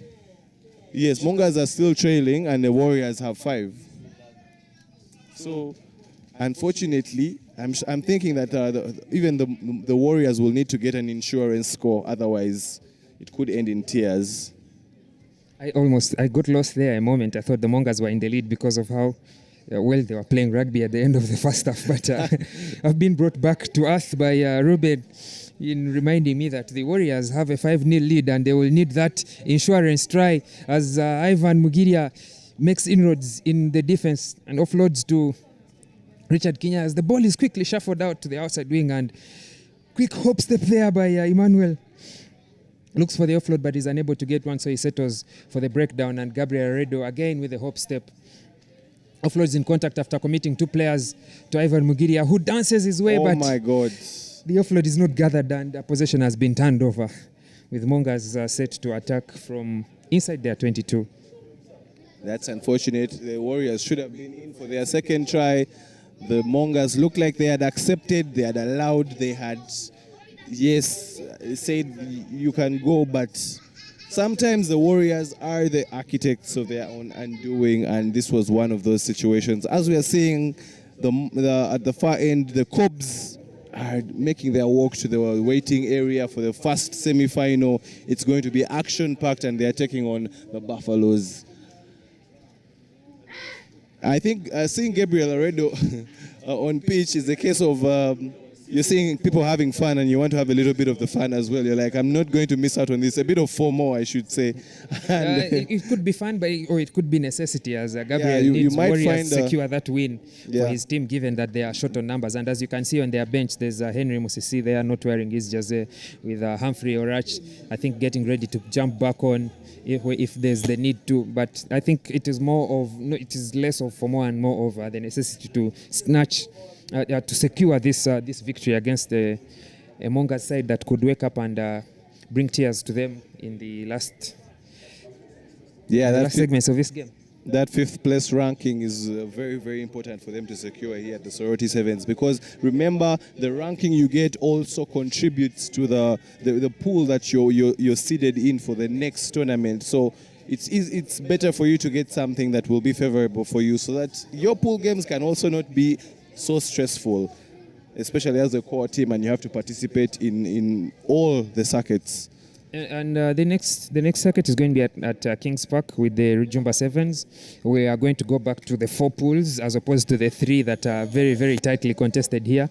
So there will be some breathing room for the teams, but not enough to survive being drawn in a pool that has the top contenders for the series, as Warriors advance phase by phase in this match against the Mongas. Abdallah Atif there carrying into contact, looking for the offload, but is unable to get one. And Ivan Mugiria tests on the blind side, but is forced to change his mind and come back on the outside. And there's Richard Kinyai with a long skip pass past Gabriel Redo.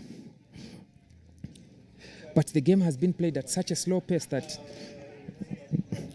I wouldn't know if the teams are both relaxed or they're just playing the time game. Simon Peter Nyoko with a long pass to Ivan Mugiria. Ivan Mugiria gives his teammate a ground nut there.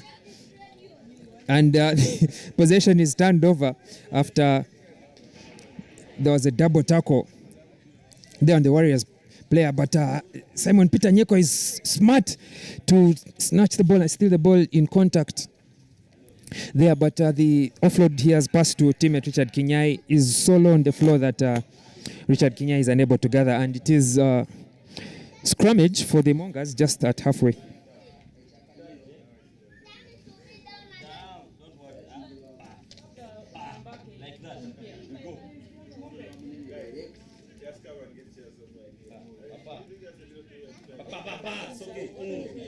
We appreciate all of you that have been watching with us throughout the day, especially from across the border in Kenya. We have a couple of fans for the Daudi Semwami and other players, and even just for Ugandan rugby. We appreciate all the support that we are getting from across the border, and most importantly here at home in Soroti, where rugby is coming for the first time with the Soroti Rangers in action in the National Sevens Series for the first time as well. Yeah, definitely. Keep engaging, keep sharing with us your thoughts, whether you agree with us, whether you do not agree with us. It's okay. Let's just have a conversation as long as we keep it civil and keep it sensible. Share your banter with us, and don't forget to subscribe to the channel and enjoy rugby Saturdays as Mongas finally, do they get a try? Yes, that's a try, but it looked like there was a high tackle there, so I'm thinking Raymond Chiseka may be lenient in just awarding the try, but Samuel Emmanuel has other ideas, and he could have said the word to the referee to award the penalty try for the high tackle, but... and you can see the Mongas players were really looking for the penalty try. Yeah, because to it avoid the hassle of extra having to time. take this kick. To avoid the hassle of having to take this kick, but with the game tied at 5-5 now, if the kick doesn't go through, we'll be going to extra time, and then sudden death. We might see another case of sudden death today, unless the young man, shot number 21 for the Mongas, is ready to do the unthinkable. It is okay, but... Relief for the Warriors, and even more relief for the Mongas, as the ball sails wide, and it is 5-5 at full time, so we're going to sudden death again, this time between the Warriors and the Mongas. I think round one, we had Cobs sweeping the whole tournament. They were strong against the finalists, the Black Pirates, at the Mileke Sevens. Then we go to Gulu for the Gulu Sevens, and we had a tense final where no try was scored that ended 3-0. And the competition even gets tighter here in Soroti. We've now seen the Cobs who have not been conceding until the finals, and who did not concede a try last weekend have conceded tries in the pool stage. And now we've had 2 games with sudden death in the knockout phase. That was the first one between Impis and the Buffaloes, and now the Warriors and the Mongers. So I think as the series continues, we've just gone halfway. This is the 3rd of 6. We will have more tighter contests, and hopefully we will have a different team winning the series, a different team winning the circuit, or different teams in the finals.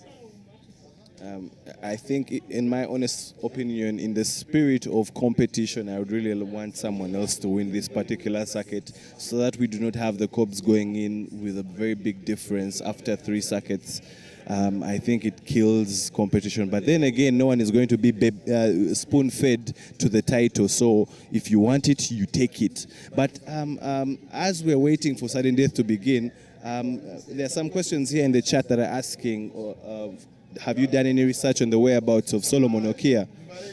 Solomon Okia sustained an ankle injury, and Achilles injury. And if you got the chance, I would like to take this chance to ask you to please read Kawowo Sports on kawowo.com, the rugby section. You'll find that the one asking, but it's actually Vanessa Adot. Yes, Madame Vanessa. Solomon Okia sustained an injury in the 2nd week of training before the series, where he injured his Achilles, and he actually had surgery that has ruled him out of this series, and he will be out for, I think, until the end of the year. And hopefully we will have him. We're looking forward to having him back, just like you. We're looking forward to having him back for the national games, that is in the Rugby Africa Cup, the Commonwealth Games, and Rugby World Cup. So fingers crossed, and we wish Solomon Okia a quick recovery. There you have it, Vanessa. Make sure you keep reading the rugby stories on the Kawowo website. So please check it out. While you're also following here, you can also visit the website for stories, rugby stories written by Ernest. Warriors, on the other hand, is trying to get themselves out of very tricky territory. That is not the kind of place you'd like to be when it is sudden death. Any small mistake and it is tears for you and your teammates. So let's see how they defend against this line-out throw by the Mongers. Well inside their 22. A good contest, but the ball is judged to have bounced on the right way, and we have a drop goal attempt, a first drop goal attempt in open play here in Soroti. The second that we've seen in the series after James Ijong had converted one in the final in Gulu, but the Warriors are able to charge that down and keep this game and their hopes of finishing in a high position alive. Yeah, I was actually about to talk about it. Like, sometimes, especially in sudden death, why go through all the hassle? If you're in a proper position, take the drop goal and go home. Go home with your points, go home with your ranking. So I think it goes to how the team's set up. You remember we've been talking about how our teams only play one phase, or they do not keep the ball to play a second phase. So the drop goal needs you to drop a player out of that attacking line and then get a phase, a breakdown where you're able to secure the ball and give him a chance to compose himself, maybe 1 or 2 seconds to compose himself and make the kick. So it is that challenge that the teams are having to contend with, that they are unable, as the Mongers. Yeah, a bit of a speculative offload there gifts the Mongers with possession, and they put this to a close with a score. So the Mongers coming out as winners of this, 10 with a conversion to come. And I got a correction that it's not the 5th, 6th placement game. It's actually the 6th, 7th, it is 7th, 8th placement game. Oh, yeah. Oh, well, heartbreak there for the Warriors as they lose it, and lose it in a very, very uncharacteristic way. And that's not the kind of way you'd like to lose a sudden death game. But as we are there, then we get to the business end now. Semi-final number 1. Between the Betway Cobs and the Toyota Buffaloes. I've seen crazy. I would like to borrow Coach George Galanopoulos of the Uganda Silverbacks, the comment that he made as Uganda were looking to make a strong finish in the Afro basket. I've seen crazier things happening, and if today's the day when we get to see crazy things happening, the Buffaloes could upset the Cobs and march on into the main cup final, but we know that they had a very tough semi-final against the Impis. They are handicapped. They've lost up to 4 players. If they can be able to pull off a miracle, this will be the greatest story that we shall tell from this weekend and probably the series. Yeah, ladies and gentlemen, wherever you're watching from, this is the time when everything comes into play. Are you biting your nails for the Buffaloes, or are you maybe supporting the Cobs? And it's important, remember, this is knockout rugby. Go big or go home. There is no compromise here. Center referee Wutimba Robert gets us underway, and James Ijongat will be kicking off this game. Does that cross the 10-meter mark? Yes, it does. Yes, and Ian Munyani regathers, slaps the ball back for Marco Suna, who is tackled just outside his 10, and Adrian Casito is on point to send the ball out. Long pass to Alhaji Manano onto Byron Oketayot, who gives a long pass to Pius Ogena, but Pius Ogena is unable to gather, and the ball is into touch, which will give the Buffaloes a line out well within the Buffaloes half. I have a feeling the Buffaloes are going to really do something that they'll be proud of. It is the character of the Buffaloes to fight until the Buffalo itself, the animal, and Buffalo, the team. It's their character to fight until there's no more fighting there. And given the situation where they are, they're a team that has nothing to lose, so they will give their best, and hopefully they will have a performance that they will be proud of at the end of the day. Cobs, they're set up just in the middle of the pitch, and the ball moves. Ian Munyani with a change in pace to Marco Suna, and Alvin Lutuama. Alvin Lutuama misses the tackle by a considerable mile, I should say. He was not even close, but Marco Suna has skinned Alvin Lutuama, leaves him for dead on the touchline just here, close to the commentator's stage. And Buffaloes are 5 points behind against the Medway Cobs. Courtesy of Marco Suna try with yet to come, and he converts successfully. Notably absent is Joseph Arredo, who I think has been rested so that he can remain with fresh feet and fresh lungs for the final, which the Cobs expect to go. Yeah. I think he will be getting some game time in this one as well. That's the beauty of the Cobs and the depth that they have. They're able to put out any lineup, and they are confident that they will get the result that they want. 7-0 to the Cobs. But you'll have to say, the way Alvin Lutuama dived for that tackle, you'd think he was looking for a 500 shilling coin in the grass there. Maybe he found it, and his 500 shillings richer. Maybe he will share it with me after the games. I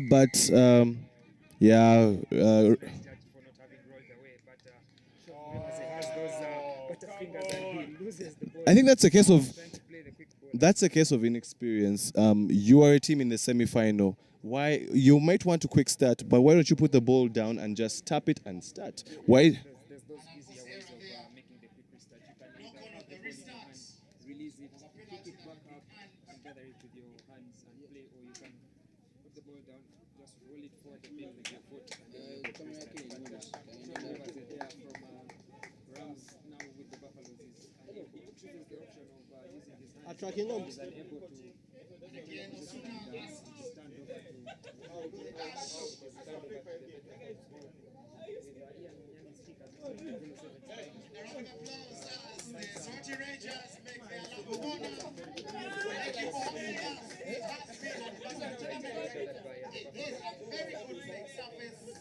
That was a bit above the horizontal, but the referee seems to say it's okay.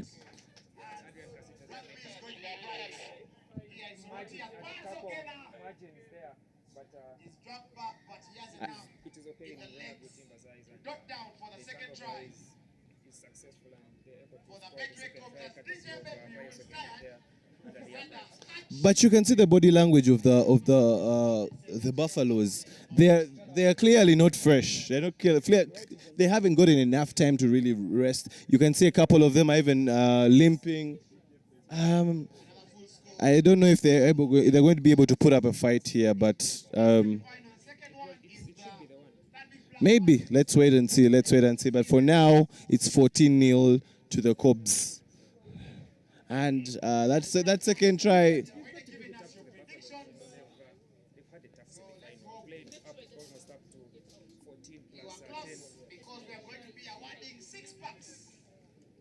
14 plus 10. And so I would think that the fight that they're putting up here is the best of their abilities knowing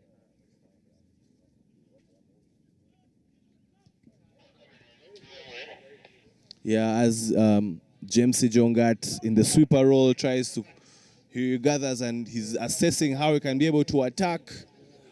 James Jongat has played for the national team 15s and 7s with a big fend there, the social distance fend, as we call it, the leave me alone. And they set up in the middle of the pitch, and Byron Oketayot there looking for the switch and going out wide. And it's a bit of a loopy long pass that misses Marco Suna's hands, and that is Ian Munyani trying to get some extra meters, and he does so. Ian Munyani moves the ball out wide, and Adrian Casito with the pace that he has, brilliant. He's cruising, and the sweeper says, I don't stand a chance, and Adrian will make it all the way to the center posts. The speedster. Count of the number of times Adrian Casito has scored that kind of try. Choosing to carry the ball and split the defense and run around the sweeper, and go on all the way to score under the upright. I've lost count of the number of times he has done that.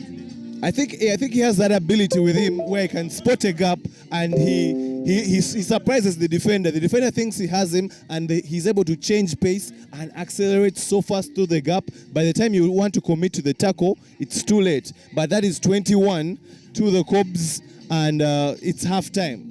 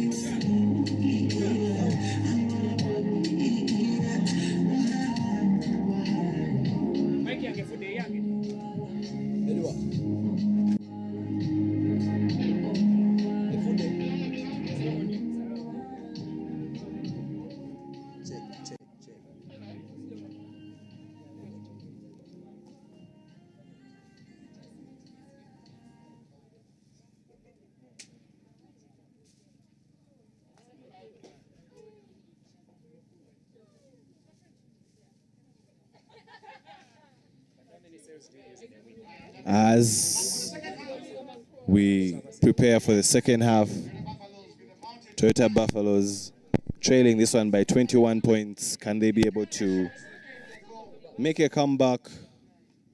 And that was a relatively short, but maybe you should say effective kick. A bit of a technical challenge here with my microphone. I think now, if you are able to hear me, please just give us a thumbs up on the comment section, and we'll know if I am back on. The commentator's curse coming to Ernest's mic. But we hope wherever you are enjoying a Guinness. Remember, you have to be above 18, and remember, drink responsibly. But if you're alone, get yourself a 6-pack. And if you are with a couple of friends, get yourself a crate and enjoy rugby. There's a lot more rugby to come. We have another semi-final. We have another positional playoff. And then we have the big one, the final. Who gets into the final? Will Cobs be the first finalist? Or can the Buffaloes actually come back? Solomon Agani there with the second kick of the weekend. But experienced Dodi Semwami, who is a winger in the 15 squad of the game, is able to regather, but he is judged to have played the game on his foot, on his knees. So which is illegal in the game of rugby. You have to play rugby on your feet. But another kick by the Buffaloes to catch the Cobs. To play behind the Cobs is not successful and possession is turned away. But even then, at that breakdown with a very good offload, Solomon Agani, and another quick one to Oketayot. We have a team dashing for the corner, but then Byron Oketayot is up to the task to deny Vincent Otim in the corner, and Pius Ogena tries to clean up, but then he runs with the ball into touch, and it's going to be a line out on the 5 for the Buffaloes. You could think there was a case of an overlap there, but very good recovery from the Cobs to cover the ground that had been lost, and Byron Oketayot with a very, very important tackle there. You don't know what a score could do for the Buffaloes if they were able to score fast in the second half. It could maybe lead to, I don't know, a revolution of sort, a comeback of sort, I should say. While I was playing rugby, still playing rugby, my coach, Dennis Etiquette, as Ian Munyani canters away like a giraffe on the savannah piece of the savannah grasslands. But then he is not able to get an offload off to Adrian Casito, and possession is turned away to the Buffaloes again. I was telling you that you talked about that gap that appeared to have been on the outside, and my coach Dennis Etiquette used to say that it is called the pseudo gap. The gap is there, but as soon as you try to take it and you reach there, you find that it has been closed and the defense is up to task. And just like Byron Oketayot there, it was a pseudo gap. The gap looked like it was there, but Vincent Otim did not have the legs to carry him past the Byron Oketayot, and the attacking and scoring opportunity was gone just like that. Yeah, Cobs still in the ascendancy, and they have to first and foremost get out of their half. Buffalo's doing a lot more in the second half and camping in the Cobs half, trying to ask them a couple of questions. Cobs so far has had the answers as we look at the Soroti Sevens trophy there. Who lifts a trophy later on in the day? Remember, we have to finalize everything for the Soroti Sevens today. At the far end, the Pirates are walking into the waiting area. The Heathens are already in the waiting area. That's going to be a blockbuster game. Same as we had last weekend with the Heathens and the Black Pirates in the semi-final. It's going to be the same story this weekend, and even with this semi-final here, as the Cobs surely will be matching ahead of the Buffaloes, as Byron Oketayot decides not to take any pseudo gaps, but he's being chased by his younger brother, who he's actually able to stop him shy of the try line, but Byron Oketayot offloads. And the try is scored by Alhaji Manano, who is in the right place at the right time to gather that restart. But beautiful rugby from the Oketayot brothers with Morgan there on that chase. And I wouldn't have seen a better fight for the Buffaloes. They came into this game on the back foot, but they are still putting up a fight that is worthy of a standing ovation this weekend.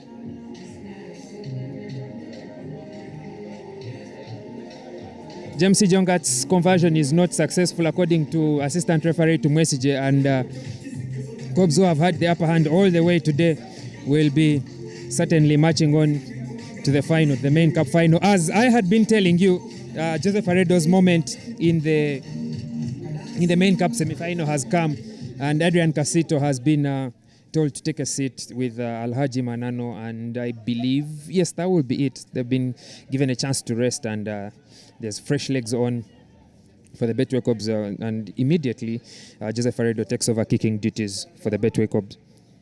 His partner in crime, Ian Munyani, he looks at him and then he puts their trademark kick, and the recovery, just that Joseph Aredo doesn't get it, but still the Cobs find a way of gathering it. I mean, they have that chemistry, having played for some time, and Pius Ogena looking to put his name on the score. He's a big man, and he's a man that has some pace to him, and stretching for 31 with a conversion to come. Cobs surely putting this to bed.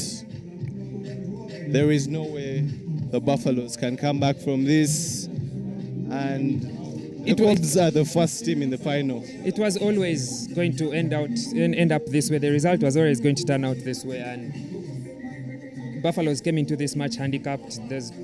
It would have taken a crazy outcome, a miracle, as I had said at the beginning, for the Buffaloes to come out victorious in this match. But kudos to them. I will give them a round of applause for the performance that they had in this match, and we'll look forward to seeing them recover and put up an even more brilliant performance in the series to come. But we have the second semi-final in our hands. My editor, Franklin Kawowo, has given me a hint and said that if I do not say this out loud in public, I will be the biggest fan that he knows of. He has said that this is Heathen's perfect opportunity to beat the Pirates, because they've had a very strong weekend, and while the Pirates have performed well, the Heathens have upped their game and they have all the arsenal they need to make a push for their first appearance in the final in this series. Yeah, as we actually were having that conversation earlier on with Wright as well, that Heathens has no excuse today. They brought their full 7 squad. Aaron Ofoiroth, who was missing in Gulu, is around. So, and this is a bittersweet moment for them, that they know that they can get revenge. They lost and they were not happy with the referee. They were not happy with the referee in Gulu, but now we're in Soroti and they have a chance to make amends. But also, I think if there's anyone to give Cubs a run for the money in the final, it's Heathens. Pirates looks like they still have a psychological blockade to overcome. They have the skill and the quality to match Cubs, but for some reason, when it comes to a final, it always goes Cubs' way. So why not let Heathens have a crack at it? And the first task they have ahead of them is to make sure that they go over the Black Pirates. And there will be no excuses today. There will be no excuse today with Duncan Kiyoko as center referee. So I think he will bring the best of refereeing to this match, and hopefully we'll see the strongest team and the best team come out victorious, as Stephen Alul hangs the ball in the air for Ivan Magomu to chase, contests the ball. How interesting. Ivan and regathers it to gathering duty. to regain the ball for Kelvin Balagade.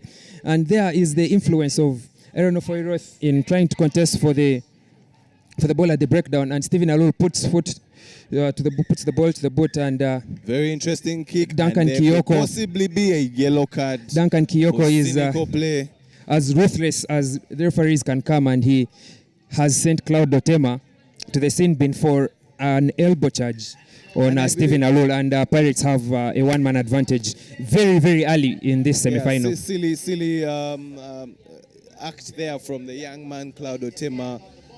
I think you can see his youthfulness really and his lack of experience coming to the fore there. Why would you do something like that so early in the game? And now Pirates have the advantage. Can they make the most of the numbers? Isaac Massa, Kelvin Balagade versus Michael Okorach. It has been an interesting battle, but this time Michael Okorach makes older man makes amends for this one, and he bundles Kelvin Balagade into touch. I think if the Pirates are not keen enough, they may suffer the same fate that they suffered in the final last weekend, where they had a man advantage very early against the Betway Cubs, but they were unable to make maximum use of it. And when Cubs pounced, they put points on the board. So hopefully this time they've worked on that in the game, but then also hopefully that the Heathens will be able to hold on until they're back to full complement, and then we can have an even. I think another contest that's going to be interesting to see is Norbert Okeny versus Atukunda Arnold. 2 speedsters on the wing. It's going to be epic. I can't wait to see that. But for now, Heathens trying to get themselves out of their half. The good offload, Michael Okorach, what does he do? He has that customary step. Does he look for the offload? Yes, and no one is going to get Aaron Ofoiroth. He's being chased by Arnold Atukunda, but it's going to be too little, too late to deny Aaron Ofoiroth a scoring chance. Forces him a little bit wide. And like I was saying, the Pirates are unable to capitalize on the man advantage that they have. And they concede a try against the Heathens when they are a man down, knowing that Aaron Ofoiroth is on the pitch. Conversion to be taken by Okello. It looks like the Heathens are going to take a 7-0 lead, but the conversion is just short and it remains 5-0. So Pirates will need to make amends here. Surely that is not a conversion that the Heathens should have missed. I personally know I wouldn't have missed that one at least. Ruben, but I think we can. That is just a plug for myself, maybe for a new team. I could say I am the best winger the Uganda rugby has ever seen. But you're allowed to believe what you need. There's a reason why we are on the microphone and the players are on the pitch, giving us the best rugby that we could have experienced here in Soroti. The whole point is you can't be missing such kicks here. That is how they lost their semi-final against Cobs in the first the first circuit, the Mileke Sevens. It was just according to points. So why would you miss that? That is some of the little mistakes that bring problems. But for now, they have the advantage. I understand your concern as Cloud Otema is back on pitch. I understand your concern for taking all the points that are available and making sure that you do not give your opponent a chance to sniff at your try area and get you unaware. But let's see how Pirates rebuild, having not been able to put points on the board. And as you can see, yet again, Arnold Atkunda runs into touch. Quick line out there. I don't know if Foyroth with ball in hand, chicken wing to Norbert Okeni, and he's up against his national team captain, Ivan Magomo. But I believe the ball was knocked forward there by Paul Epilo, but the referee says play on, and the ball is being sung out wide. And there should be another knock on there by Cloud Otema, and it is that lack of attention that is going to cost both teams. I want to ask myself, where was Cloud Otema going in that particular? He looked like there was some water. He was going for some water on the sideline, so it's really baffling. It's those short lapses of loss of attention and focus that will cost this team. You could see that Cloud Otema was sent to the bin for a charge that he shouldn't have done.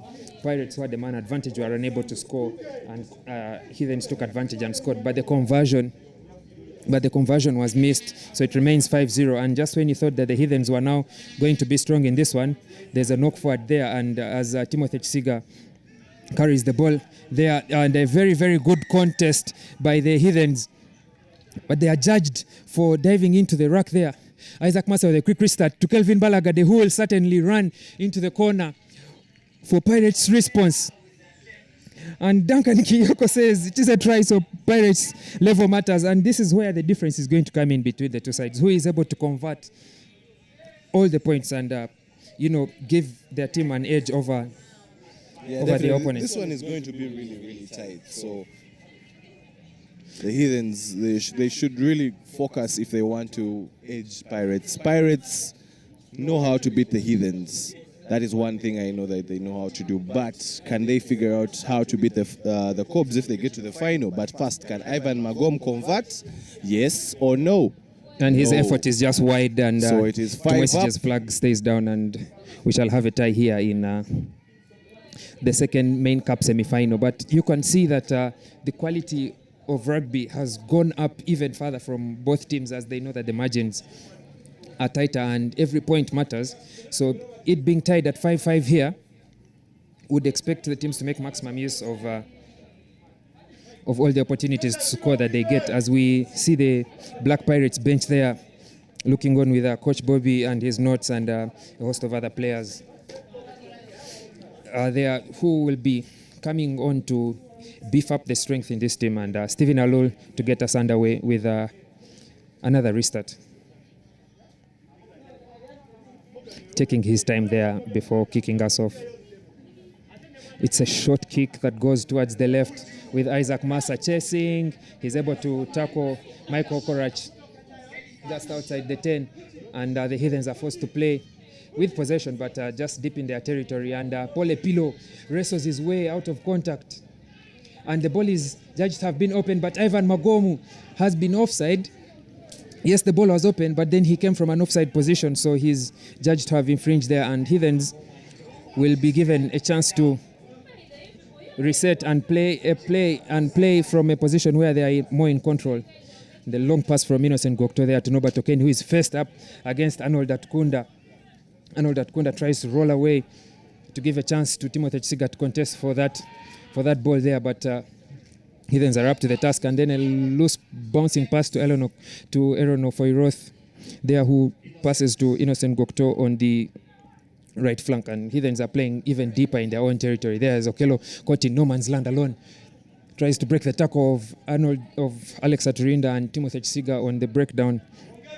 But Heathens are up to the task, and Aaron Ofoiroth breaks one tackle, breaks the second one, offloads to Innocent Gokto, who finds Noba Tokeni. Noba Tokeni is faced with Stephen Alul, who tackles him and into touch. And the Black Pirates will get a chance to throw the ball in there for the line out. And this will be halftime. Halftime score 5-5. I haven't had the chance to breathe with end-to-end rugby here. Ruben, what do you make of this first half as I sip some water? Yeah, definitely. Two teams going at it. Pirates asking the more questions, and luckily enough, they were able to get the response after Aaron Ofoiroth had gone in for the first score of the game. But this is a game that is still widely open, and it's going to come down to the fine margins. Who is able to do the right things? Who is able to have the lesser mistakes? So, and I'm sure that's the communication that's going to be in both camps. The coaches will be saying, calm yourselves down, be able to do the right things, limit your errors. And I think comparing both squads, Heathens has a little bit of the younger, less experienced sides in McDaniels or Okello and Cloud Otema as compared to Pirates. But who is able to, I think the person that's going to get that first try in the second half will really have a lot to contribute to the game and also to contribute to the final score. I think the most important thing right now in my view is the more disciplined team. We've seen 2 yellow cards in the first half. We've seen a yellow card in the first half, and then it when they were man down. You'd want your team to be more disciplined, to not give the opponent even a sniff at a chance to know that, to think that they have the advantage over you. So the team that plays a disciplined game with or without the ball will have the upper hand in this game. I think we could still have one score on either side that will be the determining factor of this game. That one score, whether early or late, could be the determining factor in this game. And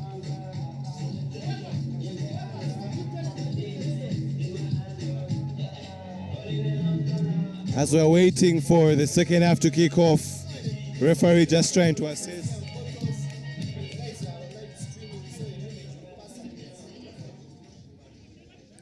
Tukunda there gathers and is trying to dance a bit of salsa, a bit of maybe samba, we should say. And Timothy Kisiga looking for the spaces. Haruna Mohammed tackled into touch. And he loses the ball forward as well in there. So Heathens will have the choice between a line out or a knock forward there. But I think the line out first. So it gives the Pirates a chance and to contest the ball there. But how will... I know, yes, the Heathens elect to go for a scrum down for the knock on there. Very good call from referee Duncan Kiyoko to give the team in an advantage of choosing which option they would like to have between the line out and the scrum down. And as wisely as they could possibly have been, Heathens have opted for a scrum down, which is a safer option when compared to the line out. Yeah, lineouts have really not been the best option for majority of the teams, but they have had the worst scrum down that they could have thought about, and there goes Haruna Mohammed, but he runs into touch. Yeah, but McDaniels Okello there tackles Haruna and puts him into touch, which is very, very important. They had really messed up that scrum, and. I'm actually very surprised that Okello McDaniels is actually starting for the Heathens in such a very important game, which shows the belief in such a young man. You remember he's the younger brother of former Rugby Cranes International Jasper Ochen, who's also known as Boskut. So yeah, he has earned his place there for without a doubt. And there's Pole Pilo breaks 1-2 tackles and puts the foot to the boot. So it's a fortress between Arnold Atkunda and Robert Okeni. But Arnold Atkunda is faster with Aaron Ofoiroth chasing there. This boy has wheels, but he is met by Cloud Otema. This time makes not sense. held, so the ref, a human being ran that fast.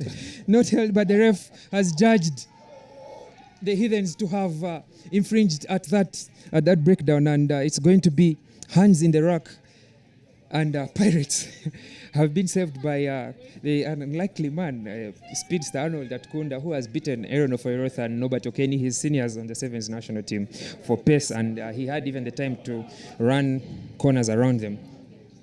Ivan Magomu goes for the safer option of finding touch, and the Black Pirates have chosen to play the territory game and hope that the line-out will be a clean one for them to maintain possession and continue the attack.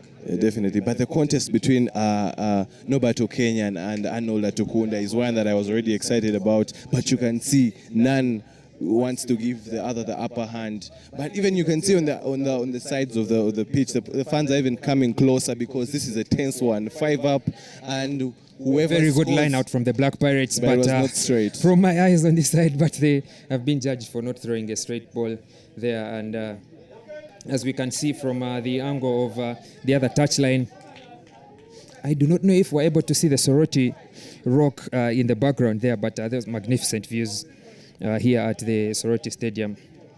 And Aaron Ofoiroth with his pack will be looking to make amends on a powerful scrum in a similar position that they had there the last time. So let's see what they make use of this ball as it goes out wide to Okello and then Epilo and then Norbert Okeni against Oh my God! Hands him off. But Timothy Kisiga and Ivan Magomu there contest for the ball. But and there is an earlier infringement with no advantage gained. I think the Black Pirates will be punished for offside at the scrum down. They crept up ahead a little bit too early after the scrum down. After the scrum feed there, and Innocent Gokto, smart there, plays. Long pass to Michael. Michael Wokorach, does he have time for the fan? No, he's escorted outside kindly, and Pirates have the turnover. The referee says what? The Heathens judged for having not rolled away there, and the Black Pirates get a free card. But then Arnold Atkunda, who tries to offload to Ivan Magomu, the ball is lost as Ivan Magomu contests, and Timothy Chisiga gives Haruna Mohamed Kanyerwa, but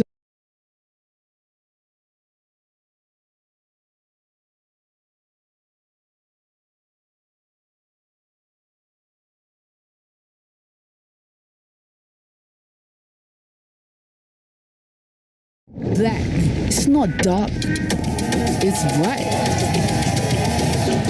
Black is bold. Black is every color all together. My thing, your thing, our thing mixed together.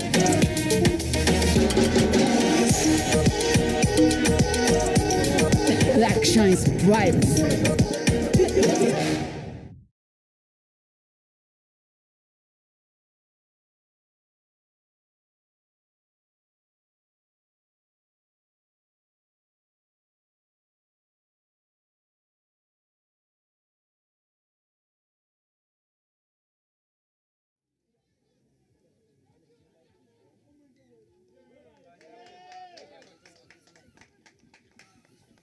we've been able to get some quick solution to the power challenge that we've just had, and just to get you back up to speed, Mike Okrach has been sent to the bin for a dangerous tackle, and if you are able to see on your screens there, it is Heathen's feed on the scrum down just inside the Pirates 22 for a knock on, and Pirates look like they are not ready to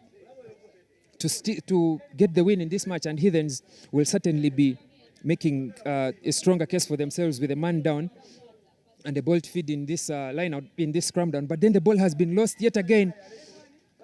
Stephen Alul, who tries to regather, knocks it forward, and it's going to be a second scrum down for the Heathens as Mike Okorach across the pitch puts on his headgear and prepares to run back on pitch, and Okello is being subbed off for the more experienced Aaron Ofoiroth, who will provide better cover for the Heathens in this scrum down. And let's see how the Heathens will make amends in this scrum down, and hopefully they will be able to gather and maintain possession and then make maximum use of this attacking opportunity that they have.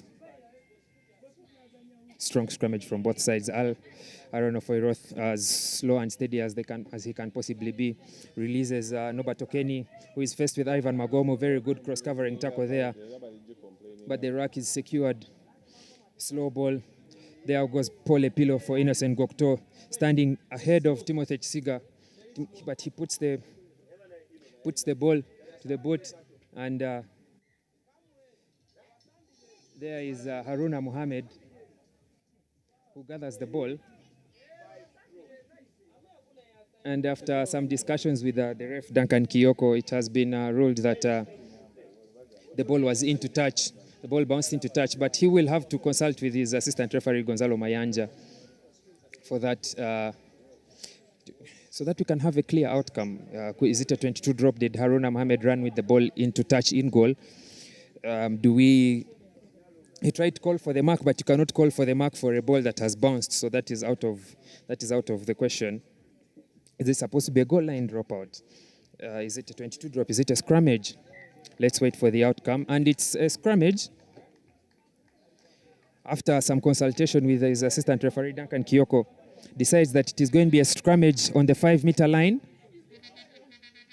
It's going to be a goal line dropout. With the new law trials, it's going to be a goal line dropout for the Black Pirates as opposed to the 22-meter dropout. And there, Haruna Mohammed trying to take advantage of the referee, but Duncan Kiyoko and Gonzalo Mayanja are up to the task and make the right call there as William Nkore comes on for Stephen Arul. Ivan Magom kicks it just across, but then towards the side of the touchline towards Arnold Atkunda for the chase. Paul Epilo regathers, releases to Innocent Gokto. Very smooth sequence of play. Mike Orkrat is back on pitch, carries into Kelvin Balagade, but he's tackled by William Nkore there. Slow line out. That's Aaron Ofoiroth for Norbert Okeni in the wing, faced with Arnold Atkunda, who he had beaten initially, but is unable to take the advantage of him. Aaron Ofoiroth forced to use his feet as his hands were being held. Passes to Paul Epilo. Paul Epilo, who straightens and runs around Isaac Massa and William Nkore. Makes a floated pass out there to Aaron Ofoiroth, who is tackled by Arnold Atkunda. And it's another contest at the breakdown. Out wide to Norbert Okeni. Heathens need this killer punch. But then the contest is at the breakdown. The Black Pirates have contested and they've won the turnover at the breakdown there. That appears to be Ivan Magomu there, taking matters into his own hands and winning a turnover for the Black Pirates as the Heathens slowly but steadily become the more dominant side. But then yet again, possession is lost by Arnold Atkunda, and surely this time there will be no denying the Heathens. As Norbert Okeni scores the try that will certainly be the decider of this match. In the corner, lots of frustration there from the Black Pirates. I believe that is Haruna Mohammed that has taken off his jersey in frustration. But let's see how this one goes. Haruna Mohammed is marching away. He's marching off the pitch there. He has marched all the way back to the Black Pirates tent, and Aaron Ofoiroth's conversion is short. But surely that should be it. It's full time. It's full time, and Heathens have done it. Heathens have beaten the Black Pirates in the final today, 10-5, to set up the first final, the final that we've always been looking forward to, a final that does not have both Cobs and the Pirates. But this time, it's not the Heathens, it's not the Cobs that are not in the final, it's the Heathens who have been finishing third. They get one over the Black Pirates, who could not take advantage over the opportunities that they had. But what a match from the Heathens, and we are in for black. It's not dark, it's bright. Black is bold. Black is every color all together. My thing, your thing, our thing mixed together.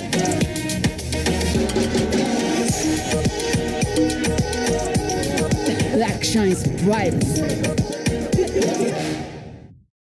Soroti, and Alan Musoke is as excited as they can be. You can see the smile on his face and the shock as he's trying to come to terms with what he has just witnessed. And we have the Ginger Hippos and the Impis in the, what I believe is the 5th, 6th place playoff. And I can see Alan Musoke having a conversation with his Uganda rugby fans on colleagues.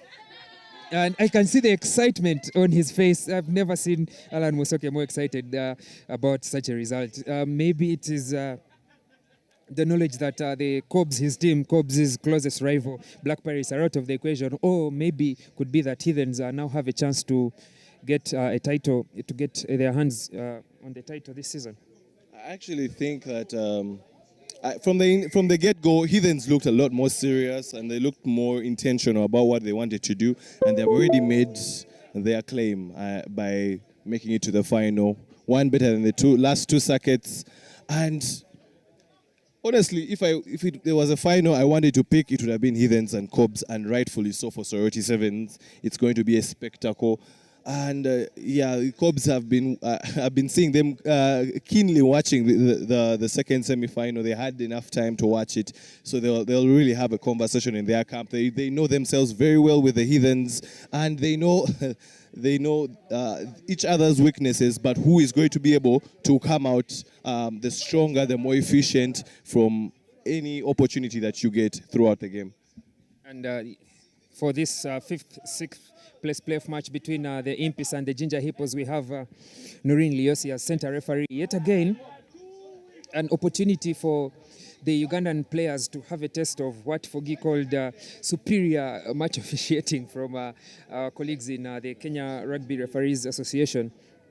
And surely this time there will be no excuses of bias and compromise from the teams on some of the referees or calls that are meant that go in the favor of some of the teams because of the relationship they have with the clubs. And so as Ginger Hippos make headway through David Wako, they are just outside the 10, offloads Timothy Mugisha, and there he goes with a fend, should be able to put a knee to the ground and make it a ruck, but no, it has been judged as a maul. He's held up, it is a maul. And Makerere Impis have very, very strong defense to force a turnover there. And they'll have a scrum field just past the halfway line. As I believe that should be Taufik Bagalana is given an opportunity to lace his boots up and we can continue with the action.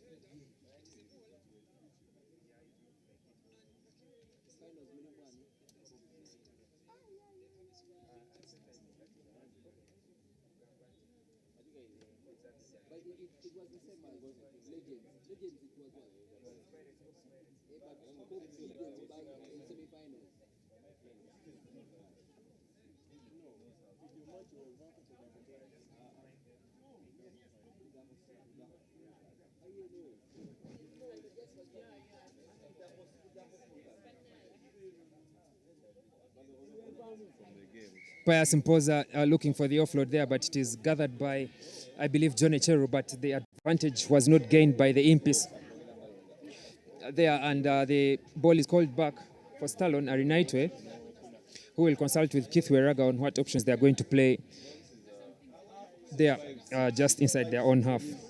And rightfully so, Stallone Arinaitwe decides to find touch with a long boot that sails just outside the 10, so the Makerere Impis will have about 35 meters or 36 or so to the try line, the place where they want to be, the place where they want to ground the ball for some points on the board. The first points of this placement match between themselves and the Ginger Hippos. Keith Weraga to throw in at the line out with a direct view from across the pitch here. I should be able to see if that's a straight ball, and yes it was, but it was very well contested by the Ginger Hippos, who now with ball in hand with John Echeru sells a dummy switch and another dummy pass. John Echeru will surely speed away.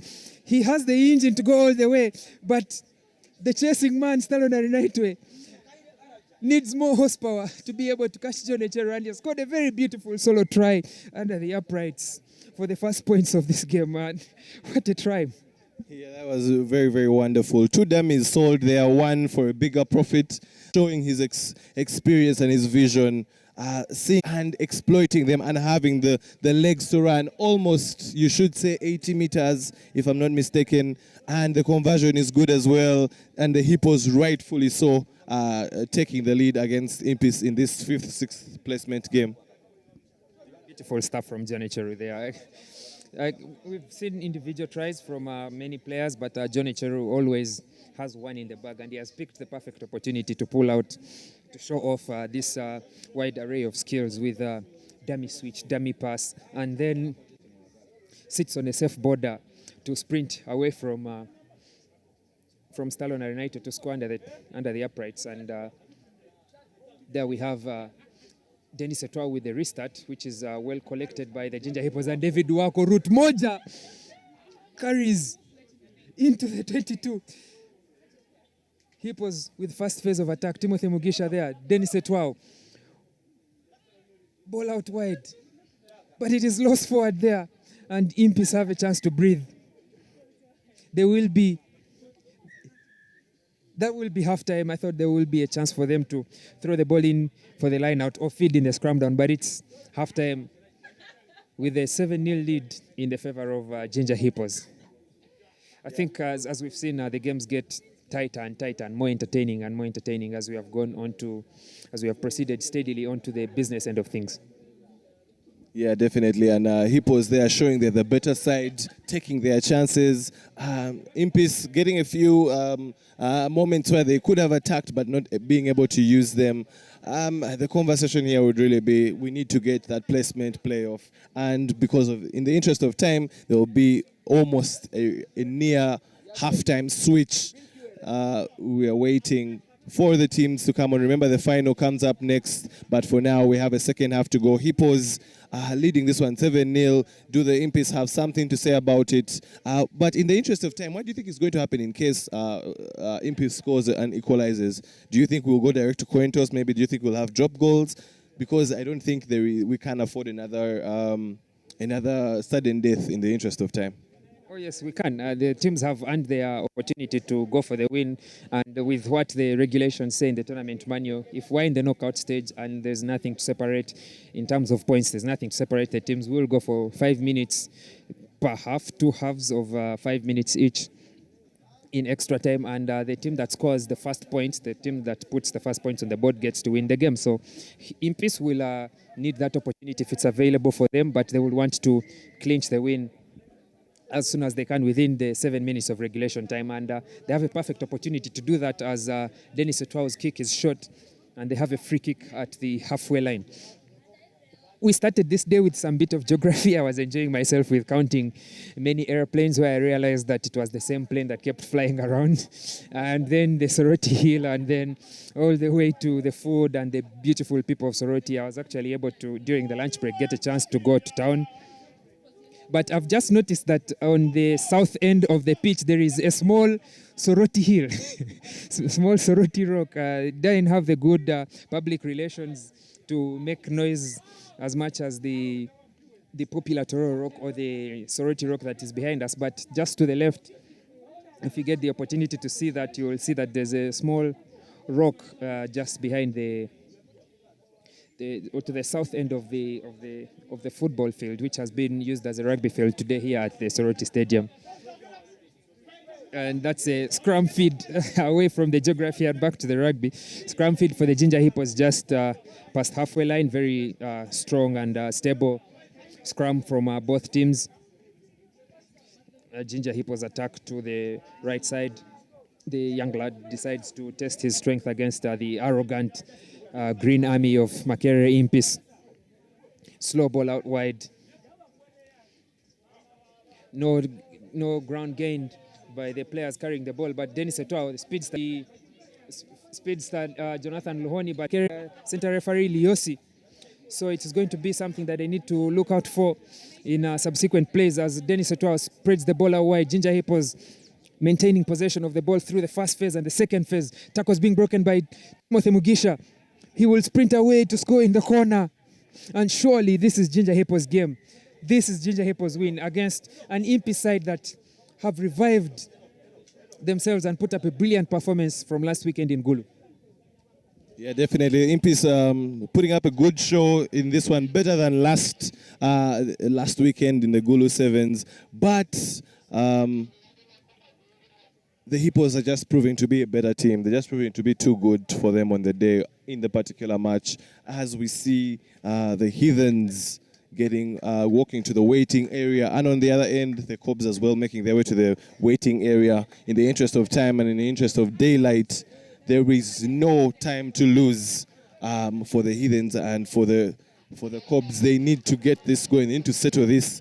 Who is going to take the Soroti Sevens? On your end, who do you think is going to win this? Do you think Heathens is going to win this? Do you think Cobs is going to win this? Let us know in the comments. If you're on social media, especially Twitter, comment and tag Kawowo, and also use the relevant hashtags for Guinness Sevens and Soroti Sevens. But one more big game coming up. So brace yourselves. If you had anything to do, this is the time that you should do it. You're maybe for a certain second or two or some minutes allowed to miss this one, but you cannot miss the next one. So as we were having a bit of a power surge, but we are getting back to full complement with electricity back to its full force. Yeah, just in time, as John Echeru is having a time of his life against the Hippos, and the referee calls an infringement.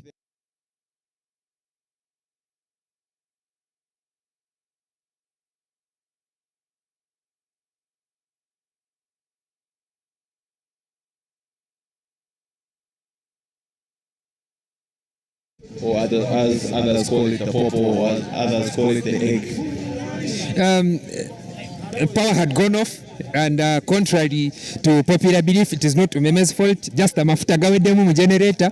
But we have refilled the generator because rugby has to be watched. And as Jonathan Luhoni tries to force his way onto the outside of the Ginger Hippos defense, we are back to full operation as all the machines are back on, and you should now be having a full experience of beautiful rugby from here at the Soroti Stadium in the third round of the 2021 Guinness Sevens Series. As Ginger Hippos, I've loved the way they've played with the ball today, and not this much, but with keeping the ball in first phase, second phase. But just as I was mentioning it, I think today I've carried very many commentators' curses. Just as I was mentioning it, the ball is lost forward. You're a walking curse. I've had quite the day today, haven't I? Yeah.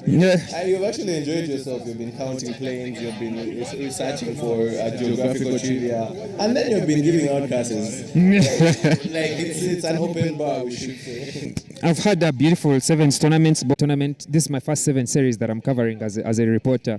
So I've taken it in full, 100% in enjoying the experience. Had a beautiful experience at the Mileke Sevens, much better in Gulu, except for the weather where I was drenched wet. But the one in Soroti is where I have I've enjoyed myself, to be honest. I could say I've had the full experience here in Soroti, from a young man like me in Barara seeing aeroplanes flying around almost every minute, and then the weather, and then the beautiful rugby. It's been quite the tournament for me. Really beautiful. Sorry, it has been really great. Personally, I think the weather has been good, has been favorable for rugby, and I've enjoyed watching the games. I've enjoyed being at the front seat of the action from game one up to this point as we wait for the final. The travel was good, very good memories as well. Enjoying my Guinness, of course, as usual. It's just been a really good one. I look forward to a lot more up-country engagements with rugby. Yeah, because they are a lot more special than being in the central, I believe. As the Hippos are trying to cook up something, they know they're in control now, putting in a bit of theatrics in what they are doing. David Wako, everyone that wants to try something they watched in Super Rugby, or something they've been dreaming about that they can't do, they want to do it now. John Echeru moving the ball, and that is making his way, beating two defenders. At this point, you think Impes to a certain extent has also given up, and Hippos scoring their third try of the game, taking it to 17 with a conversion to come. Surely that must be the last action of this game, if I'm not mistaken, as the two finalists are in the waiting area, ready to come on.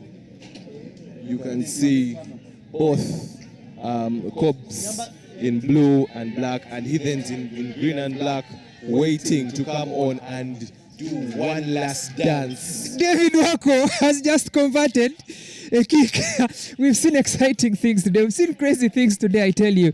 But just like we saw with Namibia in the Rugby World Cup there in 2019, David Wako, in the last kick of the Ginger Hippos game today, he has converted a kick to put some extra points on a beautiful performance by the Ginger Hippos against Impis. And this will be the moment that I would love to watch again on TV, but it was nice to see the celebration from not only the Hippos fans, but everybody else on that far end close to the tunnel as they saw David Wako convert a try. But as you are saying, this is the money game. Heathens have had the tournament of their lives today. They are up against the Betway Cobs that have fought their way to the final with injuries and with close calls in a performance that we had hoped would be as dominant as it was in the opening series. Promises to be an even tighter contest between the two teams. And Aaron Ofoireth runs on with the ball, kicks it ahead of himself, and James Ijongat will lead the Betway Cobs. And this is what we've all been waiting for, the main cup final. And not just the main cup final here today. It's a final that is not Cobs versus Pirates. It's Cobs versus Heathens today. Heathens were too strong, despite having yellow cards and all. They were too strong for the Black Pirates.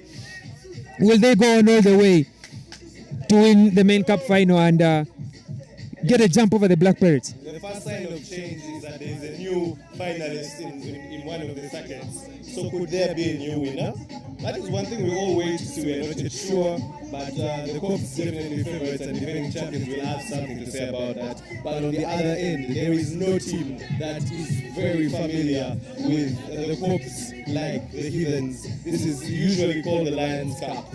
And this time round, they are really going to tussle it out. Last time they met was in the Guinness Sevens semi-finals, a game that was won by Joseph Aredo's boot in the last play.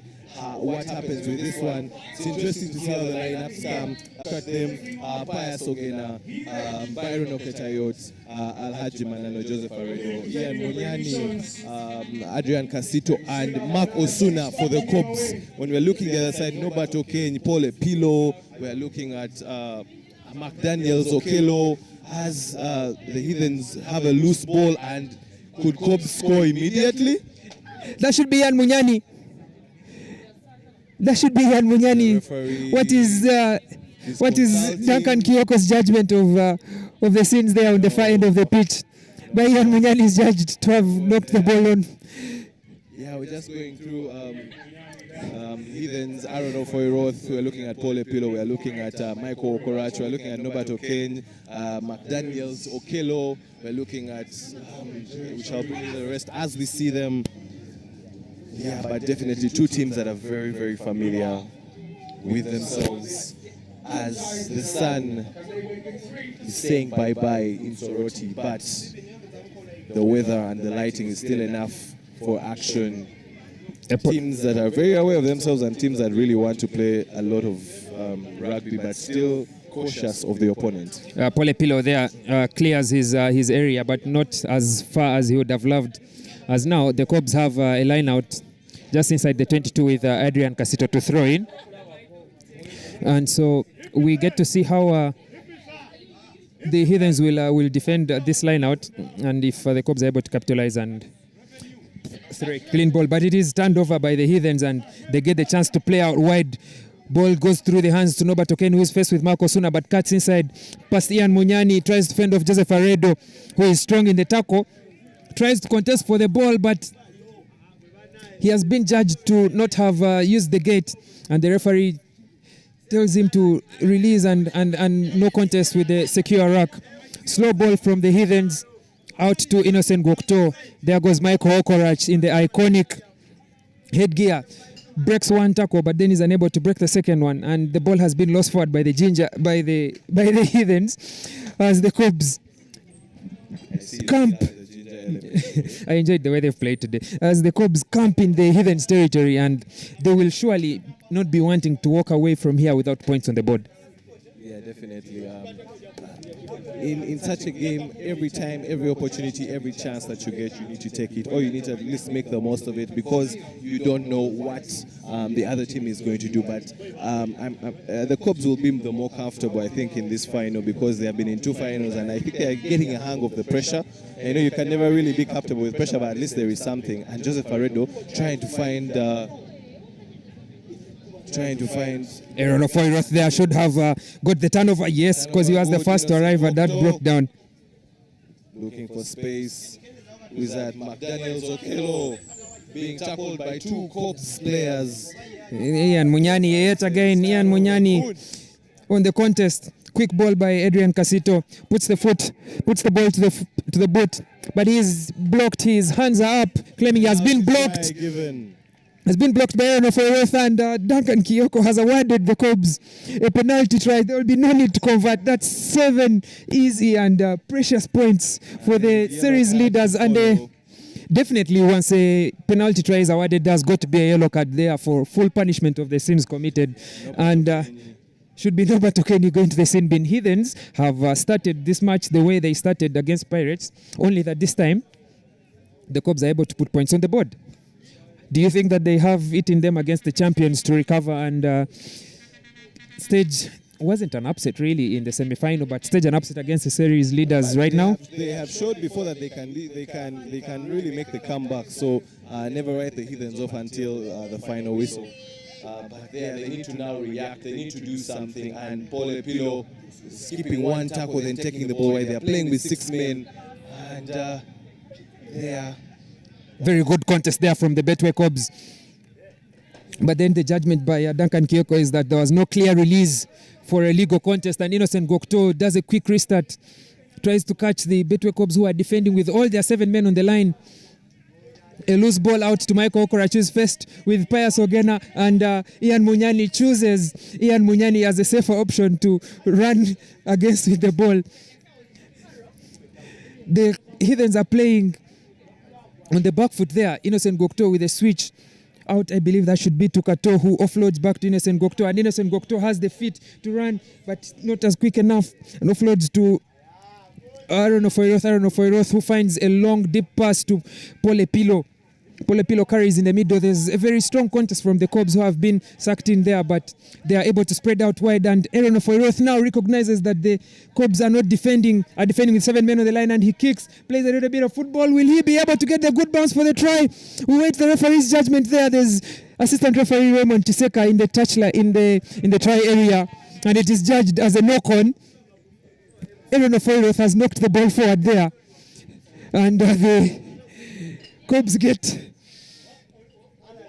to breathe and have some relief after that scare when Aaron Ofoyroth recognized that there were 7 men defending on the line there, and they have a scrum on the 5 and they get the chance to feed the ball. There are moments there.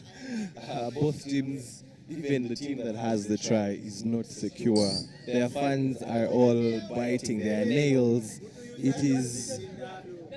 It's crazy. It's really, really crazy. But now that's a scrum to Cobs. First things first, can they be able to get themselves out of their half?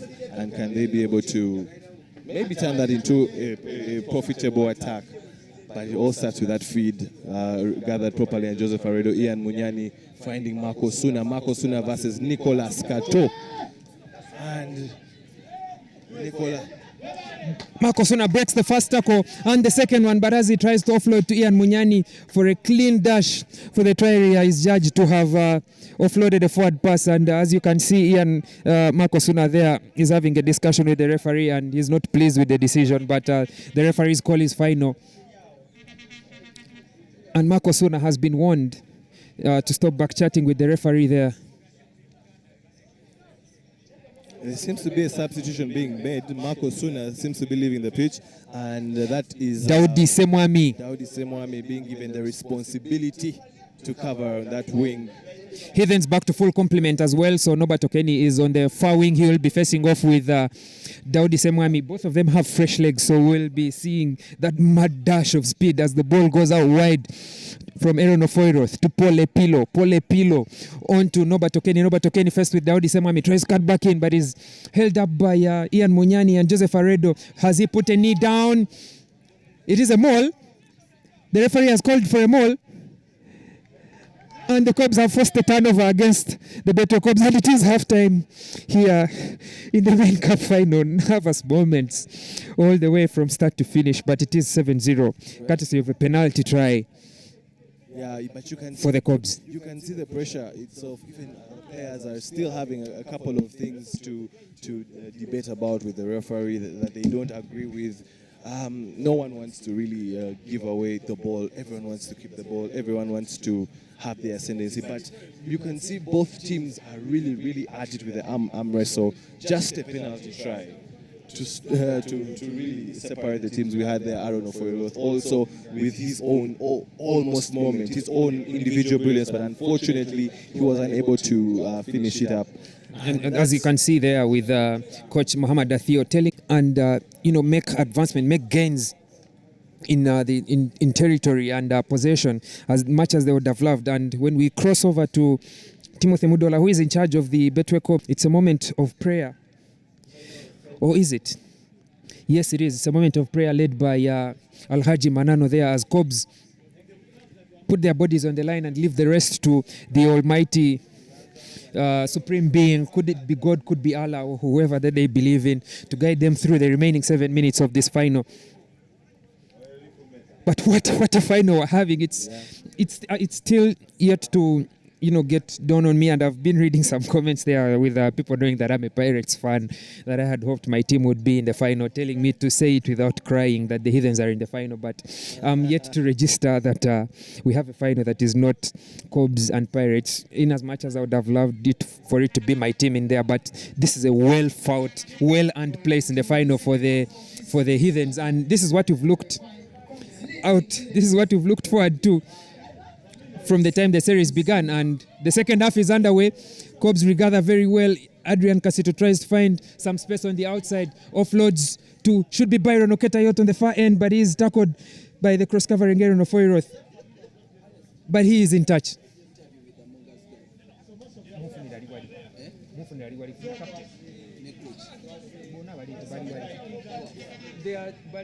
Line out there, we have a line out. Advantage going to the Heathens, if I'm not mistaken. Yes, it's a Heathens ball, and Heathens know that they need to respond, and they need to respond now. And they lose that line out. They badly needed to win possession. So what does Cubs do in this moment? Ian Munyani with the kick through, and Daudi Semwami, will he beat Nicolas Kato? And the unkind bounce of the rugby ball is another one. And the turnover is good. Nicolas Kato wins the foot race, but Daudi Semwami is smart enough for the turnover. And Joseph Aredo, who was looking for the quick restart, loses the ball, knocks the ball forward, and there's some ululations and celebrations and jubilations from the Heathens fans sitting right here next to us as their team gets the chance to redeem themselves after that close call inside their own area with no one to cover. Yeah, that's not something that you see every day. Joseph Aredo knocking on the restart, something that is, I think, a bit of pressure there. But gifting possession back to Heathens. What can Heathens do now? They know that they need to respond next. If they let Cubs score again, it is as good as almost. Let's say, and the scrum is lost. The referee is not happy with something. What does he call? He calls for a restart. I think there with the ball might not have, would have loved to have an angle from the other side. The ball appears not to have entered the scrum for it to be a legal feed. So we'll have the restart. We'll have the reset with the Aaron Ofoiroth feeding the ball again. Fierce contest there at the scrum between the two sides. And can the Cubs get it this time? Yes, they do. Ball goes out, and Norbert Okeni looking for space. He has been there, Mr. Reliable, the entire Soroti Sevens. But can he be able to get something? A loopy pass there. And Innocent Gokso with so much ease, and the ball moves. And Claudio Tema with another knock forward. Unbelievable here. Better fingers. Wanting to run even before he holds the ball, and those are the simple mistakes that really It's the fine margins. It's the fine margins of sevens. You really can't knock on from there. That gives Cobbs an attacking platform. That should be just at the 5-meter line, I believe, given free possession by a handling error that could have been avoided there by Claude Tema as he looks forward, as he looked to pouncing and sitting on. I've been told to not give promotion to some organizations, but as he looks to sit on a motorcycle and speed away from an impending Cobbs defense, as Joseph Aredo offloads a rather uncomfortable pass to Ian Munyani. And there's a strong contest at the breakdown there by the Heathens. Adrian Casito, the quick restart. Surely the Heathens will not have been onside. And knowing who Duncan Kiyoko is and how ruthless he has been today with awarding of penalties and cards, I think the Heathens will be lucky to move away from this one without getting a yellow card. But Cobbs have another opportunity to attack just 5 meters shy of the try area. And Adrian Casito goes himself. He thinks he has reached. What does the assistant referee say? Raymond Chiseka and Duncan Kiyoko are consulting with each other. Is it a second try of this game? Casito is already celebrating. And you see a lot of Heathens players there trying to contest. Maybe it's already a try given. We're just waiting to see the referee's arm. Does it go up? Oh, yes, it does. It's another try. Adrian Casito. Second try of the game. And as you can see, the frustration of Michael Crouch, just like last weekend, he's not satisfied with not the center referee today, because it's Duncan Kiyoko who has there's no bias that he brings to this challenge. He's not satisfied this time with the assistant referee Raymond Chiseka, who was the judge of the try in the try area. And Joseph Aredo's conversion is successful, which puts the game nearly out of reach of the Heathens with the score at 14-0. I'm hearing a lot of fans that are not happy. The players are also not happy. But if we are to look at it critically in this particular situation, it is Heathens that put themselves in that particular place with it. Heathens that are making the most of what Cobbs is. This time it's a sure offload by Kato Reynolds to Innocent Gokto, who dances his way past the first defender. Second defender tries to break the tackle of Adrian Casito, but offloads to Kato Reynolds. Kato Reynolds tries to force his way over Byron Oketayot, or was it James Jongat? And there is a player arriving at that breakdown fast in Alhaji Manano, who wins the turnover, and Adrian Casito tells Joseph Aredo, who was going for the quick restart, to relax. Relax. Gives me a chance to breathe as well, as Adrian Casito calls for a scrum. And I think the Cobbs are now looking at running the clock and putting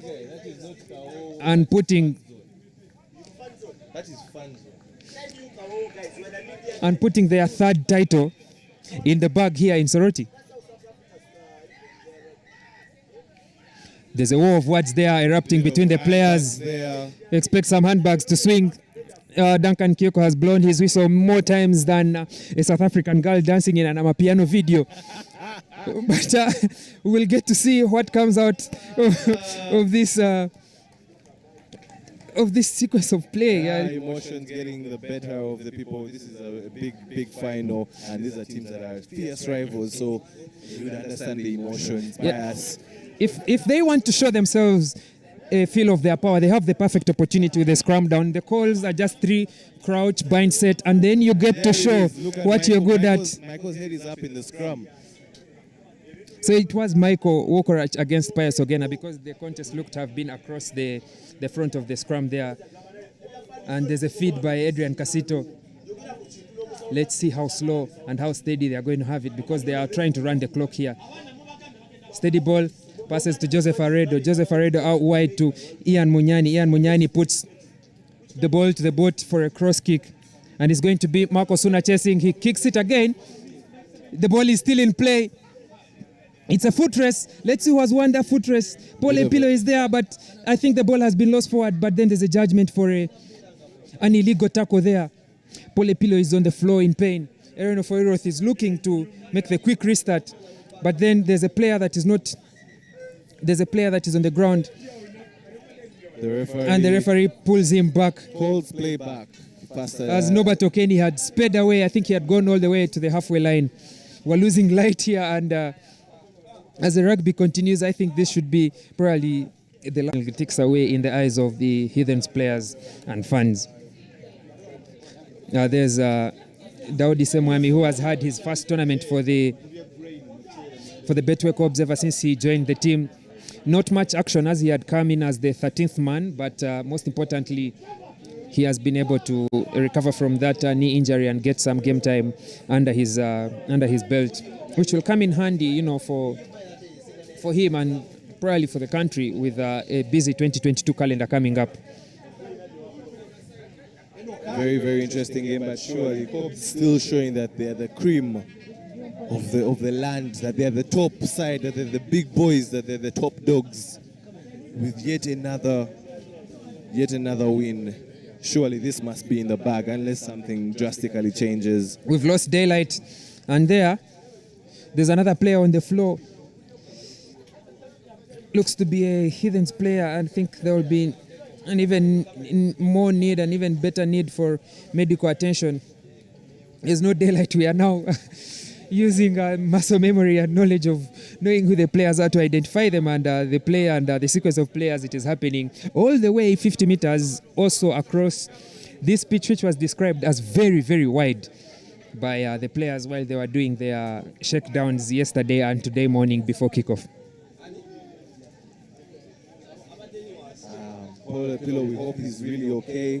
It's taken quite a while to manage his injury, and he's still on the ground as we're losing daylight, but surely Heathens Corps must have this one in the bag. They are still the side to beat. They are still the favorites. They're still the defending champions, gallantly defending their trophy. They are still the side to beat. They won in 15s and they won the 7s, so it's something that's very, very key.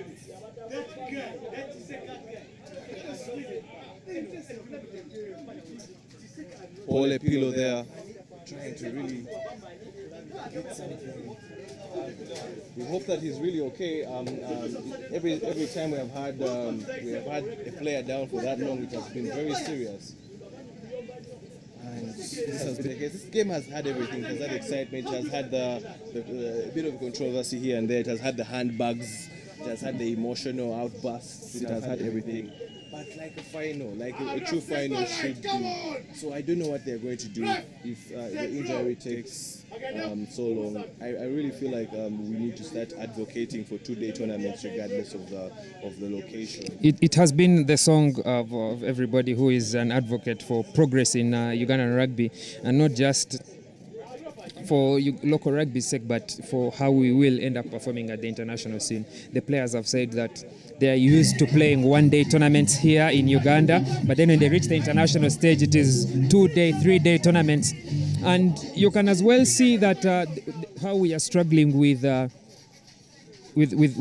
players, on the pitch. But then even then, the players are playing in very unfamiliar conditions. It's close to zero daylight for them on such a day, and the feed that we are sending out is not the best to the people who have stuck with us from morning all the way to this time. But as the stretchers come out for Paul Epilo to be attended to and carried to the ambulance, I hope he's in a much better and stable condition. Sincerely, there is no way the game can continue under such lighting. It's actually even very dangerous. But let's see what the judgment is going to be. I think if we needed another case for having 2-day tournaments, this should be it. And as the Heathens clear their half, the ball goes into touch. And there we have it. Duncan Kyoko brings an end to our misery and also to the action of the day, as the Betway Corps have comfortably won the Soroti Sevens main cup final. And they have made it 3 out of 3 in the 2021 Guinness Sevens Series. What a weekend we've had, but what a weekend the Betway Corps have had to become champions here in Soroti. Yeah, definitely. The Betway Corps showing us that they're still the team to beat in Uganda. They're still a top team in Uganda. And congratulations to them. I'm sure their fans on the chat and following us everywhere are happy, as their fans who are here are celebrating. A reason to travel to Soroti and have party is the Betway Cups win. Congratulations to them, and luck to the Heathens, but they did one better than the previous two circuits they came to the final. Black, it's not dark, it's white. Black is bold. Black is every color all together. My thing, your thing, our thing mixed together.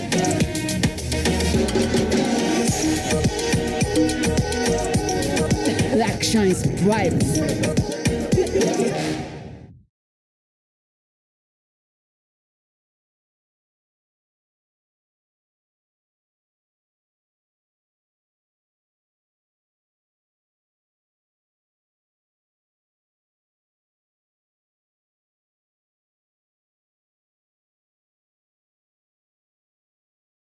I really enjoying this one. I don't have to be emotionally attached to any of these teams. Thanks for staying with us from 8 a.m. until around 7 p.m. here at the Soroti Stadium for the Soroti Sevens, which has been the third round of the 2021 Guinness Sevens Series. Well won by the Betway Cubs, but an even more beautiful performance from the Heathens to upset the Black Pirates and, give us a feel of a different taste of a final, a main cup final that we've not been used to. And we look forward to even more beautiful rugby as the series continues. We've gone halfway. We have 3 rounds to go, 2 in the Central region and 1 in the Western region in Kabale. But first, we'll be at Kings Park for the Ujumba Sevens. Then we travel westwards to Kabale. And then for the finale in the Coronation Sevens in the Central region. Thanks for keeping it Kawowo. And we will be seeing you in the next round. Cheers. Black, it's not dark, it's white. Black is bold. Black is every color all together. My thing, your thing, our thing mixed together.